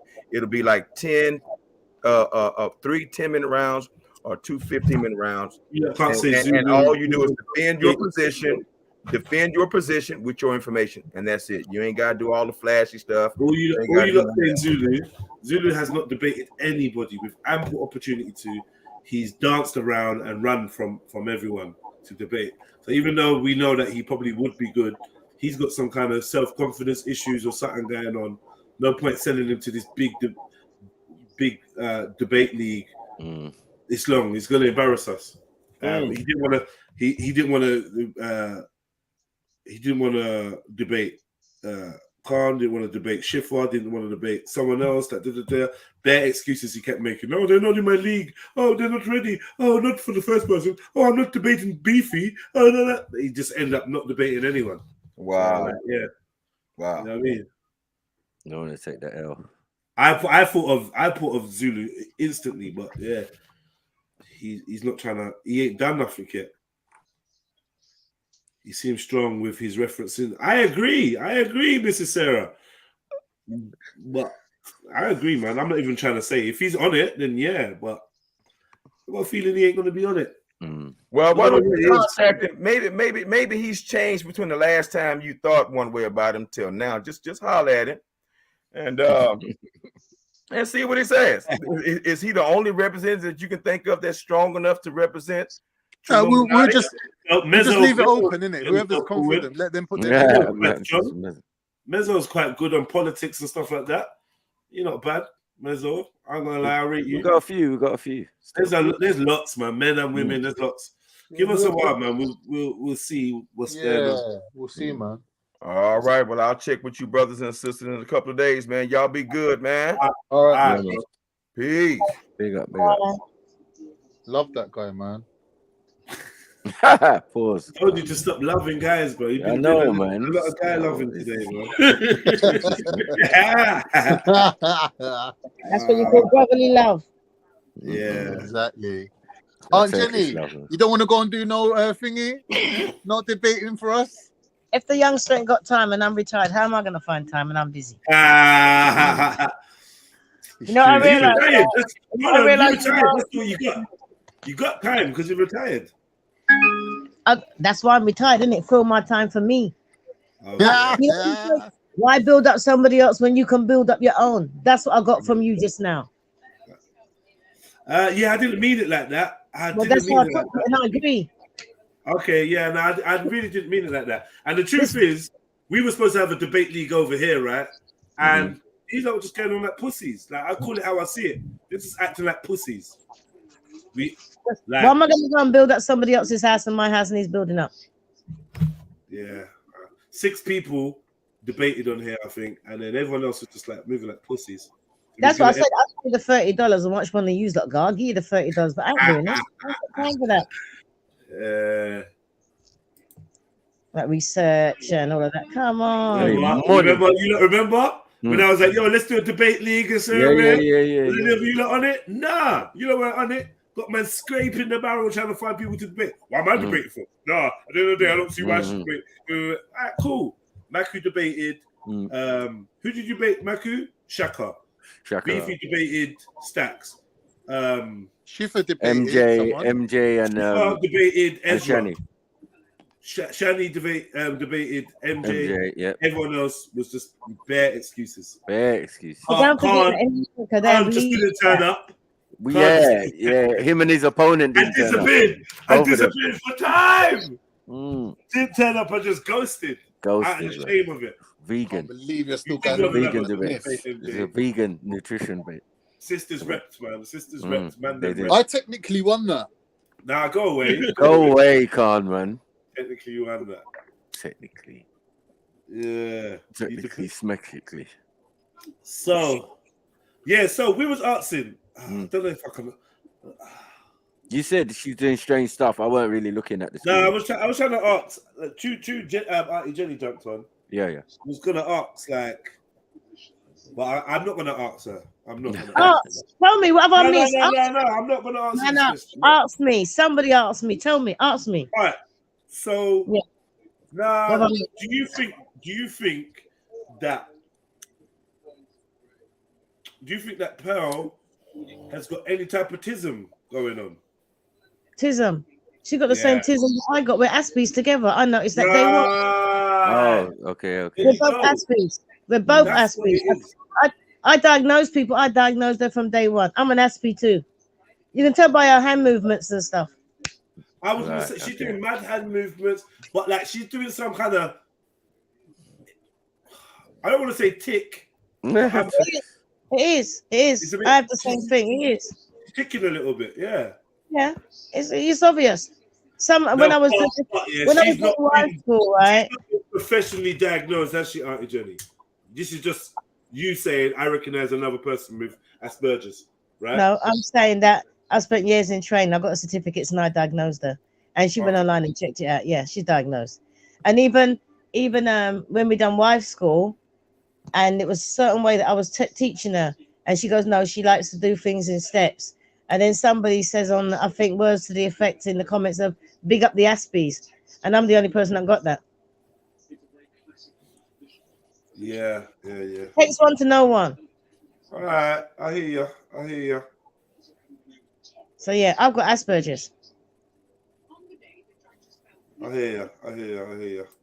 It said, modern women want to be victims. Now, what was my point of this?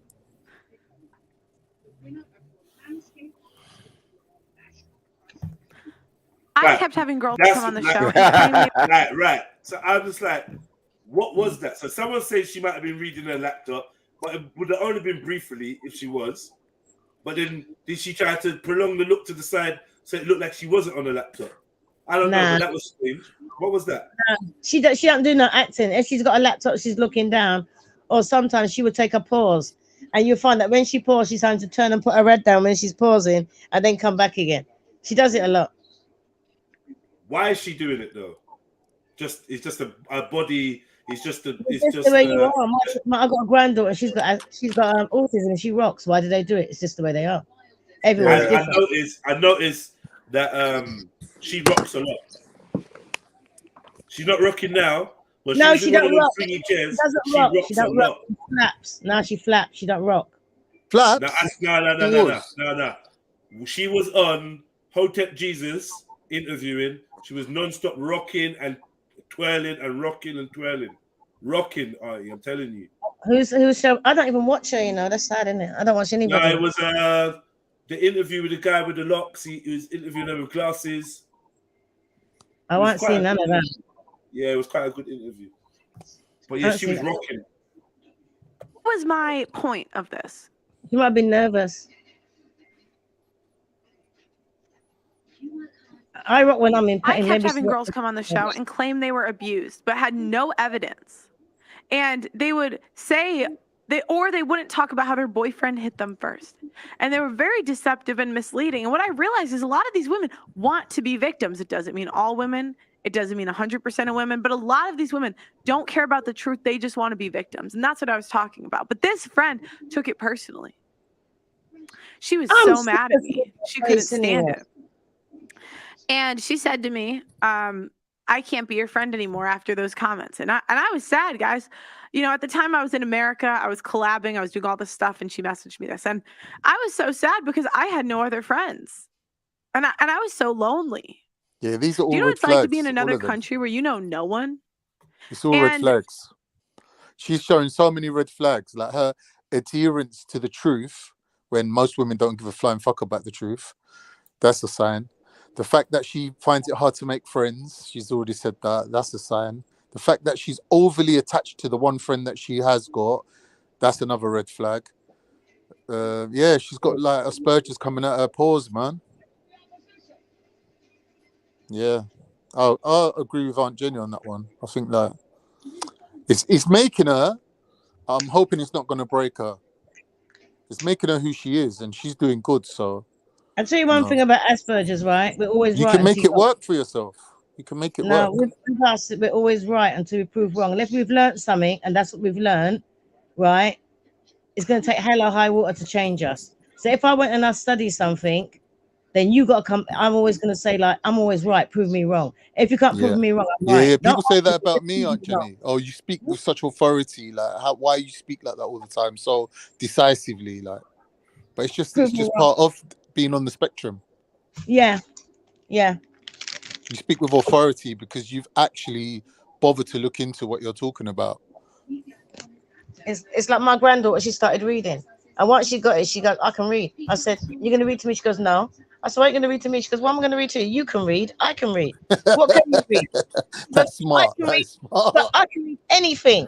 That's what you mean you can read anything. I said, come on, pick up that book and read. So I can see her reading. I said, I can't hear you. She goes, you never asked me to read to you. I can read it. I'm reading it. Tell me what it says. I can read it. And she told me what it says. I was like, all right, then you can read. She goes, I told you I can read. She's 4. Yeah. But it's the method. You've got the method and it clicks. You know what I mean? Definitely.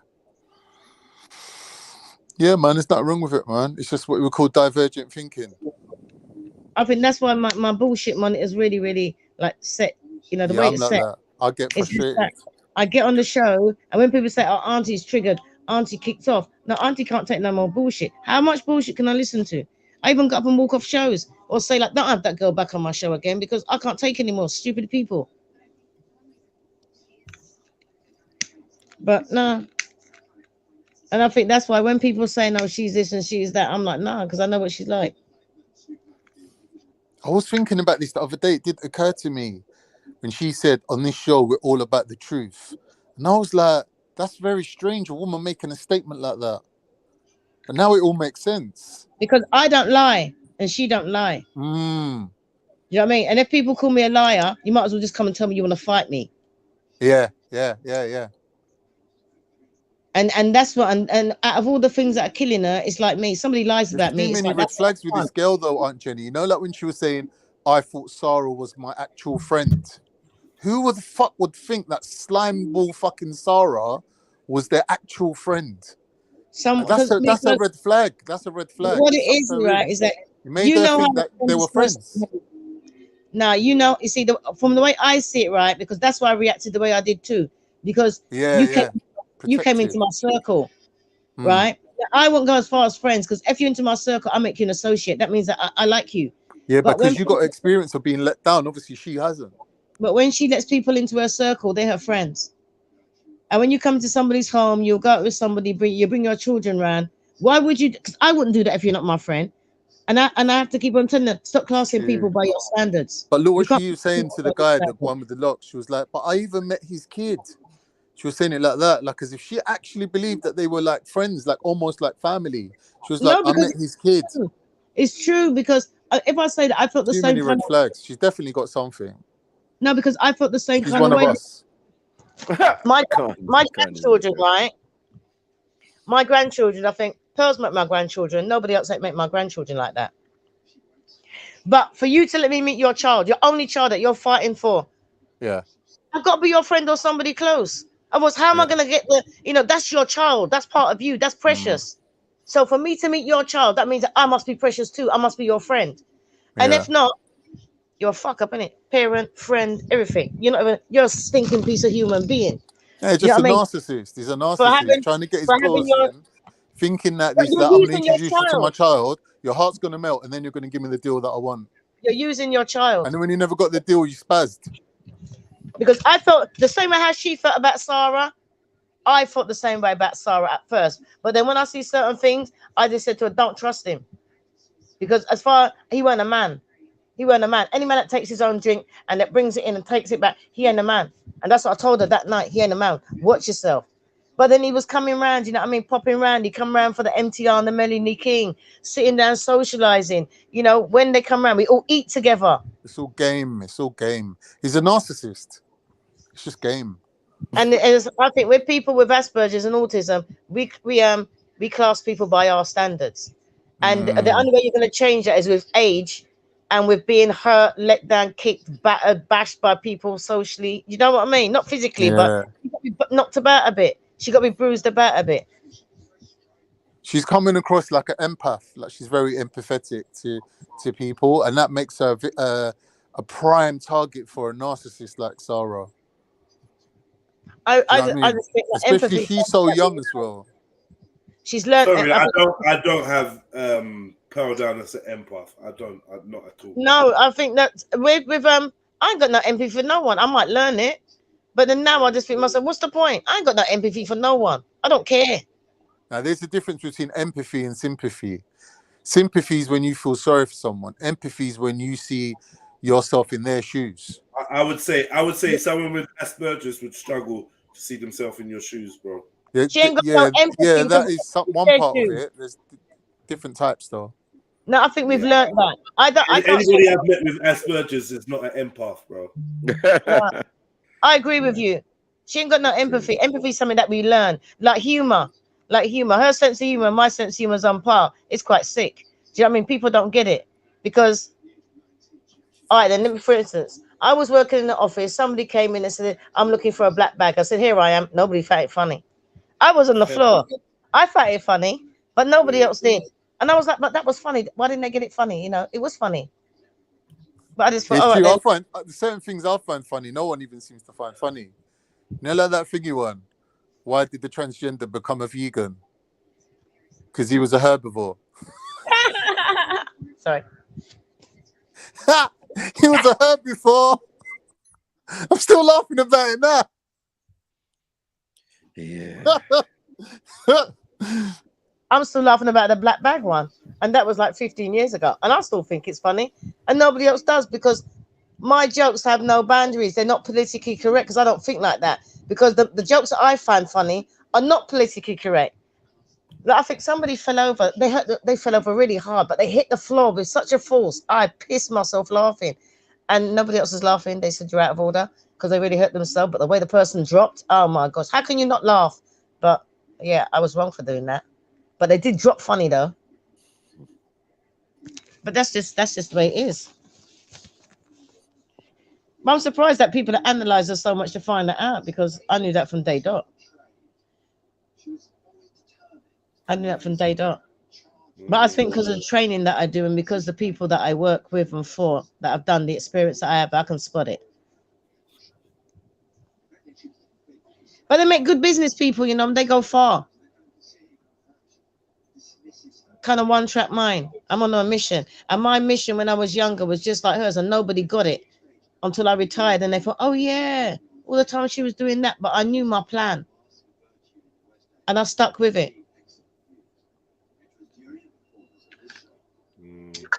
So no matter what she does, even if she's off of YouTube, she will still do what she will still get the end result that she planned to do in the first place. Because she's got bloody determination. Do you know what I mean?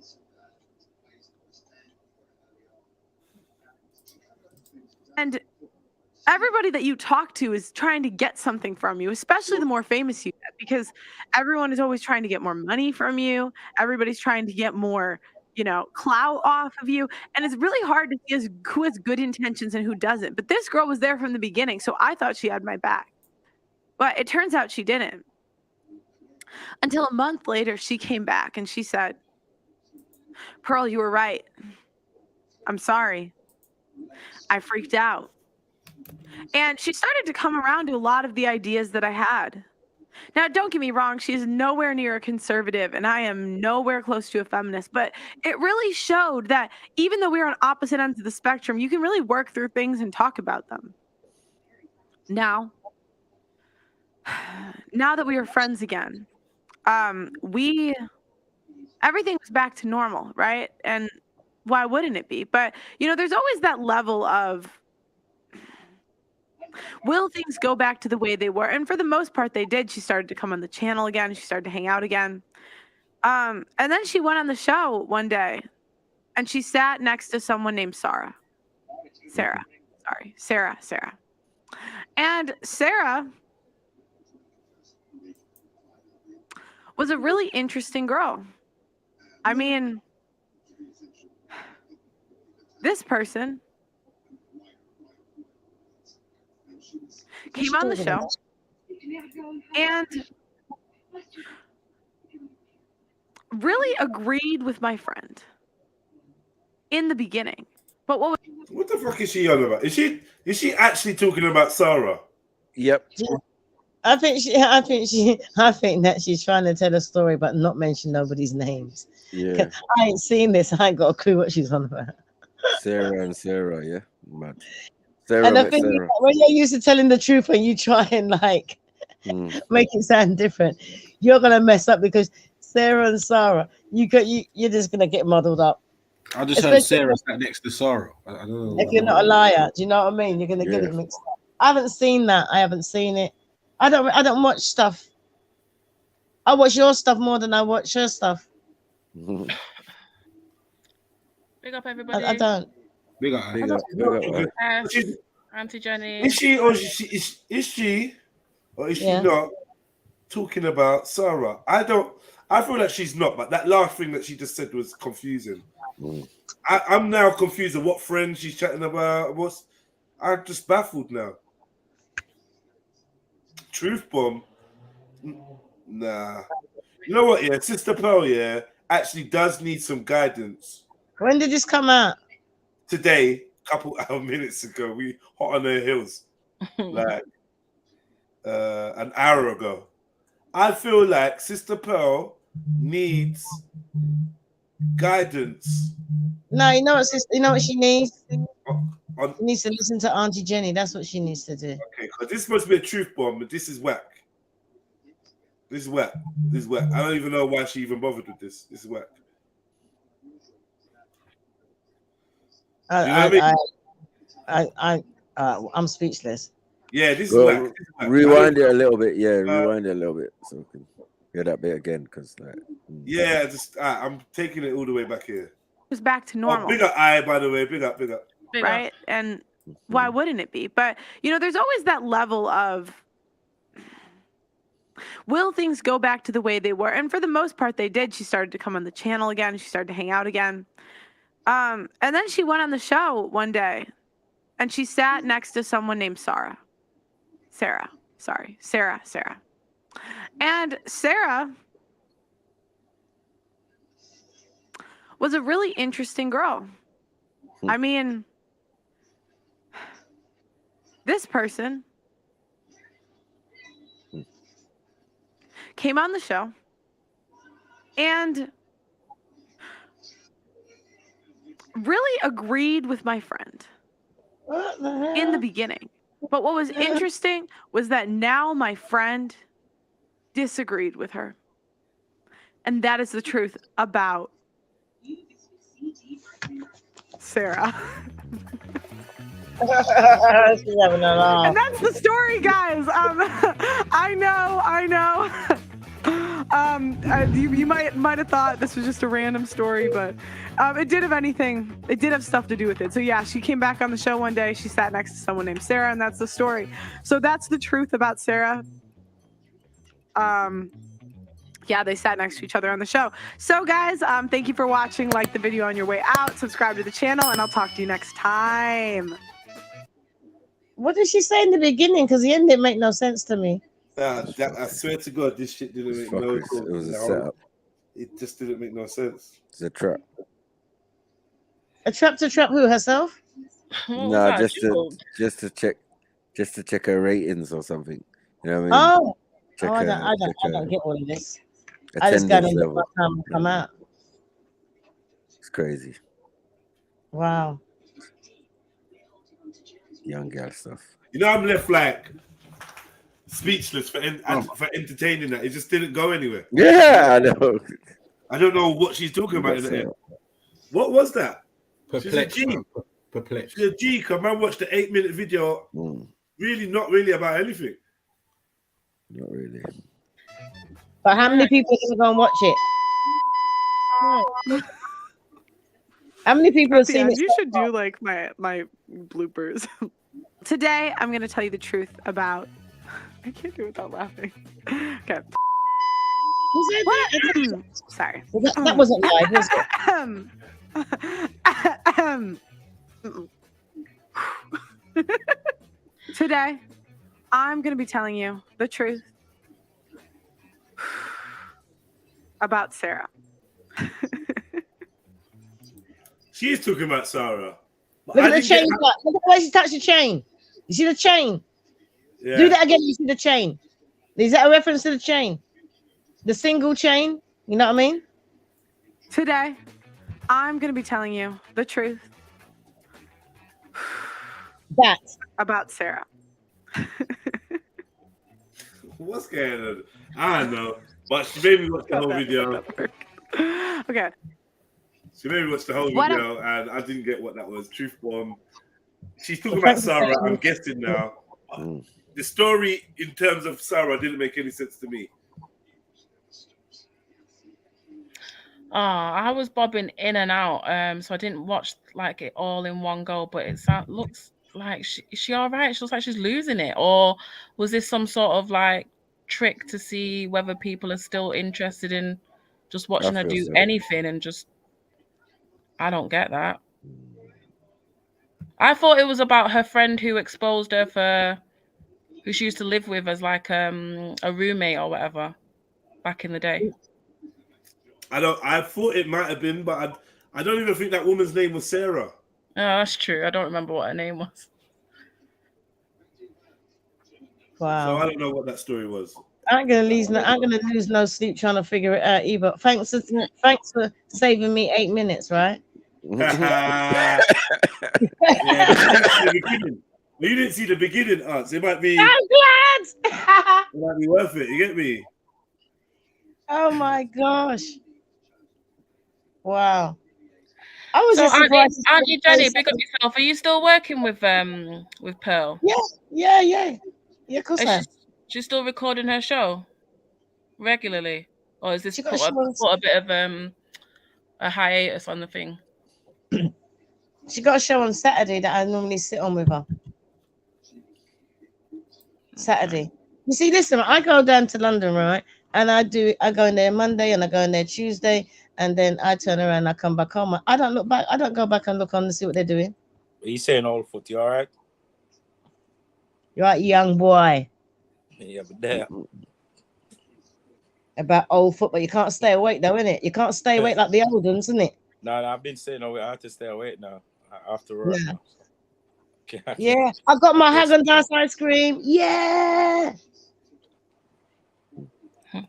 Big up Rick, big up Afro. Who's that? Oh, peace, hello. Peace, family. How y'all doing? Afro. Yes, sir. I spoke to some Rastas this morning about you. They said you're not 30. They said they not sorry? They said you're not 30 still. All right. But really, I just came up to say that, and this is with all due respect, are you all, since Pearl took in blatant anti-reparation stance, are you all willing to take an anti-Pearl stance by boycotting Pearl? I'm not, because I take that same stance as she does. All right, well, that's your answer. What about the rest of the panelists? Who's the money going to if you get reparation, Afro? Yeah, let me respond to that. That's a beautiful question. All right. Now, when you ask me about reparations, are you referring to the U.S. or the U.K.? Let's consider as a blanket cover. Everyone, who should it go to? Well, we have different land rights, but I'll answer your question best as I can. Now, in the UK, us as descendants of UK chattel slaves, we are fighting to obtain land reparations, cash reparations, and UK citizenship by descent. Because when we take land, all right, go ahead, make your point. Repeat what you said, brother. Where? What country in particular? Where yes. we get land? Brother, and that's the part I was trying to finish my sentence off before you interrupted me. When descendants of UK slaves take a DNA test, regardless if we are African American or Jamaican or Trinidadian or from Barbados, regardless, we all have UK ancestors that are actually the result of rape. We know that. So we are entitled, we have ancestral land rights in the UK as descendants of UK slaves. This is a way that we can combat gentrification if we establish land trust for descendants of UK slaves. Can I just say, right, if you ask a black person in the UK, do you want land here or do you want land in Barbados or Jamaica or wherever your parents come from? I'd like to see how many people actually say, yeah, give me a piece of land in England. Me, I don't. It's not one or the other, miss. It's both and. It's not either or. It's both and, not either or. But England is not big enough to give away that much land, Afro. And in Barbados. Hold on, let me respond, sis. Please, I got love for you, Auntie Jenny. Now, the UK, literally has federally owned lands within the UK and throughout the Commonwealth. The UK has the ability to cede this land to descendants of UK slaves. Really. I wouldn't say it's federally owned, man. We haven't got a federal government. Repeat what you just said. We haven't got a federal government, Afro. All right, what's the equivalent term to your UK? What is it? Auntie Jenny, help me out here. What's the equivalent term for your national government if you don't use the term federal? I think it's the Queen that owns a lot of land, isn't it? Royal. Exactly. So the Queen owns that land. You all, what you all refer to as the royal family, they have land not only in the UK but throughout the Commonwealth. That land is literally a birthright of descendants of UK slaves. So say we get the land now, they have to give us money as well? Clearly. We were deprived of money and land. So much money are we talking? Maybe and I'm gonna be for me to build something with it. Let me respond to you. Now, I'm not an economist. If there are any economists that have a better suggestion than me as far as a specific amount that goes to each descendant of UK slaves, you can email me at afrodiasporanews@gmail.com. I love Afro. And look, I love y'all back. You know that. I've already got dual nationality anyway, so I can claim anything. I got land here, I got land there. I can only live on so much. I don't need no more land. Auntie Jenny, you don't speak for all of us, though. You know we love you, but you don't speak for all of us. You don't speak for all descendants of UK slaves. For myself. Now, what I'm trying to say, I didn't say you. I said I have got my land here. I have got my land. I'm saying you don't speak for all of us, though. I said I. Do you want to say I again? Yes, ma'am. No, we understand that. There are descendants of UK slaves that don't have land. Hold on. What I'm trying to say is that you finished, but I didn't. So let me finish now. Yeah, I apologize. Go ahead. If people get off their lazy ass and work for what they want, that I think maybe feel different. So the same way I can get land, I can own land at the age of 55 and have land here in England and here in Barbados. Everybody else can get off their ass. So whenever reparations come, but I'm not going to sit back and wait for it to come. Because my whether you work or not, that does not stop your inheritance, which you're entitled to. Let me finish. My grandmother could have been, if my grandmother believed in reparations, she could have been waiting for it. My great grandmother could have been waiting for it. There's some people there. They could have been fighting for it. And wait and fighting for it then. But how long would it take? I might not see it in my lifetime. I might not. My grandchildren. Listen to what I'm saying. My grandchildren might see it, but by the time they see it, how much is going to be left there? They will already have my generational wealth. But look, that's why we got to fight for it, so our grandkids can see it. My land. How do you think that we get land in England and the West Indies? We already been fighting for it. Whatever they're going to get. Let me respond to that. You're talking about land that you paid for. You're referring to land that you paid for, not the land that was taken away from your family, not the resources that was taken away from your family during the transatlantic chattel slave trade. You are still owed, no matter how hard you work. Let's not conflate Oh shit! Give it to the ancestors. They should have had it back then. The ancestors are gone. Or go and give the people the hospitals. Go to Barbados and build hospitals. Go to Barbados and build schools. Yes, I agree. You know I agree. Go and build the black schools. Go and build the black hospitals. I agree. But I don't want no money. If that's what you want to go and do, that's what. All right, just because you don't want no money, that don't mean the rest of us don't want no money, though. That's you.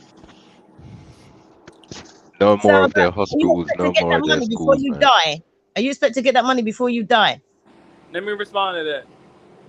The money, I expected to get it in my lifetime. If it ain't in my lifetime, it'll definitely come in my kids' lifetime. That is just a yes or no question. That is just a yes or no question. Do you expect to get it? I literally said, yeah. Are you not listening, Auntie? I said yes, in my lifetime.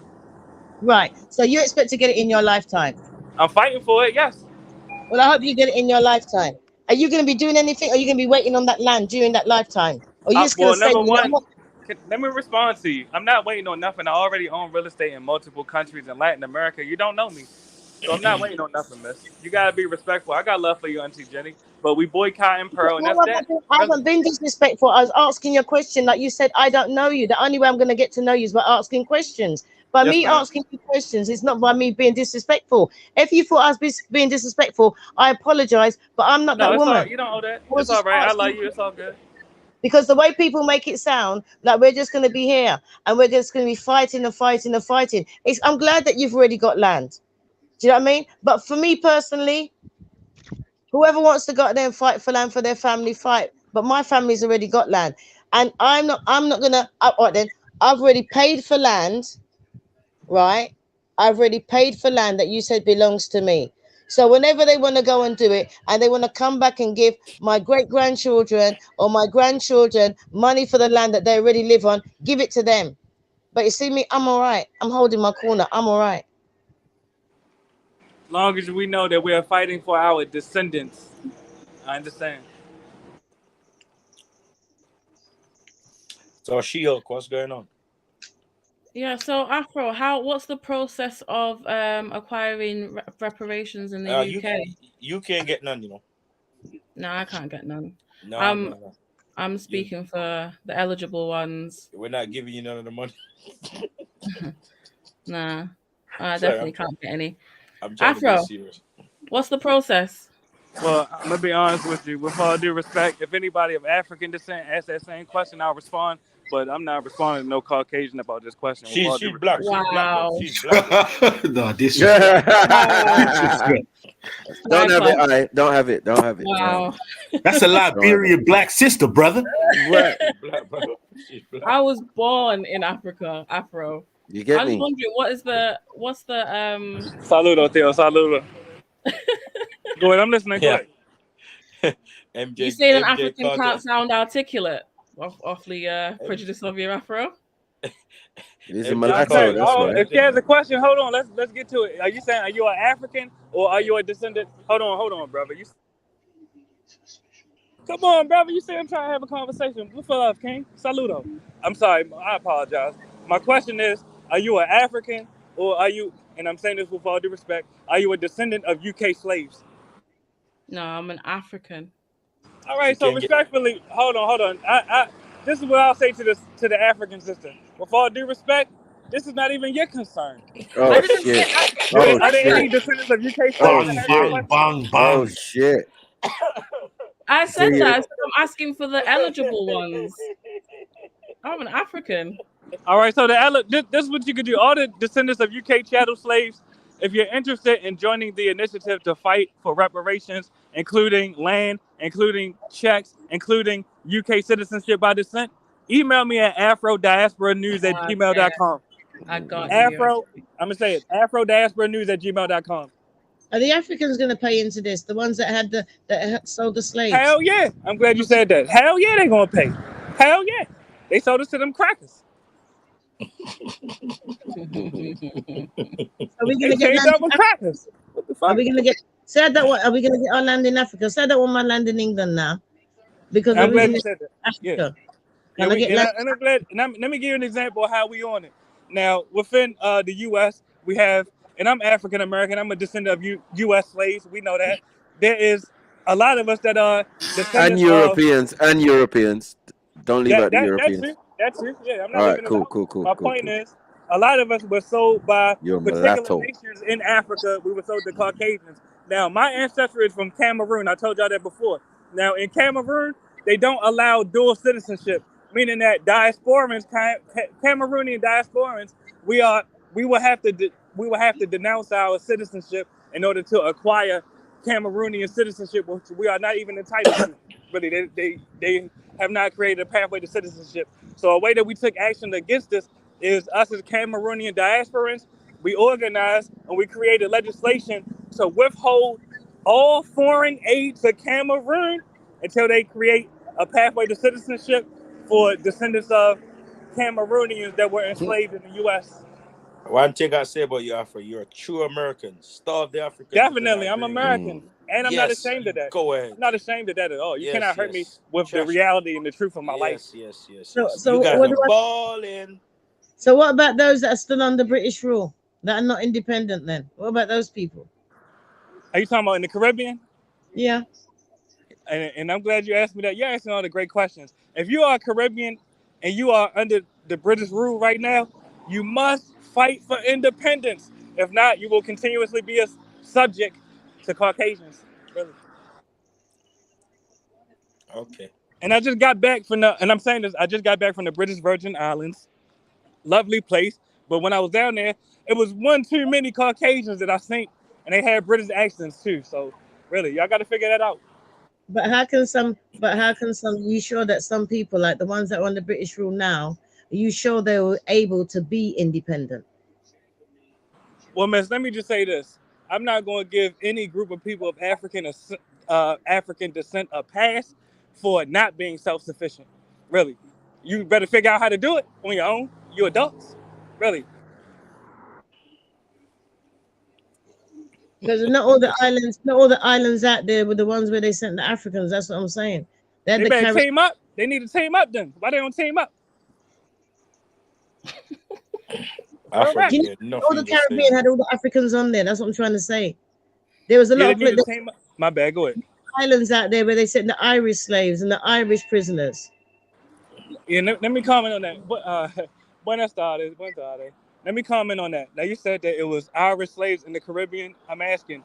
I know about the Irish indentured servants because we had some of them in the U.S., but I've never seen any evidence, none, that there were Irish slaves. Do you have any evidence of this? Prisoners and prisoners as well. That's where they sent the prisoners. They sent them to the islands. Yeah, I mean, that's my point. They don't have nothing to do with us as people of African descent. Why are you comparing us to Caucasian criminals? Auntie Jenny, don't you get it, Auntie Jenny? Anything you say about Caucasians yeah, they don't have nothing to do with us. We don't associate with no Caucasian criminals. Nah. Yes. What I'm trying to say is that there's a tiny little island in the Caribbean called Montserrat. Yes.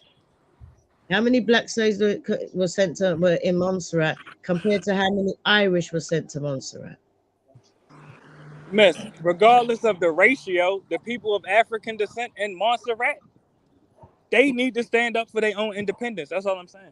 And if you're from Montserrat and you're looking for your independence, and is there any way that I can assist you, email me at afrodiasporanews@gmail.com. Really, you deserve your freedom. You deserve your liberation. You deserve it all. Don't let these crackers rule you, man. Really. So, Afro, what resources do you have to withhold from Cameroon until they provide land for your organization or the members? Yeah, Afro. Let me respond to that. Hold on, let me respond to that because I'm about to jump on the train. We are withholding our U.S. tax revenue that's going to foreign aid and DACA from Cameroon and each other nation that don't have citizenship by descent or dual citizenship. Don't miss the train. Yeah, don't miss your train, bro. Hey, Afro is a legend, you. Hey, yo. Hey, you know why he jumped on you so much? He messed up the other day and called MJ a queen. Yeah, he got it all. All mixed up. He's not risking it for the biscuit. No, I ain't know she was Caucasian when I said that. I didn't realize he was pissed. He's not risking it no more, fam. Yeah, I ain't know she was Caucasian when I said that though. I take it back. I take it back. Oh my God. Yeah. Afro's a legend. How many people out there got dual nationality from somewhere? I do. Me too. What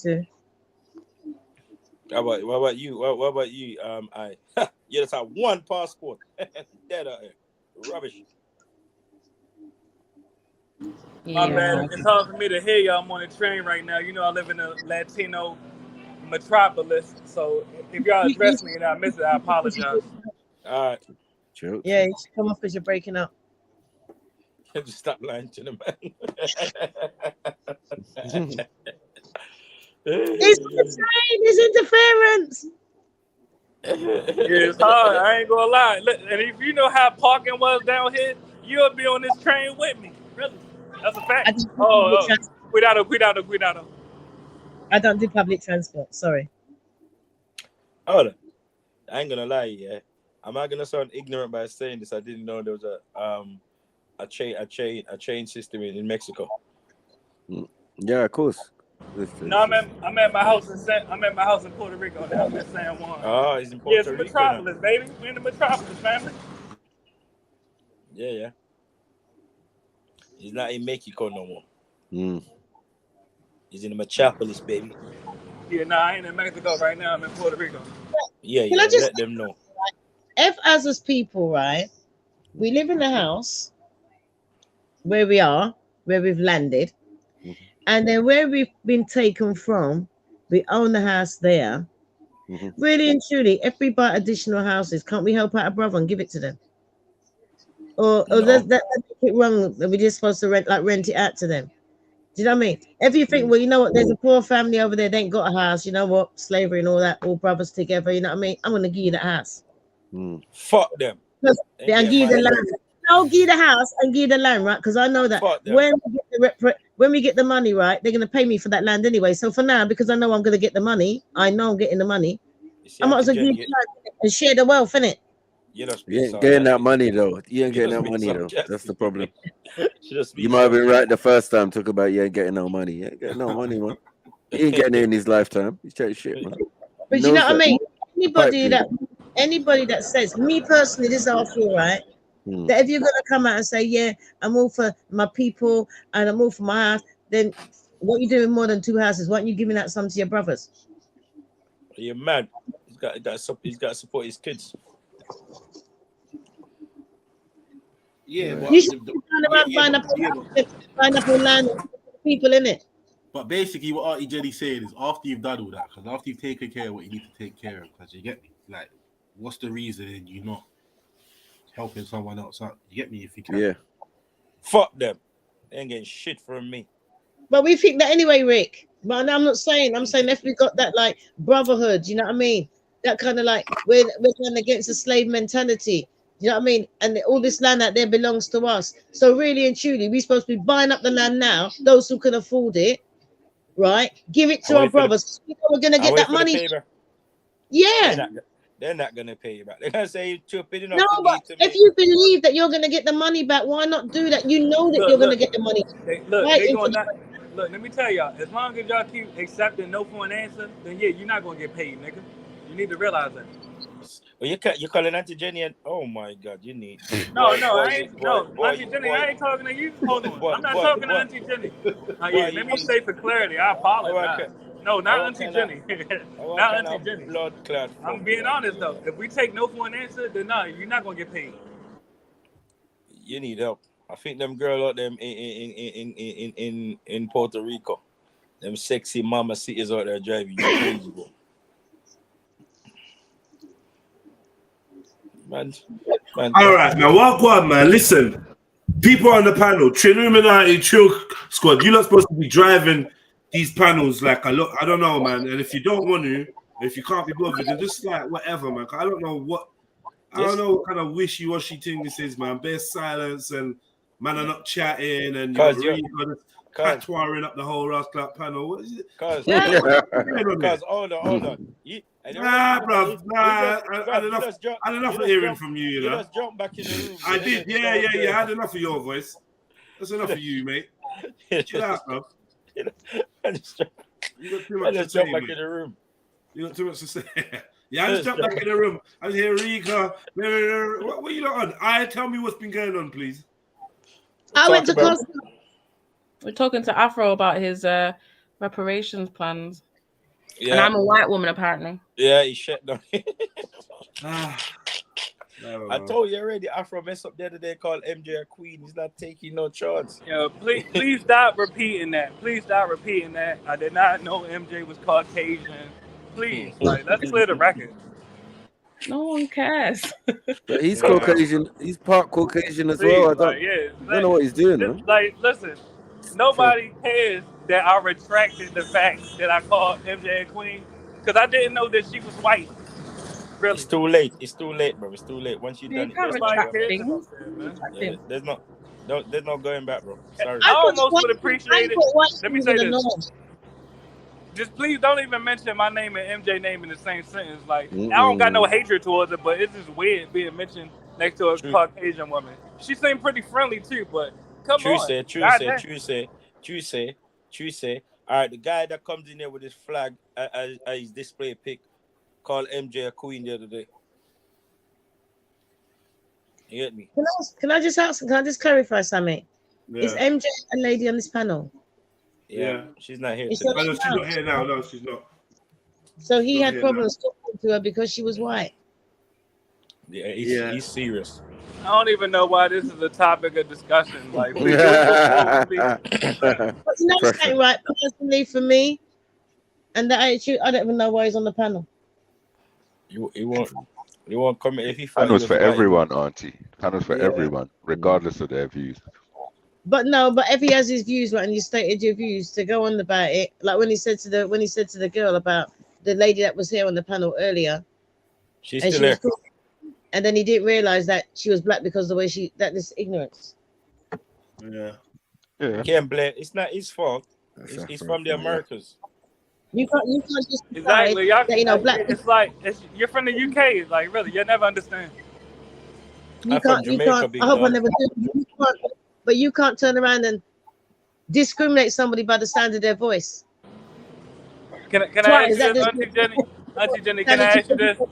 Auntie Jenny, let me just ask you this.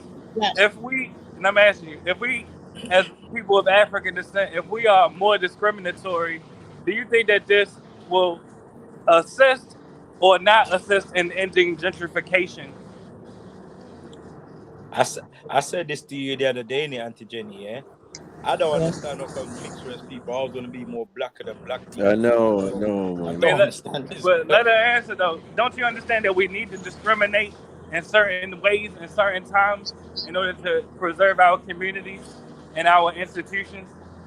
I don't think she wants to talk to you no more, Afro. I think you made her upset. Well, that's for the panelists, really. Auntie Jenny addressed me, so I think she made. I think you don't want to talk to me. All right, well, this is for the panelists. I think you made her upset with your racism.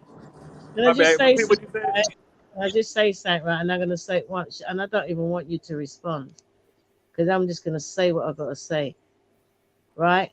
I got a black child because I chose to have a black child. I got mixed race children, so I ain't going down your road. I got mixed race grandchildren. I ain't going down your road. So however you want to think, you can think. But you see me, I anti-black, I anti-white. I'm anti-ignorant, stupid people of any color or description. That's how I stand. That's the side that I stand on. So if I like you, I like you. Not because of where you come from, but because of who you are. So I've met horrible black people. I met horrible white people. I met nice white people. And I met nice black people. Yes. My family that I've chosen myself consists of Indian, black, white, all kind of colors and creed. Those are the people that I call family. But how do we stop gentrification well said, Auntie if we don't discriminate? Right, and that's how I stand. So you want to go with your secular thing that you want to keep blacks to each other, but you see, for me, it's too late. I don't want to hear it because my family's already been infiltrated. You know what I mean? You can blacken it back up, though. You can blacken it back up. And it got nothing to do with no slavery or nothing. It got nothing to do with wanting to get it on back. It's to do with me raising my son to say, you know what? I respect it. A person is a person. If you like somebody, because he's had some black woman that been blasted or toxic, and he's had a white girl that loves him off daily better than any black woman ever has done. That's where I stand. So for me, you ain't got nothing to discuss. I ain't got nothing to say to you. I'm done. I'm talking to someone else. Please, let me talk to somebody else. I'm just saying how I am. My stance. Yes, my stance. Thank you. All right, panelists. You got roasted, man. No, this is not to hurt. I'm asking the panelists. Now, Auntie Jenny, my question is, how will we preserve our communities if we don't practice some form of discrimination? How will we stop gentrification? I don't know what my dad would say about that. He probably want to let him back Man in the is house. living example of it. He's the living example of it. Like, my point. We are not stopping gentrification. So I'm asking, how will we do it if we don't discriminate? Nah, man, that's not even African. Sorry, man. Allow it, man. No, I'm talking about the UK, brother. I'm just saying we're African people, though, man. Like, you need to recognize that. You know, how do we preserve African communities in the UK if we don't discriminate in certain forms? Man, how many people? That's down to the individual, man. Go on. Call England home. When they say to you home, how many black people in England say, England is my home? No, England is where I live. Thank you. Man, is a clarity one, yeah. I don't know, no black person that when you say, oh, where'd you come from? You're going to say, I'm British. I had the show earlier on with an American guy, and I was talking to him live on Instagram this morning, and I goes to him, do you know that you take where you come from your father? I said, why you keep on saying you're African American when you're from Grenada? He said, I used to say Grenada, you know, but people said to me, nah, you're African American. I said, if your dad comes from America, yeah, your dad comes from Grenada. You're Grenadan. He said he wants to come to England. I said, England's not the place for you. Go home. Go home. Yes, but it's English and you're home in the Caribbean and they are not leaving. So why are you telling black people in Europe to go home? Well, after you're making her upset. She's gonna ride. You're making me upset. That's a great point. I'm in the Caribbean right now. There are Caucasians that'll never leave. I'm not gonna lie, you guys make me want ice cream, man. All right. Well, have you all been to the Caribbean? My bad. I'm gonna mute out. I'm listening. Go ahead. No, Afro, man. It's cool, man.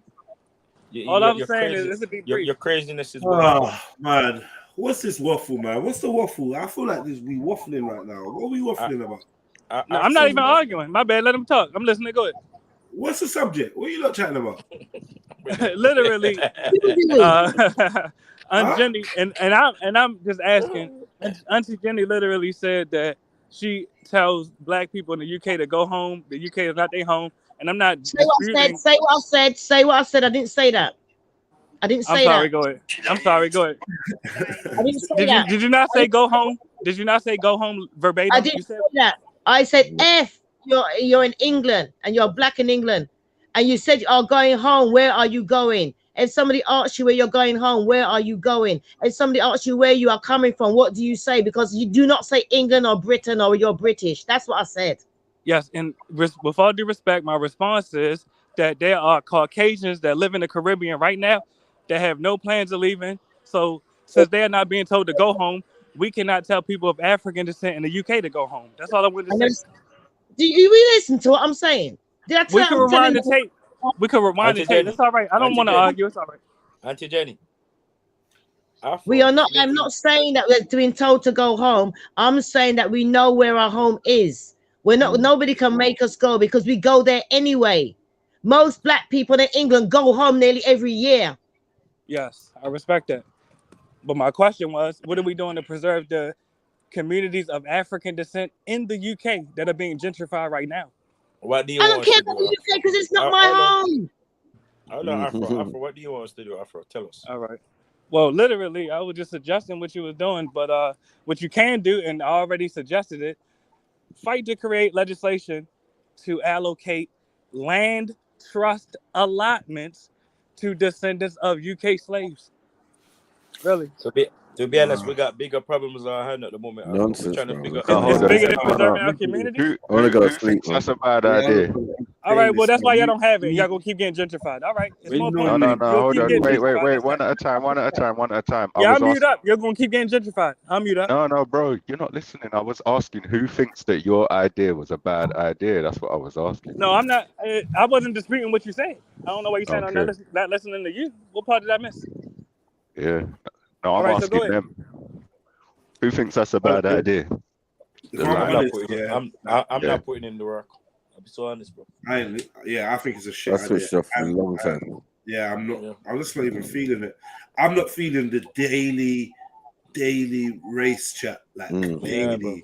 The one-dimensional conversation. Yeah. This is a panel where you can come on and talk about anything. The other day, we were talking about maritime law and whatever, and nobody wanted to comment. No one wanted to chat. Yeah, you know, so racially polarized all the time. I just find it a little bit draining. 24/7, 365. Like all I hear is race. A man can't make a chocolate sandwich without being race. A man can't put some milk in his coffee without it being race. And if it's not that, it's some black person calling man coon. If it's not that, it's some white person saying that they don't want us here. Then if it's not that, it's this person, a mixed race person saying that this and this person's very rare. And mainly the thing that I've been seeing is mixed race people chatting a whole load of shit. Want to be more black than us. Want to be blacker than the black man. Want to be whiter than the white man. Want to be just so show how loyal and how strong they are for our black people and this and that. And that's what I've been feeling recently, bro. Man that directly know who in their family is not black want to be chatting to black man and telling man about rare man is not this and man is not that and we not this and we not that and we don't do enough of this. Listen, I understand that you feel inadequate and you need to you need to compensate, yeah, for the admixture and your family background. Cool. But mixed race people not being gentrified too? I don't care, bro. Okay, so they had to fight against it. Let me finish saying what I'm saying. All right, go ahead, make your point. But you know why we fighting against it too? Say that again. I said, go ahead, make your point. But since mixed race people are also being gentrified, we have to fight against it too. It's just not just your issue. But then you start telling black people what man's got to do and what. No, I'm asking. No. I asked. No. It's not direct. And they asked what my suggestion was. Kazi.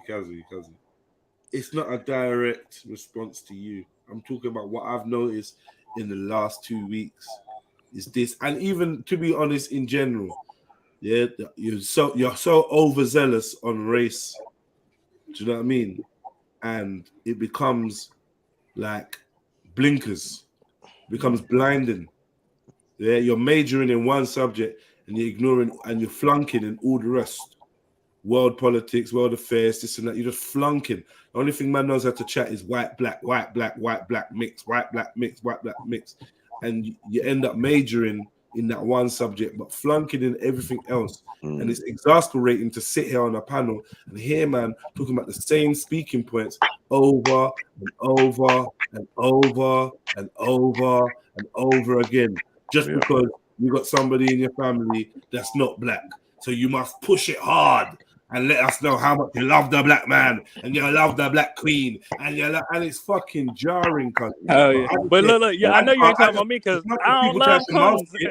As much as people try to mask it, you know what I hear loud and clear? Insecurity, self-doubt, self-hate. All right, but does that solve the problem though, or are we just going to point fingers at each other? I just want to talk about girls. Whatever you want to talk about, does that solve the problem? No, I'm asking. No, I'm saying whatever it is you think is most important to chat about right now, whatever it is, was it gentrified black community, blah, blah, blah. Does that solve the problem? Does that solve the problem? Can I respond? Yes, it does. Because how does it when you're living behind enemy lines? Let me respond to that. Hold on, how does ungentrifying the area stop you from being abused by the local authority that are institutionally racist? Can I respond to that, or you just want to go on the rant? I can respond to that. We can also establish, just like we are attempting to do in the U.S., I have not seen it in the U.K., do you all have any police forces that are specifically of African descent? I'm asking. You realize that you have a right to police your own communities. You don't know that? You need to do some education who you can check. All right, so you asked a specific question. You say you're being brutalized and subjugated by. All right, go make your point, miss. I'm listening. No, I was just asking a question. You know, when the black police officers beat that black man, wasn't it underneath a black police officer that was leading it too, the whole force? Or Rodney King, you mean? No, Rodney King was beat by whites. The black police officers beat up that black man, innit? Where? Yes. Which one? There's so many. Oh, yeah. No, whatever she's talking about, yeah, I know.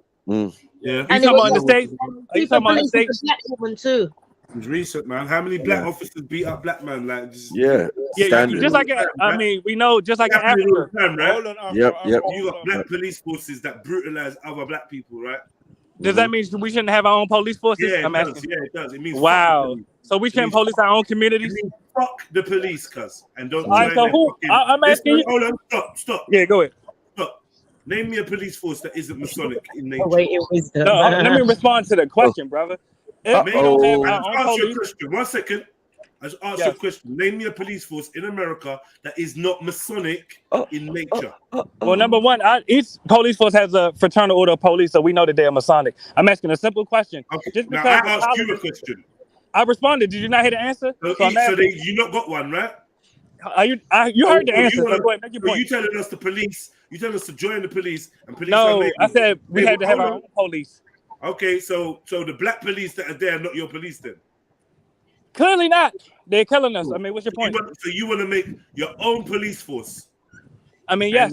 What part are you not understanding? Call it security force, because police just sound like police.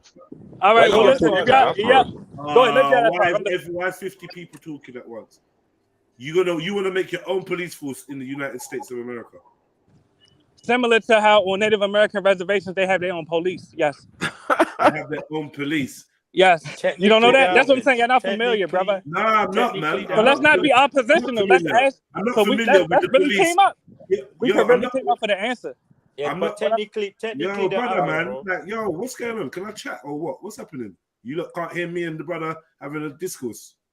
So I'm saying, yeah, on the reservation, yeah, with the $5 Indians, the fake Native Americans that are there, yeah, right? You want us to copy the fake Native Americans? No, I want us to use that as a template to build on, brother. Yeah, that's a template to build. They're building on your shit. So that's my point. So we need to build on that shit. They're keeping you off your shit. No, because that's supposed to be your shit. Exactly. Right, are you not listening? That's why we're fighting. I'm trying to respond to you, brother. Now, them same tribes. Listen, all right, go ahead. You said exactly. Right? No, brother. I'm talking about the tribes that you're mentioning that you don't know nothing about because you're not from here. Them same exact tribes. We are literally fighting our way. That's just ignorance, bro. All right, brother. We just got. All right. Well, just look up the Cherokee Freeman. You can look up the Cherokee Freeman controversy. You see that we done fought our way back into the tribe. We got tribal enrollment. We got government jobs in the tribe. So yes, brother, we fighting our way back in there because you're right. So you fighting your way back into what the white man's got now. No, we fighting our way back into our land, brother. No, the land, brother. Are you not listening? And the resources, brother, that are entitled to us, that are owed to us. So you guys, so you wanna be police on the Cherokee land, and you want to join. I'm glad you said that. Indians, yeah. If you'd like to hear, you want to join the $5 Indians and join their police force. I never responded to that. We have the right. What have you got for the black people? I'm trying to respond, brother. Literally, you said, "What have I done for black?" How many questions do you got? First of all, I asked you what. See, the problem is, bro. You're so busy, like eager to respond. You're not listening to what I'm saying. I'm listening, fam. All right, bear with me now, yeah. You talk about we need to do like what they're doing on the reservations. I'm saying that what they're doing on the reservation is keeping you, the black man, out of your birthright. But not anymore, though. We fought our way back in. You fought your way back into one tribe. Yes, they tried to keep us out. You're right. We reversed that charge. You reversed their what? We reversed their charge. It's a whole lie. But no problem. All right, okay, so all right. Okay. So now you have actual indigenous Americans that have fought their way back into the Cherokee tribe. Is that what you're saying? The Cherokee tribe? I mean, am I disrespecting your tribe and where you come from? No, I'm not. The Cherokee. So let's stay focused. Hey, these Americans. So because I'm from London, I said Cherokee rather than Cherokee. You think I'm disrespecting you? All right. If you're not, then I apologize. We can move forward. Yes, the Cherokee. Right, so they fought their way back into the Cherokee tribe, and now they've joined the Cherokee police. Yeah, not just that though. You got the Cherokee Tribal Council. We got African Americans on there. Different government jobs, yeah, throughout the Cherokee tribe. Not just the Cherokee, the Seminole, the Creek, the Muskogee. Who else? The Shinnecock, the Piscataway. I could keep naming tribes, brother. So where you're in the police force now? Ethnically, yes, not me though. Not me, but yeah, ethnically. And then not for a fraternal order. Well, you heard me say literally all of the police stations, the police departments in the U.S. Okay. So the question I fraternal order of police. The question I asked is how are you going to form a non-fraternal police force that's accepted by the federal government or whoever the powers that be?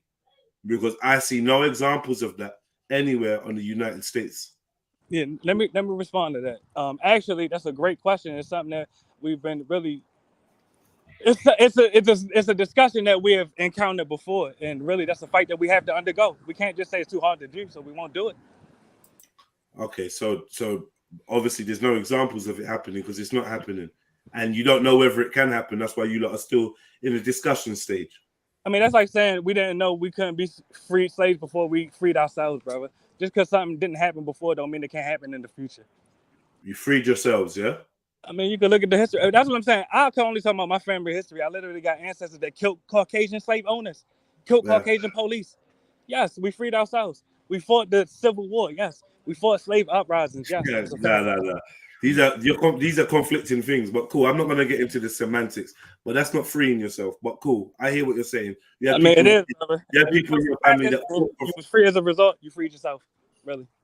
You can't tell that to the Maroons. I was talking. You was talking. So that point that you just made was lost. I'm assuming that's how you want the communication to stay. What point was lost, brother? You said it's not freeing ourselves. I'm not even trying to debate that point because you wasn't here to even discuss it with us. So that's your opinion. We can move forward, brother. It's all right. What does that mean? You wasn't here to discuss it with. What does that even mean, bro? It's not in your epigenetics, brother. You didn't go through. All right, let's talk about it, brother. Did you fight in any of the U.S. slave revolts epigenetically? Were any of your ancestors involved? Hey, if they were, I apologize. Cause do you think everything is about America? I keep on telling you guys that was no. No, I'm talking about only the United States. If you fought slave results, that's what I'm saying. If you fought, I give up. I'm done. Bill Savage. Yo, what's up, brother? Welcome aboard, man. Thank you very much. Cheers. I've been on before, but not for a while. Okay, you been listening to the conversation? I've been listening to the conversation. Yeah, I thought all you guys might need a little bit of white in there just to spice things up a bit. Yeah. Maybe to bland things out. Maybe that's a better way of putting it. Maybe to make things a bit more milky. Let's put it that way. Where you see your brand up mayo? Yeah, my grandparents my grandparents literally are from Mayo. It's an Irish county. There's an Irish county called Mayo. So. Oh, you actually white. Literally, I'm white. Literally, I'm Mayo. Yeah. And peace, family. I'm about to run into class right now, man. But much love, all due respect, fam. Stay up. Say less, my guy. Take care. God bless. I just thought it got a bit. I think there's perhaps a translation issue, isn't there? And maybe a thing between America and Britain. It's different experience, isn't it? I think, and maybe the American brother there gets carried away a bit too much. Maybe, I don't know. I really respect what Auntie was saying about like sort of fuck it, and I think the plantation is digital now, and we're all on the plantation. White, black, brown, green. The plantation is digital, and the fight is not necessarily between ourselves anymore. And we are all on the digital plantation, and the guys fucking the Indian reservation is perhaps the old way of life between all of our different cultures, and the thing that is on the thing that it is the Spanish invading the mainland is now a digital invasion, something like that. Perhaps, or maybe I've lost my mind. Who knows? No, good point. The plantation is digital. It's not about property anymore or land rights necessarily. I think the next economic movement is towards Fitbits and stuff, isn't it? It's like data collection. Yeah. Data collection, and so the plantation and your worth is based upon some Chinese credit system type of thing. And so yes. the invasion of culture happens sort of digitally and within your workplace. Yeah, that's a fair point. Still, I mean, that's what we're supposedly moving towards, right? The digital age or the crypto, and you know. Yeah, which is all again. It's I think it's another fight for the soul, isn't it? For the soul of what it means to be human or something like that. I don't know. But I got less beef with cultural shit nowadays than I have with sort of digital mind grabs or people signing up to Fitbits or whatever it is. Yeah. It's kind of old news. I don't know. It's old news. It's old news that we had. Oh yeah, we're different. Yeah. Oh, big. Well done. You know what I mean? I kind of couldn't give a shit, personally. Yeah, no, I'm the same still. I mean, it's more about the content of your character, mate. You know what I mean? And that doesn't mean that we deny each other our histories or tensions or ignore them or anything like that. But at the same time, respect it, mate. Respect. You respect yourself. I respect myself, and me respecting myself is probably going to make you respect me, and me respect you. That's it. And just for the chat, it's like I'm not from Mayo, and this isn't a Mayo accent. My grandparents are from County Mayo. I'm from Stoke-on-Trent, so I'm from the Midlands. Okay. Big up the Midlands. Big up the Midlands. There you go. Yeah. Stoke-on-Trent. West Midlands, the Midwest. Nice. Was that Mercia back in the day? Wow. Well, it's the River Mersey. West Mercia. I mean, West Mercia. It's West Mercia, isn't it? Yeah. Oh wow, you really done your research. You're a history buff or something? Yeah, man. Come on, man. I do all that. Umbria, all of them places there. I'm impressed. Umbria, Wessex, all of that. Yeah, we know all that. I'm impressed. Yeah, you can't live and grow in a country and not know the country. Right? Yeah, man. Well, do you guys? This is like there's quite a lot of stuff in the BBC at the moment, isn't it? About the countryside being what would the word be? Like the countryside being too white or something like that. You know what I mean? What, in this country? You see, like BBC News articles, it says like the countryside doesn't cater for ethnic minorities. I love it.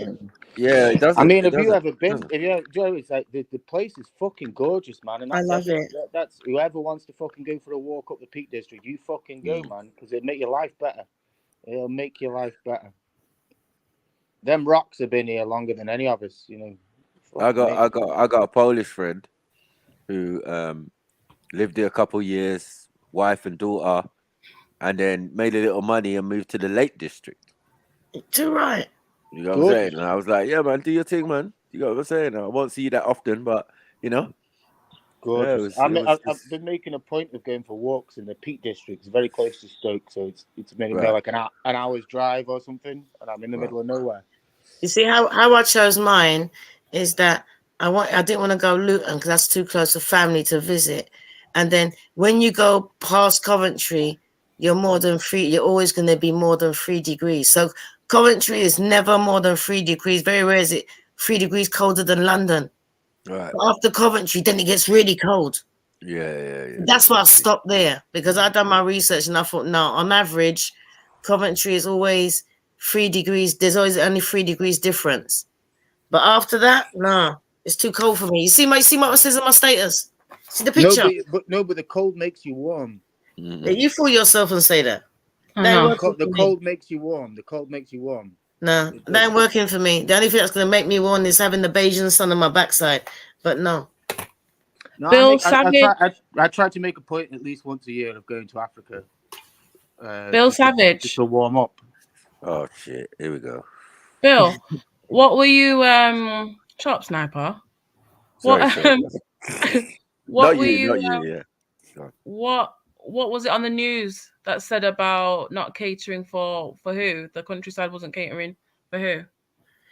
And they do this article every now and again. The BBC do. It's like the countryside's not catering for, I think specifically Muslim ethnics, but like the British countryside does not cater for ethnic minorities. Minorities, full stop.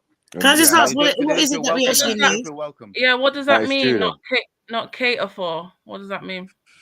It means they're not taking them in. They're not taking them in their town. When they go, they don't feel welcome. Oh, sorry. You mean like to buy property and things like that? Yeah. No, just like walks. Just to live there. Even. Nah, just walks and stuff. Walks? This is like it's like what? Walk? Yeah, just like No, I mean like Devon and certain places, yeah. Like black people don't, or ethnic people haven't reached yet. That's what I was thinking more. British people haven't reached everywhere. No, British people. No, we're not. The ethnics are not everywhere. That's the core. Yeah, exactly. They're a whole different set of people. So there are places in England. where they don't get no foreigners, as in Turks and thing. They don't get that. Bill, listen to me. Bill, listen to me for a second. What I'm trying to establish is this BBC article said that the countryside was not catering for ethnics. What does that mean? Like, does it mean like when minority people, whatever that term is, go for walks in the countryside, they're receiving like bad treatment? What, there isn't mosques in the walk? Yeah, bad treatment from the hills and stuff. Yeah, the mosque doesn't agree with them. I don't know. I think it's bullshit, but like, listen, I don't think it's. I don't care, man. I don't think it's just. I can go anywhere. I'll go anywhere. I think it's not catering. Any man can go anywhere. Any man can go anywhere. I'm saying a small town in the country might not be equipped to deal with foreigners who are even up to speed with. They're going to need certain requirements, and it's not going to be there. They're going to have to ship that in from another town. That's what I'm trying to say. Like what? It's my personal opinion. It's my personal opinion that nature shouldn't cater towards anyone anyway. No, nature is nature, isn't it? It depends where you live. Yeah. I'm sorry that you don't feel at home. No, I feel people don't go to built up areas. I didn't know whether you meant food or clothes or doctors or nurses or like somebody said, do you mean they haven't got yams or planting hasn't reached there yet? You know, what is it you're talking about? I personally think that. I'll try and find the article. And I'll put it in the chat. Let's be honest. The stuff that the BBC should be talking about, they leave that until they got no choice. Like all the pedophiles they got. Sorry. Am I allowed to say that word? Peter. All them Peters that got working for them. I'm telling them, they got nothing else to do. Somebody said, Miss D, I was saying about May, they mean about holidaying in the countryside or that. But I always gone holidaying in the countryside. I'm actually going to stay in Wales, and where I'm going to stay, there's no other black people there. Welsh people. You know, I've been to Wales. People don't like black people, but they like the English even less. So they like the English even less. That's the balance. You know what I mean? I know some Welsh people. Trust me. You know the young lady that's the young lady that's talking. I put a Telegraph article in the chat. There you go. Right. You know the young lady that's talking in the top right. Yeah. Right. Yes. You know, do you find? Sorry, I didn't see your name up there. They ain't got no name. It's I. Oh, right. That's what it is. I'm sorry. I got glasses on, and I'm squinting my eyes up thinking it's sank in the corner. But I find that, me personally, I just want to know, because I want to know how it is for you. The way I am and the way I carry myself and my accent gets me in anywhere in England. I don't have no problem. Me personally, I don't have no problem. I've been into racist pubs in Basildon and just walked in there and ordered a drink, and they've been quite surprised, and I've had no problem at all. Is that the one with the gollywogs? Is that the one with the gollywogs? Mad. No, but it's true. You know, I've been, and the way I'm going in Wales, you know, the guy said, you know, there's no black people around here. They've never, I don't think some of the people ain't seen a black person. I'm like, I'm coming. Do you know what I mean? I can't wait. I think I find it more offensive, right? I find it more offensive. And this is me personally, you can tell me off, I don't give a fuck. I find it more offensive, right? I've done a lot of traveling, right? In Europe, Wales. I've been into Africa a couple of times. Like, I think genuinely British people are quite hospitable. Doesn't matter where you come from. We prefer a chat in general than we prefer confrontation. I think that's just how we are as people. You know what I mean? And I think often when people get called out as racist, when they're actually presented with a person from a different culture, they're actually quite accommodating and nice and things. It's just that the fear of the unknown. It's a fear of the unknown, but I think in general we're sort of like hospitable, quite chatty, friendly people. Like, you know what I mean? It's like I go anywhere. Once you say you're right, mate, or you say good morning. Good morning. Yeah, you say good morning. Once you say good morning, that opens doors for you. A smile and good morning, I can go anywhere. And manners go a long way. I feel like that's especially in my hometown of Stoke-on-Trent. Manners come first. I know maybe less so in London. It's a big city, but Stoke-on-Trent's like a collection of towns. And people would be more horrified at the fact that you've been impolite. Is there any beef patty in Stoke-on-Trent? Say again. Is there any beef patties in Stoke-on-Trent? Is there beef patties? But get a pasty. Get a pasty. I'm not coming. I'm not going.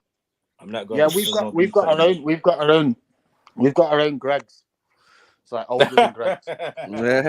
Older than Greg's. Yeah. It's called Wright's Pies. Rags pies. Older than Greg's. Yeah. And you know what? I think that's the beauty. That's what I love about England, is that me as a black person, I can go anywhere.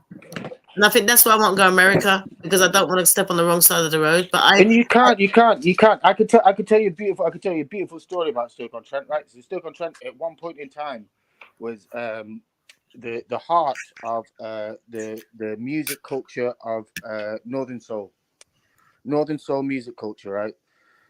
In the 60s, this is the 50s and the 60s, right? We were having black artists over from America. Black musicians over from America, and they come and specifically stop off in Stoke-on-Trent. Can you dance Northern Soul? Because they fucking love Northern Soul. Yeah, I can. No, can you dance it? I can fucking dance it because I was. Oh, it's a pity that you couldn't put it out there. I love to watch people dance it. I was brought up to dance it, and you know what it is? I'm not even very good at it, but it's about the soul. I literally, I'll outdance you. I'll outdance you, black guys. Sometimes, you know what I mean? I don't know what you mean. No. Sorry. I got soul in me. Lost me there. No, but how beautiful is that? Do you know what I mean? It's like the English people, the English miners, the English factory workers were inviting and paying for. But this is in apartheid in America. Bear in mind, there's apartheid in America, and we're paying for black musicians to be shipped over. Not shipped over. That's the wrong way to say it. That's the wrong way to say it. But inviting these musicians to come and play for our hometown, and they were welcome. They were treated like kings. Do you know what I mean? They were treated like kings because they had the fucking soul. At the end of the day, the British are pagans. The British are pagans, whether they like it or not. They're fucking pagans. And we like a dance and we like a drink. And that's the brass tacks of it, man. We like to eat, we like to drink, we like to dance. Yeah, but BMF 20, the unfeasible, said Northern Soul it is black music anyway. Yeah, totally black music, yeah. But I do love to watch them dance though. They got some kind of groove going on. I don't know about that. You ever seen them dance Northern Soul? They're spinning around and doing. It's all different. It's like every black dance that you can make. Get all the black dances together and shove it all in one dance, and just let them go. And then say sometimes dance to the bass and sometimes dance to the treble. We're gonna throw it all together, and you got Northern Soul. Mad. That's it. That's true. But that's like. Don't mean it's good like, though. I didn't say that. I say it looks good when you see them doing it. Yeah. Like they're doing cotton club stuff. Like we're not there, man. I mean, thank God, some soul came over to the UK, because otherwise it'd just be Morris dancing and that Irish thing. They had Cat Stevens. They had all of these weird guys, Max Bygraves and that. Like, bruvs, it's peak for them. Man. Nah, you guys are on the wrong tip. You guys are on the wrong tip, man. You're just like talking about the sort of fucking kooky stuff. There's some fucking great stuff, man. Some fucking great stuff. Yeah. I'll sing your song now if you want. England is boring, and that's go on. I'll sing you a song now. I just got to put my turkey in the oven. Give me 2 seconds. Turkey. Antigen. Is that from Iceland? Antigen. It's from Lidl.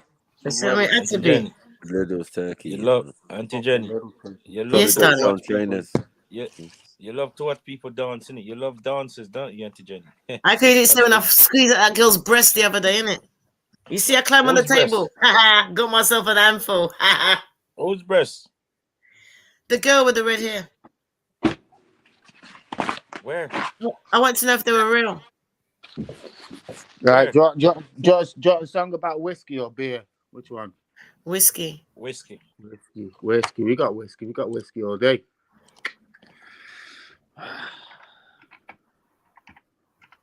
It's just a different vibe, that's all, man. Do you know what I mean? We got soul. It's just like a colder soul, that's all.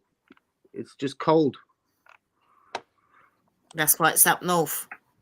It's up north, man. It's about rain and fucking. You know what I mean? It's not about fucking.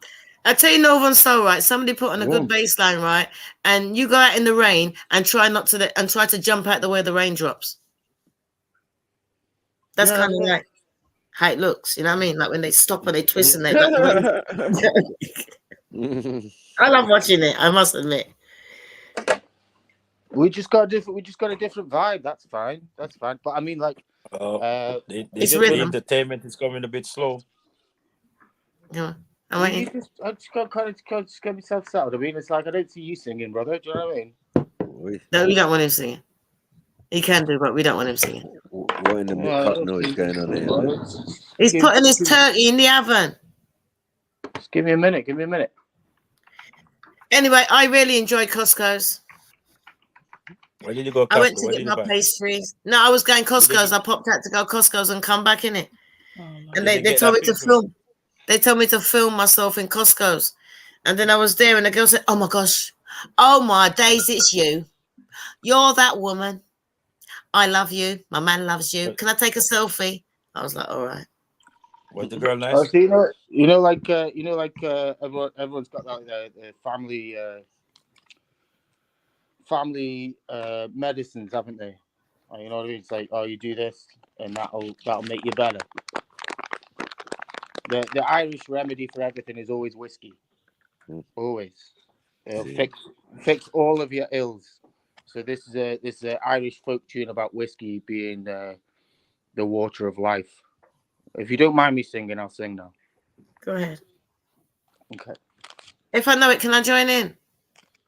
I could give you the chorus first, and then you can join in if you. No, you go ahead. You start off. I'll catch up. Okay. Let your quacks and newspapers be cutting their capers about curing the vapors and scratching and gout. With their medical potions, their serums and lotions, uploading their notions, their mighty put out. Who can tell the true physic to all this pathetic and pitch to the devil, cramp colic? And I've gone off tune here. Who can do? Let me start again. Let me get the tune. As soon as I get in tune, we're off to a rocker. Right? I just need to get the note right. Who said mama? Let your quacks and newspapers be cutting their capers by curing. Is that right? Yeah, that's how you lot dance. Give me a minute. Yeah. Need breaks. You sing like you dance. Yeah, I sing like a dancer. Hold on, one minute. I need to adjust and get into the rhythm of it. You know what I mean? I need to find the tune. When I find the tune, when I got the tune, when you get the tune, all right. I wish I danced for the bear song now. It's like you get the first bit and then you're in, and then let your the other day, yeah. Hey, brother, just let me fucking have a go at least. Let him go. Let him finish. Let him finish it. Let him do his thing. Right, man. Let your go. No, talk amongst yourselves for a minute. I'll be back. Come back with the bear song. Forget about the whiskey. Come back with the bear song. He's trolling, bro. I had no problem with what he's saying until he said he could dance better than the man. I was like, what? Did he say that? Yeah. I'm out. I didn't even hear that. I'm not invested. Delusional. Someone said the other day, yeah.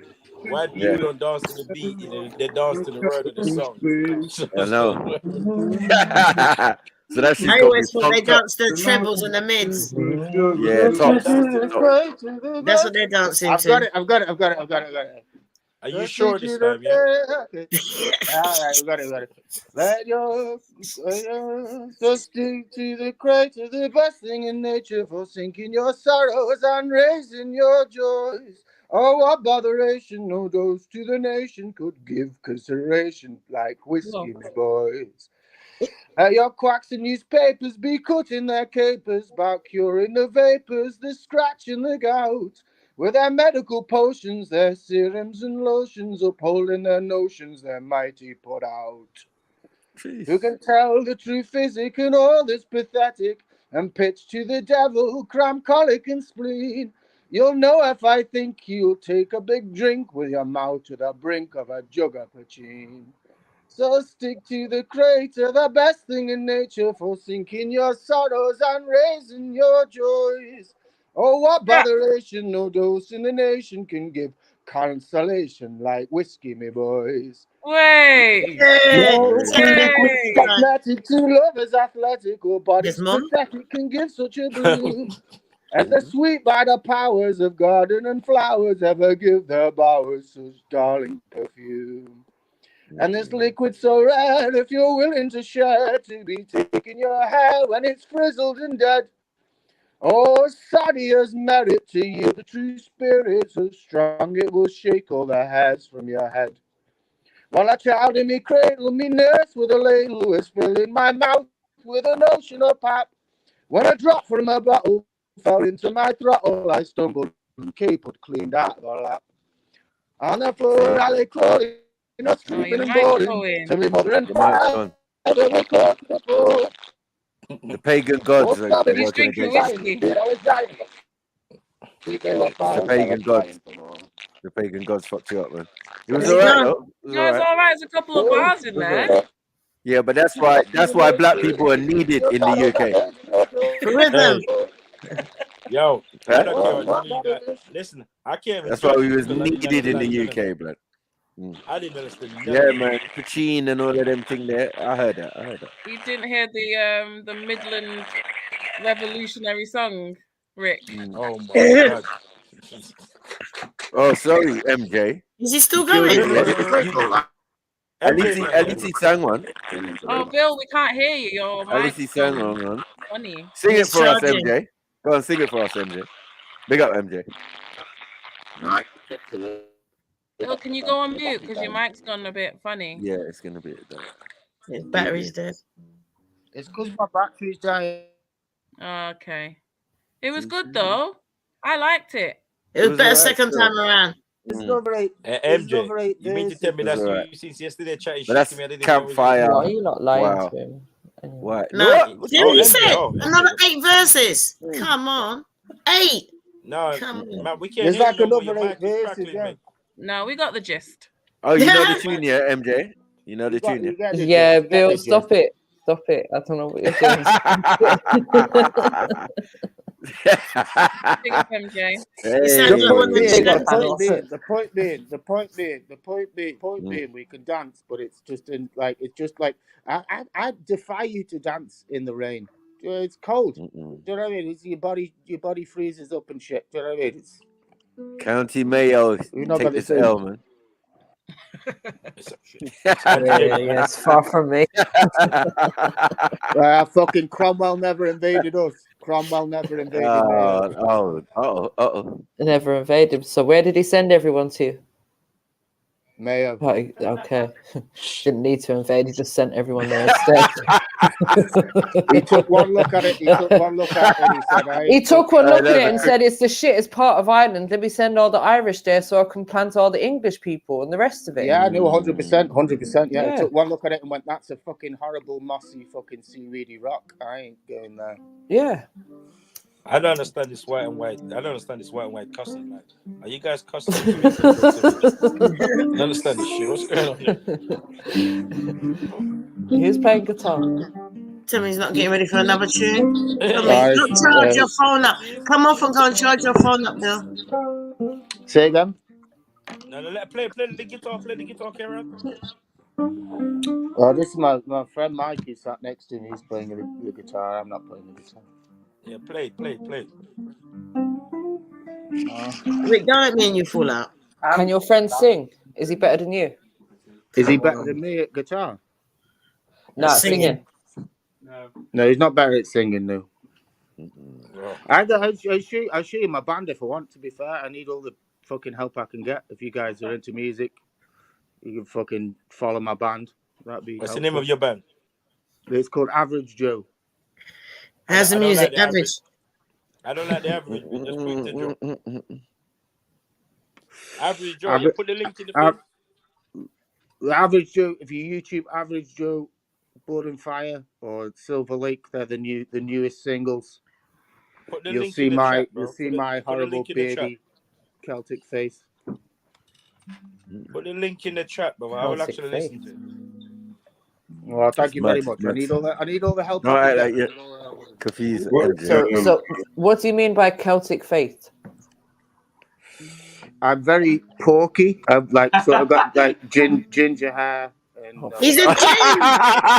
He's a gin. Oh, this L, MJ. Fuck's sake. This is a personal L. What did I ask? First he's from County Mayo. Yeah, now he's ginger. Fuck's sake. All right, but do you practice any of that Celtic faith? I take a lot of drugs. Right. When were they practicing that? I drink a lot of beer, take a lot of drugs. Oh, good. Taking a piss. I take the mushrooms. Bar, you lazy land lovers. Bar went fetch me some meat and tell that Bart stop singing and song. This is your cousin Schiffer. Schiffer, this is your cousin Bill. Leave my cousin alone. Leave him alone. The real Irish is in the building. Nah, but them free score songs you're singing, brother. Them free score songs, they're not working. Yeah, you can't dance to that shit, man. That's why we put 4/4 rhythm on the dance floor. Yeah, but I mean, Four to the floor, you know that?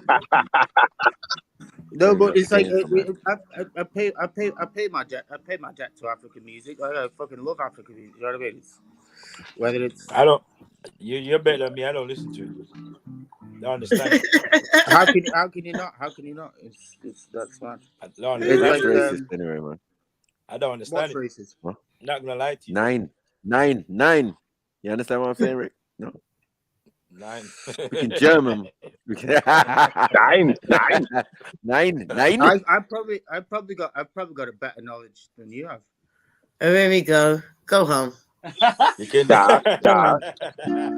home. Once he starts talking rubbish, like go home. I met fella Critty's granddaughter. Who the heck is fella Critty? Who is that? And well, just I was mind yourself, Rick. Mind yourself. Hey, Rick, fullback, man. Mind yourself, mind yourself. About who the hell is fella Cootie. That's like saying who the hell is Bob Marley. You know what I'm saying? Yeah. Like, we're not gonna do that. We're not gonna do that. Hold on, Auntie Jenny, did I hear right? Did you grab Tina Turner's breast? Pause. It wasn't Tina Turner. It was a girl in red. Some girl. She's your private dancer. Dancing from Friday. Do what you want. No, I'm not lying. No, what it is, first of all, I had the stripper girl on there, right? And the stripper girl, she had like fantastic breasts, but she'd had them done. So I want to know what they feel. Come on, who don't want to feel fake breasts and see what they feel like? That was right. She was your private dancer, dancing right? for dollars. This other girl comes on now, and this other girl, her tits were like falling out of her clothes. And people like in the chat saying like they're not real, and I go, so like, are they real? And she said, yeah. I said, can I have a feel? Okay, like that. Yeah, of course you can. So I climbed on the table, got behind her, over her shoulder, and I took a handful. Were they real? When was this? Yeah, they were. Okay. You know what? You didn't see it, Rick, and I was like, when I was saying it, I was looking at the camera saying, "Shut up, Rick! Shut up, Rick!" That's what I didn't realize you weren't watching.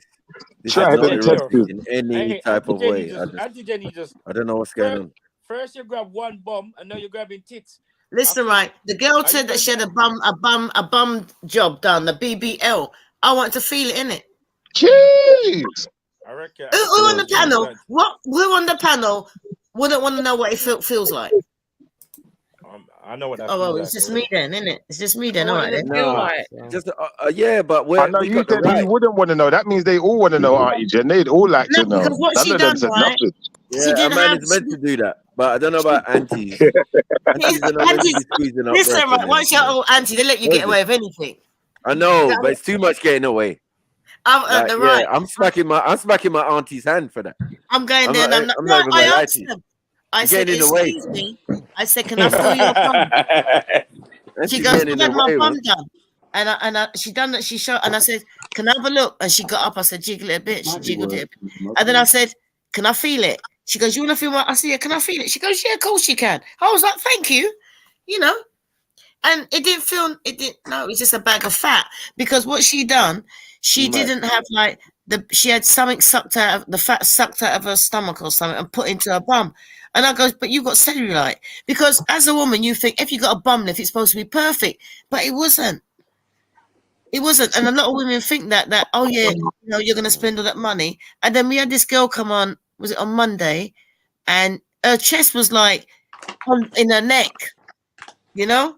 Hold on, Can someone throw Auntie Jenny in the bin, please? I'm just going to interrupt you just to say goodbye.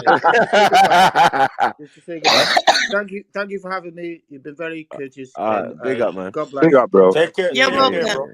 Yeah. Charge your phone. Take care, man. Take care. Keep singing them free score songs. But Auntie Jenny, Auntie Jenny, you're saying that the girl's bum job ended up. Yeah, she had celluloid in the bum.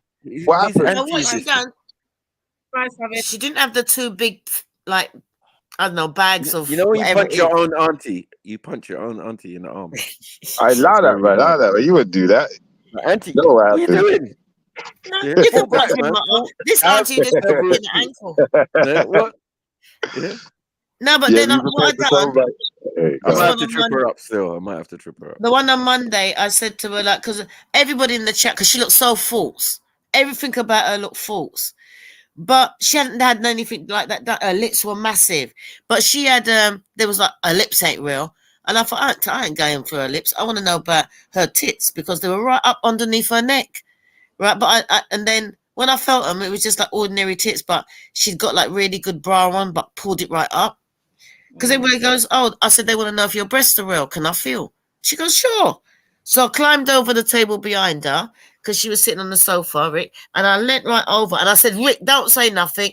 And they were just there, just like two big wobbly bags that have been held up. You know, like when you get like a balloon and you got a water balloon and you don't fill it up properly. And you just tighten it up and then you hold the balloon and then you got the bag at the bottom. It's like she just dropped that bag in a good bra. So is this on Rick's she show? had that jiggly. No, it's on my show. It's on your show. Sounds like something on Rick's show. No, it wasn't like that. It was just that when I have my shows, right, I'm curious about stuff and I'm gonna ask. I'm telling you, people. You know, because the stripper. So I'm wondering, would the men be able to tell the difference between real and fake? Freaky. Yeah, hell yeah. You can. You got that jiggly. I don't know. What I mean by looking at her, it looks like she had her lips injected, but she hadn't. She had that you know that bee sting stuff they put on their lips now, and everybody's like, "Nah, she's had it injected." And I said, "No, she hadn't. She just put that. They got this lip gloss that the women put on. That's like 1,000 bees sting your lips, you know." Yeah. And it just, and people think now that they've had their lips done, and she hadn't had her lips done. And then I thought maybe she had her breast done, but she hadn't. She had just got the bra, like, you know, when you got a bra and that fits you, women, and then you do the shoulder straps. Yeah, but she might use the cup, Auntie Jenny, on her lips. You know, they suck their lips up in the cup. Have you ever seen that? Mm-hmm. Oh, this is shit, you know them thing there. Yeah, come on, man. How long does that last though? Because it lasted a long time, that lip thing. Yeah, it will last for the evening. Trust me, it will last for the night. And when she goes home tomorrow, she might have to do it again. But yeah, they can suck up their lips into the cup and make them go big, and then they start to shrink down again. She actually said that she was a city girl, which I'd heard of them, but I'd never seen one. She was a city girl, and I said, "But why are you spending all that time to look false?" She goes, because that's the look in it, the city girl look. And I didn't know what a city girl was. And she goes, city girls go out there and finesse the men. Finesse. Yeah. Yeah, and then she had to explain to me what that was too.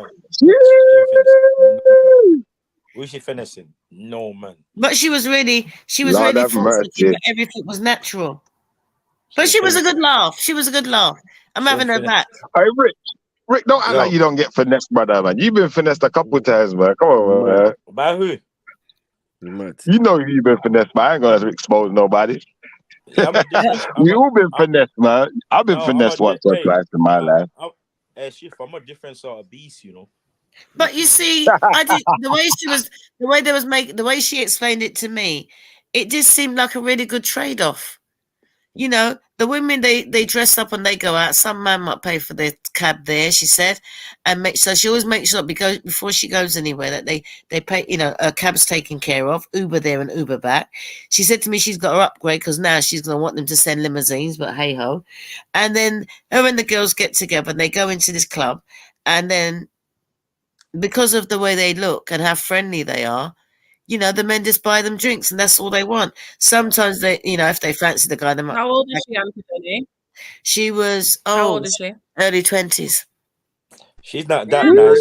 She's not that nice to be finessing no one. That's them dead bro out there leaving. Let me shut my mouth. And but Rick, you've not even seen her. hurt, man. How can you? Yeah, no. you sound hurt, Let me tell you something, right? I've seen her. Rick always talks a lot of rubbish. Right, Rick got finesse. That's why you got finesse. He's hurt. But you know something, right? On this occasion, he's right. On this occasion, he's right. Normally, he talks rubbish. On this occasion, he is right. So you're saying she wasn't nice? Oh, can somebody go and have a look at it and put a picture of her up there?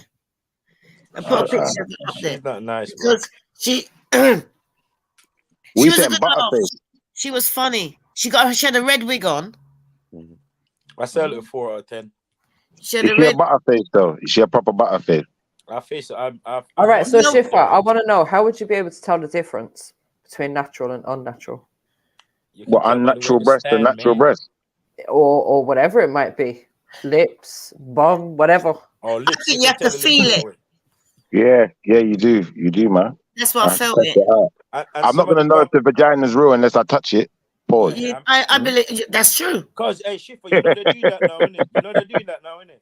You know come on, brother. You know that. You know they're tucking the punny now. Yeah, careful. Let's not even go down that road. It's treacherous. They're tucking the punny now, boy.